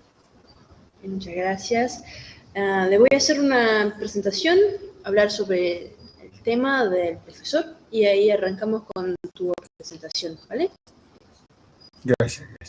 Estamos acá entonces con el profesor Raúl Castro Zota de Bolivia, máster en Derecho Constitucional y Derechos Fundamentales por la Universidad Nacional, doctorando en Derecho Constitucional y Derechos Humanos, docente titular de la Universidad Nacional, docente de postgrado de varias universidades públicas de Bolivia, miembro de la Academia Boliviana de Estudios Constitucionales, ABEC.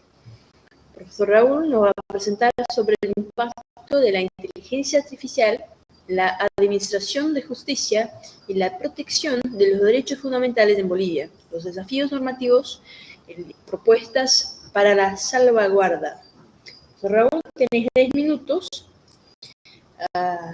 para hacer su presentación. Cuando llegamos perto de 1 minuto para el final, voy a volver acá y te lo doy un señal informando que está por terminar tu tiempo, ¿sí? Arrancamos con su presentación. Muchas gracias. Gracias, doctora. Un placer formar parte de este Congreso Mundial de la Administración de Justicia, Inteligencia Artificial y Derechos Fundamentales. Para mí es un privilegio estar en este evento y mis agradecimientos a la Escuela Interdisciplinar de Derechos Fundamentales, presidida por el doctor Jorge Isaac Torres Manrique, también a la Universidad Regional de Blumenau del Brasil, a cargo del doctor Marcelino Melau, a la Universidad de Itaúna, Brasil, a cargo también del doctor Deilton Ribeira, y a la Universidad de Caxias do Sul, Grupo Pesquisa Metamorfosis Jurídica del Brasil, a cargo de la doctora Cleide Calgaro. En esta oportunidad vamos a tocar un tema importante desde la visión del derecho constitucional boliviano, que tiene que ver con el impacto de la inteligencia artificial en la administración de justicia y la protección de los derechos fundamentales en Bolivia. A partir de ello, se presentan los desafíos normativos y aquellas propuestas para la salvaguarda. En ese sentido, debemos comenzar señalando que el acceso al uso de Internet en mi país, en Bolivia, ha tenido que pasar por 2 fases cruciales. Una primera, la reforma constitucional, cuando Bolivia ya promulga su Constitución Política del Estado del 2009, en el cual se garantiza como derecho fundamental el acceso a las telecomunicaciones como base de la comunicación y la información, y por supuesto esto como un derecho propio. Por ello, el Estado boliviano asume la responsabilidad en cuanto al proceso de desarrollo e inclusión de estrategias de conocimiento y aplicación de nuevas tecnologías de información y comunicación. Así se halla establecida en la Constitución boliviana a partir del artículo 103 de la norma suprema. En ese sentido, debo decir que Bolivia fue incorporándose de forma progresiva por medio de los proyectos de implementación de las tecnologías de información y comunicación, que no son más que las TIC, y se crea inicialmente en mi país, en Bolivia, ya la Agencia de Gobierno Electrónico de Tecnologías de Información y Comunicación, como son las AGTIC, mediante el Decreto Supremo número 2514 de la gestión 2013. Dicha institución se encarga de liderar inicialmente y consolidar el desarrollo y la implementación de políticas y programas de gobierno electrónico por medio de las tecnologías digitales y centrándose principalmente en aquellas necesidades que tienen las personas y por las cuales en la actualidad se llega a consolidar este sistema de ciudadanía digital. Un tipo de digitalización precisamente que tiene que ver con los credenciales del usuario para la interacción de diversas plataformas de instituciones del Estado plurinacional de Bolivia, conforme también regula la ley 1080 de la gestión 2018. En ese sentido, es que el artículo 4 de la norma citada establece que por medio del sistema de la ciudadanía digital se puede prescindir de la presencia de la persona interesada y de la presentación de documentos en físico para que el desarrollo del trámite pueda ser realizado por medio de este sistema, conectado con las demás plataformas. Esto con el objetivo de la desburocratización de trámites públicos por medios de procedimientos digitales que a la fecha han significado un avance tecnológico en mi país. Una segunda fase se presenta la cuarentena rígida como aquella política de contención ante la propagación del COVID-19. Producto del COVID-19, Bolivia llegó a implementar políticas de contención para la propagación del virus. La primera medida, la declaratoria de un periodo de cuarentena rígida, esta medida obligó a trasladar las actividades laborales, entre ellas las educativas, referidas a esto de la virtualidad.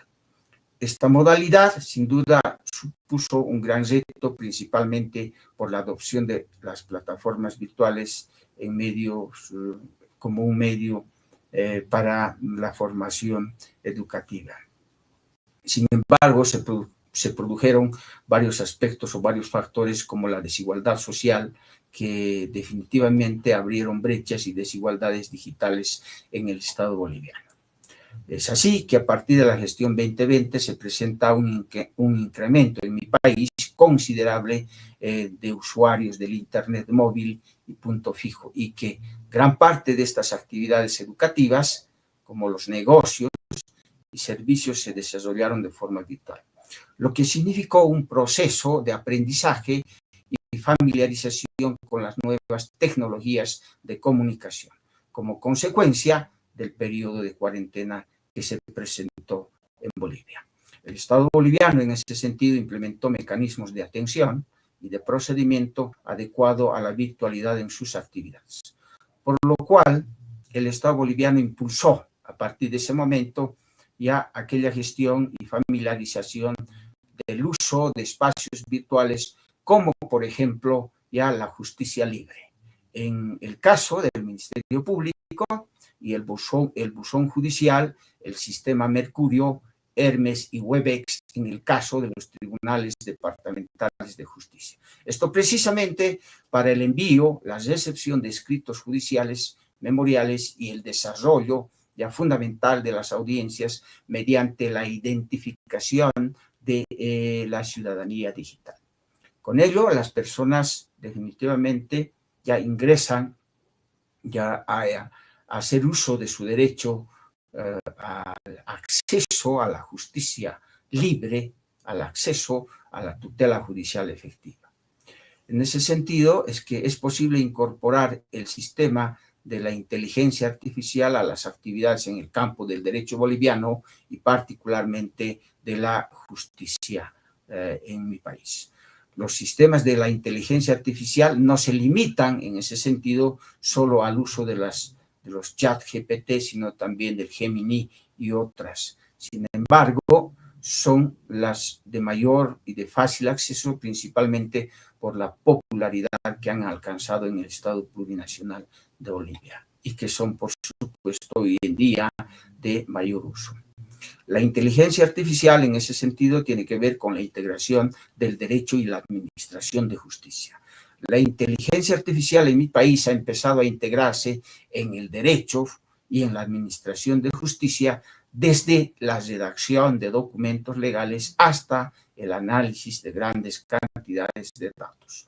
Por ello, los abogados, jueces, fiscales hoy en día han empezado a tomar atención en la automatización que la inteligencia artificial ofrece, además de aquellas otras ventajas, por supuesto, que nos ofrece también la inteligencia artificial.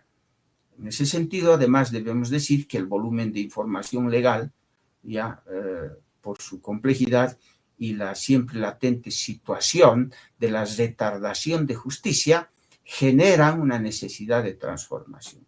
En ese contexto, la inteligencia artificial se está convirtiendo hoy en día en Bolivia en una herramienta poderosa para alcanzar el cambio, ¿no? El cambio estructural en cuanto a la administración de justicia.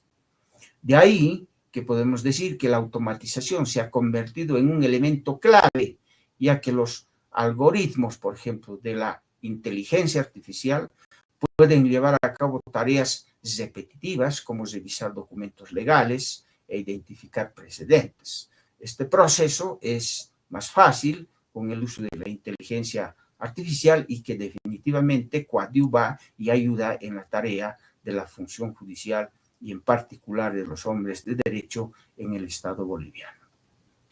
Por otro lado, debemos señalar también que la transformación digital y sistema judicial boliviano ya tiene que ver precisamente con aquella transformación digital en el ámbito de la justicia boliviana. Sin duda, presenta un cambio profundo en la forma en que se administran y resuelven los casos legales o los asuntos legales a partir de la información o la recopilación de la información que se pueda realizar de la inteligencia artificial o, en definitiva, hacer uso de este sistema de transformación digital para poder contribuir en la resolución de los casos que se presenten en el Estado boliviano. Desde esta perspectiva del derecho, esta transformación conlleva definitivamente oportunidades significativas. También desafíos que deben abordarse para garantizar la eficacia procesal, la protección de los derechos y la equidad en el acceso a la justicia en el caso boliviano. Porque la nueva era hoy en día nos exige el manejo de elementos congruentes con la realidad tecnológica, la adopción e integración de nuevos escenarios que faciliten los procesos cotidianos, evolucionando con la perspectiva de la mejora. Esto es fundamental porque definitivamente a partir de ello es que la administración de justicia va a resolver aquellos grandes problemas que tiene precisamente esta administración de justicia. Y esto tiene que pasar precisamente por la lentitud de los procedimientos judiciales con la que se llevan a cabo. Estos procesos, además de ser largos y complicados, ya conlleva pues una retardación de justicia en la resolución de casos.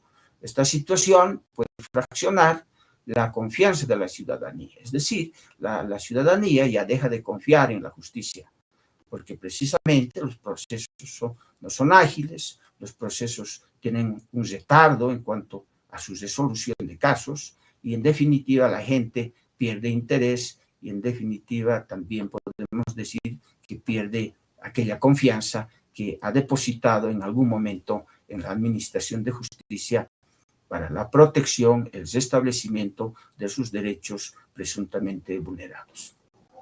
Con todo ello, podemos decir, además, sirve para fortalecer el sistema de la justicia en Bolivia y para ello es esencial abordar las oportunidades de lo que podría implicar la implementación digital para acelerar los procedimientos judiciales. Para esto se promueve ya definitivamente el uso de la inteligencia artificial.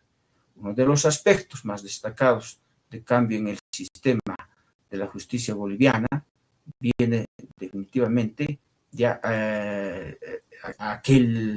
aquello que nosotros conocemos hoy, a la inteligencia artificial, de poder utilizar estos medios de tecnología para poder avanzar en cuanto a dar agilidad y en la resolución de casos a la justicia en general en el Estado plurinacional de Bolivia, que van a llegar de alguna manera a garantizar la igualdad de los ciudadanos y proteger los derechos humanos y fundamentalmente fomentar la confianza en las instituciones y asimismo promover la estabilidad social y el desarrollo económico con todo esto, ¿no?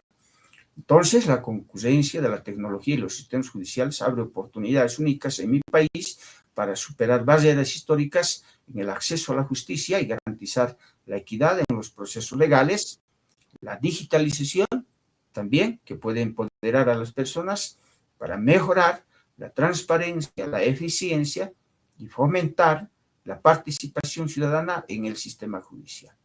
¿no? Y finalmente, para concluir mi presentación, debo señalar que la automatización de los procesos judiciales, que tiene que ver con la justicia, es el cimiento fundamental de cualquier sociedad democrática en este contexto. La automatización de procesos judiciales emerge como una herramienta prometedora hoy en día para abordar estos desafíos grandes, al utilizar en este caso la tecnología para optimizar y agilizar las operaciones judiciales que pueden lograr mejoras significativas en la administración de justicia. Al mismo tiempo, garantizar el acceso equitativo y eficiente para todos los ciudadanos, ¿no?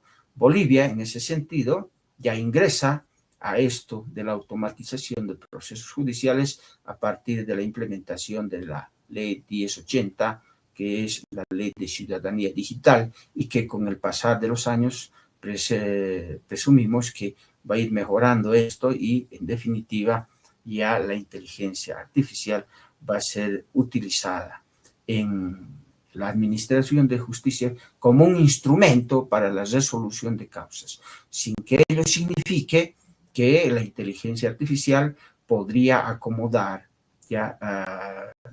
acomodarse a detectar aquellos hechos particulares y aquellos hechos únicos que se pudieran presentar. Por supuesto, tomando en cuenta de que estos hechos y estos casos no siempre son iguales.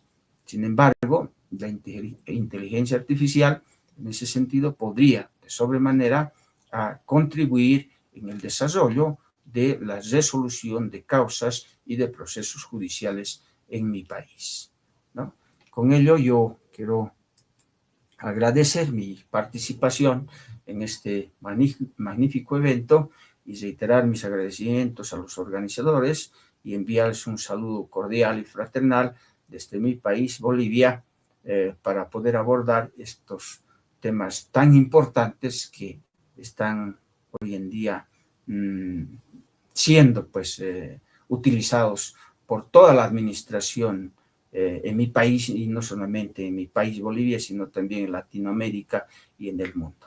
Muchísimas gracias, un saludo desde Bolivia. Muchas gracias, profesor. Seguimos ahora entonces. Seguimos ahora con el profesor Paul Córdoba Vinuesa, de Ecuador. Profesor.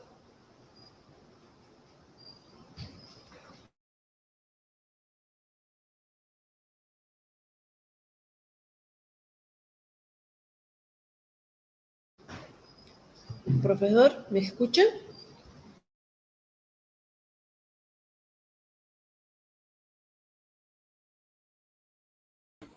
Professor, escuta-nos?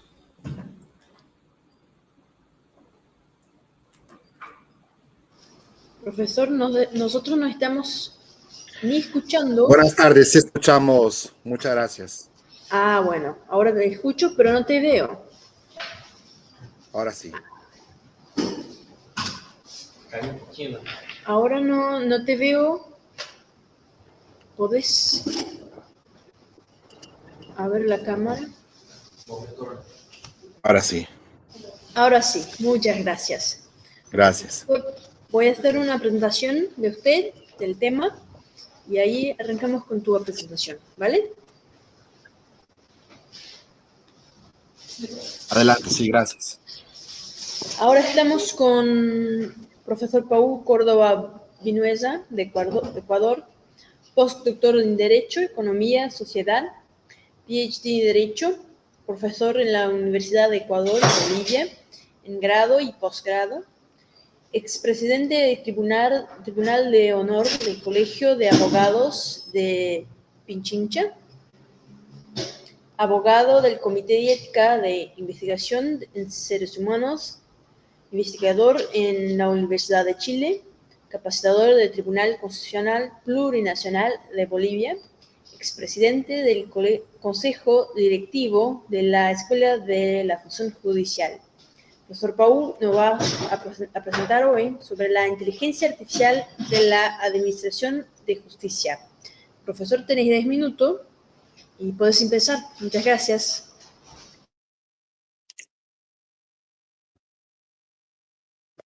¿Qué salió de...? Muchas gracias. Profesor, nosotros no estamos, no puedo ver. Te escucho, pero no te veo. Ahí estamos bien, me parece. Sí, ahora sí te veo y te escucho muy bien. Gracias. Muy amable, gracias.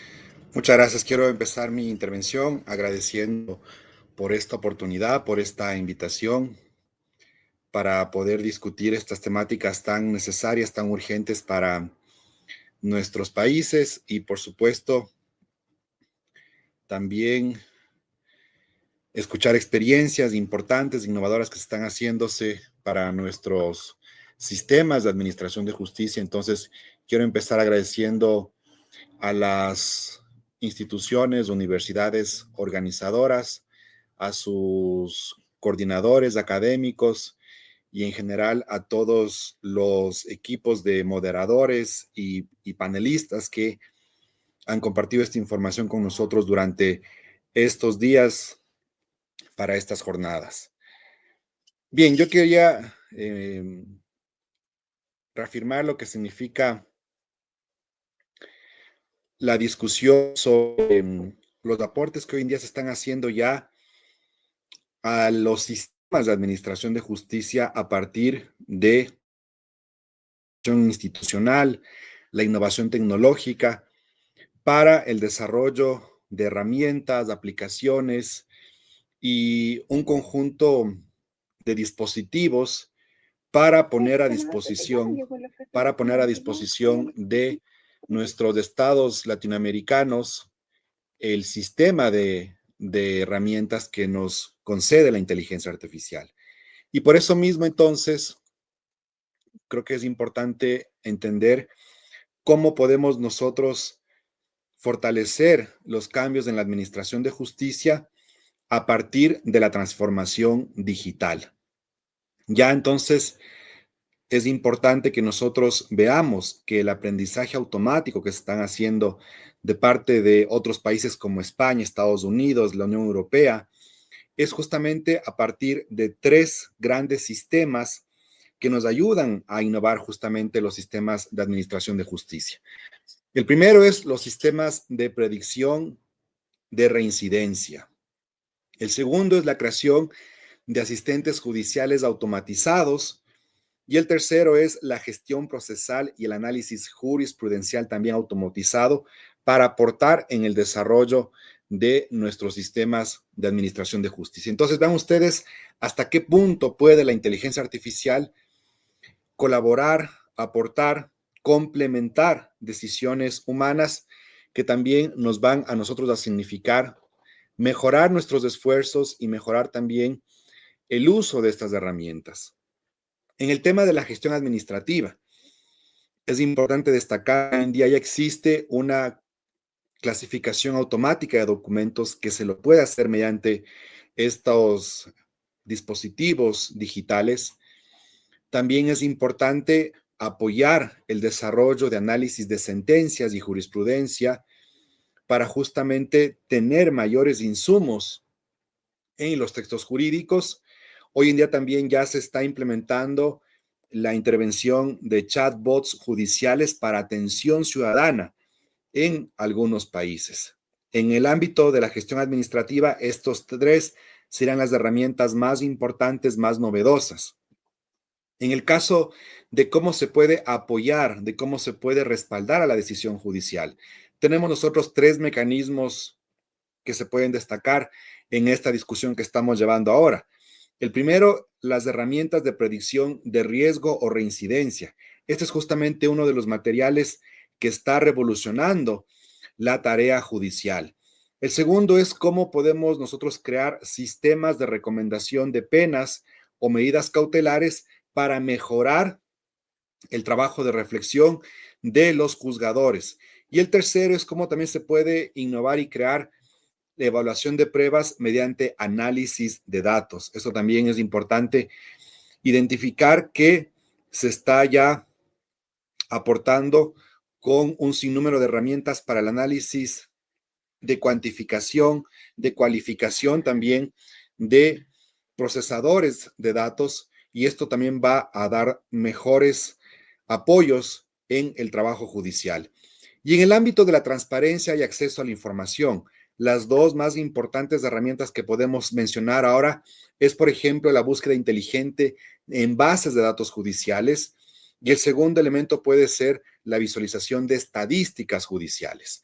Estos serían entonces los tres grandes ámbitos con los cuales se puede fortalecer, innovar el trabajo de la Administración de Justicia, y también lo importante es discutir si es que son herramientas que pueden significar apoyo técnico y que también pueden reforzar, complementar el razonamiento jurídico de los operadores de justicia. Quisiera referirme al tema de los subsistemas, al tema de cómo esto puede aportarnos en diversas maneras. Por ejemplo, cómo los datos entrenados reflejan prejuicios sociales en cuanto a la temática de los sesgos algorítmicos y la discriminación que puede desarrollarse a partir de esto. Y podemos también entonces nosotros tener elementos de discusión sobre los riesgos de decisiones injustas automatizadas. También tenemos nosotros dos vertientes a partir de esta discusión de los subsistemas sobre sesgos algorítmicos y discriminación. En el tema de la transparencia y la explicabilidad, si es que podemos trabajar nosotros en lo que se llaman hoy en día las cajas negras algorítmicas para ver cómo se puede mejorar las justificaciones en decisiones automatizadas. Y por lo tanto también evidenciar la necesidad de algoritmos auditables y comprensibles para jueces y abogados. Y por supuesto, esto implica una responsabilidad legal de por medio. ¿Quién puede responder ante un error de la inteligencia artificial? Y cómo se están ya diseñando protocolos, guías, éticas también, para apreciar de mejor manera este tipo de posibles irregularidades. Y también es importante discutir cómo, además de los instrumentos y de las herramientas tecnológicas, se puede acompañar este trabajo con un marco normativo que pueda mejorar las políticas públicas de la Administración de Justicia. Aquí podemos citar el caso de la necesidad de que existan regulaciones nacionales con propuestas de gobernanzas algorítmicas en la Administración de Justicia, y aquí puede ser también la necesidad de pensar en un organismo que supervise también, que verifique cómo se pueden implementar este tipo de innovaciones en la inteligencia judicial, en la inteligencia artificial judicial, mejor dicho, y por lo tanto aquí tenemos también otros retos importantes para nuestros sistemas y nuestros órganos de gobierno de la Administración de Justicia. Entonces, vean ustedes cómo, a manera de conclusiones, nosotros podemos entender estas herramientas que he mencionado de la inteligencia artificial como herramientas de apoyo, que no son sustitutos de los jueces, que no vienen a reemplazar a los operadores de justicia, pero sí es importante que estos tengan la suficiente formación tecnológica para aprovechar de mejor manera su uso. También otra conclusión importante es cómo los países pueden avanzar hacia innovaciones de justicia digital inclusiva y centrada básicamente en las personas, y para esto es importante también desarrollar los protocolos y las directrices necesarias para propuestas de principios hacia una inteligencia artificial judicial ética. Y por lo tanto, entonces, vean ustedes, aquí tenemos nosotros las principales conclusiones para entender que la Administración de Justicia no solamente que tiene que ser con respuestas céleres, oportunas, inmediatas y de mayor cercanía con los justiciables, sino también que tiene que la Administración de Justicia funcionar en condiciones justas y comprensibles que permitan a los usuarios de los servicios de justicia tener una mayor respuesta con respecto a sus pretensiones, a sus problemáticas. Y en ese sentido, la inteligencia artificial puede ayudar, pero no puede decidir por nosotros. No lo va a hacer en nombre de los operadores de justicia, sino que tiene que ser justamente en apoyo, en atención a sus necesidades y sus problemas. Reitero entonces mi agradecimiento por la invitación a estas universidades coparticipantes, coorganizadoras y también, por supuesto, a todos los organizadores de este encuentro tan importante. Muchísimas gracias por la invitación y la oportunidad.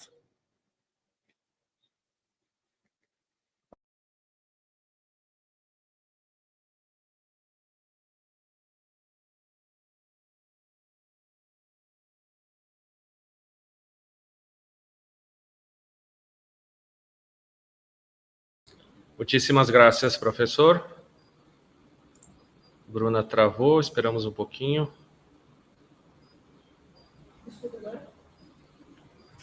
Não.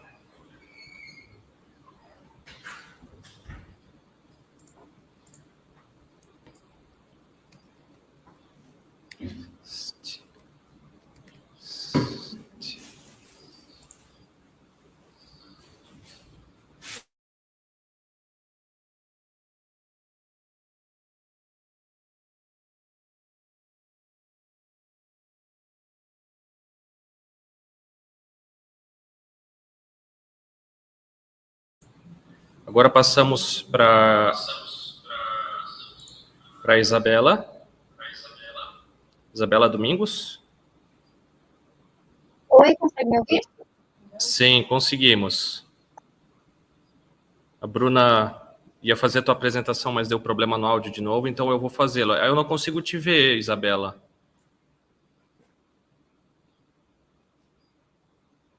Eu já vou ligar, só um minuto.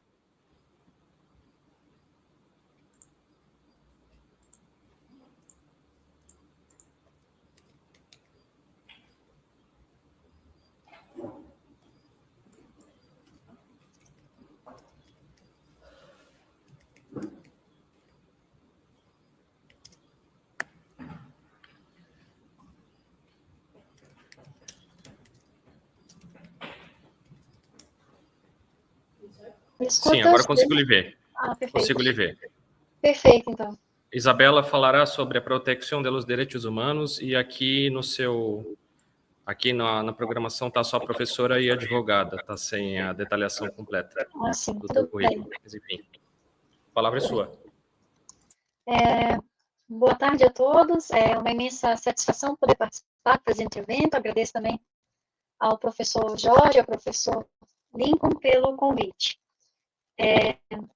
Eu sou doutoranda pela Universidade Federal de Santa Catarina e hoje eu vou falar sobre o impacto dos direitos humanos, né, o impacto da inteligência artificial na proteção dos direitos humanos, compreendendo os riscos e as vantagens da inteligência artificial, que está cada vez mais complexa.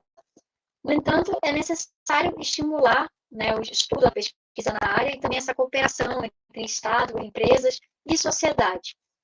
Compreende que o impacto do algoritmo, ele impacta na cidadania, na proteção dos direitos humanos, e quando a população ela está consciente sobre esse risco e ela tem uma alfabetização digital, uma fluência digital, é mais fácil lidar, né, com os efeitos, que seria a questão das fake news, a vulneração também da população idosa em relação a fraudes na área fiscal, na área financeira, e o reconhecimento dos direitos humanos, como toda a questão da proteção de forma relacionada à proteção universal da pessoa e as constituições democráticas que adotam essas normas, especialmente a Constituição da República Federativa do Brasil, em seu artigo 3º, inciso 4º, estabelece como um dos objetivos fundamentais da Constituição a promoção de bem-estar sem prejuízo à origem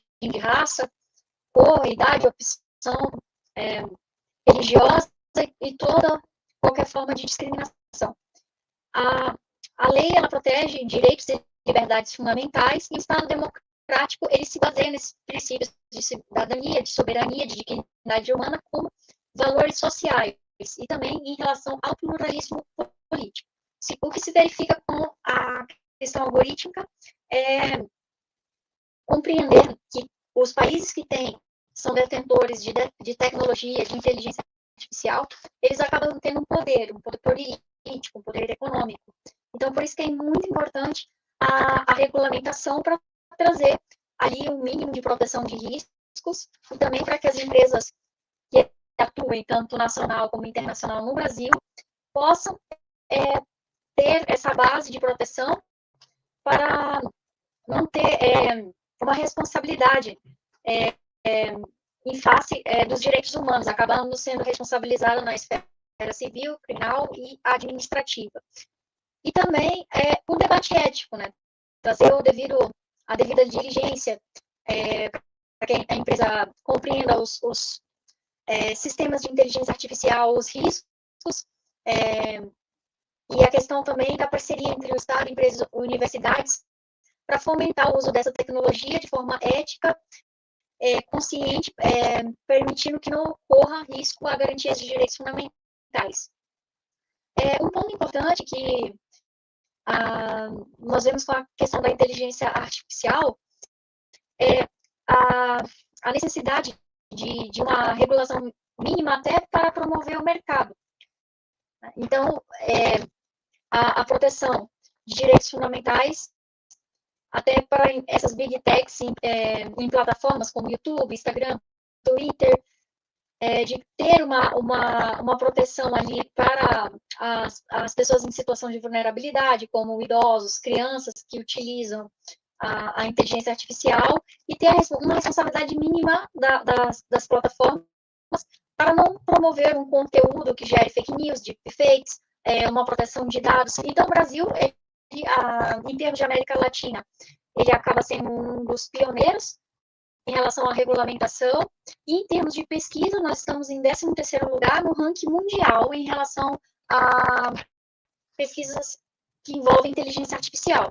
Então, é um tema muito instigante, mas é sempre necessário desenvolver a pesquisa, o uso em relação ao impacto das novas tecnologias nos direitos humanos, para que possam fomentar o uso de uma regulação mais ética, e também que não tenha uma burocracia tão grande ao ponto de limitar, né, o desenvolvimento de novas tecnologias que acabam beneficiando o Estado em matéria econômica e desenvolvimento industrial também. Então, sempre há esse paradigma, né, entre ponderações de direito, mas quando há um impacto na tutela de direitos humanos, né, é importante ter um mínimo de regulamentação, e o Brasil está trabalhando para isso. Muito obrigada a todos. Qualquer dúvida pode entrar em contato. E grata pela oportunidade. Muito obrigado, professora. Seguimos com o professor Marlon. Profesora María Cecilia Pistoia, de Argentina. Hola, profesora. Buenas tardes. Buenas tardes. Voy a hacer una introducción presentándose y sobre el tema, ¿sí? Entonces, estamos acá con María Cecilia Pistoia, de Argentina, abogada egresada de la Facultad de Derecho de la Universidad de Buenos Aires, especialista en Derecho de Familia, Niñez y Adolescencia, investigadora, mediadora, consultora profesional, autora de artículos científicos, coautora de obras jurídicas y conferencionista nacional e internacional, que nos va a presentar sobre el impacto de la inteligencia artificial en los procesos judiciales de familia, relaciones éticas y desafíos. Profesoras, tenés 10 minutos. Llegando al 1 minuto, voy a volver y te aviso que está por acabar el tiempo, ¿sí? Perfecto, muchas gracias. Buenos días, buenas tardes, buenas noches, de acuerdo al lugar del mundo donde se encuentren en este momento, ya sea porque estén siguiendo el evento de manera sincrónica o asincrónica. Es un honor, un placer para mí participar en calidad de expositora en el marco de este importante Congreso Mundial y compartir palestras con destacados profesores, profesionales, juristas de distintos países. En este sentido, quiero expresar mi infinito agradecimiento por la invitación a cada una de las instituciones y universidades organizadoras. Especialmente mi agradecimiento va dirigido a 3 colegas a quienes admiro y respeto. Muchas gracias por la invitación. Doctor Jorge Isaac Torres Manrique, Dayton Ribeiro, y Clay Calgaro. Como bien ha señalado la colega que tan cálidamente me presentó en esta oportunidad, el tema que me convoca es poder compartir con cada uno de ustedes algunos aspectos relacionados al impacto que causa la inteligencia artificial en los procesos de familia, pero particularmente teniendo en cuenta algunas consideraciones éticas y desafíos. En este orden de ideas y a modo de introducción, pero también para poder contextualizar mi presentación, es importante recordar que la terminología de inteligencia artificial fue acuñada por primera vez en el año 1956 por John McCarthy. Y en la década del año 1960 se impulsó el desarrollo del lenguaje de programación de la inteligencia artificial. En definitiva, podemos decir que la inteligencia artificial es un área, una arista, un campo de la informática que tiene, entre tanto, la finalidad de construir, de crear sistemas para la realización de tareas que hasta hace relativamente poco tiempo eran realizadas solamente por la inteligencia humana. Me refiero a tareas que están relacionadas, por ejemplo, al razonamiento, al aprendizaje y a la percepción.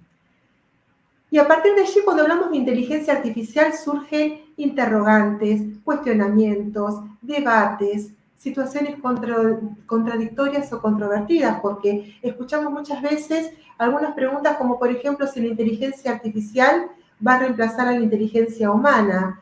En principio, mi criterio es que no, porque la inteligencia artificial no alcanza a tener una capacidad de empatía, de contención emocional, de sensibilidad, de poder ejercer esta técnica que usamos muchos los abogados que trabajamos en el fuero de familia, que es la escucha activa.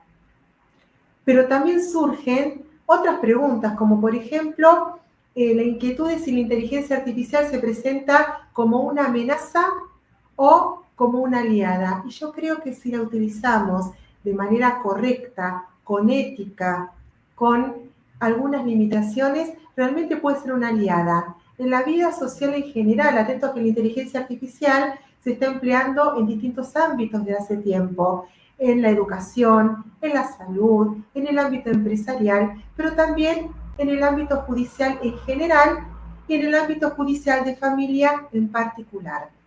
Entonces, cuando hablamos de los procesos judiciales de familia, específicamente, decimos que puede ser una herramienta muy útil, de hecho lo es, no solamente para los jueces, funcionarios, empleados y para los profesionales integrantes de los equipos técnicos interdisciplinarios que articulan con el Poder Judicial de Familia, como lo son los psicólogos, trabajadores sociales y los médicos psiquiatras. También constituyen una herramienta valiosa para aquellos abogados que trabajamos de manera independiente y que muchas veces nos toca patrocinar o ser apoderados de la parte actora o parte demandada del proceso. Entonces, con el empleo de la inteligencia artificial concretamente, podemos, por ejemplo, utilizarla para la revisación o la revisión, mejor dicho, de la documentación que se presenta, para la sistematización de los datos, para el análisis de leyes, doctrinas, jurisprudencia, también para poder determinar de acuerdos, contratos y convenios cuáles son las cláusulas más relevantes, si existe alguna irregularidad, si nos encontramos con alguna anomalía o con algunos vacíos. También es importante para los abogados la inteligencia artificial porque puede funcionar como recordatorio, ya sea para una audiencia, para vencimientos, para poder analizar correos electrónicos, alguna demanda que tenemos que contestar, analizar WhatsApp, mensajes de textos, etc. De esta manera, la inteligencia artificial se presenta como una herramienta eficiente porque nos agiliza en cuanto a poder potenciar y capitalizar el tiempo. Entonces, los abogados de familia podemos dedicarnos mucho más tiempo, al igual que los funcionarios judiciales, como los jueces y otros funcionarios, para realmente poder trabajar en cuestiones complejas y sensibles que están vinculadas con los procesos judiciales de familia. Tengamos en cuenta que cuando hablamos de los expedientes de familia, las partes habitualmente son personas que están relacionadas entre sí por vínculos de parentesco. Y cuando no están relacionadas entre sí por vínculos de familia, esa relación de familia la van a tener con un tercero que habitualmente son los hijos de menores de edad. Hijos menores de edad que son quienes se encuentran en estado de mayor vulnerabilidad o debilidad en el marco de los procesos de familia cuando, por ejemplo, tenemos que resolver temas se tratan cuestiones para determinar el cuidado personal o tenencia de un hijo, para establecer cómo va a ser un régimen de comunicación respecto al progenitor no conviviente, poder determinar alimentos derivados de la responsabilidad parental, alimentos entre parientes, entre cónyuges.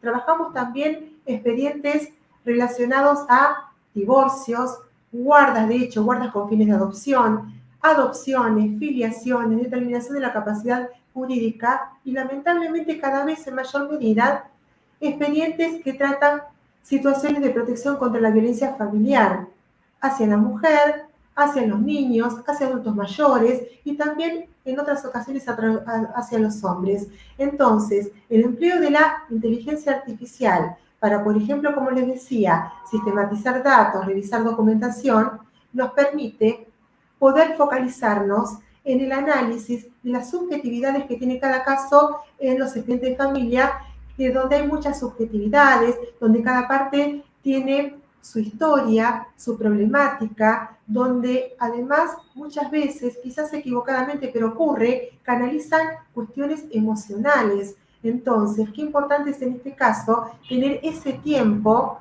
como para poder focalizarnos en este trabajo donde la inteligencia artificial nos llega. Pero de la misma manera en la que yo a modo de ejemplo compartí algunas posibilidades de utilización de la inteligencia artificial en los procesos judiciales de familia, donde constituyen ventajas y beneficios, también es menester destacar que pueden ser realmente una desventaja o inclusive un riesgo. Como yo les comentaba al principio de mi ponencia, la inteligencia artificial no reemplaza el criterio humano. Entonces, muchas veces tenemos que estar atentos para poder saber si las leyes que se encuentran o que se aplican específicamente en determinado caso realmente es vigente, porque cuando nos encontramos con leyes que son actualizadas en los últimos tiempos, no muy recientemente, nos encontramos en ocasiones que la inteligencia artificial no la logra detectar. Entonces es importante en este caso utilizar la inteligencia humana. Pero también constituye un riesgo porque en los temas de familia trabajamos muchas veces con datos personalísimos de quienes son parte de los expedientes y los hijos en común y con documentación muy sensible. Entonces yo sugiero en este caso no compartir, no subir a estos sistemas o plataformas datos como por ejemplo nombres, apellidos, número de documentos, domicilios, como así tampoco sugiero que se comparta documentación. Es un minuto, ¿sí? Perfecto, muchas gracias. Como tampoco sugiero que se comparta documentación sensible como certificado de nacimiento, de defunción, de matrimonio. En definitiva y a modo de conclusión, podemos decir que la inteligencia artificial se presenta como una herramienta de eficiencia, pero nos encontramos con un dilema ético que también tenemos que considerar. En este sentido, estoy haciendo el seguimiento del análisis que realiza una destacada jueza de la provincia de Tucumán, República Argentina, la doctora Mariana Rigalindo, donde también hace alusión a lo establecido por la Corte Constitucional de Colombia en un fallo muy interesante del 2 de agosto del año 2024, donde establece que la inteligencia artificial en los procesos judiciales debe ser utilizada de manera razonable y moderada. La UNESCO también se expidió acerca de la inteligencia artificial, donde dice que se debe utilizar de manera ética, inclusiva y con respeto. Y en definitiva, lo importante es, como desafío, regular y capacitar para que la inteligencia artificial sea realmente una aliada en la implementación de los procesos judiciales en general y de los procesos de familia en particular. Muchas gracias, fue un placer para mí haber compartido esta ponencia y les dejo un saludo con mucho afecto desde la provincia de Buenos Aires, República Argentina. Muchas gracias, profesora. Seguimos entonces con Marlon Chiriboga Aguirre, de Ecuador. Acho que era Christian na ordem que eu tinha colocado.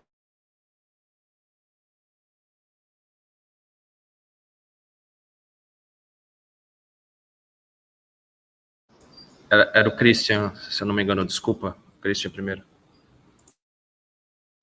Entonces seguimos con Cristian Rodrigo Barrios Barón. Hola, profesor. ¿Cómo estás? Muy buenas tardes. Bien, gracias. Entonces voy a hacer una presentación, hablar de tu tema y arrancamos con una presentación, ¿sí?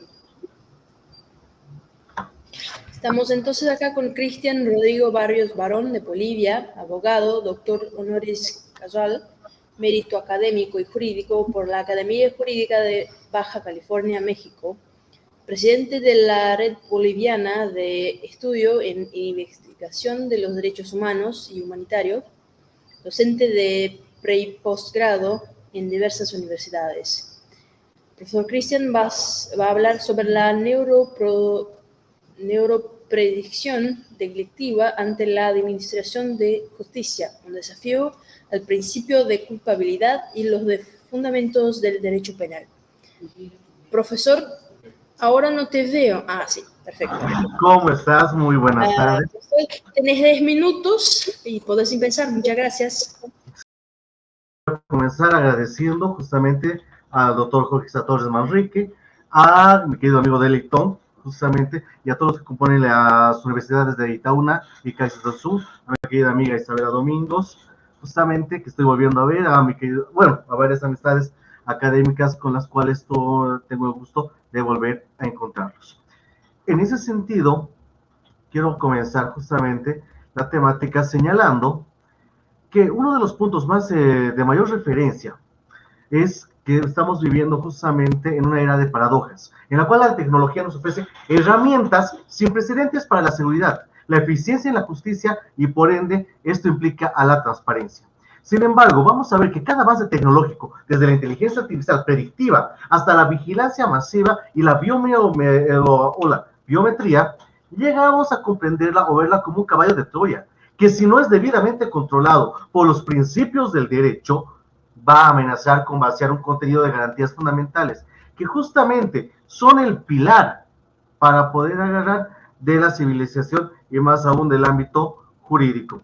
Es en este sentido y en este orden de ideas que vamos a ir viendo que el constitucionalismo moderno se erigió sobre la premisa de una clara distinción entre la esfera pública y privada. El derecho de la privacidad, consagrado en el artículo 12 de la Declaración Universal de los Derechos Humanos y el artículo 17 del Pacto Internacional de Derechos Civiles y Políticos, protege la vida privada, la familia, domicilio, su correspondencia, ¿de qué? De injerencias arbitrarias. Y esta concepción es hoy drásticamente insuficiente, dado que la injerencia ya no es la excepción, sino es la regla operativa dentro de la economía digital. En este punto vamos a ver la opinión que maneja la académica Zuboff, que nos agarraba y nos señalaba que hemos entrado en la era del capitalismo de la vigilancia, donde la experiencia humana es expropiada como materia prima gratuita para ser transformada ¿en qué? En datos de comportamiento. Entonces, ¿qué significa? Que esta transformación ha transformado a los más altos tribunales del mundo a reimaginar el derecho a la privacidad. Entonces, en este sentido, ¿qué vamos a ver o a dónde vamos a recurrir? Tenemos justamente el caso de la teoría del Mosaic Theory, que es la teoría del mosaico, adoptada justamente por diversas cortes, la cual postula que la recopilación de grandes cantidades de metadatos no públicos, aunque individualmente insignificantes, puede revelar en su conjunto información íntima sobre una persona, constituyendo en una violación de expectativa razonable de privacidad. ¿A qué nos referimos con esto? Con esta teoría del mosaico. Tenemos de que A sube una foto sobre Z. B sube un mensaje. H le manda o felicita por sus cumpleaños. Y le felicita por un logro. O porque sube una foto y otro en grupo privado, pero otro lo comentó y la compartió en sus perfiles públicos. ¿Qué significa? Que toda esta reunión de información se conjunciona en una sola información de una persona.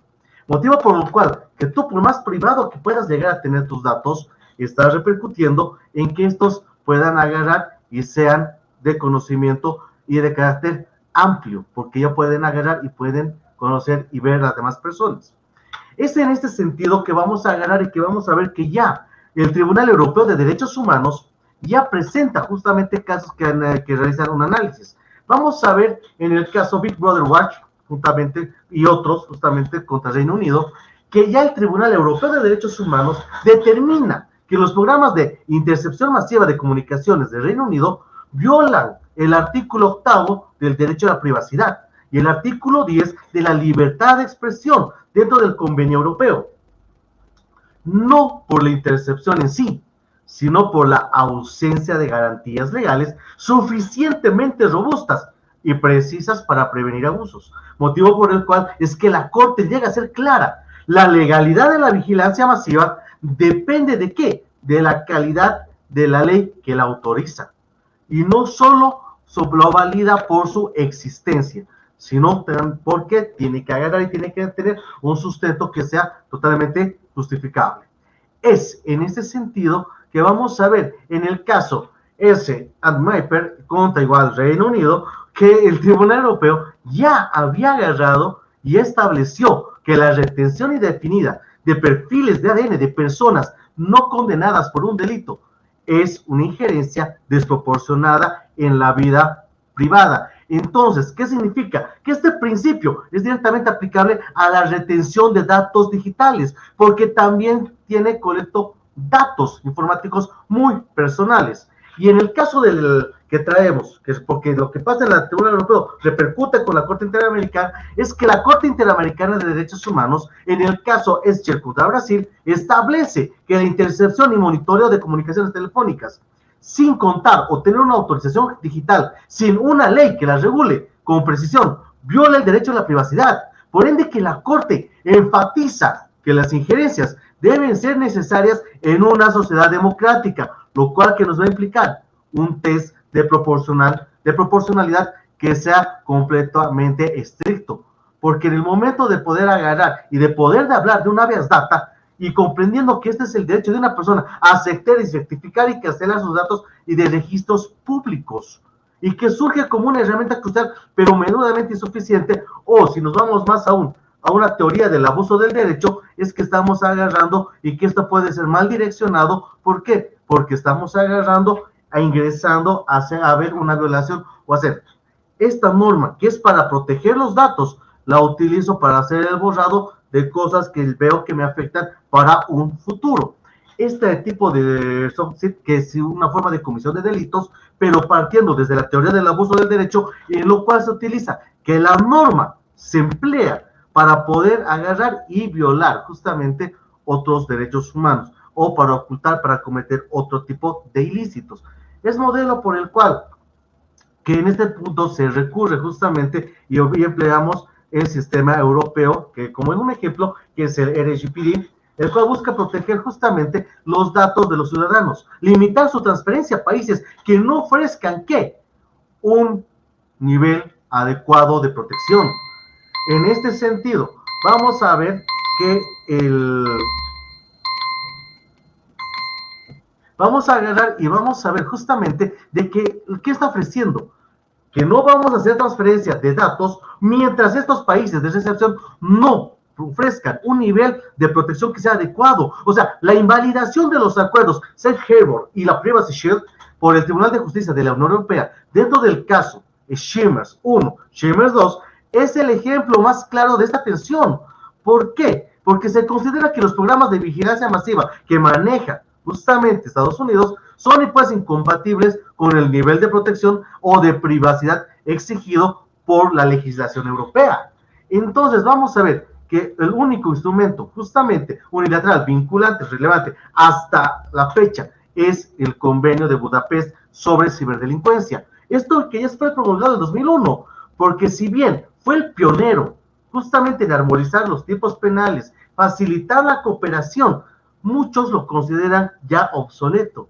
¿Por qué? Porque fue redactado antes pues del auge de las redes sociales, de la computación en la nube y por ende antes de que se hable justamente de una masificación en el empleo de la inteligencia artificial. Y más aún, que todavía ni siquiera estamos llegando, no toca ni se acerca cuando se habla de inteligencia de la inteligencia, la singularidad de la inteligencia artificial, porque ya estamos hablando del uso de la singularidad de la inteligencia artificial ya en estados mucho más superiores, porque ni siquiera estamos llegando a ellos aún, motivo por el cual que estamos empezando a agarrar, a ver, que la gobernanza del ciberespacio se encuentra fragmentada. Por un lado tenemos a los estados, por otro lado tenemos a las corporaciones, Meta, Google, Nvidia, lo que ustedes quieran, y que a través de sus términos y condiciones y sus políticas de moderación del contenido, actúan como un poder normativo y adjudicador privado a escala global. ¿Por qué? Porque es un fenómeno que algunos teóricos denominan la lex informática, y estas plataformas deciden justamente qué discurso es aceptable y cuál no. Y a menudo justamente son las garantías que exigen justamente una violación a la norma. Bueno, respetando el tiempo de los demás colegas, bueno, esto lo que les había tratado de abarcar a grandes rasgos es de que ya tenemos justamente el poder del Estado, que tiene que agarrar y empezar a normar justamente las actuaciones de las empresas privadas. ¿Por qué? Porque, como les iba explicando, el manejo de la información maneja datos tan importantes, tan personales, como ya hemos visto con referencia al Tribunal Europeo, sobre la misma identidad. Motivo por el cual, al momento de ser regulado, tenemos que empezar a agarrar y tenemos que empezar a ver en un proyecto o un futuro normativo. Bueno, sin más, nuevamente, muchas gracias por la presentación. Muchas gracias nuevamente al querido doctor Jorge Torres Manrique, a Dayton, a la doctora Tere Calgaro, a Isabela, que la vuelvo a ver de mucho tiempo, y a todos ustedes, muchas gracias y hasta una próxima oportunidad. Muchas gracias, profesor.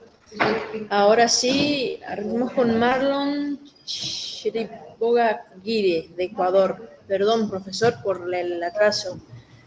Yo pido perdón, yo erré la secuencia aquí, el archivo está trabajando mucho. Pido perdón. No, bueno. Gracias. Le voy a hacer una presentación de usted y del tema y ahí arrancamos con tu presentación. Obrigado. Sí. Estamos con Marlon Chiriboga-Guire, de Ecuador, abogado ecuatoriano, máster en ciencias penales, PhD en Derecho Penal por la Universidad de Buenos Aires, con 25 años de experiencia, litigio, docencia, investigación jurídica, escritor y articulista a nivel global. Lo va a presentar sobre justicia penal, inteligencia artificial y las garantías de la dignidad humana. Muchas gracias, profesor. Tenés 10 minutos y podés empezar. Gracias, muy amable, muy agradecido nuevamente con la Academia Internacional por la oportunidad que nos brindan para podernos expresar al mundo. El tema de mi conferencia titula Justicia Penal, Inteligencia Artificial y Garantías de la Dignidad Humana. Esta conferencia está basada en varias de mis obras y artículos que he venido publicando a través del tiempo, de manera especial en la obra Las Ciencias Penales, la dignidad humana, en donde hoy por hoy nace hacerse una pregunta importante para poder partir de este análisis somero pero profundo, que creo que es momento de irlo realizando y sobre todo de irlo enfatizando. La inteligencia artificial aplicada a la justicia penal constituye una continuidad del humanismo jurídico o una amenaza de ruptura frente a él. Esta reflexión la comparto desde el estudio de legislación, doctrina y jurisprudencia que he realizado en dicha obra y en varios artículos sobre el devenir del tiempo. Por ejemplo, en el primer capítulo de mi obra afirmo que el acontecer jurídico no nace del azar, sino que es el desarrollo filosófico, político, jurídico de toda la existencia humana, que sigue en el debate fe, razón, derecho moral, y toda esta lucha de pensamientos se da en pos de preservar la existencia en la tierra y la armonía entre los seres humanos. Esa afirmación describe con claridad que hoy estamos viviendo una nueva etapa de ese mismo debate, en la que el racionalismo tecnológico parece querer desplazar la fe en la humanidad. La inteligencia artificial promete precisión y rapidez, pero la justicia no puede ser solo una operación lógica, es también una experiencia ética. En la historia del derecho penal, La razón y la fe se enfrentaron, pero también se complementaron. De esa tensión nació el humanismo jurídico, que permitió superar los extremos del castigo irracional y la arbitrariedad.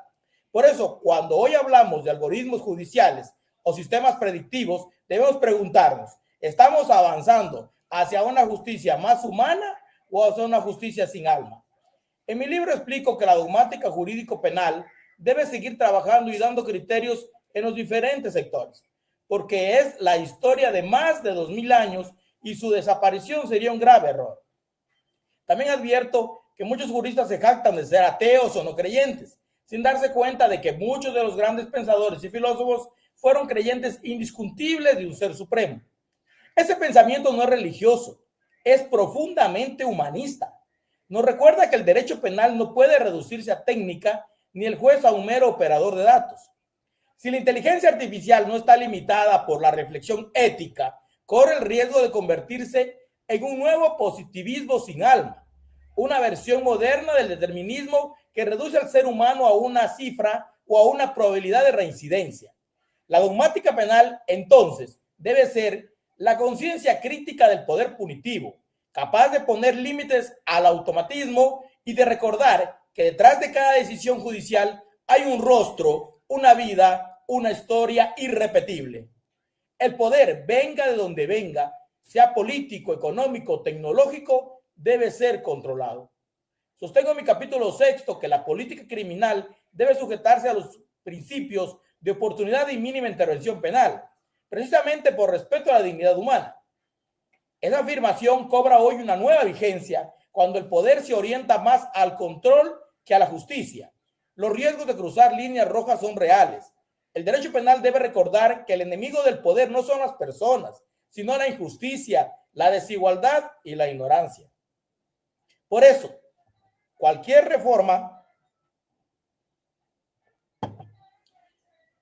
sistema o tecnología debe tener un límite de dignidad del ser humano.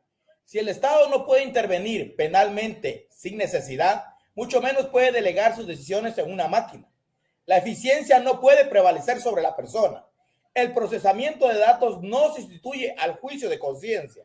La inteligencia artificial podrá calcular riesgos, pero jamás podrá medir el dolor, el arrepentimiento o la esperanza, porque esos valores pertenecen a la humanidad, no a la programación. Mi obra, que hoy circula físicamente en más de 10 países, entre ellos México y España, sostiene que la justicia penal no surge del azar, sino del venir filosófico y moral del ser humano, como lo manifesté en el principio de esta conferencia. Esa continuidad histórica nos obliga a mantener al juez humano como garante de la dignidad y no como ejecutor de algoritmos. Por ello recuerdo una frase de mi obra: la fe y la razón, el idealismo y el materialismo deben ir de la mano. Todo extremo es malo, aunque su intención sea buena. Esa es una advertencia ética para nuestro tiempo.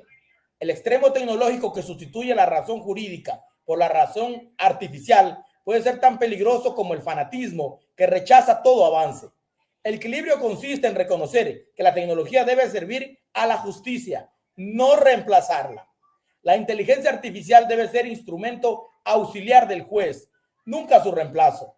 El juez humano es insustituible porque convergen la conciencia, prudencia y compasión, virtudes imposibles de programar.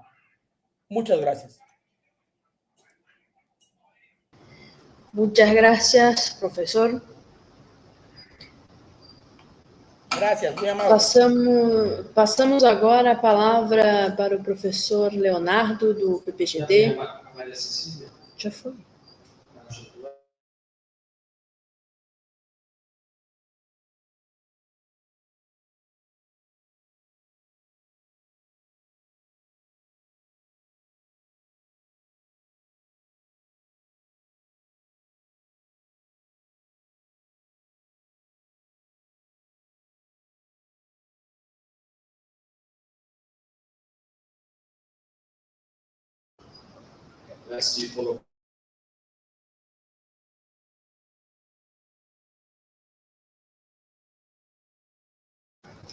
Vamos nos encaminhando, então, para o final do nosso evento. E, para fechar fazer o fechamento do evento, nós vamos convidar o professor Leonardo da Rocha, coordenador do mestrado de Direito aqui no PPGD FURB, para fazer, então, a honraria de finalizar este consagrado evento, Congresso Mundial Administração de Justiça, Inteligência Artificial e Direitos Fundamentais. Só aguarda um pouquinho, Leonardo, que eu preciso te configurar aqui. Sim.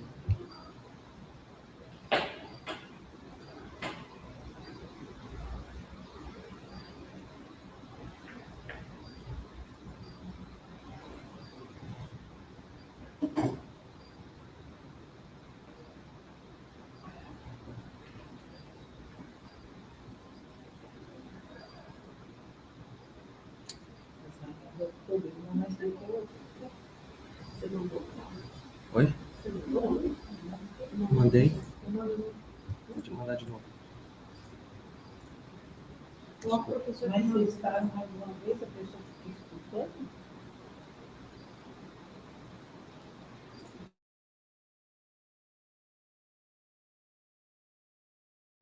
Só mais um pouquinho que deu problema.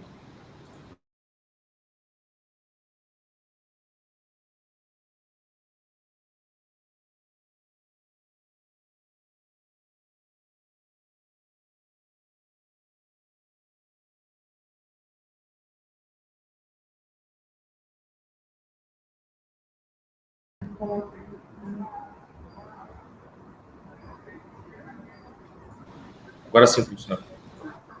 Beleza? Todos me ouvem? Sim, professor, conseguimos escutar e lhe ver. Beleza. Já estamos no ar? Beleza? Pessoal, prezados congressistas, organizadores, palestrantes, participantes, foi um prazer ter recepcionado aqui na FURB esse Congresso Mundial sobre Administração da Justiça, Inteligência Artificial e Direitos Fundamentais. Tivemos intensas participações aqui nesses dias 6 e 8 de outubro. Foi uma honra sediar e vivenciar esse evento, que dá para perceber que tem bastante relevância e profundidade. Durante esse congresso, nós testemunhamos a convergência de várias ideias, várias pessoas com suas pesquisas em diversas partes do mundo, e tivemos discussões e painéis que abordaram justamente o cruzamento de avanços da inteligência artificial, a necessidade de proteger direitos fundamentais nesse contexto da administração da justiça. E essas reflexões, elas levantam desafios éticos, desafios jurídicos, desafios sociais que a era digital nos impõe. Justamente porque nós sabemos das limitações da tecnologia, nós sabemos de quais os riscos dessa tecnologia estar nas mãos de pessoas erradas, planejada por pessoas que não têm um senso comum, um senso de interesse coletivo, né? Nós gostaríamos de expressar nossa profunda gratidão à organização geral deste evento.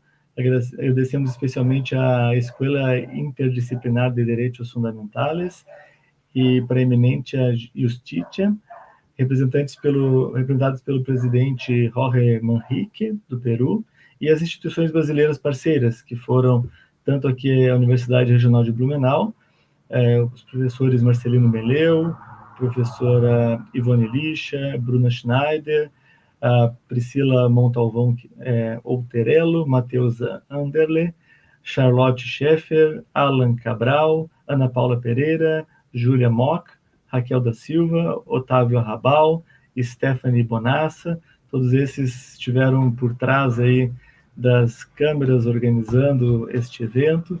Da Universidade de Itaúna também, os professores Márcio Nogueira Pedrosa Moraes, o professor Deilton Ribeiro Brasil. Da Universidade de Caxias do Sul, a professora Cleide Calgaro, também representando o grupo Metamorfose Jurídica, um grupo já bastante conhecido, bastante solidificado na pesquisa jurídica. A colaboração e empenho de todos vocês, de todas as pessoas que eu nominei, foram essenciais para o sucesso deste congresso. Nós tivemos bastante conhecimento compartilhado, várias conexões nesses 2 dias. Esperamos que as sementes dessas manifestações, que elas possam florescer em futuras pesquisas, sempre ouvir outras pesquisas, ouvir pesquisas de colegas, faz com que a gente tenha ideias para novas pesquisas. Por isso que é muito interessante participar de eventos como esses e que possam realmente surgirem novas pesquisas, novas políticas públicas, novas práticas judiciais que possam transformar nosso entendimento sobre tecnologia e nos darmos conta de quão importante é a tecnologia nessa nossa era, né? Também deixamos, ao final, um abraço ao professor Jorge Manrique por sua perda durante este período. Mais uma vez, agradeço a todos por este evento e encerro oficialmente este congresso.